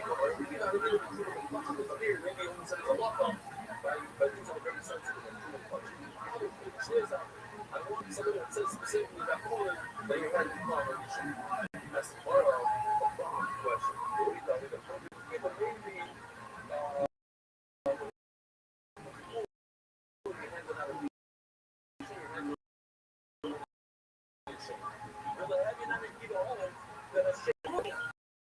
that became wet. The Mashadero will give a dollar shaking as a shlish. He shaking makes a shlish. It's not. Why do you know that very thing? What's the very thing? Famous is the fraction. Iran and the Jim Shuttle, they were saying that day, the program of the field. So they added 40 benches for this event. Thousands of new bumpers come in to these veterans to learn. And they're all asking a little bit question they had in the fire like, so that day a lot of new condition happened. And one of the conditions was this, where the people had to get up and say, oh, there is, it says everything. Let me show you the video real quickly. This is perfect. This dead mouse is out of there. Wow, this is super okay. Only comes away from the airspace.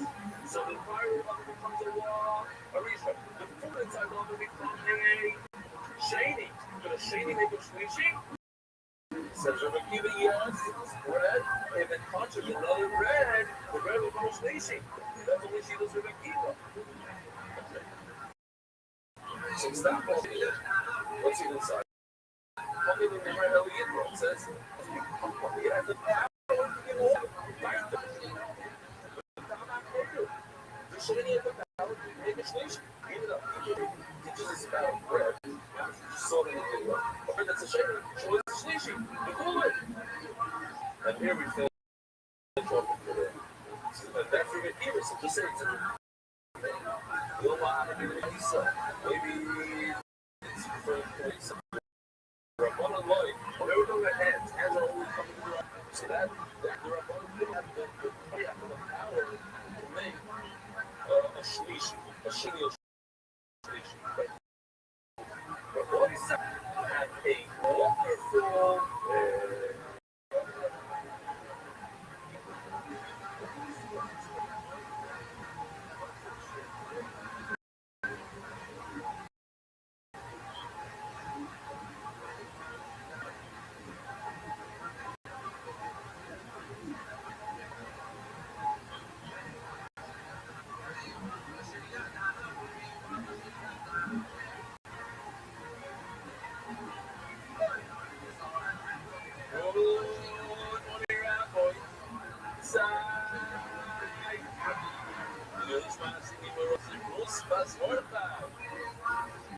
that's a beautiful picture taken by a nurse in a hospital. Nurse. No. This is a father. This is a father with his baby learning Torah and a nurse. So what does today's picture? My wife and I wanted to take him on this because I was graduating what he did. We got some sort of cool memory. I mean, you're walking down the aisle and read the Torah. Something I would probably the rest of my life. What's happening? Having more Benny, Dave, Harry, something else made it that much more amazing. This past long, I walked space next to them. And some of the men who I showed up said everything about the family reminded that gave not just a learning program, the brother wanted to know that fully one of the most important kids in my life, but also wanted you to know, and I would say decidedly, that the main factor of the young people is having real and lasting impact. This is what it showed them every single day. The rhythm it creates, the way it anchors the day for me, that genuinely make me a better person and studier. There's a few compliments, deep appreciation of love, regard, Glenn, and Rick Buchanan. Gary said that. North Carolina, and she's from Brazil. Yaakov Gross. No, Sunday Gross. My name is Sunday Gross. Maybe I'm sponsoring something wrong. So I like this business. It's a red, whatever you like. The impact it's had on my life will be tremendous. Before becoming a part of my life, I barely learned prayer regularly. What's this? You barely learn. But today, I try to look at those 4 to 5 hours every day. Attending various shows on the phone, online, of course. You'll see the purpose of the life, the beginning of salvation. There's a truly thing hold up. Is the doubt. Who's on the stuff? You just want to be that serious and working with things, probably.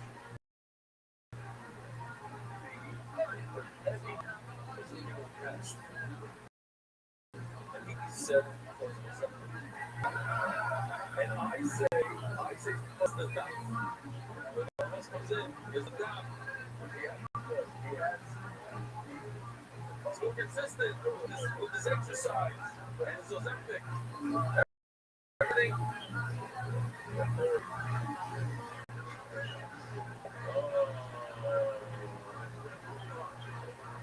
That's not bad.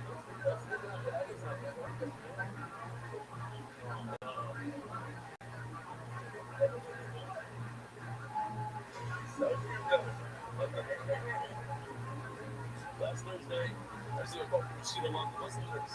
Last Thursday, I see a call from Shinaman. That's when they put most of the Shin Bar from the wife and I, the line of those that children will never learn. If you want to see what I want to definitely learn on the 7th of August, but you want to learn. I want to start with them why. They looked at the Shiva by my city. Well, she should have been able to start with Shiva as a word. Like, what the name is. But it's just a beautiful thing. So it's then Harry Potter. See, it sounds like, especially from a channel or yeah, all like work making real difference and grateful part of it. Santa Claus. I mean, I very like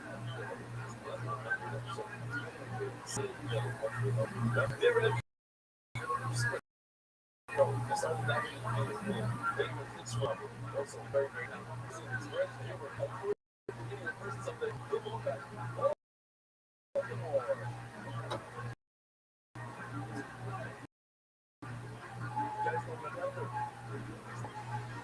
Santa, exactly.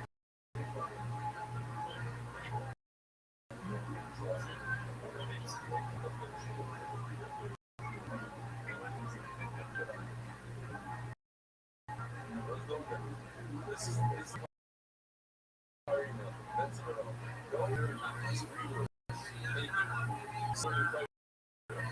better numbers.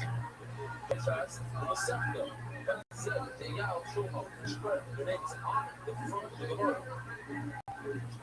I've seen the photo from my share last night. They had very often.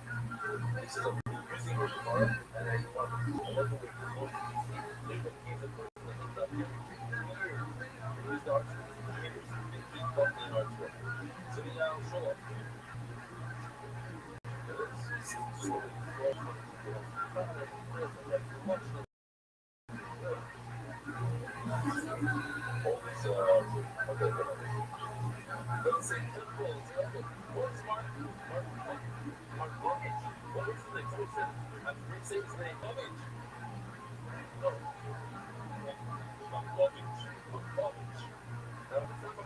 Let us know. That had solution of more that's more for our children. Being accepted. This is what gets out of the world. That's because the satisfied by the culture and the nation. Very people in the lives of other people for the world.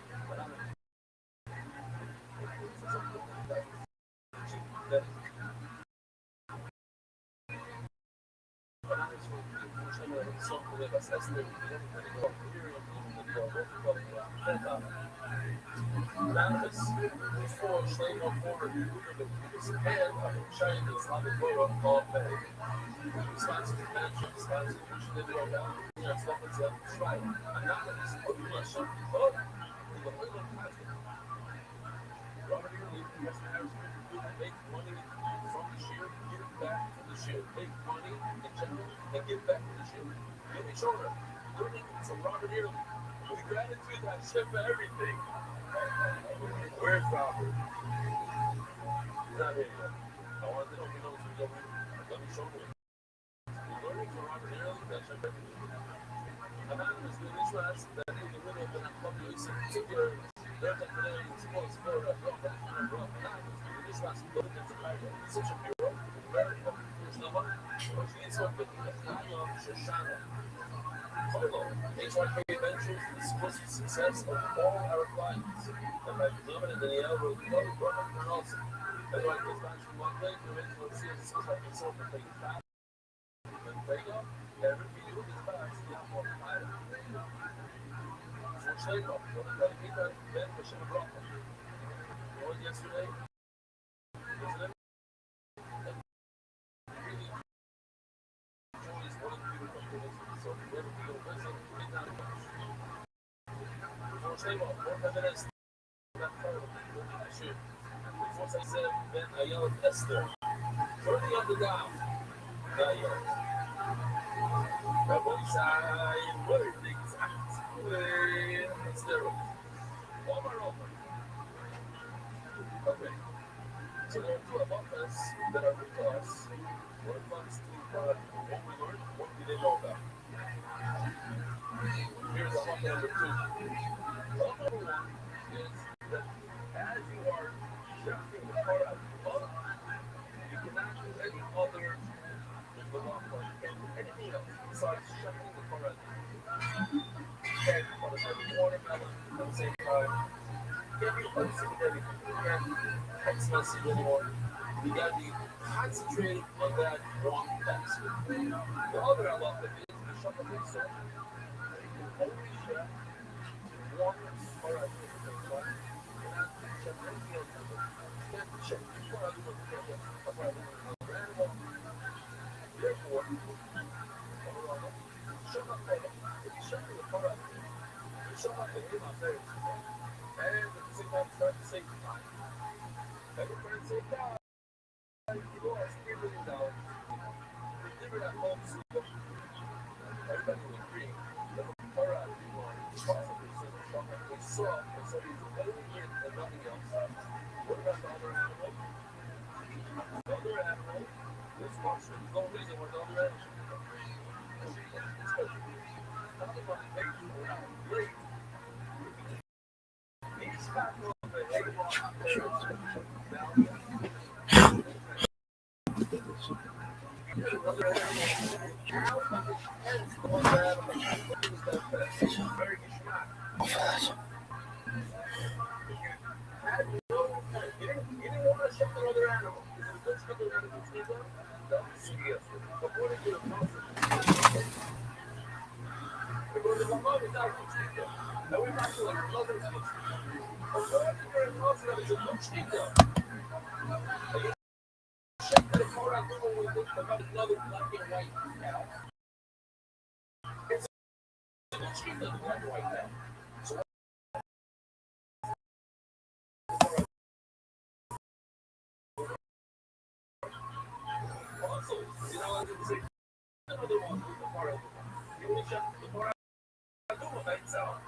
the nice slice of other animal. Oh, I would have to have, a slice of watermelon.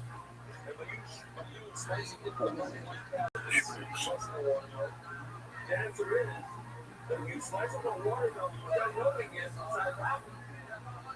You're nice. The problem is when you take a concentration on the watermelon, it's a concentration on the black and white apple or the watermelon, or they eat another. So it's not a problem at all. Either way, it's not a problem. It just says more inside. There is no song. There's nothing inside. And you can share another animal by mistake and switch these up. At the same time. You also call it solar. Therefore, the part you want to become sponsors in our sector. Sometimes it's something solving one. What about the white cow? Very sure. The $3 million cow is the offshore program. But the $2,000 cow is the but he's looking at going shopping and it's okay. He's shopping. I'm going on here. I'm saying I'm on the track. There you go. The ball wrap, the ball is coaching. Why? We work the hang up sale. The black and white is possible. So the black and white is fine. And it's sponsor. Because all the shopping is ready. Because they're not going to run white. No shirt. Also, show a little bit of color. You'll see that over there. So that.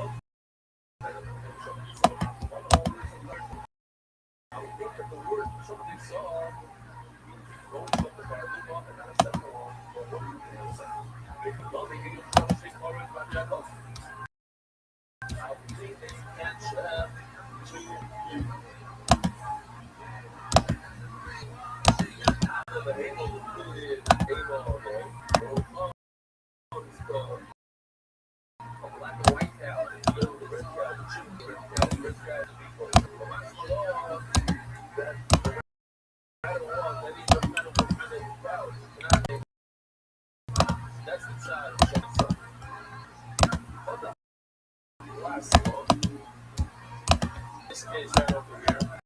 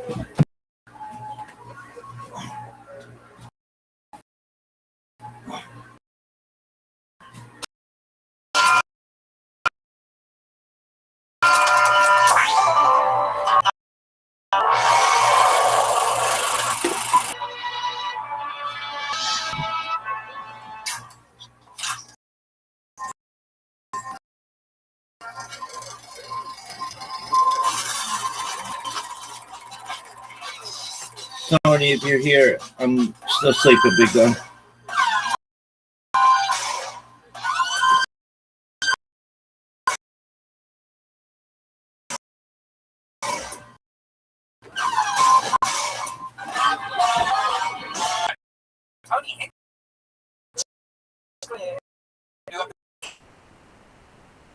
Hello, everybody. We're here. Another episode of Kill Tony live from the Comedy Store.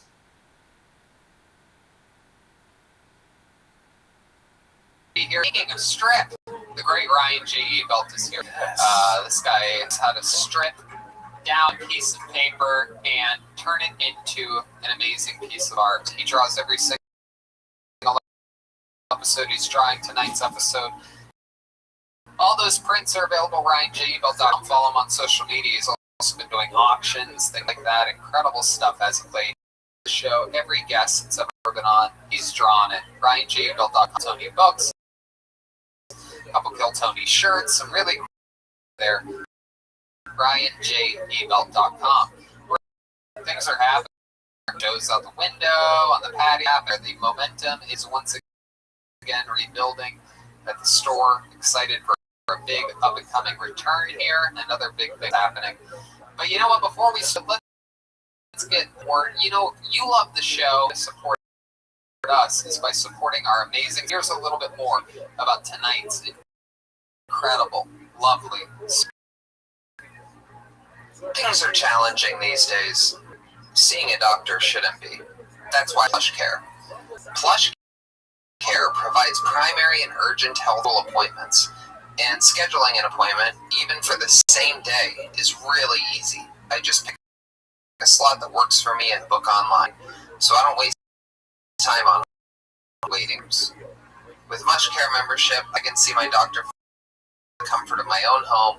Even in my case, I can get diagnosed, treated, and even have a prescription sent to my local pharmacy if needed, all within minutes. And if I have questions before or after my visit, I can send unlimited messages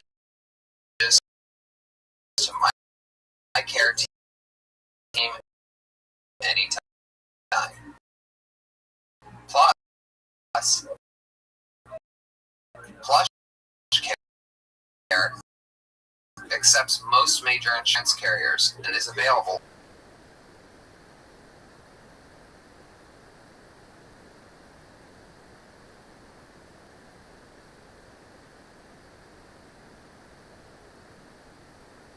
Discussing questions With the PlushCare app, easy to sign up. It was really easy to schedule an appointment.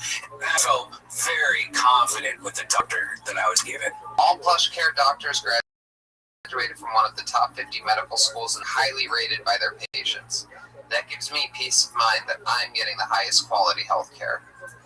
PlushCare makes it easy for me to get the excellent care I need when I need it. They do the same for you. Start your membership today.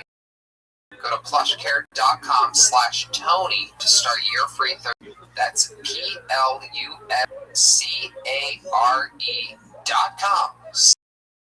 PLUSCARE.com/Tony for a free 30-day. You need to see a doctor? Do it online. plushcare.com/Tony. Hiring can be difficult. And you probably experience hiring challenges from time, but right now you face even more challenges, from rethinking your workplace safety to hiring employees for specialized roles. Matson Resources could relate. They needed to hire a seasoned senior Citrix administrator. Not an easy job to fill, so they turned to ZipRecruiter. ZipRecruiter's powerful matching technology finds people with the right experience for your job. In fact, 4 out of 5 employers who post on ZipRecruiter get a quality candidate within the first day. That's how Matson Resources found Peter Alcantar Jr. He was laid off during COVID-19 and needed to find another IT lead to continue paying his mortgage.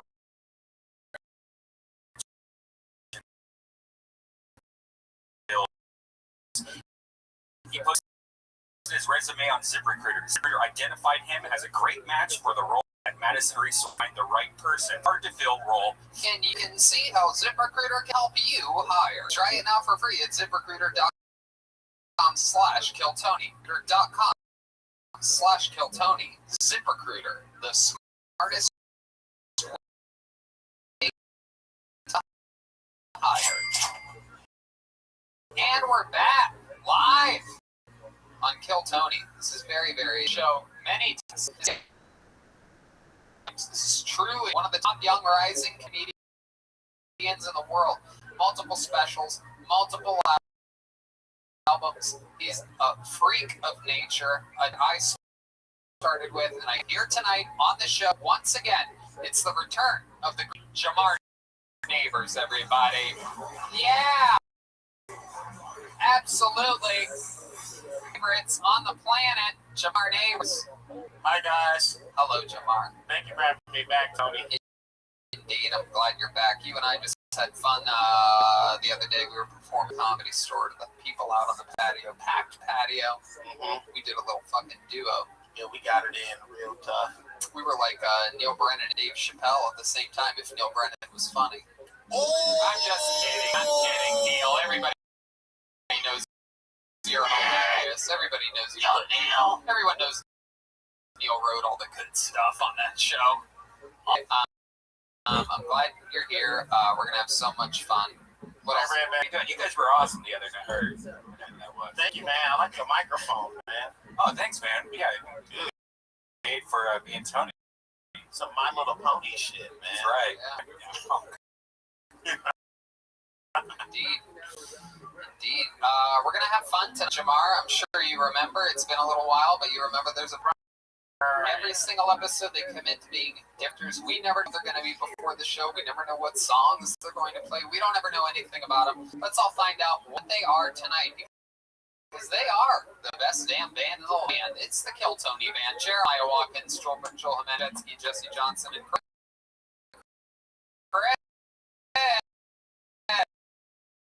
We go. These guys.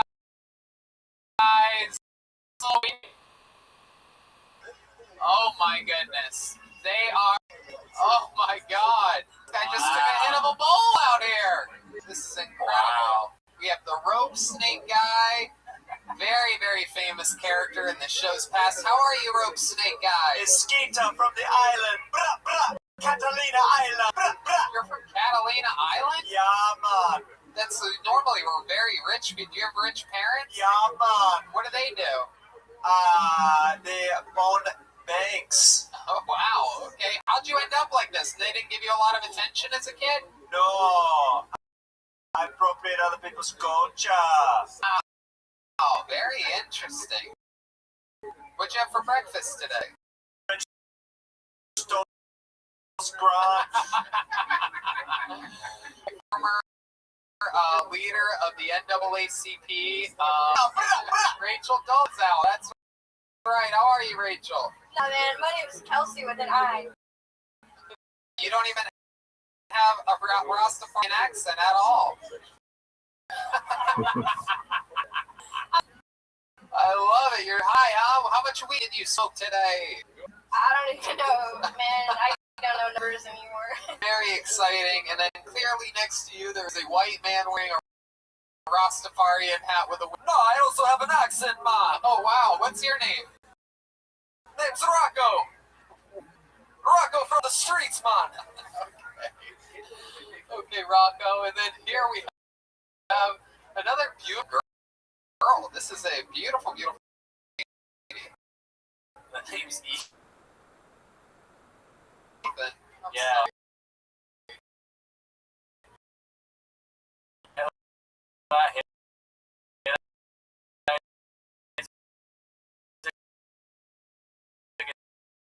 It's actually CBD, but don't tell anybody. Wow, what does it stand for?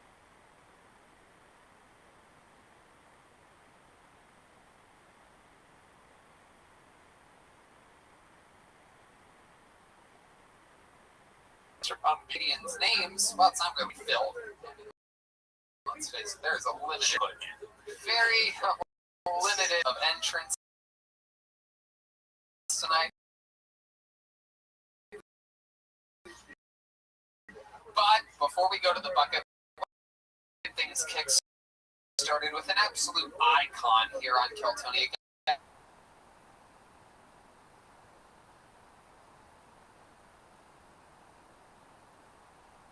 To ladies and gentlemen, it's known other than the Big Red Machine, Tennessee Strangler, the king of the koalas, the great William Montgomery. Jamar, they call me the Tennessee String. First and foremost, for all the fucking haters out there, get a load of the set. This is probably going to be one of my best. Not sure if y'all saw this, but there was a competition held a couple days ago in Beirut.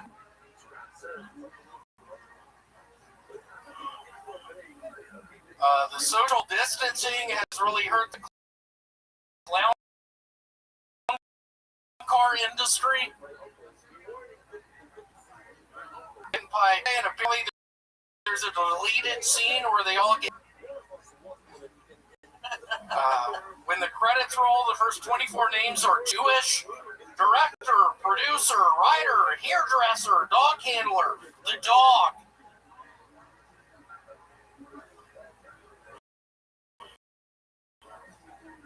What's this between Antifa and the Houston Astros? They both steal signs and come from a hellhole. Wait, who does? What was that? The Astros and who? And Antifa. What? Antifa? Antifa is how it's pronounced. They both steal signs and come from a hellhole. Oh yeah, think about it and feel alright. Everybody now. William, what movie were you talking about? Herbie the Love Bug. Okay. And you saw the credits, and it had a Jewish director, writer, producer, hairstylist, dog hand, and hairdresser. And dog? Hairdresser and dog. You mean dog? What do you mean dog? Yeah, that's the name of the animal. Y'all ready? Jamar, do you pronounce it that way? Which one of those jokes was like your favorite one? The best one? The what? The best one? What did I think was the best one? The Beirut one is my guess. I think you're with the Beirut one. What was my favorite joke from that one? You can wait to tell it. Which one? Beirut. Was watching American Pie 2 the other day, and apparently there's a deleted scene where they all get AIDS. I was excited about that one. What did you think was going to happen when you said it? I thought they were all going to get sick. When somebody gets AIDS, they get sick. Actually, yeah. What do you mean Magic Johnson? Who's Magic Johnson? People throw that name around. Basketball. Who is that? He was the first. No, seriously, it's Magic Johnson, right? He's a basketball player. Now he's Now he's what? Now he's the face of AIDS. Actually, Mosquito was bad. He's the second face of AIDS. Tell me about it. Mosquitoes, man. Those things have killed more people than anything else. Like what? They carry malaria. Uh-huh. To carry it by traveler. They carry your bags of traveler. I don't get that one. No, it's you want to explain that one? You want to explain that one? Oh, you're very angry tonight. Yeah, I mean. Why are you telling me to shut up? Good vibes only. Oh, Rudaby. What'd you say? Oh, Rudaby. Rhubarb. Oh, Rudaby. Oh, wow. Oh, they call it Rega. Beirut is actually my favorite baseball player. Beirut? What do you mean? Babe Ruth. Babe Ruth? Do you want to take that again, you bitch? I'm not lying. I would fuck you up. If you look at the video again after this aired, there was a mosquito with you while he was I know, I saw that.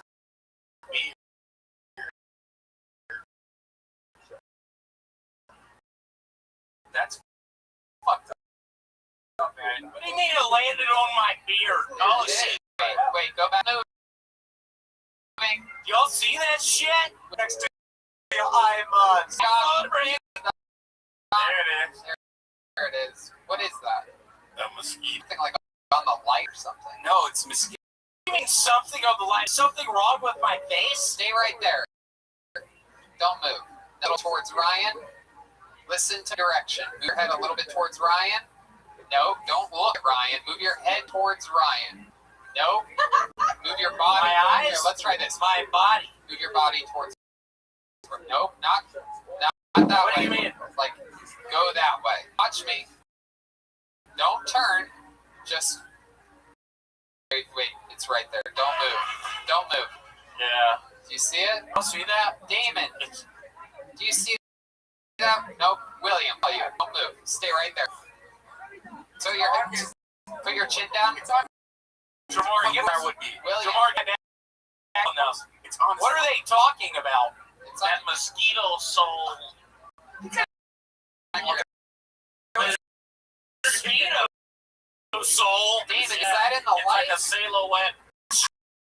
No. No, he tricked me last night. He didn't. Yeah, he tricked me Is last there a night. bug on the light, or is that on his head? Yeah, what's going on with the lights up there?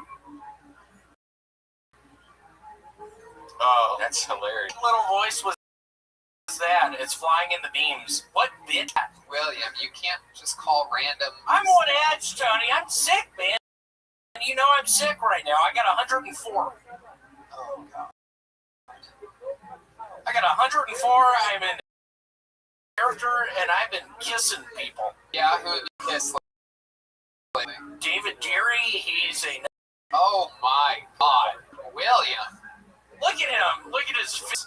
That guy knows what's up. I'm going to be kissing him. No, don't walk that way. All right. Well, William, what's been going on in your personal life? How's your relationship with the girl that hits you? Honestly, last night she called me, her brother, and her, my older sister. Yeah, what's that noise? Was that supposed to help, Redman? Cool, that was fun. Jamar, would you agree that's funny fucking noise? Jamar, what do you think about it? Well, like, just as a whole. You want to look at my tag? No, like sometimes he's annoying, but sometimes. Yep. No, I think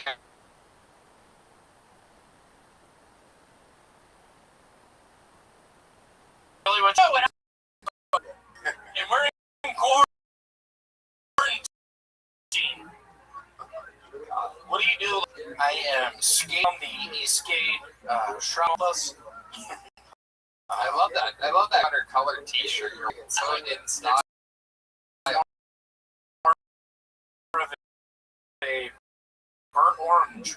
People wearing pumpkin pie this time of the year. Pumpkin butter, peanut butter. Like, really? I did. Piece of shit. Would you agree with that, Jamar? Would you call this one rusted orange pumpkin? Orange juice. Pumpkin Old Spice. Flint, Michigan water. Flint. Why are y'all teaming up against me? It looks like you're just lost on the floor is lava. Why are y'all? You look like a beautiful shirt, man. What's going on here? Why is this happening? Look how his knees look. Yeah. Have you suffered serious injury? I have strong knees. Like your knees look like you're getting roasted by the Lance Armstrong. What do yours look like? One's broken. It still looks better than those. Well, your Oriental girlfriend, when she was sucking your dick in the Oriental, her knees look good. We're not gonna go down this road again. Keep going. Your girlfriend looks Oriental because she's crying all the time. Oh, yeah. Dang. Get out of Red. What happened there? Lit William. Damn, Red. You just got lit the Why'd you do that to me, Red Man? Damn, Red. Did you do that to me? Oh my. Tomorrow I've been thinking about like a... Alright. There goes William on everybody. There's a solid week with William. I'm love. Let's get together and feel alright. William has begun it. It's gone. And he is begone. William. I love you, William. On. Sometimes. Pulled a name out of the bucket. Lapid. He actually called me the other night. Kept me on the phone for about 30 minutes. If you're wondering how many people call me just out of the blue, I believe it was about 11:30. I don't know. I feel sometimes I get a call like that, and I'm like, okay, well, maybe they're about to kill themselves, and if so, I'm going Again, why wouldn't you? to save them if the off chance they're going to kill them. We'll kill us, huh? No, just as a liver. No, I don't think so. But I also think that maybe he needed to get bailed out of prison. Like, there's a lot of things. He's got a wild. He's a real rock star. What you see with William is what you get. He's an accidental overdose candidate for sure. 30 minutes, highs and lows in the conversation. He's making him some rules at the Comedy Store that he's been breaking lately. Other times he's cracking me up. I mean, extreme highs and lows, and then standing on the phone is at 11:30 at night. It ended up not being a suicide call at all or a jail bailout. He was asking me if when things open up again, if he can open for me on the road. Was the bread and butter of this conversation. And did you go, oh, hell no? Well, what was your I was like, oh, hell no! Can you call me one time, 11:30 at night, William? Asking for the number. I'll give it to you after the show, man. We'll see. If you, yeah. But, you want to do my apartment show? All right. there you go. Got it. You booked. There you go. See?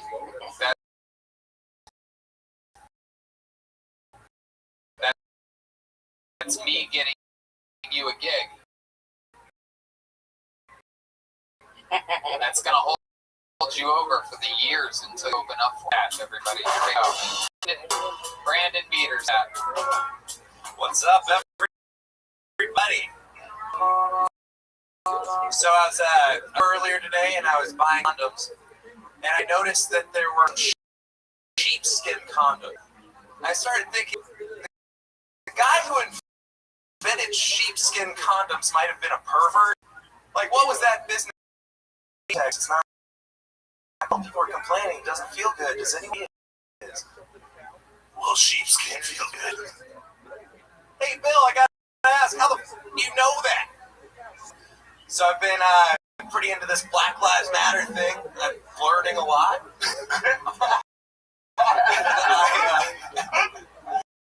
I've learned that white people suck. Here's just a couple reasons that what I think white people suck. They put more effort into contacting aliens than learning Spanish. You know how many white dudes speak Klingon? That's a made-up language to speak to only other white dudes.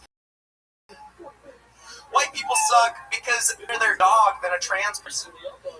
He's a good boy. Apologize to Cooper.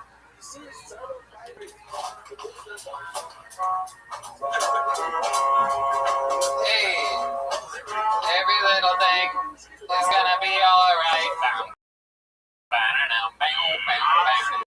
Welcome to the show, Brandon Peterstadt. Where are you originally? I'm from a small town in Iowa. What's the name of the small town? Newton, Iowa. Newton, Iowa. How long have you lived? About 5 years. How far east of La Brea do you live? Very far east.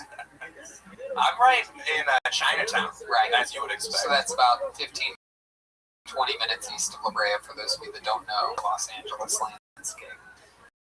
I could tell because someone that would write a joke about learning a lot from Black Lives Matter would be from. That's exactly where they would be. People between La Brea and La Cienega would not. Is that street changed now? Like recently, it seems like it's kind of down. Comedy Store legend, I just want to wave to him and say hello. The great Argus Hamilton popping his head through the door. Hello, sir.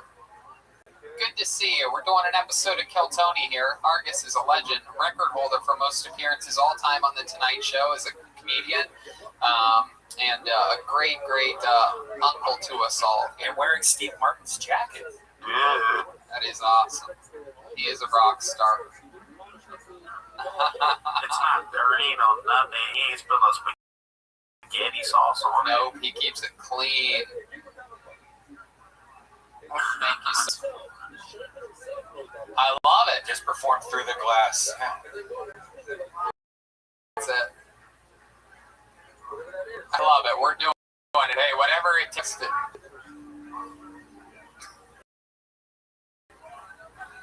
It's crazy, right? Blowing dudes to get by for money. We love you, Argus. Thank you. Follow him on social media. Some say that Jack's actually black, not just a bunch of cocaine. Okay, Red Van. This is going well. What's his name? Peterstat? Peterstat. Peter, what'd you say about white people be doing what? White people put more effort into contacting aliens than learning Spanish. And is that because you do these things, and then so like does that go for you too? Oh, that's a great point. Do you put more effort in contacting aliens? Actually, and I don't believe in aliens, so I am an observant of my fellow whites. Oh, so you're just criticizing what very few white people do.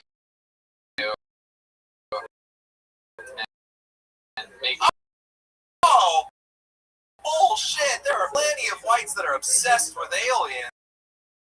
Tony?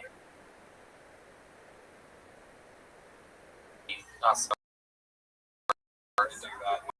All of that way, and really just like being without like Los Angeles white people who speak Spanish here, but I'm from Iowa where there's 2 dudes who speak Spanish and not well, and I'm one of them. You should always wear a jacket.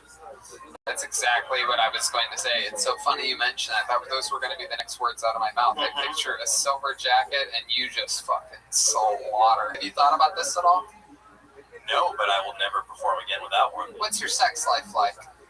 I haven't been laid in almost a year, but this weekend I'm gonna get laid a bunch. How do you know that?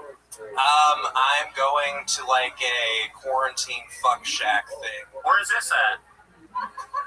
You're not invited. At least said Black Lives Matter 2 seconds ago. What Fuck. I hope only white people allow. You want him to ruin all that pussy before you have it? I have more to learn, I guess. Tell us about this fuck shack, Brandon. Oh, it's on Starting with the on address. Airbnb. If you guys want the link to it later, it's I believe $130 a night. It's one of the better fuck shacks in Victorville, which is close to Big Bear, but not in Big Bear. Hold on. This is weird. This is real shit. I've actually heard this from somebody that we all know pretty well. That they I want to hear more about this. Airbnb, Let's hear more about this. Keep going. Tell us more, Brandon. Have you done this before? It's been a year, dude. Now It's been a year since you've done an Airbnb fuck shack. No, I used to have regular sex, but now it's kind of one of those things where, like, I had to get tested yesterday. This girl to fuck me. Like, it's a different time. So you had to convince a girl who's going to be at the fuck shack to go to the fuck shack. Well, the fuck shack is a little place where we can fuck together. With a fuck shack, baby. Hey, I got to read it. Fuck shack, baby. Okay. Girl to go with you to the fuck shack, or are there other bitches at this fuck shack? And why would she make you get tested? You seem like you would have negative, like you would cure STDs if you fucked somebody. Oh, I didn't have to get tested for STDs. No. Would you have to get for tested? Corona, COVID. Yeah. Jesus, that's so dumb. You could totally catch Corona before that. I agree, but you can also cure most STDs in no time. So you have to bring a girl to this fuck shack in order to come. That's why you're asking her? I thought it was porn. Like you'd have to get tested for STDs before going to a fuck shack. No, that's not. It's like BYOB type shit. It's pretty much like all the massage parlors that used to be fuck shacks during the quarantine have all got together, rented Airbnbs. So it's going to be a gang of shit. I'm just worried. What's the ethnicity of the girl that you're interested in having sex with? Well, this one's going to be white. Have you ever been with any other type of one black chick? Yeah. Yeah, really? Oh, and a Hispanic chick. Did she rape you, or like how did that happen? Did you romance a black woman? I cannot picture this for the life of me. She, out of any girl I've ever been with, is the one who like freaked out the most to find out they have a belly button ring. Like black chicks aren't down with that. Wait a second. You have a belly button ring? No, I got it pierced when I was like 7. Do you have a tribal tag around the No, that'd be gay. The sun? So is it still pierced? It's actually harder to take out than keep it. You got that shit now? Yeah, dude. Let me see this shit.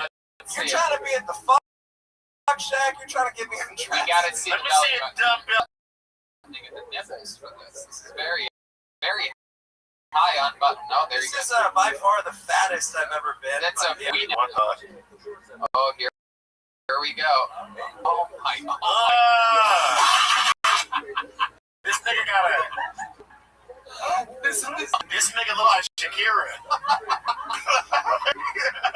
Shakira in the house. Oh my God. No. Please leave it unbuttoned. This is incredible. And they got hair tangled in it. Oh my God. You're so hairy. And that is like a two. For those of you just listening to the podcast, there's like a gem at the bottom and a gem at the top. I'm stunned. It is unfucking believable, this thing. What is it? Well, like, what's hanging from the? Is it? Here's the thing: the girls won't fuck me if I have a dangly. So this is just a regular old belly button ring. So wait, you've had a dangly before? And they can hear it like making noise. Oh, so girls will fuck me if I have a dangly because it's so dangly when I'm going down on it, girl. I'm going down on it, girl. Thank you, Steve. That shit look like a snake. Yeah, it looks like there's a drink picture in the middle of it. Does that still have the price tag on it from Forever 21? Centimeters. It is so bizarre. Do you do that to be funny? Like, why do you still have that? Why do you do that? Why?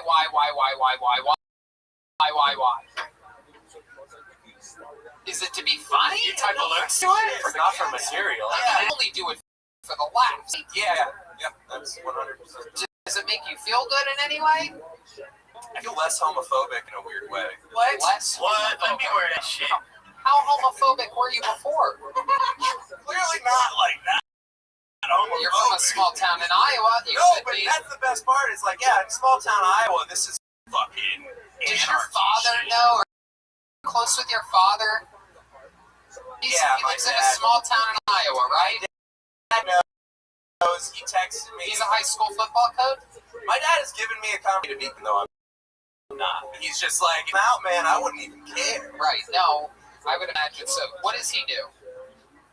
My dad is a salesman. What, is he really? Yeah, he's always been a salesman. He switched jobs, but what was that? Selling shit. He sells belly button piercings. They got a piercing. I'd have a nicer one, probably. How many different belly button attachments do you have? 7 or 8. 7 or 8. Oh my god, you're like a video game character. Is that your pretty one? No. Like I said, girls don't like the privy ones. But my favorite one. What is that then? I see it sparkling like They an all engagement ring. sparkle. They don't sell non-sparkling. You could have a black one in there or something. Those of you just joined the show. This guy has a belly button piercing. For those of you that have been watching the whole time, it's still there. He still has it. How long have you had this for? 9 years. 9 years.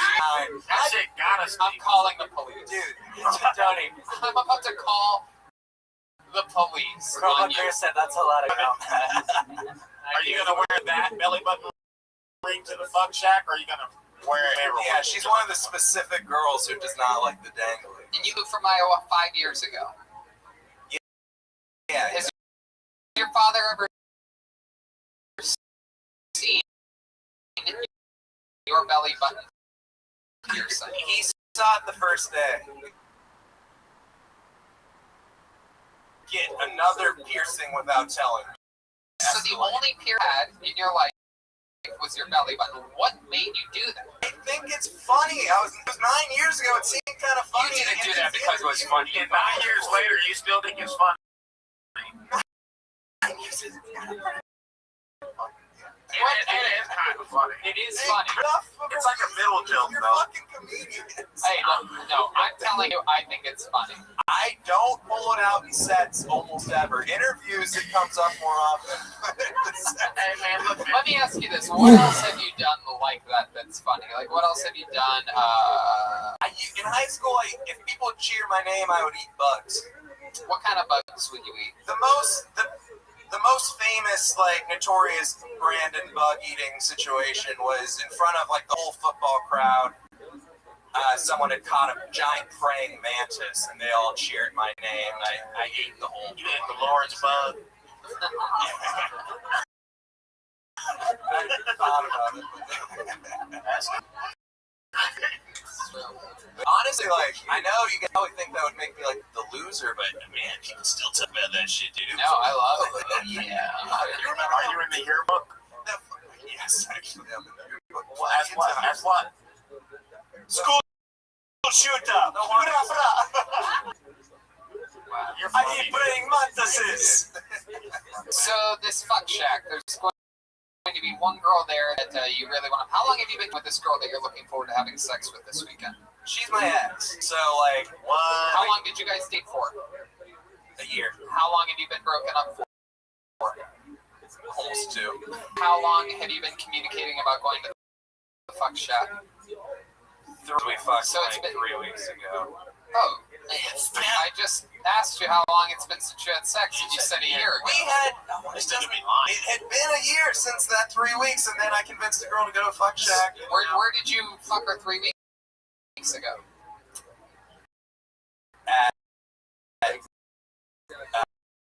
At my buddy's house. Where in your buddy's house?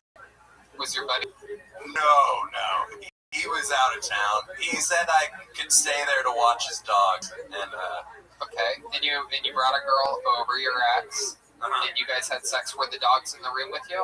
Were the dogs there? no, actually, I wouldn't let them be in the room. They're big dogs. Were they corn dogs? They were not corn dogs. They about 2 feet long? German Shepherd. Were they breaded on the outside? Okay.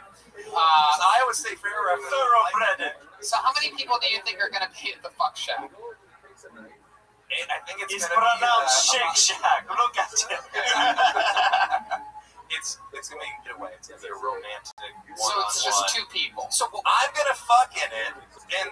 that's the plan. Are there other people that are going to be there? No. Oh, I yeah, I'm talking about. didn't use the word orgy. No, you said I don't fuck know. shack, At the and fuck that's shack. a known thing that people have, like fuck parties and these Airbnb. I'm actually. It's a fuck shack, baby. I thought that was more of an innocent song. Play it, please, yeah. Get your belly button pierced at the fuck shack. And the Mela, that's considered a trade. Shalom, hot dog, with Coach Schmidt. It's possible to Schmidt, you do the Mela. Shalom, hot dog. Shut the mother place. The hot dog was even at another word somewhere. I have a hole in the heart. Over here, there's a hole in the drink. Over here. You didn't Schmidt at another place. You're sure in the book. You didn't really know. You Schmidt in another place. Ask the hard, very simple question.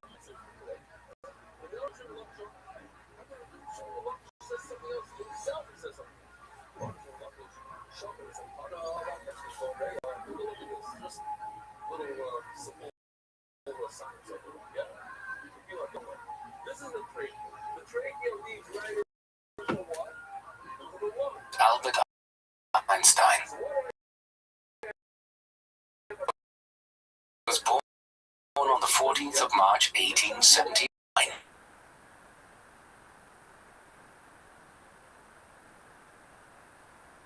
Center.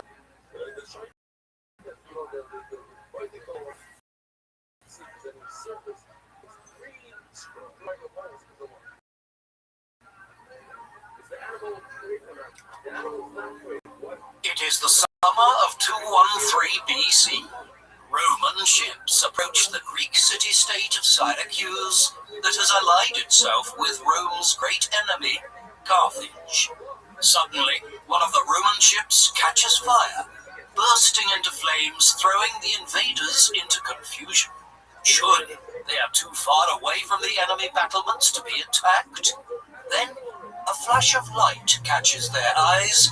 The defenders are using giant mirrors to reflect the sun's rays, burning the Roman vessels like ants in a magnifying glass. From his vantage point ashore, an old man watches on as his secret weapons wreak havoc on the invaders. His name? Archimedes, the greatest inventor of the ancient world.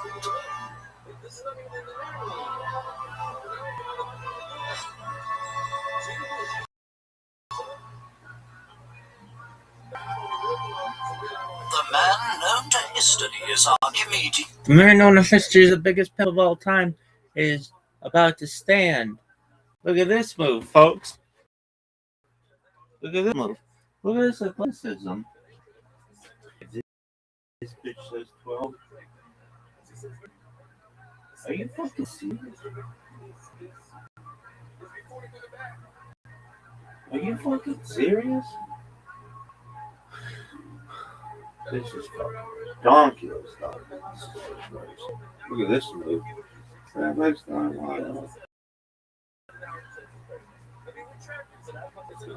Garrett.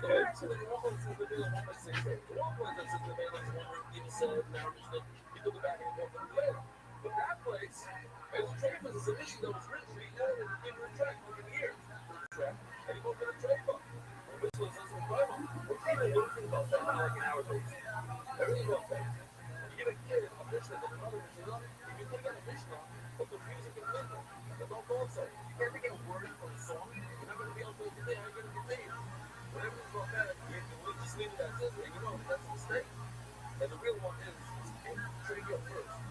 And then simultaneously smoke.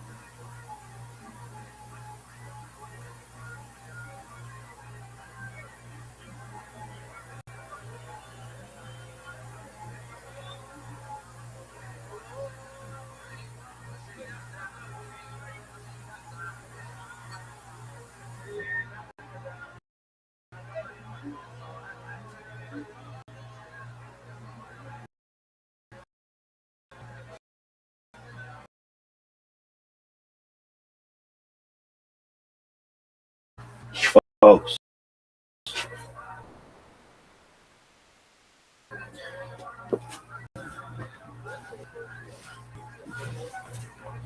Folks.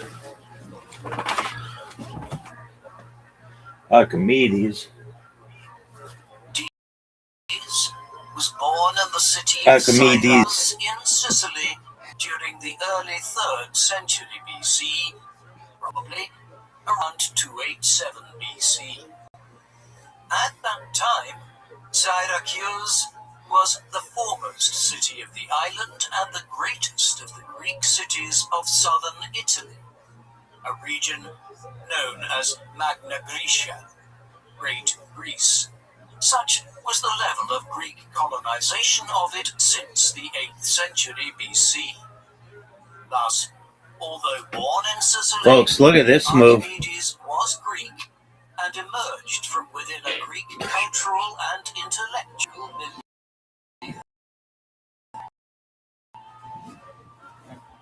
Archimedes is one of the greatest scientists and inventors in history. Very little is known definitively about his life. Brief accounts of his life and career are found in the writings of Greek and Roman authors from centuries after his lifetime, and have been embellished over centuries.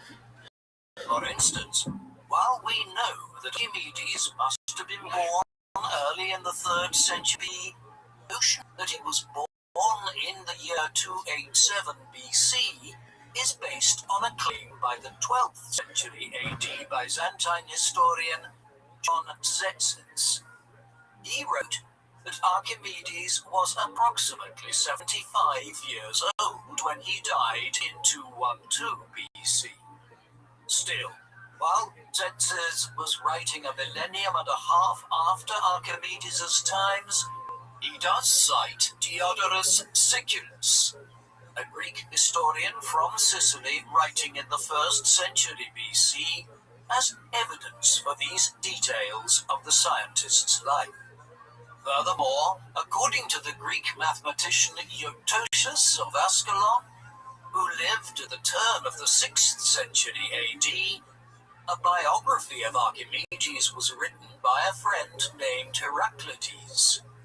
While this has been lost in the centuries since, and parts of Diodorus's histories have only survived in fragmentary form, we can assume that writers like Tzetzes and Eutocius, who were writing many centuries after Archimedes' time, did have substantial source material from which they drew their information. Finally, and perhaps most importantly of all, there are several scientific treatises that Archimedes wrote himself that have down to the present day, in which he provided prefatory letters to friends, which included further details about his own life. In one of his treatises, the Sand Reckoner, Archimedes states that his father was an astronomer named Phidias, who calculated the difference in size between the sun and the moon. Based on the fact that Phidias was also the name of the most famous sculptor in ancient Greece, who decorated the Parthenon and made the monumental statue of Athena Parthenos that stood the iconic temple on the Athenian Acropolis, Archimedes' modern-day translator, Reviel Netz, a specialist in ancient mathematics, suggests that the scientist's son in homage to the great sculptor. Netz goes further by suggesting that Archimedes' name, which may be interpreted as the mind of the principle, is a reference to the principle or order of the universe. The Greek philosopher Plato, who lived in the 4th century BC, believed that the universe was governed by rational mathematical principles. Perhaps Phidias was a follower of Plato, and gave his son this name to reflect his belief in a rational and harmonious cosmic order. Apart from this, nothing is known about Male's early life. His mother's name is unknown. There is no indication if he had any siblings, or whether he himself was married and had any children. Instead, many of the ancient works which mention Archimedes pick up his story much later in his life, during the Second Punic War. This includes the life of Marcellus by the 2nd century AD Greco-Roman historical biographer Plutarch, and the 2nd century BC Greek historian Polybius, whose histories have provided a universal history of the world and the Roman Republic down to his own day. Much of Archimedes' story relates to the history of his hometown, Syracuse, in the 3rd century BC. The city in the 730s BC by Greek colonists from the city of Corinth, land Greece, and one which was strategically located within both the Gulf of Corinth and the Isthmus of Corinth, the latter being the narrow neck of land that connects the Peloponnese in southern Greece to the rest of mainland Greece. Syracuse lies on the southeastern tip of Sicily. The settlement had the advantage of fertile land and deep harbours to accommodate ships trading in the Mediterranean Sea. While it retained some links to Corinth, Syracuse became increasingly independent over time and in turn founded its own colonies. By the end of the 5th century BC, the city and its hinterland had a population of around 250,000, rivaling Athens in size and wealth. In 415 BC, during the Peloponnesian War between Athens and Germany over the Greek world, Athens invaded Sicily. As the richest city on the island, Syracuse was the main target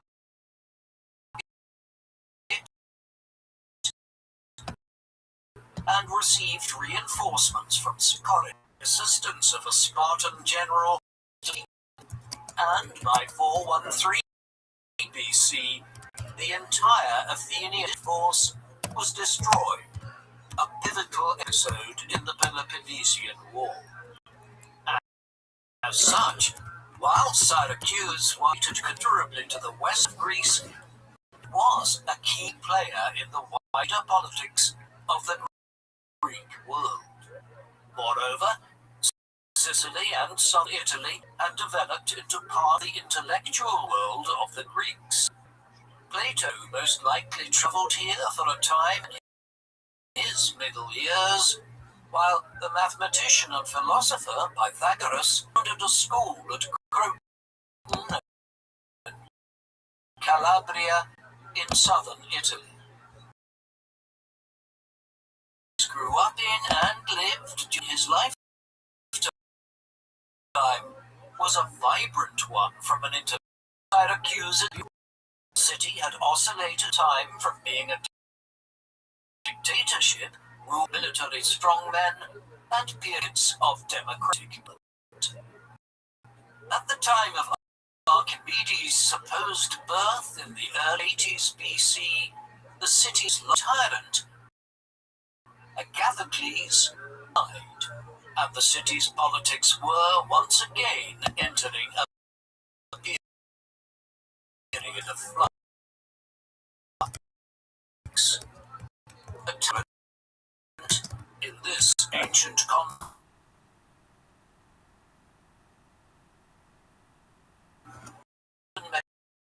Mediterranean in the 4th centuries BC would be central to Archimedes' life story. By the time of his birth in the early 3rd century BC, Sicily was caught in the middle of the Rome to the north and Carthage to the south. Carthage was a Phoenician that had been founded on the northeastern coast of what is now Tunisia by settlers from Tyre in the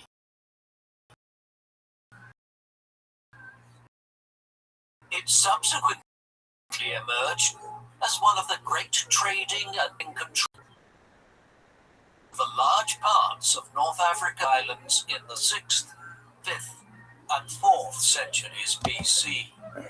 It had also set its sights on conquering wealthy Sicily. The Carthaginians had succeeded in doing so to some extent, claiming the western half of the island in the 4th century. But Syracuse, particularly during of Agathocles, had offered strong resistance to the Carthaginians east of Ireland. Meanwhile, further to the north, a newer power was emerging. The Roman Republic was a rustic backwater central Italy for much of the 5th and 4th century, while Syracuse and Carthage were great powers to the south. But the Romans were becoming an extremely aggressive military people, and in the century prior to Archimedes' birth, had won a series of wars against their neighbors, bringing a wide range of city-states in Latium and Etruria under their control, before turning their eyes southwards to the Greek city-states of southern Italy. Syracuse's story in the 3rd century B would be one of being caught between Rome and Carthage. The two powers fought an epic struggle for dominance in the western Mediterranean. Archimedes would be caught up that in 270 BC, when Archimedes was probably a child of around 9 or 10 years, a Carthaginian army lay Syracuse in the North African state's latest attempt to conquer the entirety of Sicily. In response, the city authorities requested assistance from King Pyrrhus of Epirus. He was the ruler of the Greek kingdom in what is now southeastern Albania and Greece. It had been fighting the Romans in Italy since 280 BC, after the Greek colonies of the south of the peninsula had called on him due to the increasingly aggressive Romans. Now, 2 years after the Pyrrhic War had started in southern Italy, the Syracusans sent messages to Pyrrhus requesting him to come to as well as against the Carthaginians. Pyrrhus accepted, subsequently proclaimed as tyrant of Cyprus after helping to defeat the besieging army. By 270 BC, Pyrrhus had conquered most of the island, Indians confined to the port of Lilybaeum, now known as Marsala, western to Sicily. However, as the port put up firm resistance, Pyrrhus demanded men and supplies from the Sicilians to build a fleet in order to cut the city off from Carthage by sea. The Sicilians found these onerous and accused Pyrrhus of behaving in a heavy-handed manner. The Syracusans and the Carthaginians eventually common cause to expel Pyrrhus, intended to try and secure control of all Sicily. A young Syracusan commander, Nero, took control of Syracuse. According to Polybio, Nero noticed mutiny among mercenaries who served in the Syracusan army and addressed the problem by leading a campaign against the Mamertines, a people from southern Italy who settled in Messina in the northeastern corner of Sicily. Hiero deployed the mercenaries at the front and allowed them to be killed by the enemy before withdrawing the rest of his army to Sicily. While this ploy secured Hiero's position inside Syracuse, it encouraged them to take the offensive against Syracuse. Hiero mobilized his citizen militia and a battle near the river Longanus in 269 BC. Then turned to Syracuse. He was proclaimed as tyrant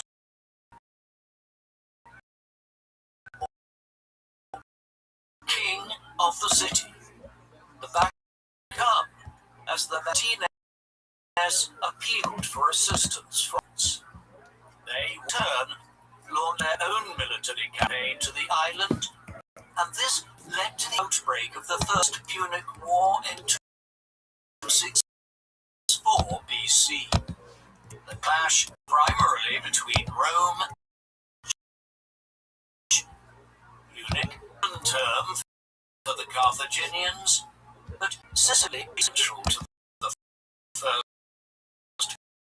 Punic War, which lasted down to 2. Hiero remained tyrant of 5 BC.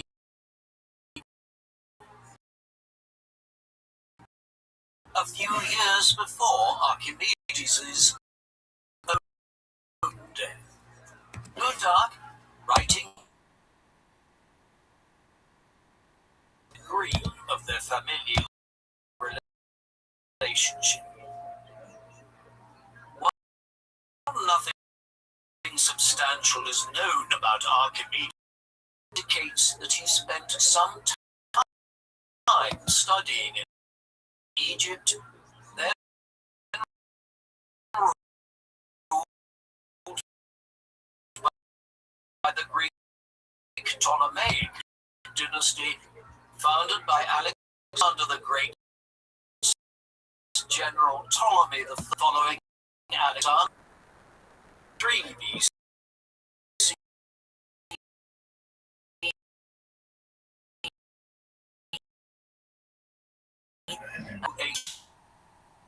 Reigned until 246 BC.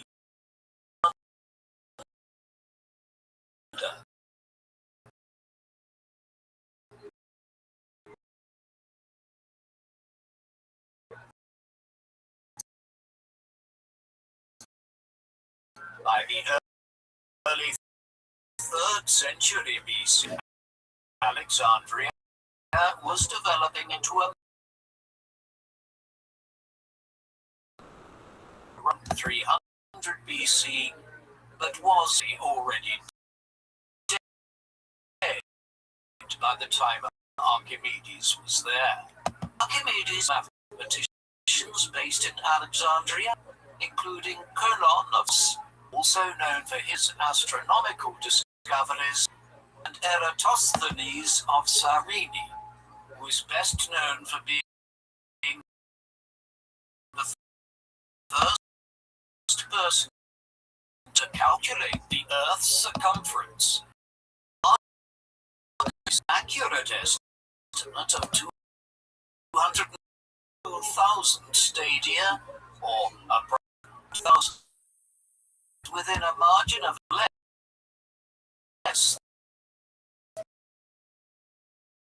than 2.5%.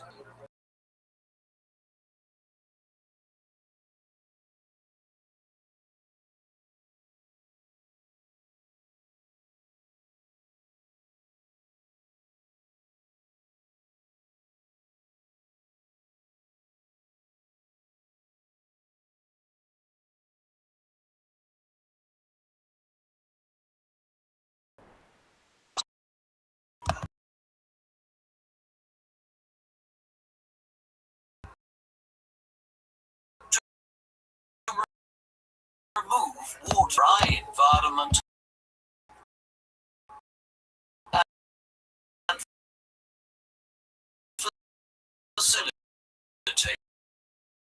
mining operations.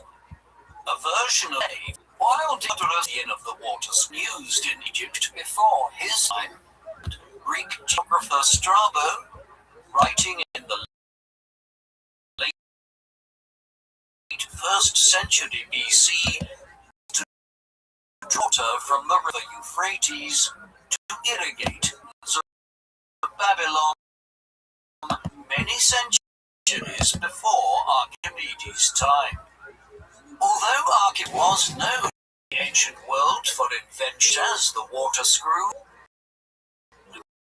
Plutarch noted that he never wrote about the practical application of his ideas and was primarily, according to considered any other practical sciences as, quote, ignoble and vulgar, compared to pure maths, which was unconcerned with the necessities of life.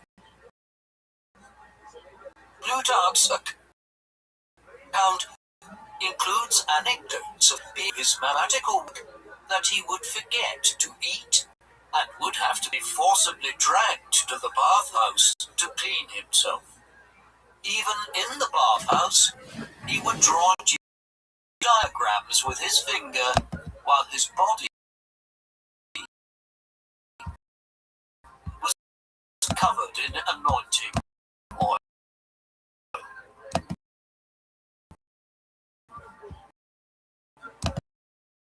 While Archimedes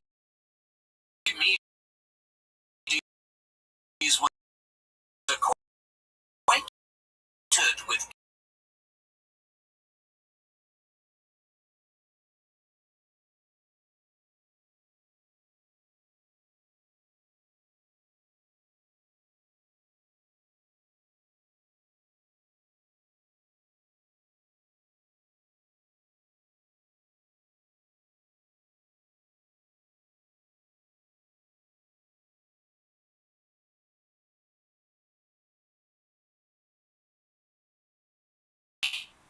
Africa.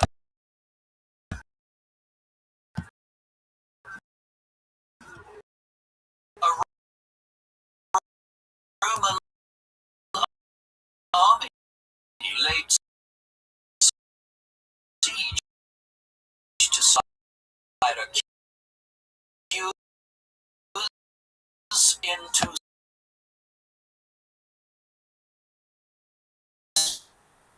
the main Carthaginian base on the island at Acragas, now the impressive archaeological site of Agrigent in southern Sicily. The Romans reached to the city in 262 BC. Despite heavy losses, they eventually defeated the Carthaginians in battle, enabling them to capture Acragas and occupy Mo.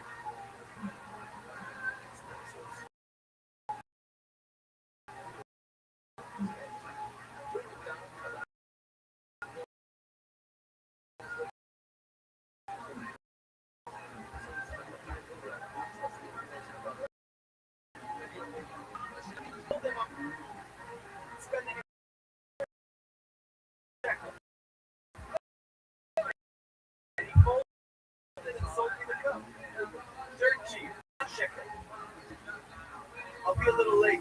I just take the cup to 3 left in the seat. Excuse me, sir. Each entry is 20 shekel. I'm not spending another shekel. I'll just wait here.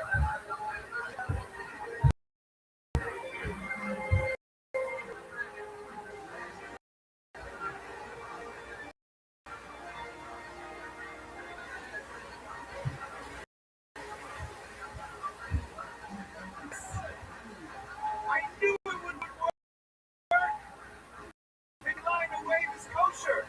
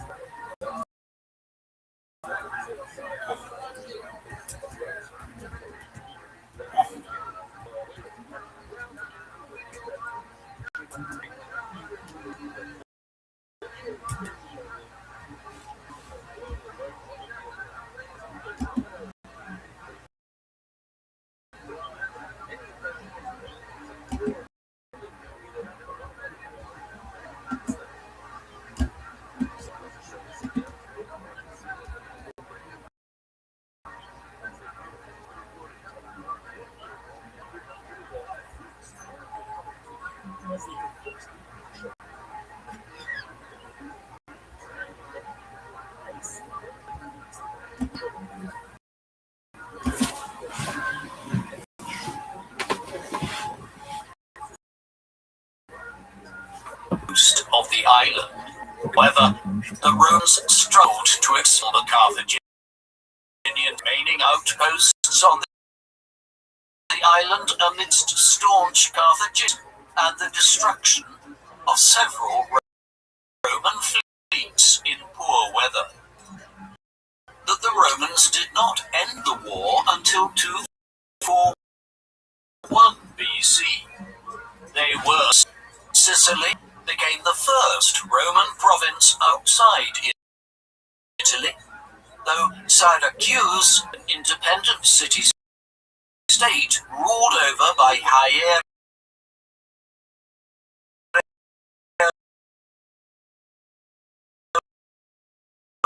and allied with Rome for the remainder.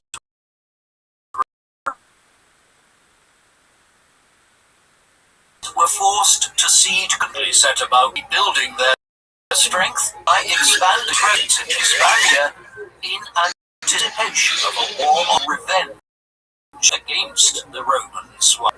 These events would have considerable implications for Archimedes' later life in Syracuse. Given the lack of rhetorical evidence for Archimedes' life, his surviving scientific treatises provide important insight into his work and personality. The story of how his treatises survived in some detail, with the exception of his possible stint at Alexandria in Egypt during his younger years.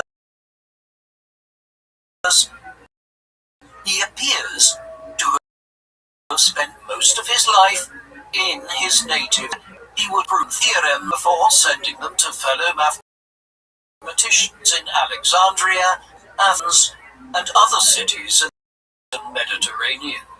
Many scholars of ancient science have noted that Archimedes was so sophisticated for the time that only a few dozen people would have been able to understand it. While around 10 different treatises can be definitely attributed to Archimedes, the corpus of his work was first collected in late antiquity, around the 6th century AD, by scrolls onto more durable parchment. Much of this work took place in Constantinople, capital of the Byzantine or East side, continued to find of Rome in the west. In the 6th century, Ascalon provided detailed treatises, and it appears that these commentaries were included in a compilation of Archimedes' work by his friend Isidore of Milet, Constantinople. Although Isidore's edition is long, it seems to have inspired at least 3 Archimedes' work, which were made in Constantinople during the 9th and 10th centuries. The most comprehensive of these was made in the century, includes a dedication to Leo the Geographer, an influential mathematician and physician, John the Grammarian, Sir of Constantinople, 19th century historian and philologist Johann Ludwig Heiberg called this A. Heiberg theorized that Codex B contained several of Archimedes' treatises, including the 2 parts of a text entitled On Floating Bodies, which were not included in Codex A. These 2 Byzantine codices were removed from Constantinople in 1204 when the city was sacked during the 4th Crusade. By 1269, they were in the collection of the Papal Italy, where yet another scholar, Borbecker, translated them from Greek into a Latin in the early 14th century, as subsequent translations do not contain a treatise on floating bodies, and are therefore taken from Codex A, which remained one of the most valuable ancient texts in Italy until it was lost in the middle of the 16th century.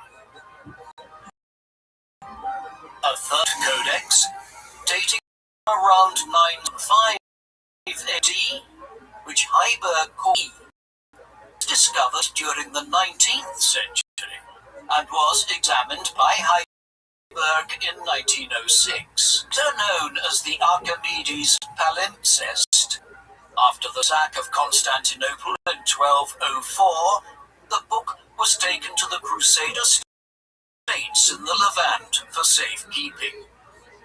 Known to have been in the collection of the library of the Sabas near Bethel. For its acquisition by St. Sabas, the majority of Codex C was transformed into a prayer book in the early 13th century, most likely in Jerusalem.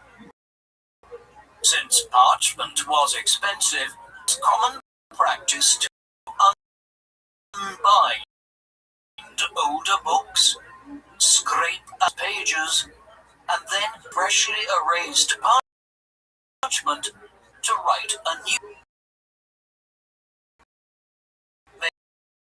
making a palimpsest was the fate codex. Theorems were meaning the Orthodox Christian unity in the Holy Land. Archimedes Codex, removing and tried to scrape off the ink on it.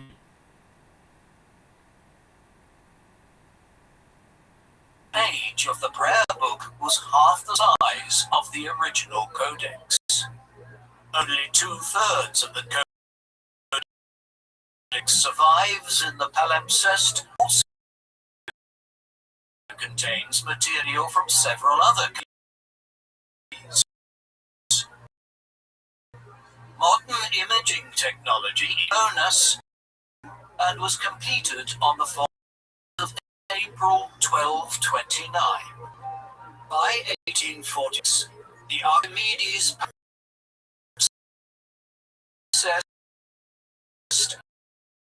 was found in the collection of the Metochian of the Papadopoulos Karameus, catalogued the book in 1899 and transcribed some of the mathematical passages that could still be read. Heiberg read the text that had been written by Archimedes and examined the book in the summer. Heiberg made out a remarkable amount of the original text and discovered a previous treatise by Archimedes called Method, as well as parts of On Bodies that were not included in Mudbecker's earlier edition. The codex also included something called the Stomachion, which had been attributed to Archimedes from big sources, but was not considered authentic. Unable to read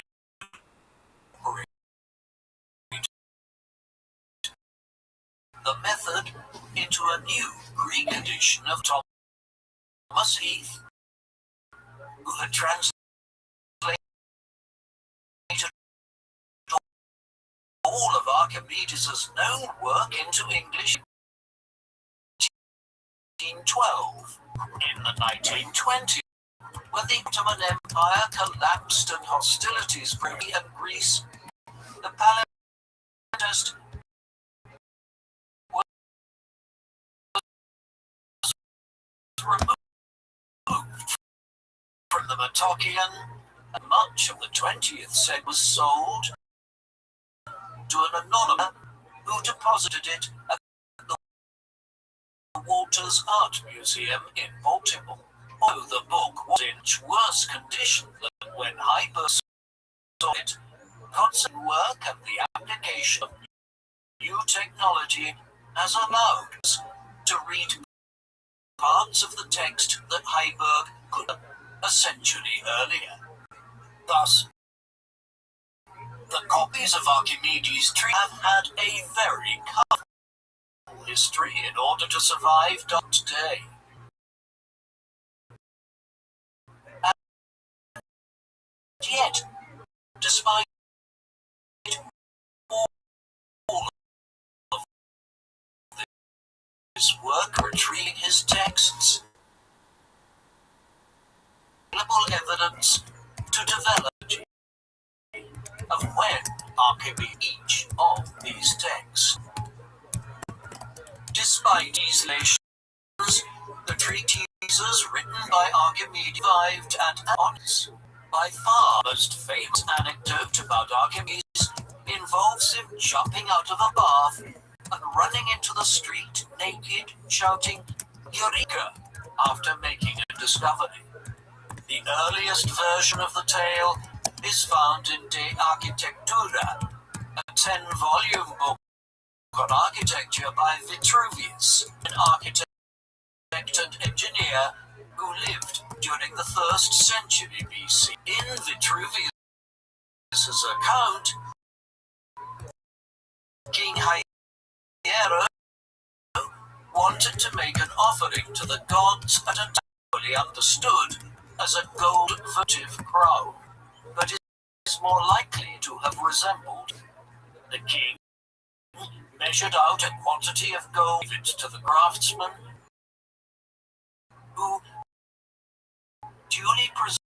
presented an item of exquisite beauty to the rumors that the artisan had defrauded the king by substituting gold for an equal amount of silver.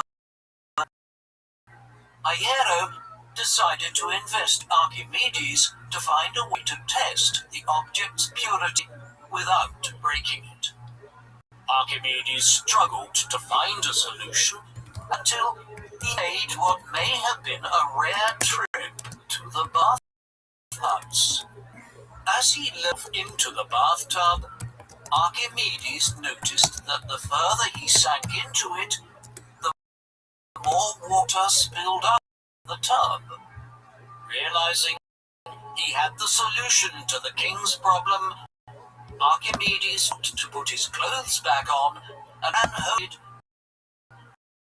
shouting, "Eureka!" or "If I have found it." After returning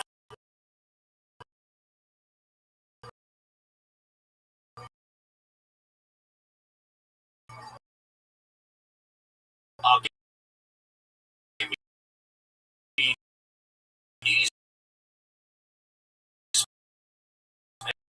made 2 lumps of gold and silver of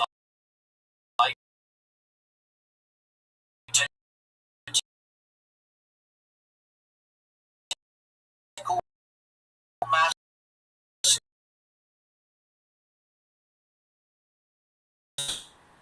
Was therefore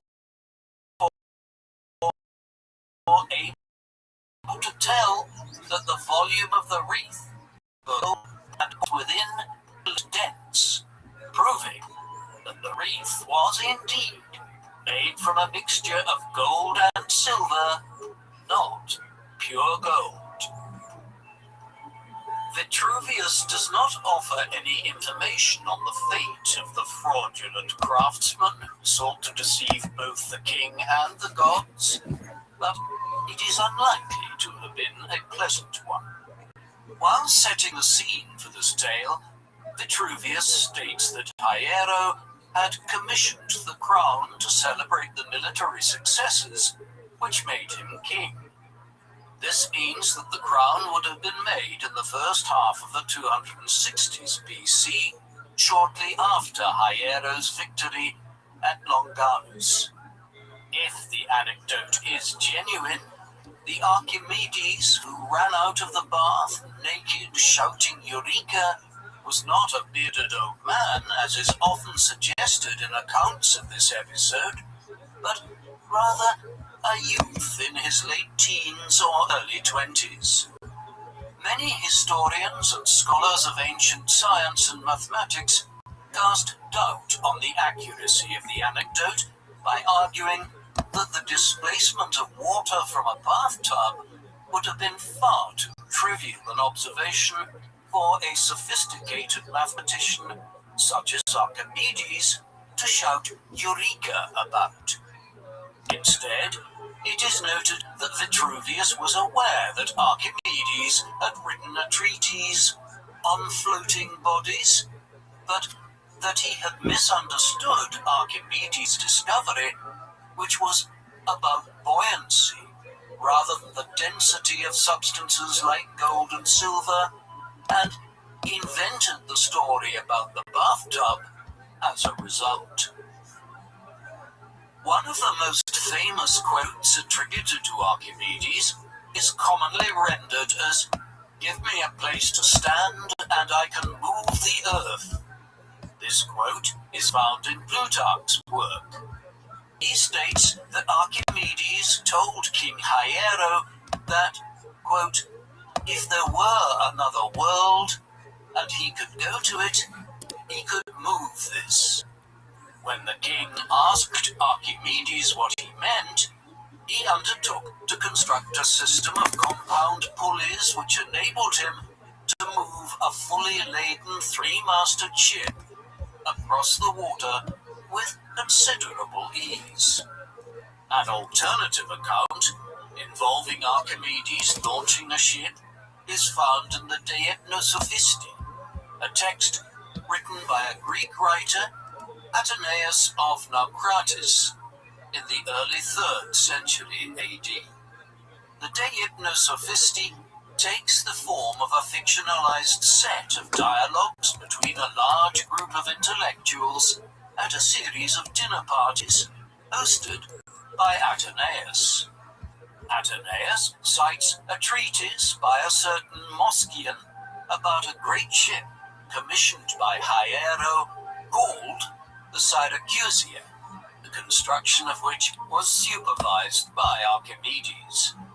The shipwrights had difficulty launching the ship to sea until Archimedes came up with the solution. Rather than using a system of pulleys, Athenaeus claims that Archimedes invented a winch to pull the vessel to sea. Archimedes' boast about being able to move the world is based on his work on levers found in his 2 treatises on the equilibrium of planes, which was probably among the earliest of his surviving works. Archimedes followed Euclid's example in setting out postulates or assumptions, followed by a series of propositions which are then proven based on the initial assumptions. He began in this instance by envisaging 2 weights resting on a horizontal stick supported by a fulcrum.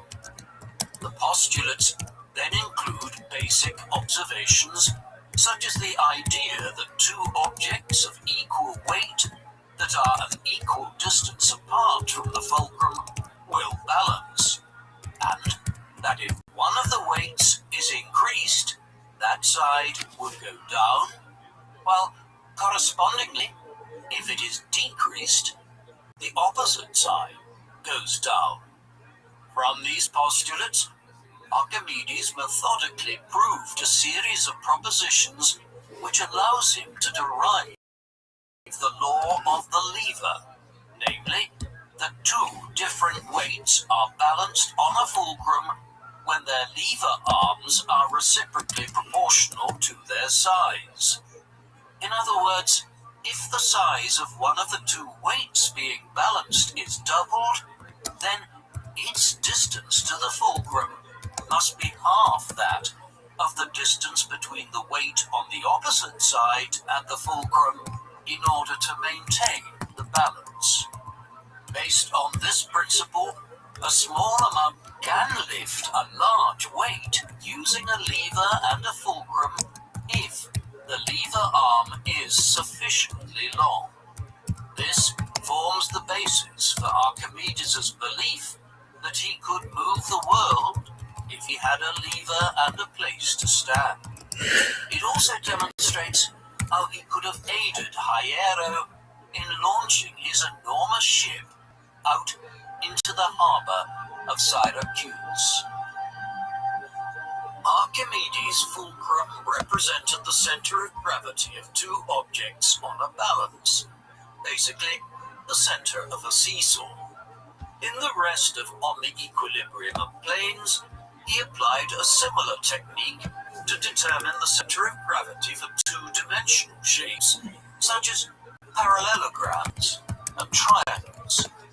The centre of gravity for a parallelogram is relatively straightforward, since it is the point at which 2 diagonal lines joining the corners intersect in the centre of the shape.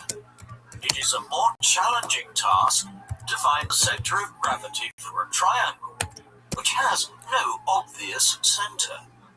Archimedes relies heavily on proof of contradiction, namely, by first making an assertion that can be proven false based on existing assumptions and logical deductions, and therefore proving that the opposite is true. Through this process, Archimedes worked out that a triangle's centre of gravity lies at the intersection point of lines drawn from any 2 angles to the centre point of the opposite side. Parallelograms and triangles are formed of straight lines, but Archimedes was particularly interested in curved lines and shapes. Another of his earlier works is Quadrature of the Parabola. It is one of several surviving treatises addressed to a man named Dositheus in Alexandria. Little is known about it other than what is revealed by Archimedes' correspondence with him. Archimedes begins his letter to Dositheus by lamenting the death of Conon of Samos, whom he describes as, quote, not only a friend, but an admirable mathematician. Conon was known to have been active around 245 BC when he discovered a constellation and named it Coma Berenices, or Berenice's hair, after the wife of King Ptolemy III of Egypt. Although none of Archimedes' correspondence with Conon survives, he had written to him about mathematics and intended to do so again. Upon learning of Conon's death, Archimedes decided to send it to Dositheus, who had known Conon in Alexandria. In his letter, Archimedes referred to previous attempts by other mathematicians to square the circle. In other words, to determine how to take a circle and create a square or rectangular shape out of the same area, which would enable them to measure the area of the circle. Greek mathematicians had figured out how to measure the area of any shape bound by straight lines, no matter how complex, by dividing them into triangles, calculating their area, and then adding them all up to find the total. In their efforts to square the circle, the Greek mathematicians before Archimedes tried to divide up the circle into smaller segments, but while some of his predecessors offered proofs, Archimedes was not convinced by them. In Quadrature of the Parabola, Archimedes sought to measure the area of a related shape, a parabola, which is made from cutting a cone parallel to one side. Through a process of logical reasoning and proof by contradiction, Archimedes proved that the area of a parabola is 4/3 that of a triangle bounded by it. Archimedes tells Dositheus that he had initially come to the proof, quote, by means of mechanics, before arriving at a geometric proof. Another of his treatises, The Method of Mechanical Theorems, is the only one of his surviving works to demonstrate this mechanical method. The introductory letter is addressed to Eratosthenes of Cyrene, whom Archimedes praises as, quote, a man of considerable What up, boy, DT? Hope eminence you're having in a good day. philosophy Just chilling. and an admirer of mathematical inquiry. Archimedes begins the letter by referring to a previous letter he sent to Eratosthenes, in which he challenged him to come up with proofs of some of his new theorems. Archimedes not only presented his proofs, but also what he described as his mechanical method, which he believed could be used to solve a set of similar problems. Archimedes begins by giving an alternative proof of his discovery in Quadrature of the Parabola by considering shapes as physical objects on a balance supported by a fulcrum, with their sizes representing different weights. After this, Archimedes moved on to proofs involving more complex shapes. From these findings, mathematicians have concluded that Archimedes was close to making the discoveries about gravity that Galileo and Newton would make 2,000 years later. In the second part of On the Equilibrium of Planes, which is believed to have been written after Quadrature of the Parabola, Archimedes investigates the center of gravity for a parabola and determines that it lies on its axis 2/5 of the way up from the base to its vertex. Archimedes' work with curved shapes brought him into contact with the concept of infinity, which most ancient Greek mathematicians were keen to avoid engaging with. How did a person measure infinity?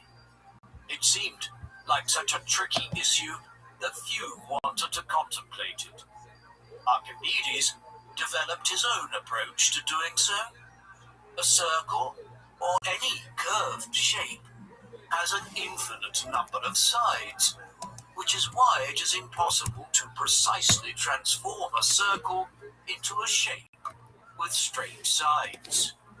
However, in his treatise entitled Measurement of a Circle, which only survives in fragmentary form in the various codices, Archimedes approximated the area of a circle by constructing polygons with an increasing number of sizes to fill a circle. He eventually arrives at a 96-sided polygon and calculates that the ratio of the circumference of a circle to its diameter is between 223 to 71 and 22 to 7. In decimal form, Archimedes' estimate of this ratio, represented by the Greek letter pi, was between 3.14084 and 3.14286. If he had increased the number of sides of his theoretical polygon towards infinity, he would have arrived at a more precise approximation of pi, now known to be 3.14159. This approach is known as the method of exhaustion and was used by Gottfried Wilhelm Leibniz and Isaac Newton in the 17th century to develop modern calculus, the branch of mathematics that studies continuous change. It also points towards the intellectual milieu Archimedes was living within in southern Italy and Sicily. It was Pythagoras who, as we have seen, developed his own school in southern Italy, who had developed a theorem nearly 3 centuries earlier, which allowed for the development of pi in the first place. Knowing pi enabled Archimedes to calculate the area of the circle, which is calculated by multiplying pi and the square of the radius. But Archimedes believed that his greatest achievement was his treatise on the sphere and the cylinder, which again was addressed to Dositheus, who seemingly became one of his principal correspondents after the death of Conon of Samos. In his treatise, Archimedes states that he has proven that the surface area of a sphere is 4 times that of its greatest circle, and that the volume of a sphere is 2/3 that of a cylinder which encompasses it. Archimedes could use this to calculate the volume of a sphere, which is equal to 4 times pi multiplied by the radius of its greatest circle cubed. In the introductory letter, Archimedes once again expressed his regret that Conon was no longer alive, as, quote, he would best have been able to grasp them and pronounce upon them the appropriate verdict. Nevertheless, he hoped that Dositheus would be able to help him disseminate his results among the mathematical community in Alexandria. Dositheus subsequently asked Archimedes for the answers to a set of mathematical problems that he had previously sent to Conon. Archimedes responded by informing his correspondent that many of the problems could be solved using the findings in the previous treatise, but set out the solutions as requested in what is now categorized as part 2 of On the Sphere and the Cylinder. At the end of the introductory letter, Archimedes promised to send Dositheus solutions to problems involving spirals and conoids, which involved a different approach.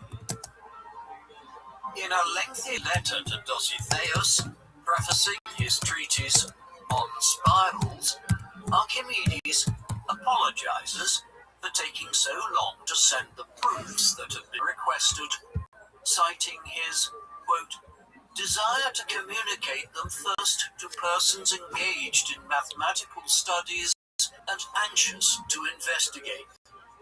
This suggests that Dositheus was not a mathematician himself, or at least had stopped studying mathematics to such an extent that Archimedes believed he would not be abreast of the latest research. Archimedes also reveals that 2 of the 9 propositions that he set out in the second part of On the Sphere and the Cylinder were intentionally wrong, and goes on to prove why.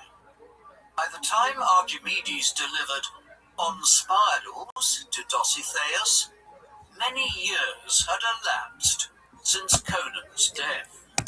Had Conan lived, Archimedes believed that, quote, he would have discovered and made manifest all these things, and would have enriched geometry by many other discoveries besides. All of this suggests that Conon of Samos was a much more substantial mathematician than the surviving evidence allows us to reconstruct, and that Archimedes' own discoveries were forged out of their close intellectual partnership.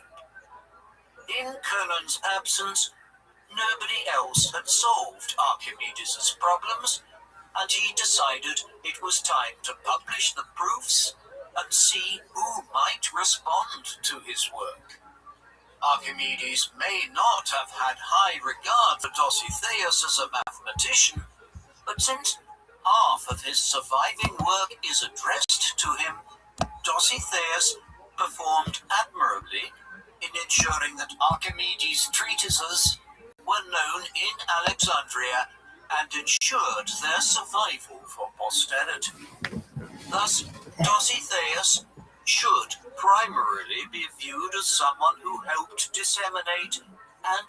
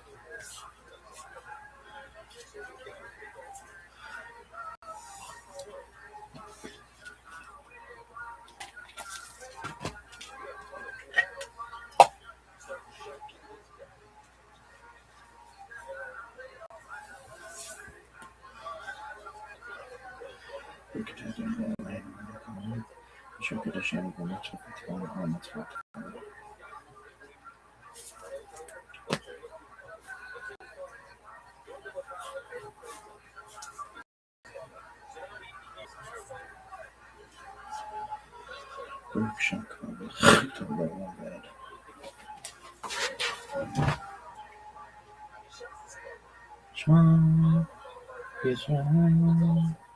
I don't know why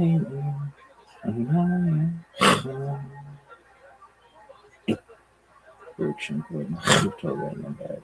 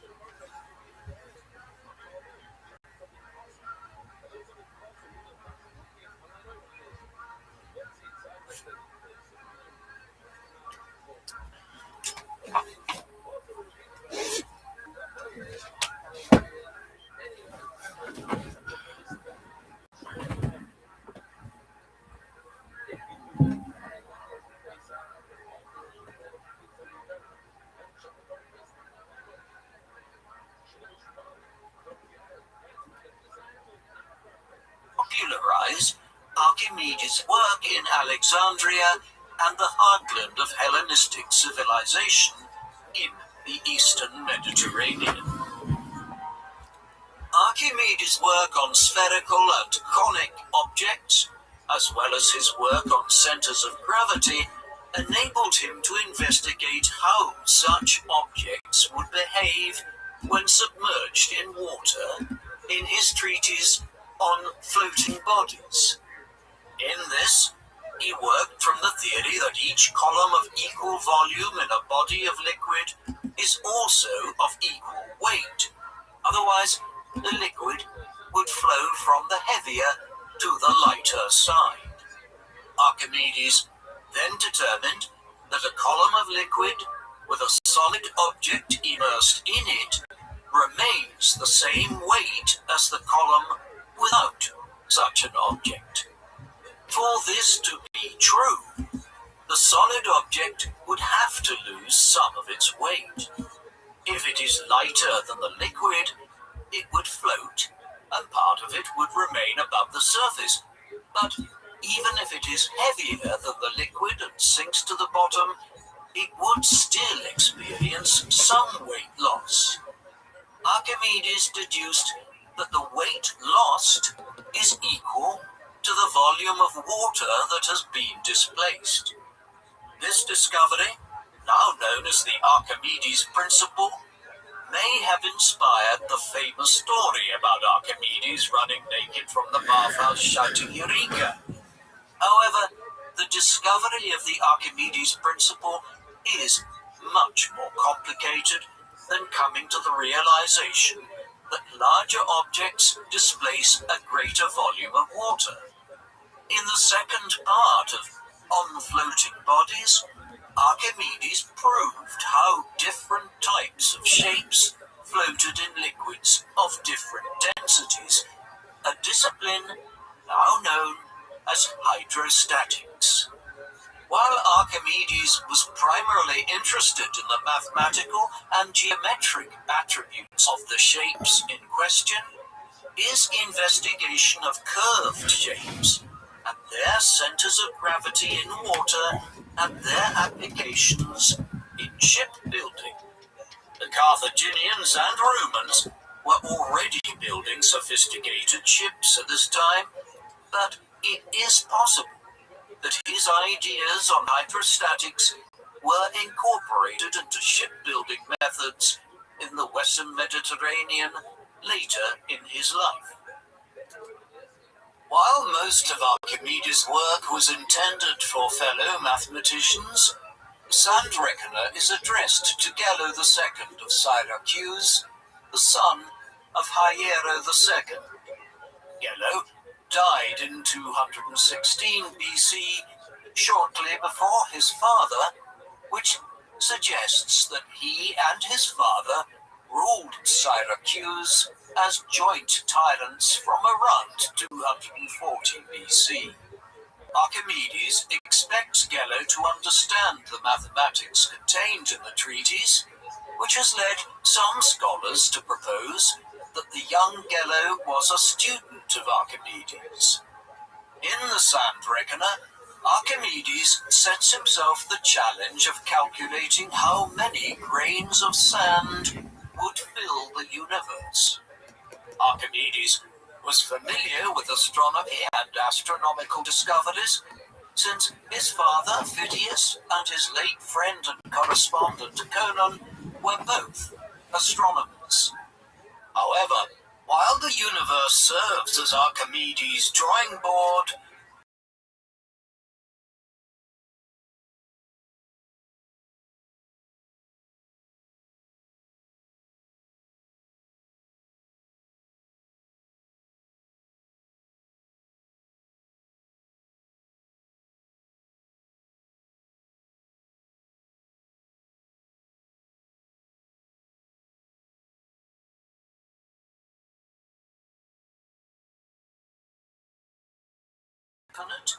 but the number of grains of sand in the universe is not infinite.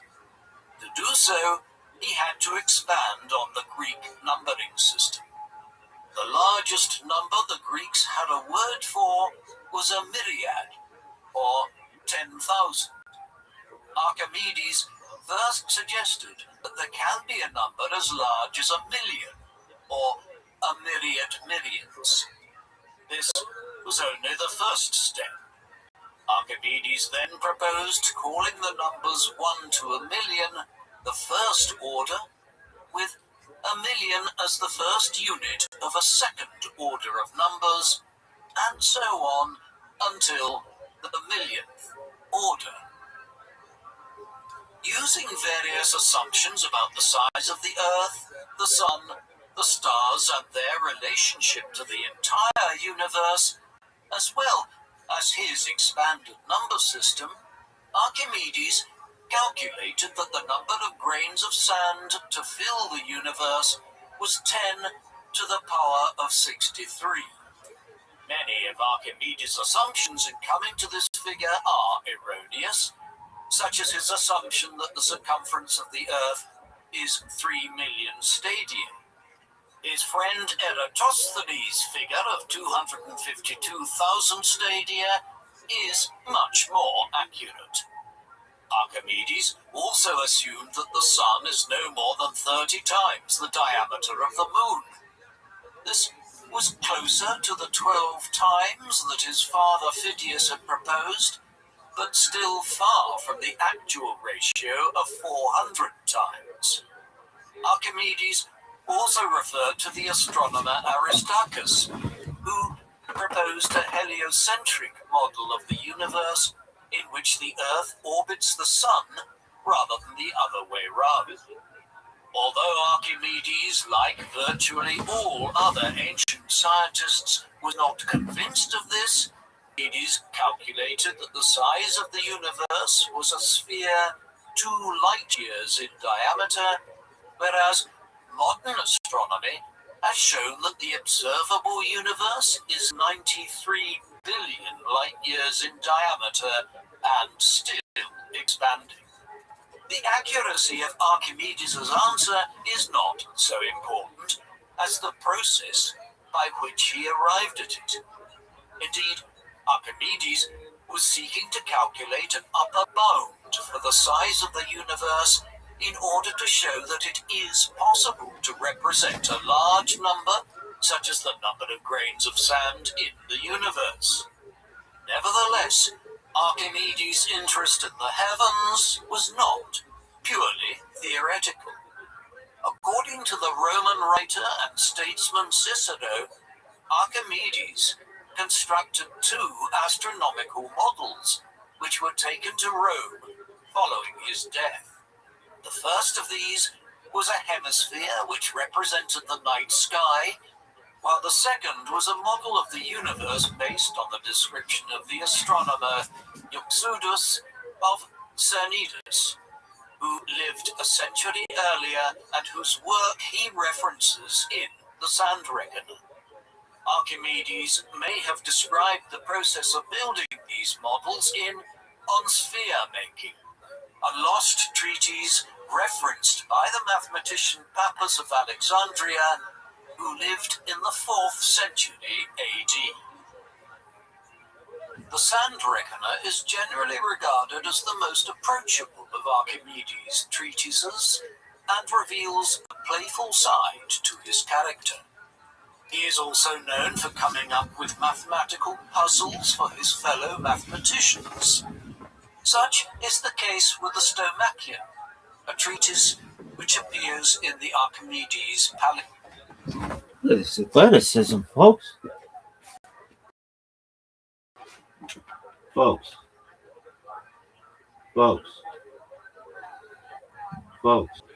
Folks, if you're not enjoying this right now, then you don't know what the fuck is up. I have to allegedly take one of the biggest shits in the history of mankind. And everybody knows it. Everybody knows it. Really? Why? Why not? I gotta take it dizzy. Dog.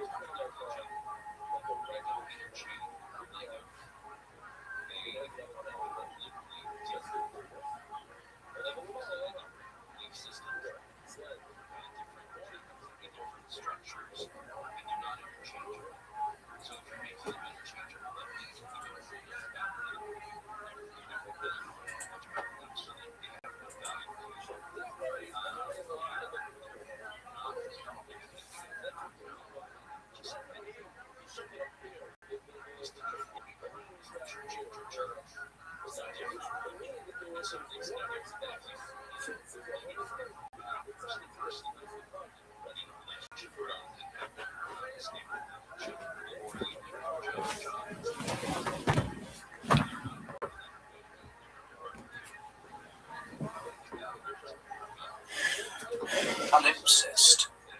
Here, Archimedes divides a square into 14 straight-edged puzzle pieces and asks how many ways the pieces can be arranged to form a square.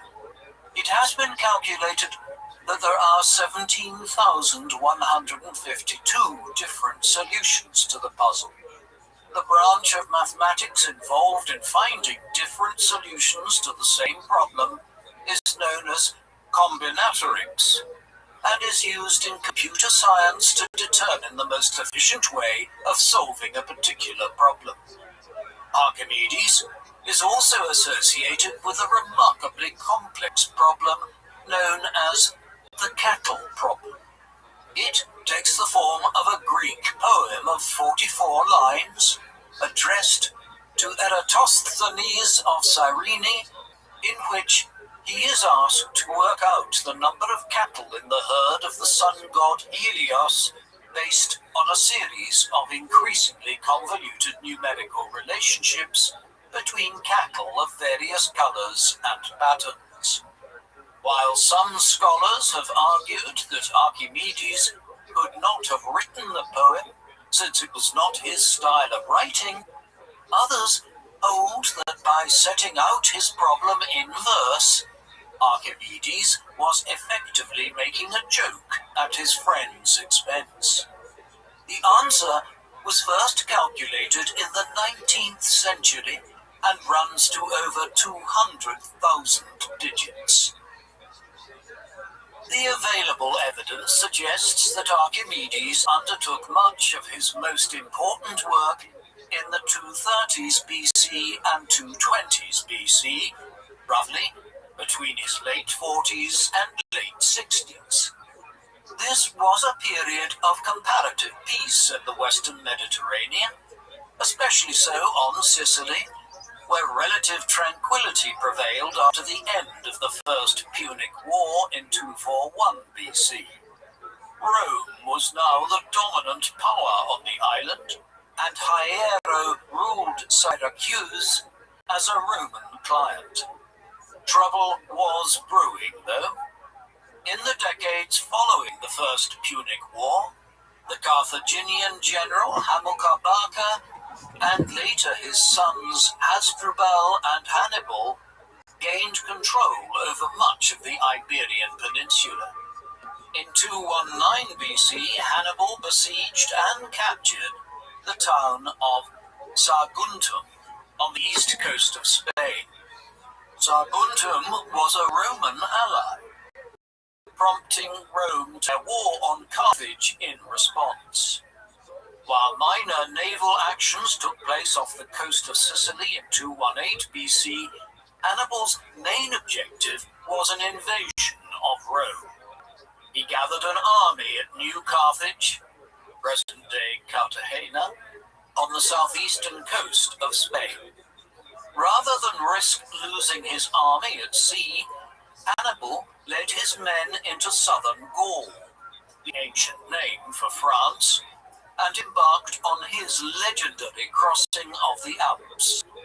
The Carthaginians surprised the Romans by crossing into northern Italy by November, and over the next 2 years, Hannibal demonstrated that he was one of the greatest military leaders of the ancient world by inflicting major defeats on the Romans, most notably at the Battle of Cannae on the 2nd of August 216 BC, where he surrounded and destroyed a Roman army of 86,000 men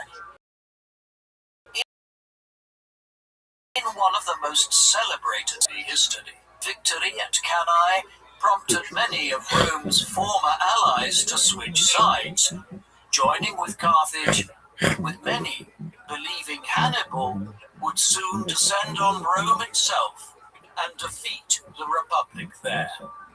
Although Hiero of Syracuse had been a loyal Roman ally in Sicily, his death in 215 BC led to the accession of his 15-year-old grandson, Hieronymus. Hieronymus broke his ties to Rome and agreed an alliance with Hannibal in exchange for recognition as ruler of all eastern Sicily once the war was over. Although the Syracusans subsequently tried to reverse this approach when Hieronymus was assassinated in 214 BC, by then the distinguished Roman general Marcus Claudius Marcellus had already taken command of a large Roman expeditionary force which was preparing to lay siege to Syracuse by land and sea. It would provide the thrilling last chapter to Archimedes' life, one in which his scientific accomplishments would mix with the tortuous history of his time. From Polybius, we learn that the Romans prepared extensively for the attack on Syracuse and anticipated that they would take the city within 5 days, but they failed to take into account Archimedes' abilities. Archimedes was responsible for the design of a series of complex siege machines that defended the city against the Roman attack. Plutarch states that some time before his death, Archimedes was asked to build all sorts of offensive and defensive siege machines by King Hiero. These lay dormant while Syracuse remained at peace, but proved valuable when the city was attacked by Marcellus. Syracuse was already well protected by a defensive wall sitting on top of a chain of hills around the city, enabling Archimedes to position his machines to cover approaches from both land and sea. The Roman general Appius Claudius began an attack from the land, while Marcellus took a fleet of 60 quinqueremes manned with soldiers who launched missiles and javelins against the Syracusan garrison posted on the walls. The Romans built a device called the Sambuca, which was designed to be positioned against the city walls to enable the soldiers to approach the battlements directly from their ships. While the ships were still approaching the city, Archimedes began by bombarding the Roman fleet with his long-range catapults. When the Romans got closer, Archimedes' shorter-range catapults continued the bombardment. These machines put his extensive work on levers over the years to good use. While none of his surviving treatises indicates that Archimedes worked on mathematical problems involving ballistics, he would have had to do so in order to build catapults of specific ranges to ensure that the city was covered from every angle and at every distance. With his men suffering great casualties, Marcellus withdrew and instead attempted to approach at night and assault the walls at close range.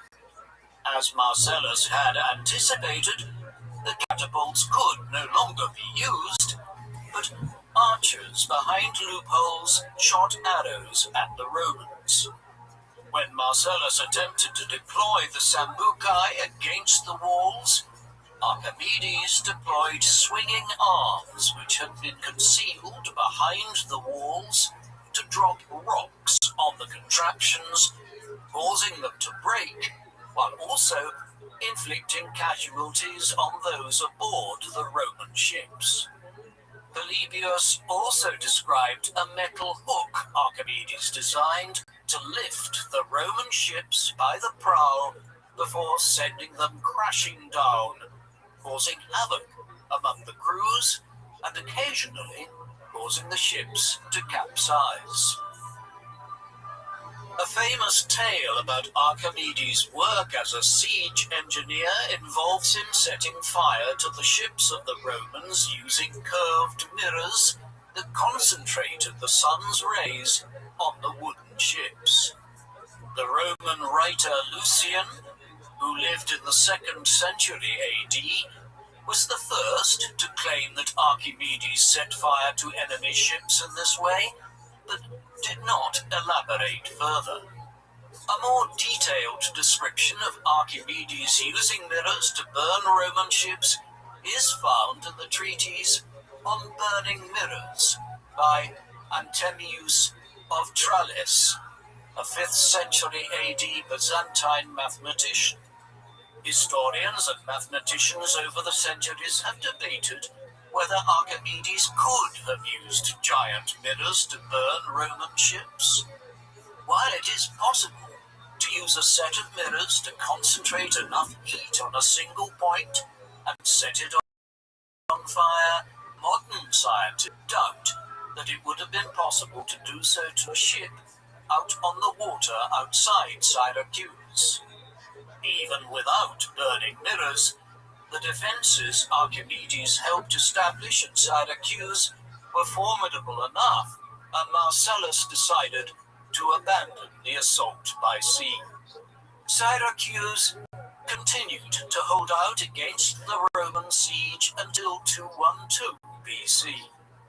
According to the Roman historian Livy, at that juncture, a small group of Romans noticed that one section of the city wall was lower than the others. Meanwhile, a deserter informed the Romans that the city was celebrating a festival in honor of Artemis, the goddess of the hunt, and Marcellus believed that the Syracusans would be off their guard. He sent a party of men with ladders to scale the wall, and the rest of the army soon followed behind. As he had anticipated, the Syracusan garrison was drunk and failed to respond effectively. The Romans on the wall opened the gates from inside and enabled the army and its commander to enter the city. Plutarch states that when Syracuse was captured by the Romans, Archimedes was working on a geometric problem with a diagram and was unaware of what had happened until a Roman soldier entered his house. Plutarch gives 3 different versions of what occurred next. In one telling, the soldier attempted to arrest Archimedes and bring him to Marcellus as a prisoner of war, but the mathematician insisted on finishing his proof before leaving. This act of resistance made the soldier angry, and he drew his sword and killed him. In an alternative account, the soldier had already drawn his sword when the latter pleaded for time to finish his work, but the soldier took no notice and killed him immediately. Plutarch offers a third account, which claims that Archimedes was bringing some mathematical instruments to Marcellus when a group of Roman soldiers believed he had treasure with him and killed him. Marcellus was shocked to learn of Archimedes' death and had expressly ordered his soldiers not to harm any free citizen of the city. He punished the soldier responsible. After his death, Archimedes, who had seemingly lived to his mid-70s, was buried in a tomb featuring a diagram of a sphere and a cylinder to represent what he considered his greatest achievement, the calculation of the volume and surface area of a sphere. Over time, the tomb became overgrown and was considered lost until 75 BC, when the great rhetorician and orator Cicero was serving as a Roman official in Sicily. He was a great admirer of Greek culture and knew of a description of Archimedes' tomb which referred to the diagram and a poem inscribed on it. He was determined to discover where the tomb of the great scientist was, and began looking at the western gate. After identifying a small column with a sphere and cylinder on it, he ordered men to clear away the shrubs which had grown around it, allowing him to read part of the poem he knew to be on Archimedes' tomb. Cicero included this anecdote in his philosophical work, Tusculan Disputations, in which he laments that the Syracusans have neglected the tomb of their greatest scientist. Archimedes of Syracuse is universally regarded as one of the greatest mathematicians and scientists in history. His fame in the ancient world was based on his reputation as an inventor and an engineer. His role as a siege engineer during the siege of Syracuse at the very end of his life is one of the few facts that can be reliably established about his life from the historical record. Nevertheless, based on Plutarch's description of his character and evidence from his surviving works, it appears that Archimedes was interested in pure mathematics rather than their application in the physical world. Working in Syracuse during the 3rd century BC, some of Archimedes' mathematics was so sophisticated that it was only surpassed by the likes of Galileo and Newton some 2,000 years later. He is primarily remembered today as an individual who worked on the nature of gravity and floating bodies, but his interests were much wider, encompassing discussion of the measurement of infinity and a wide range of other mathematical concepts. Indeed, so complex were some of the equations that he tried to develop that it has only been possible to fully using modern computers. His work on algebra and trigonometry also informed modern mathematics. Hence, while he is often caricatured as an individual who ran naked from a bathtub shouting Eureka, or who built a complex mirror tower to fend off the Romans, Archimedes' intellectual heft was far greater than is sometimes allowed for. What do you think of Archimedes? Was he the most influential mathematician of the ancient world, or was his work overly theoretical to have had much of an impact on applied mathematics? Please, let us know in the comment section. And, in the meantime, thank you very much for watching.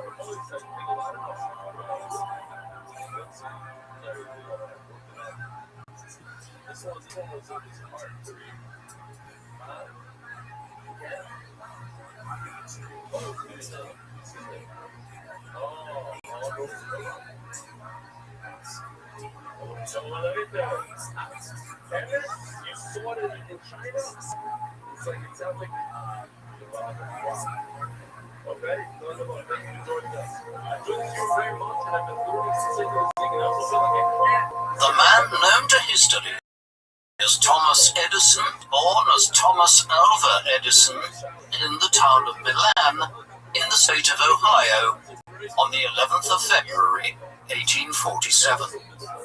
Thomas's father was Samuel Ogden Edison Jr. He was born in Digby in Nova Scotia, Canada, in 1804. In 1811, the Edisons settled in Ontario and eventually would own an estate of more than 2,000 acres in Bayham Township, close to the northern shore of Lake Erie. In September 1828, the 24-year-old Samuel Edison Jr. married Nancy Matthews Elliott from New York State. She was the 17-year-old daughter of a Continental Army veteran of the American Revolutionary War.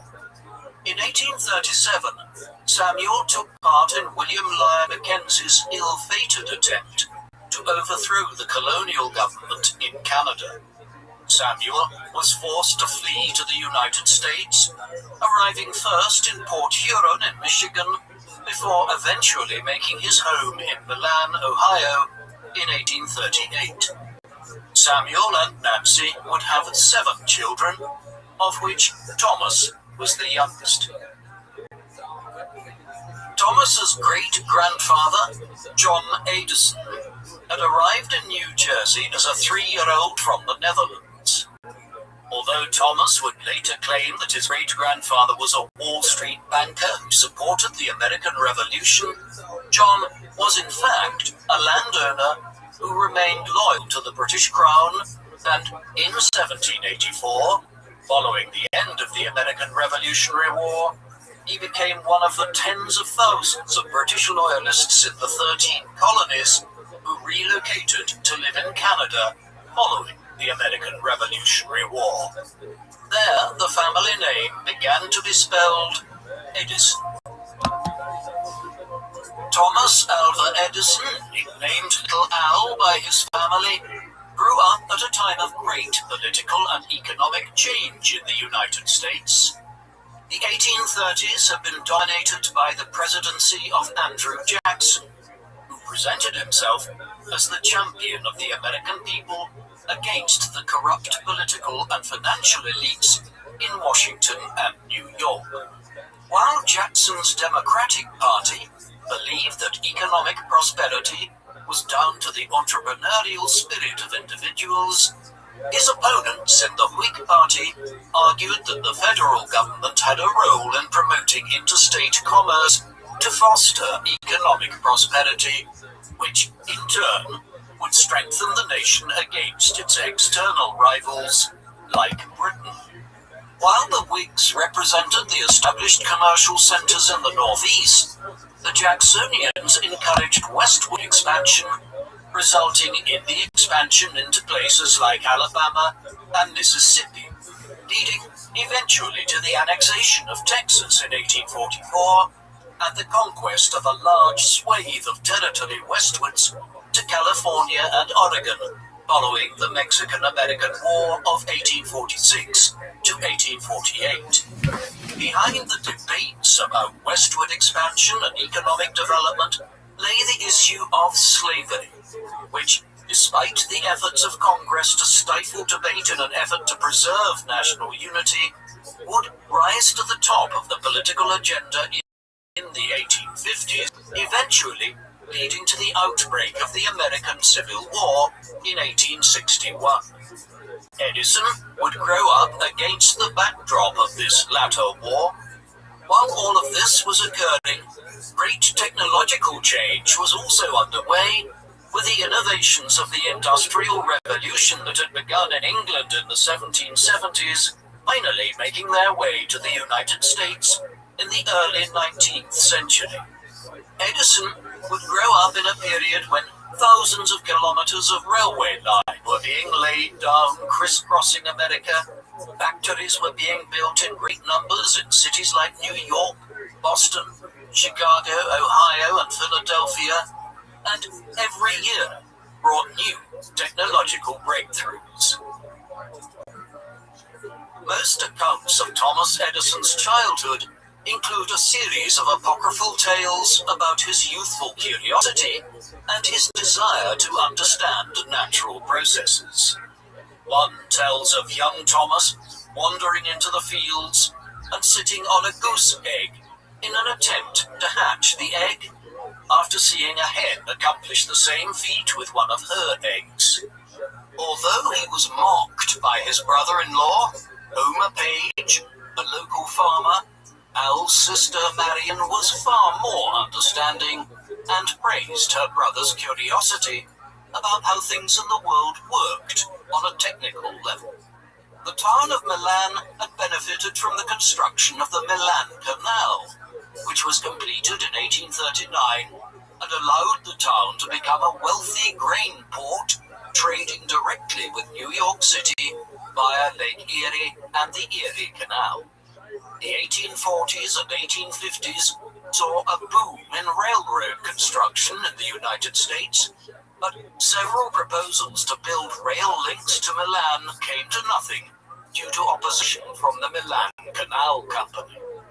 As the grain trade shifted towards rail, Economic activity in Milan declined, and in 1854, Samuel Edison Jr. decided to move his family to the familiar terrain of Port Huron. Little Al was enrolled in a local school, but he was largely homeschooled after a time by his mother, who had been a school teacher herself years earlier. Thomas was a sickly child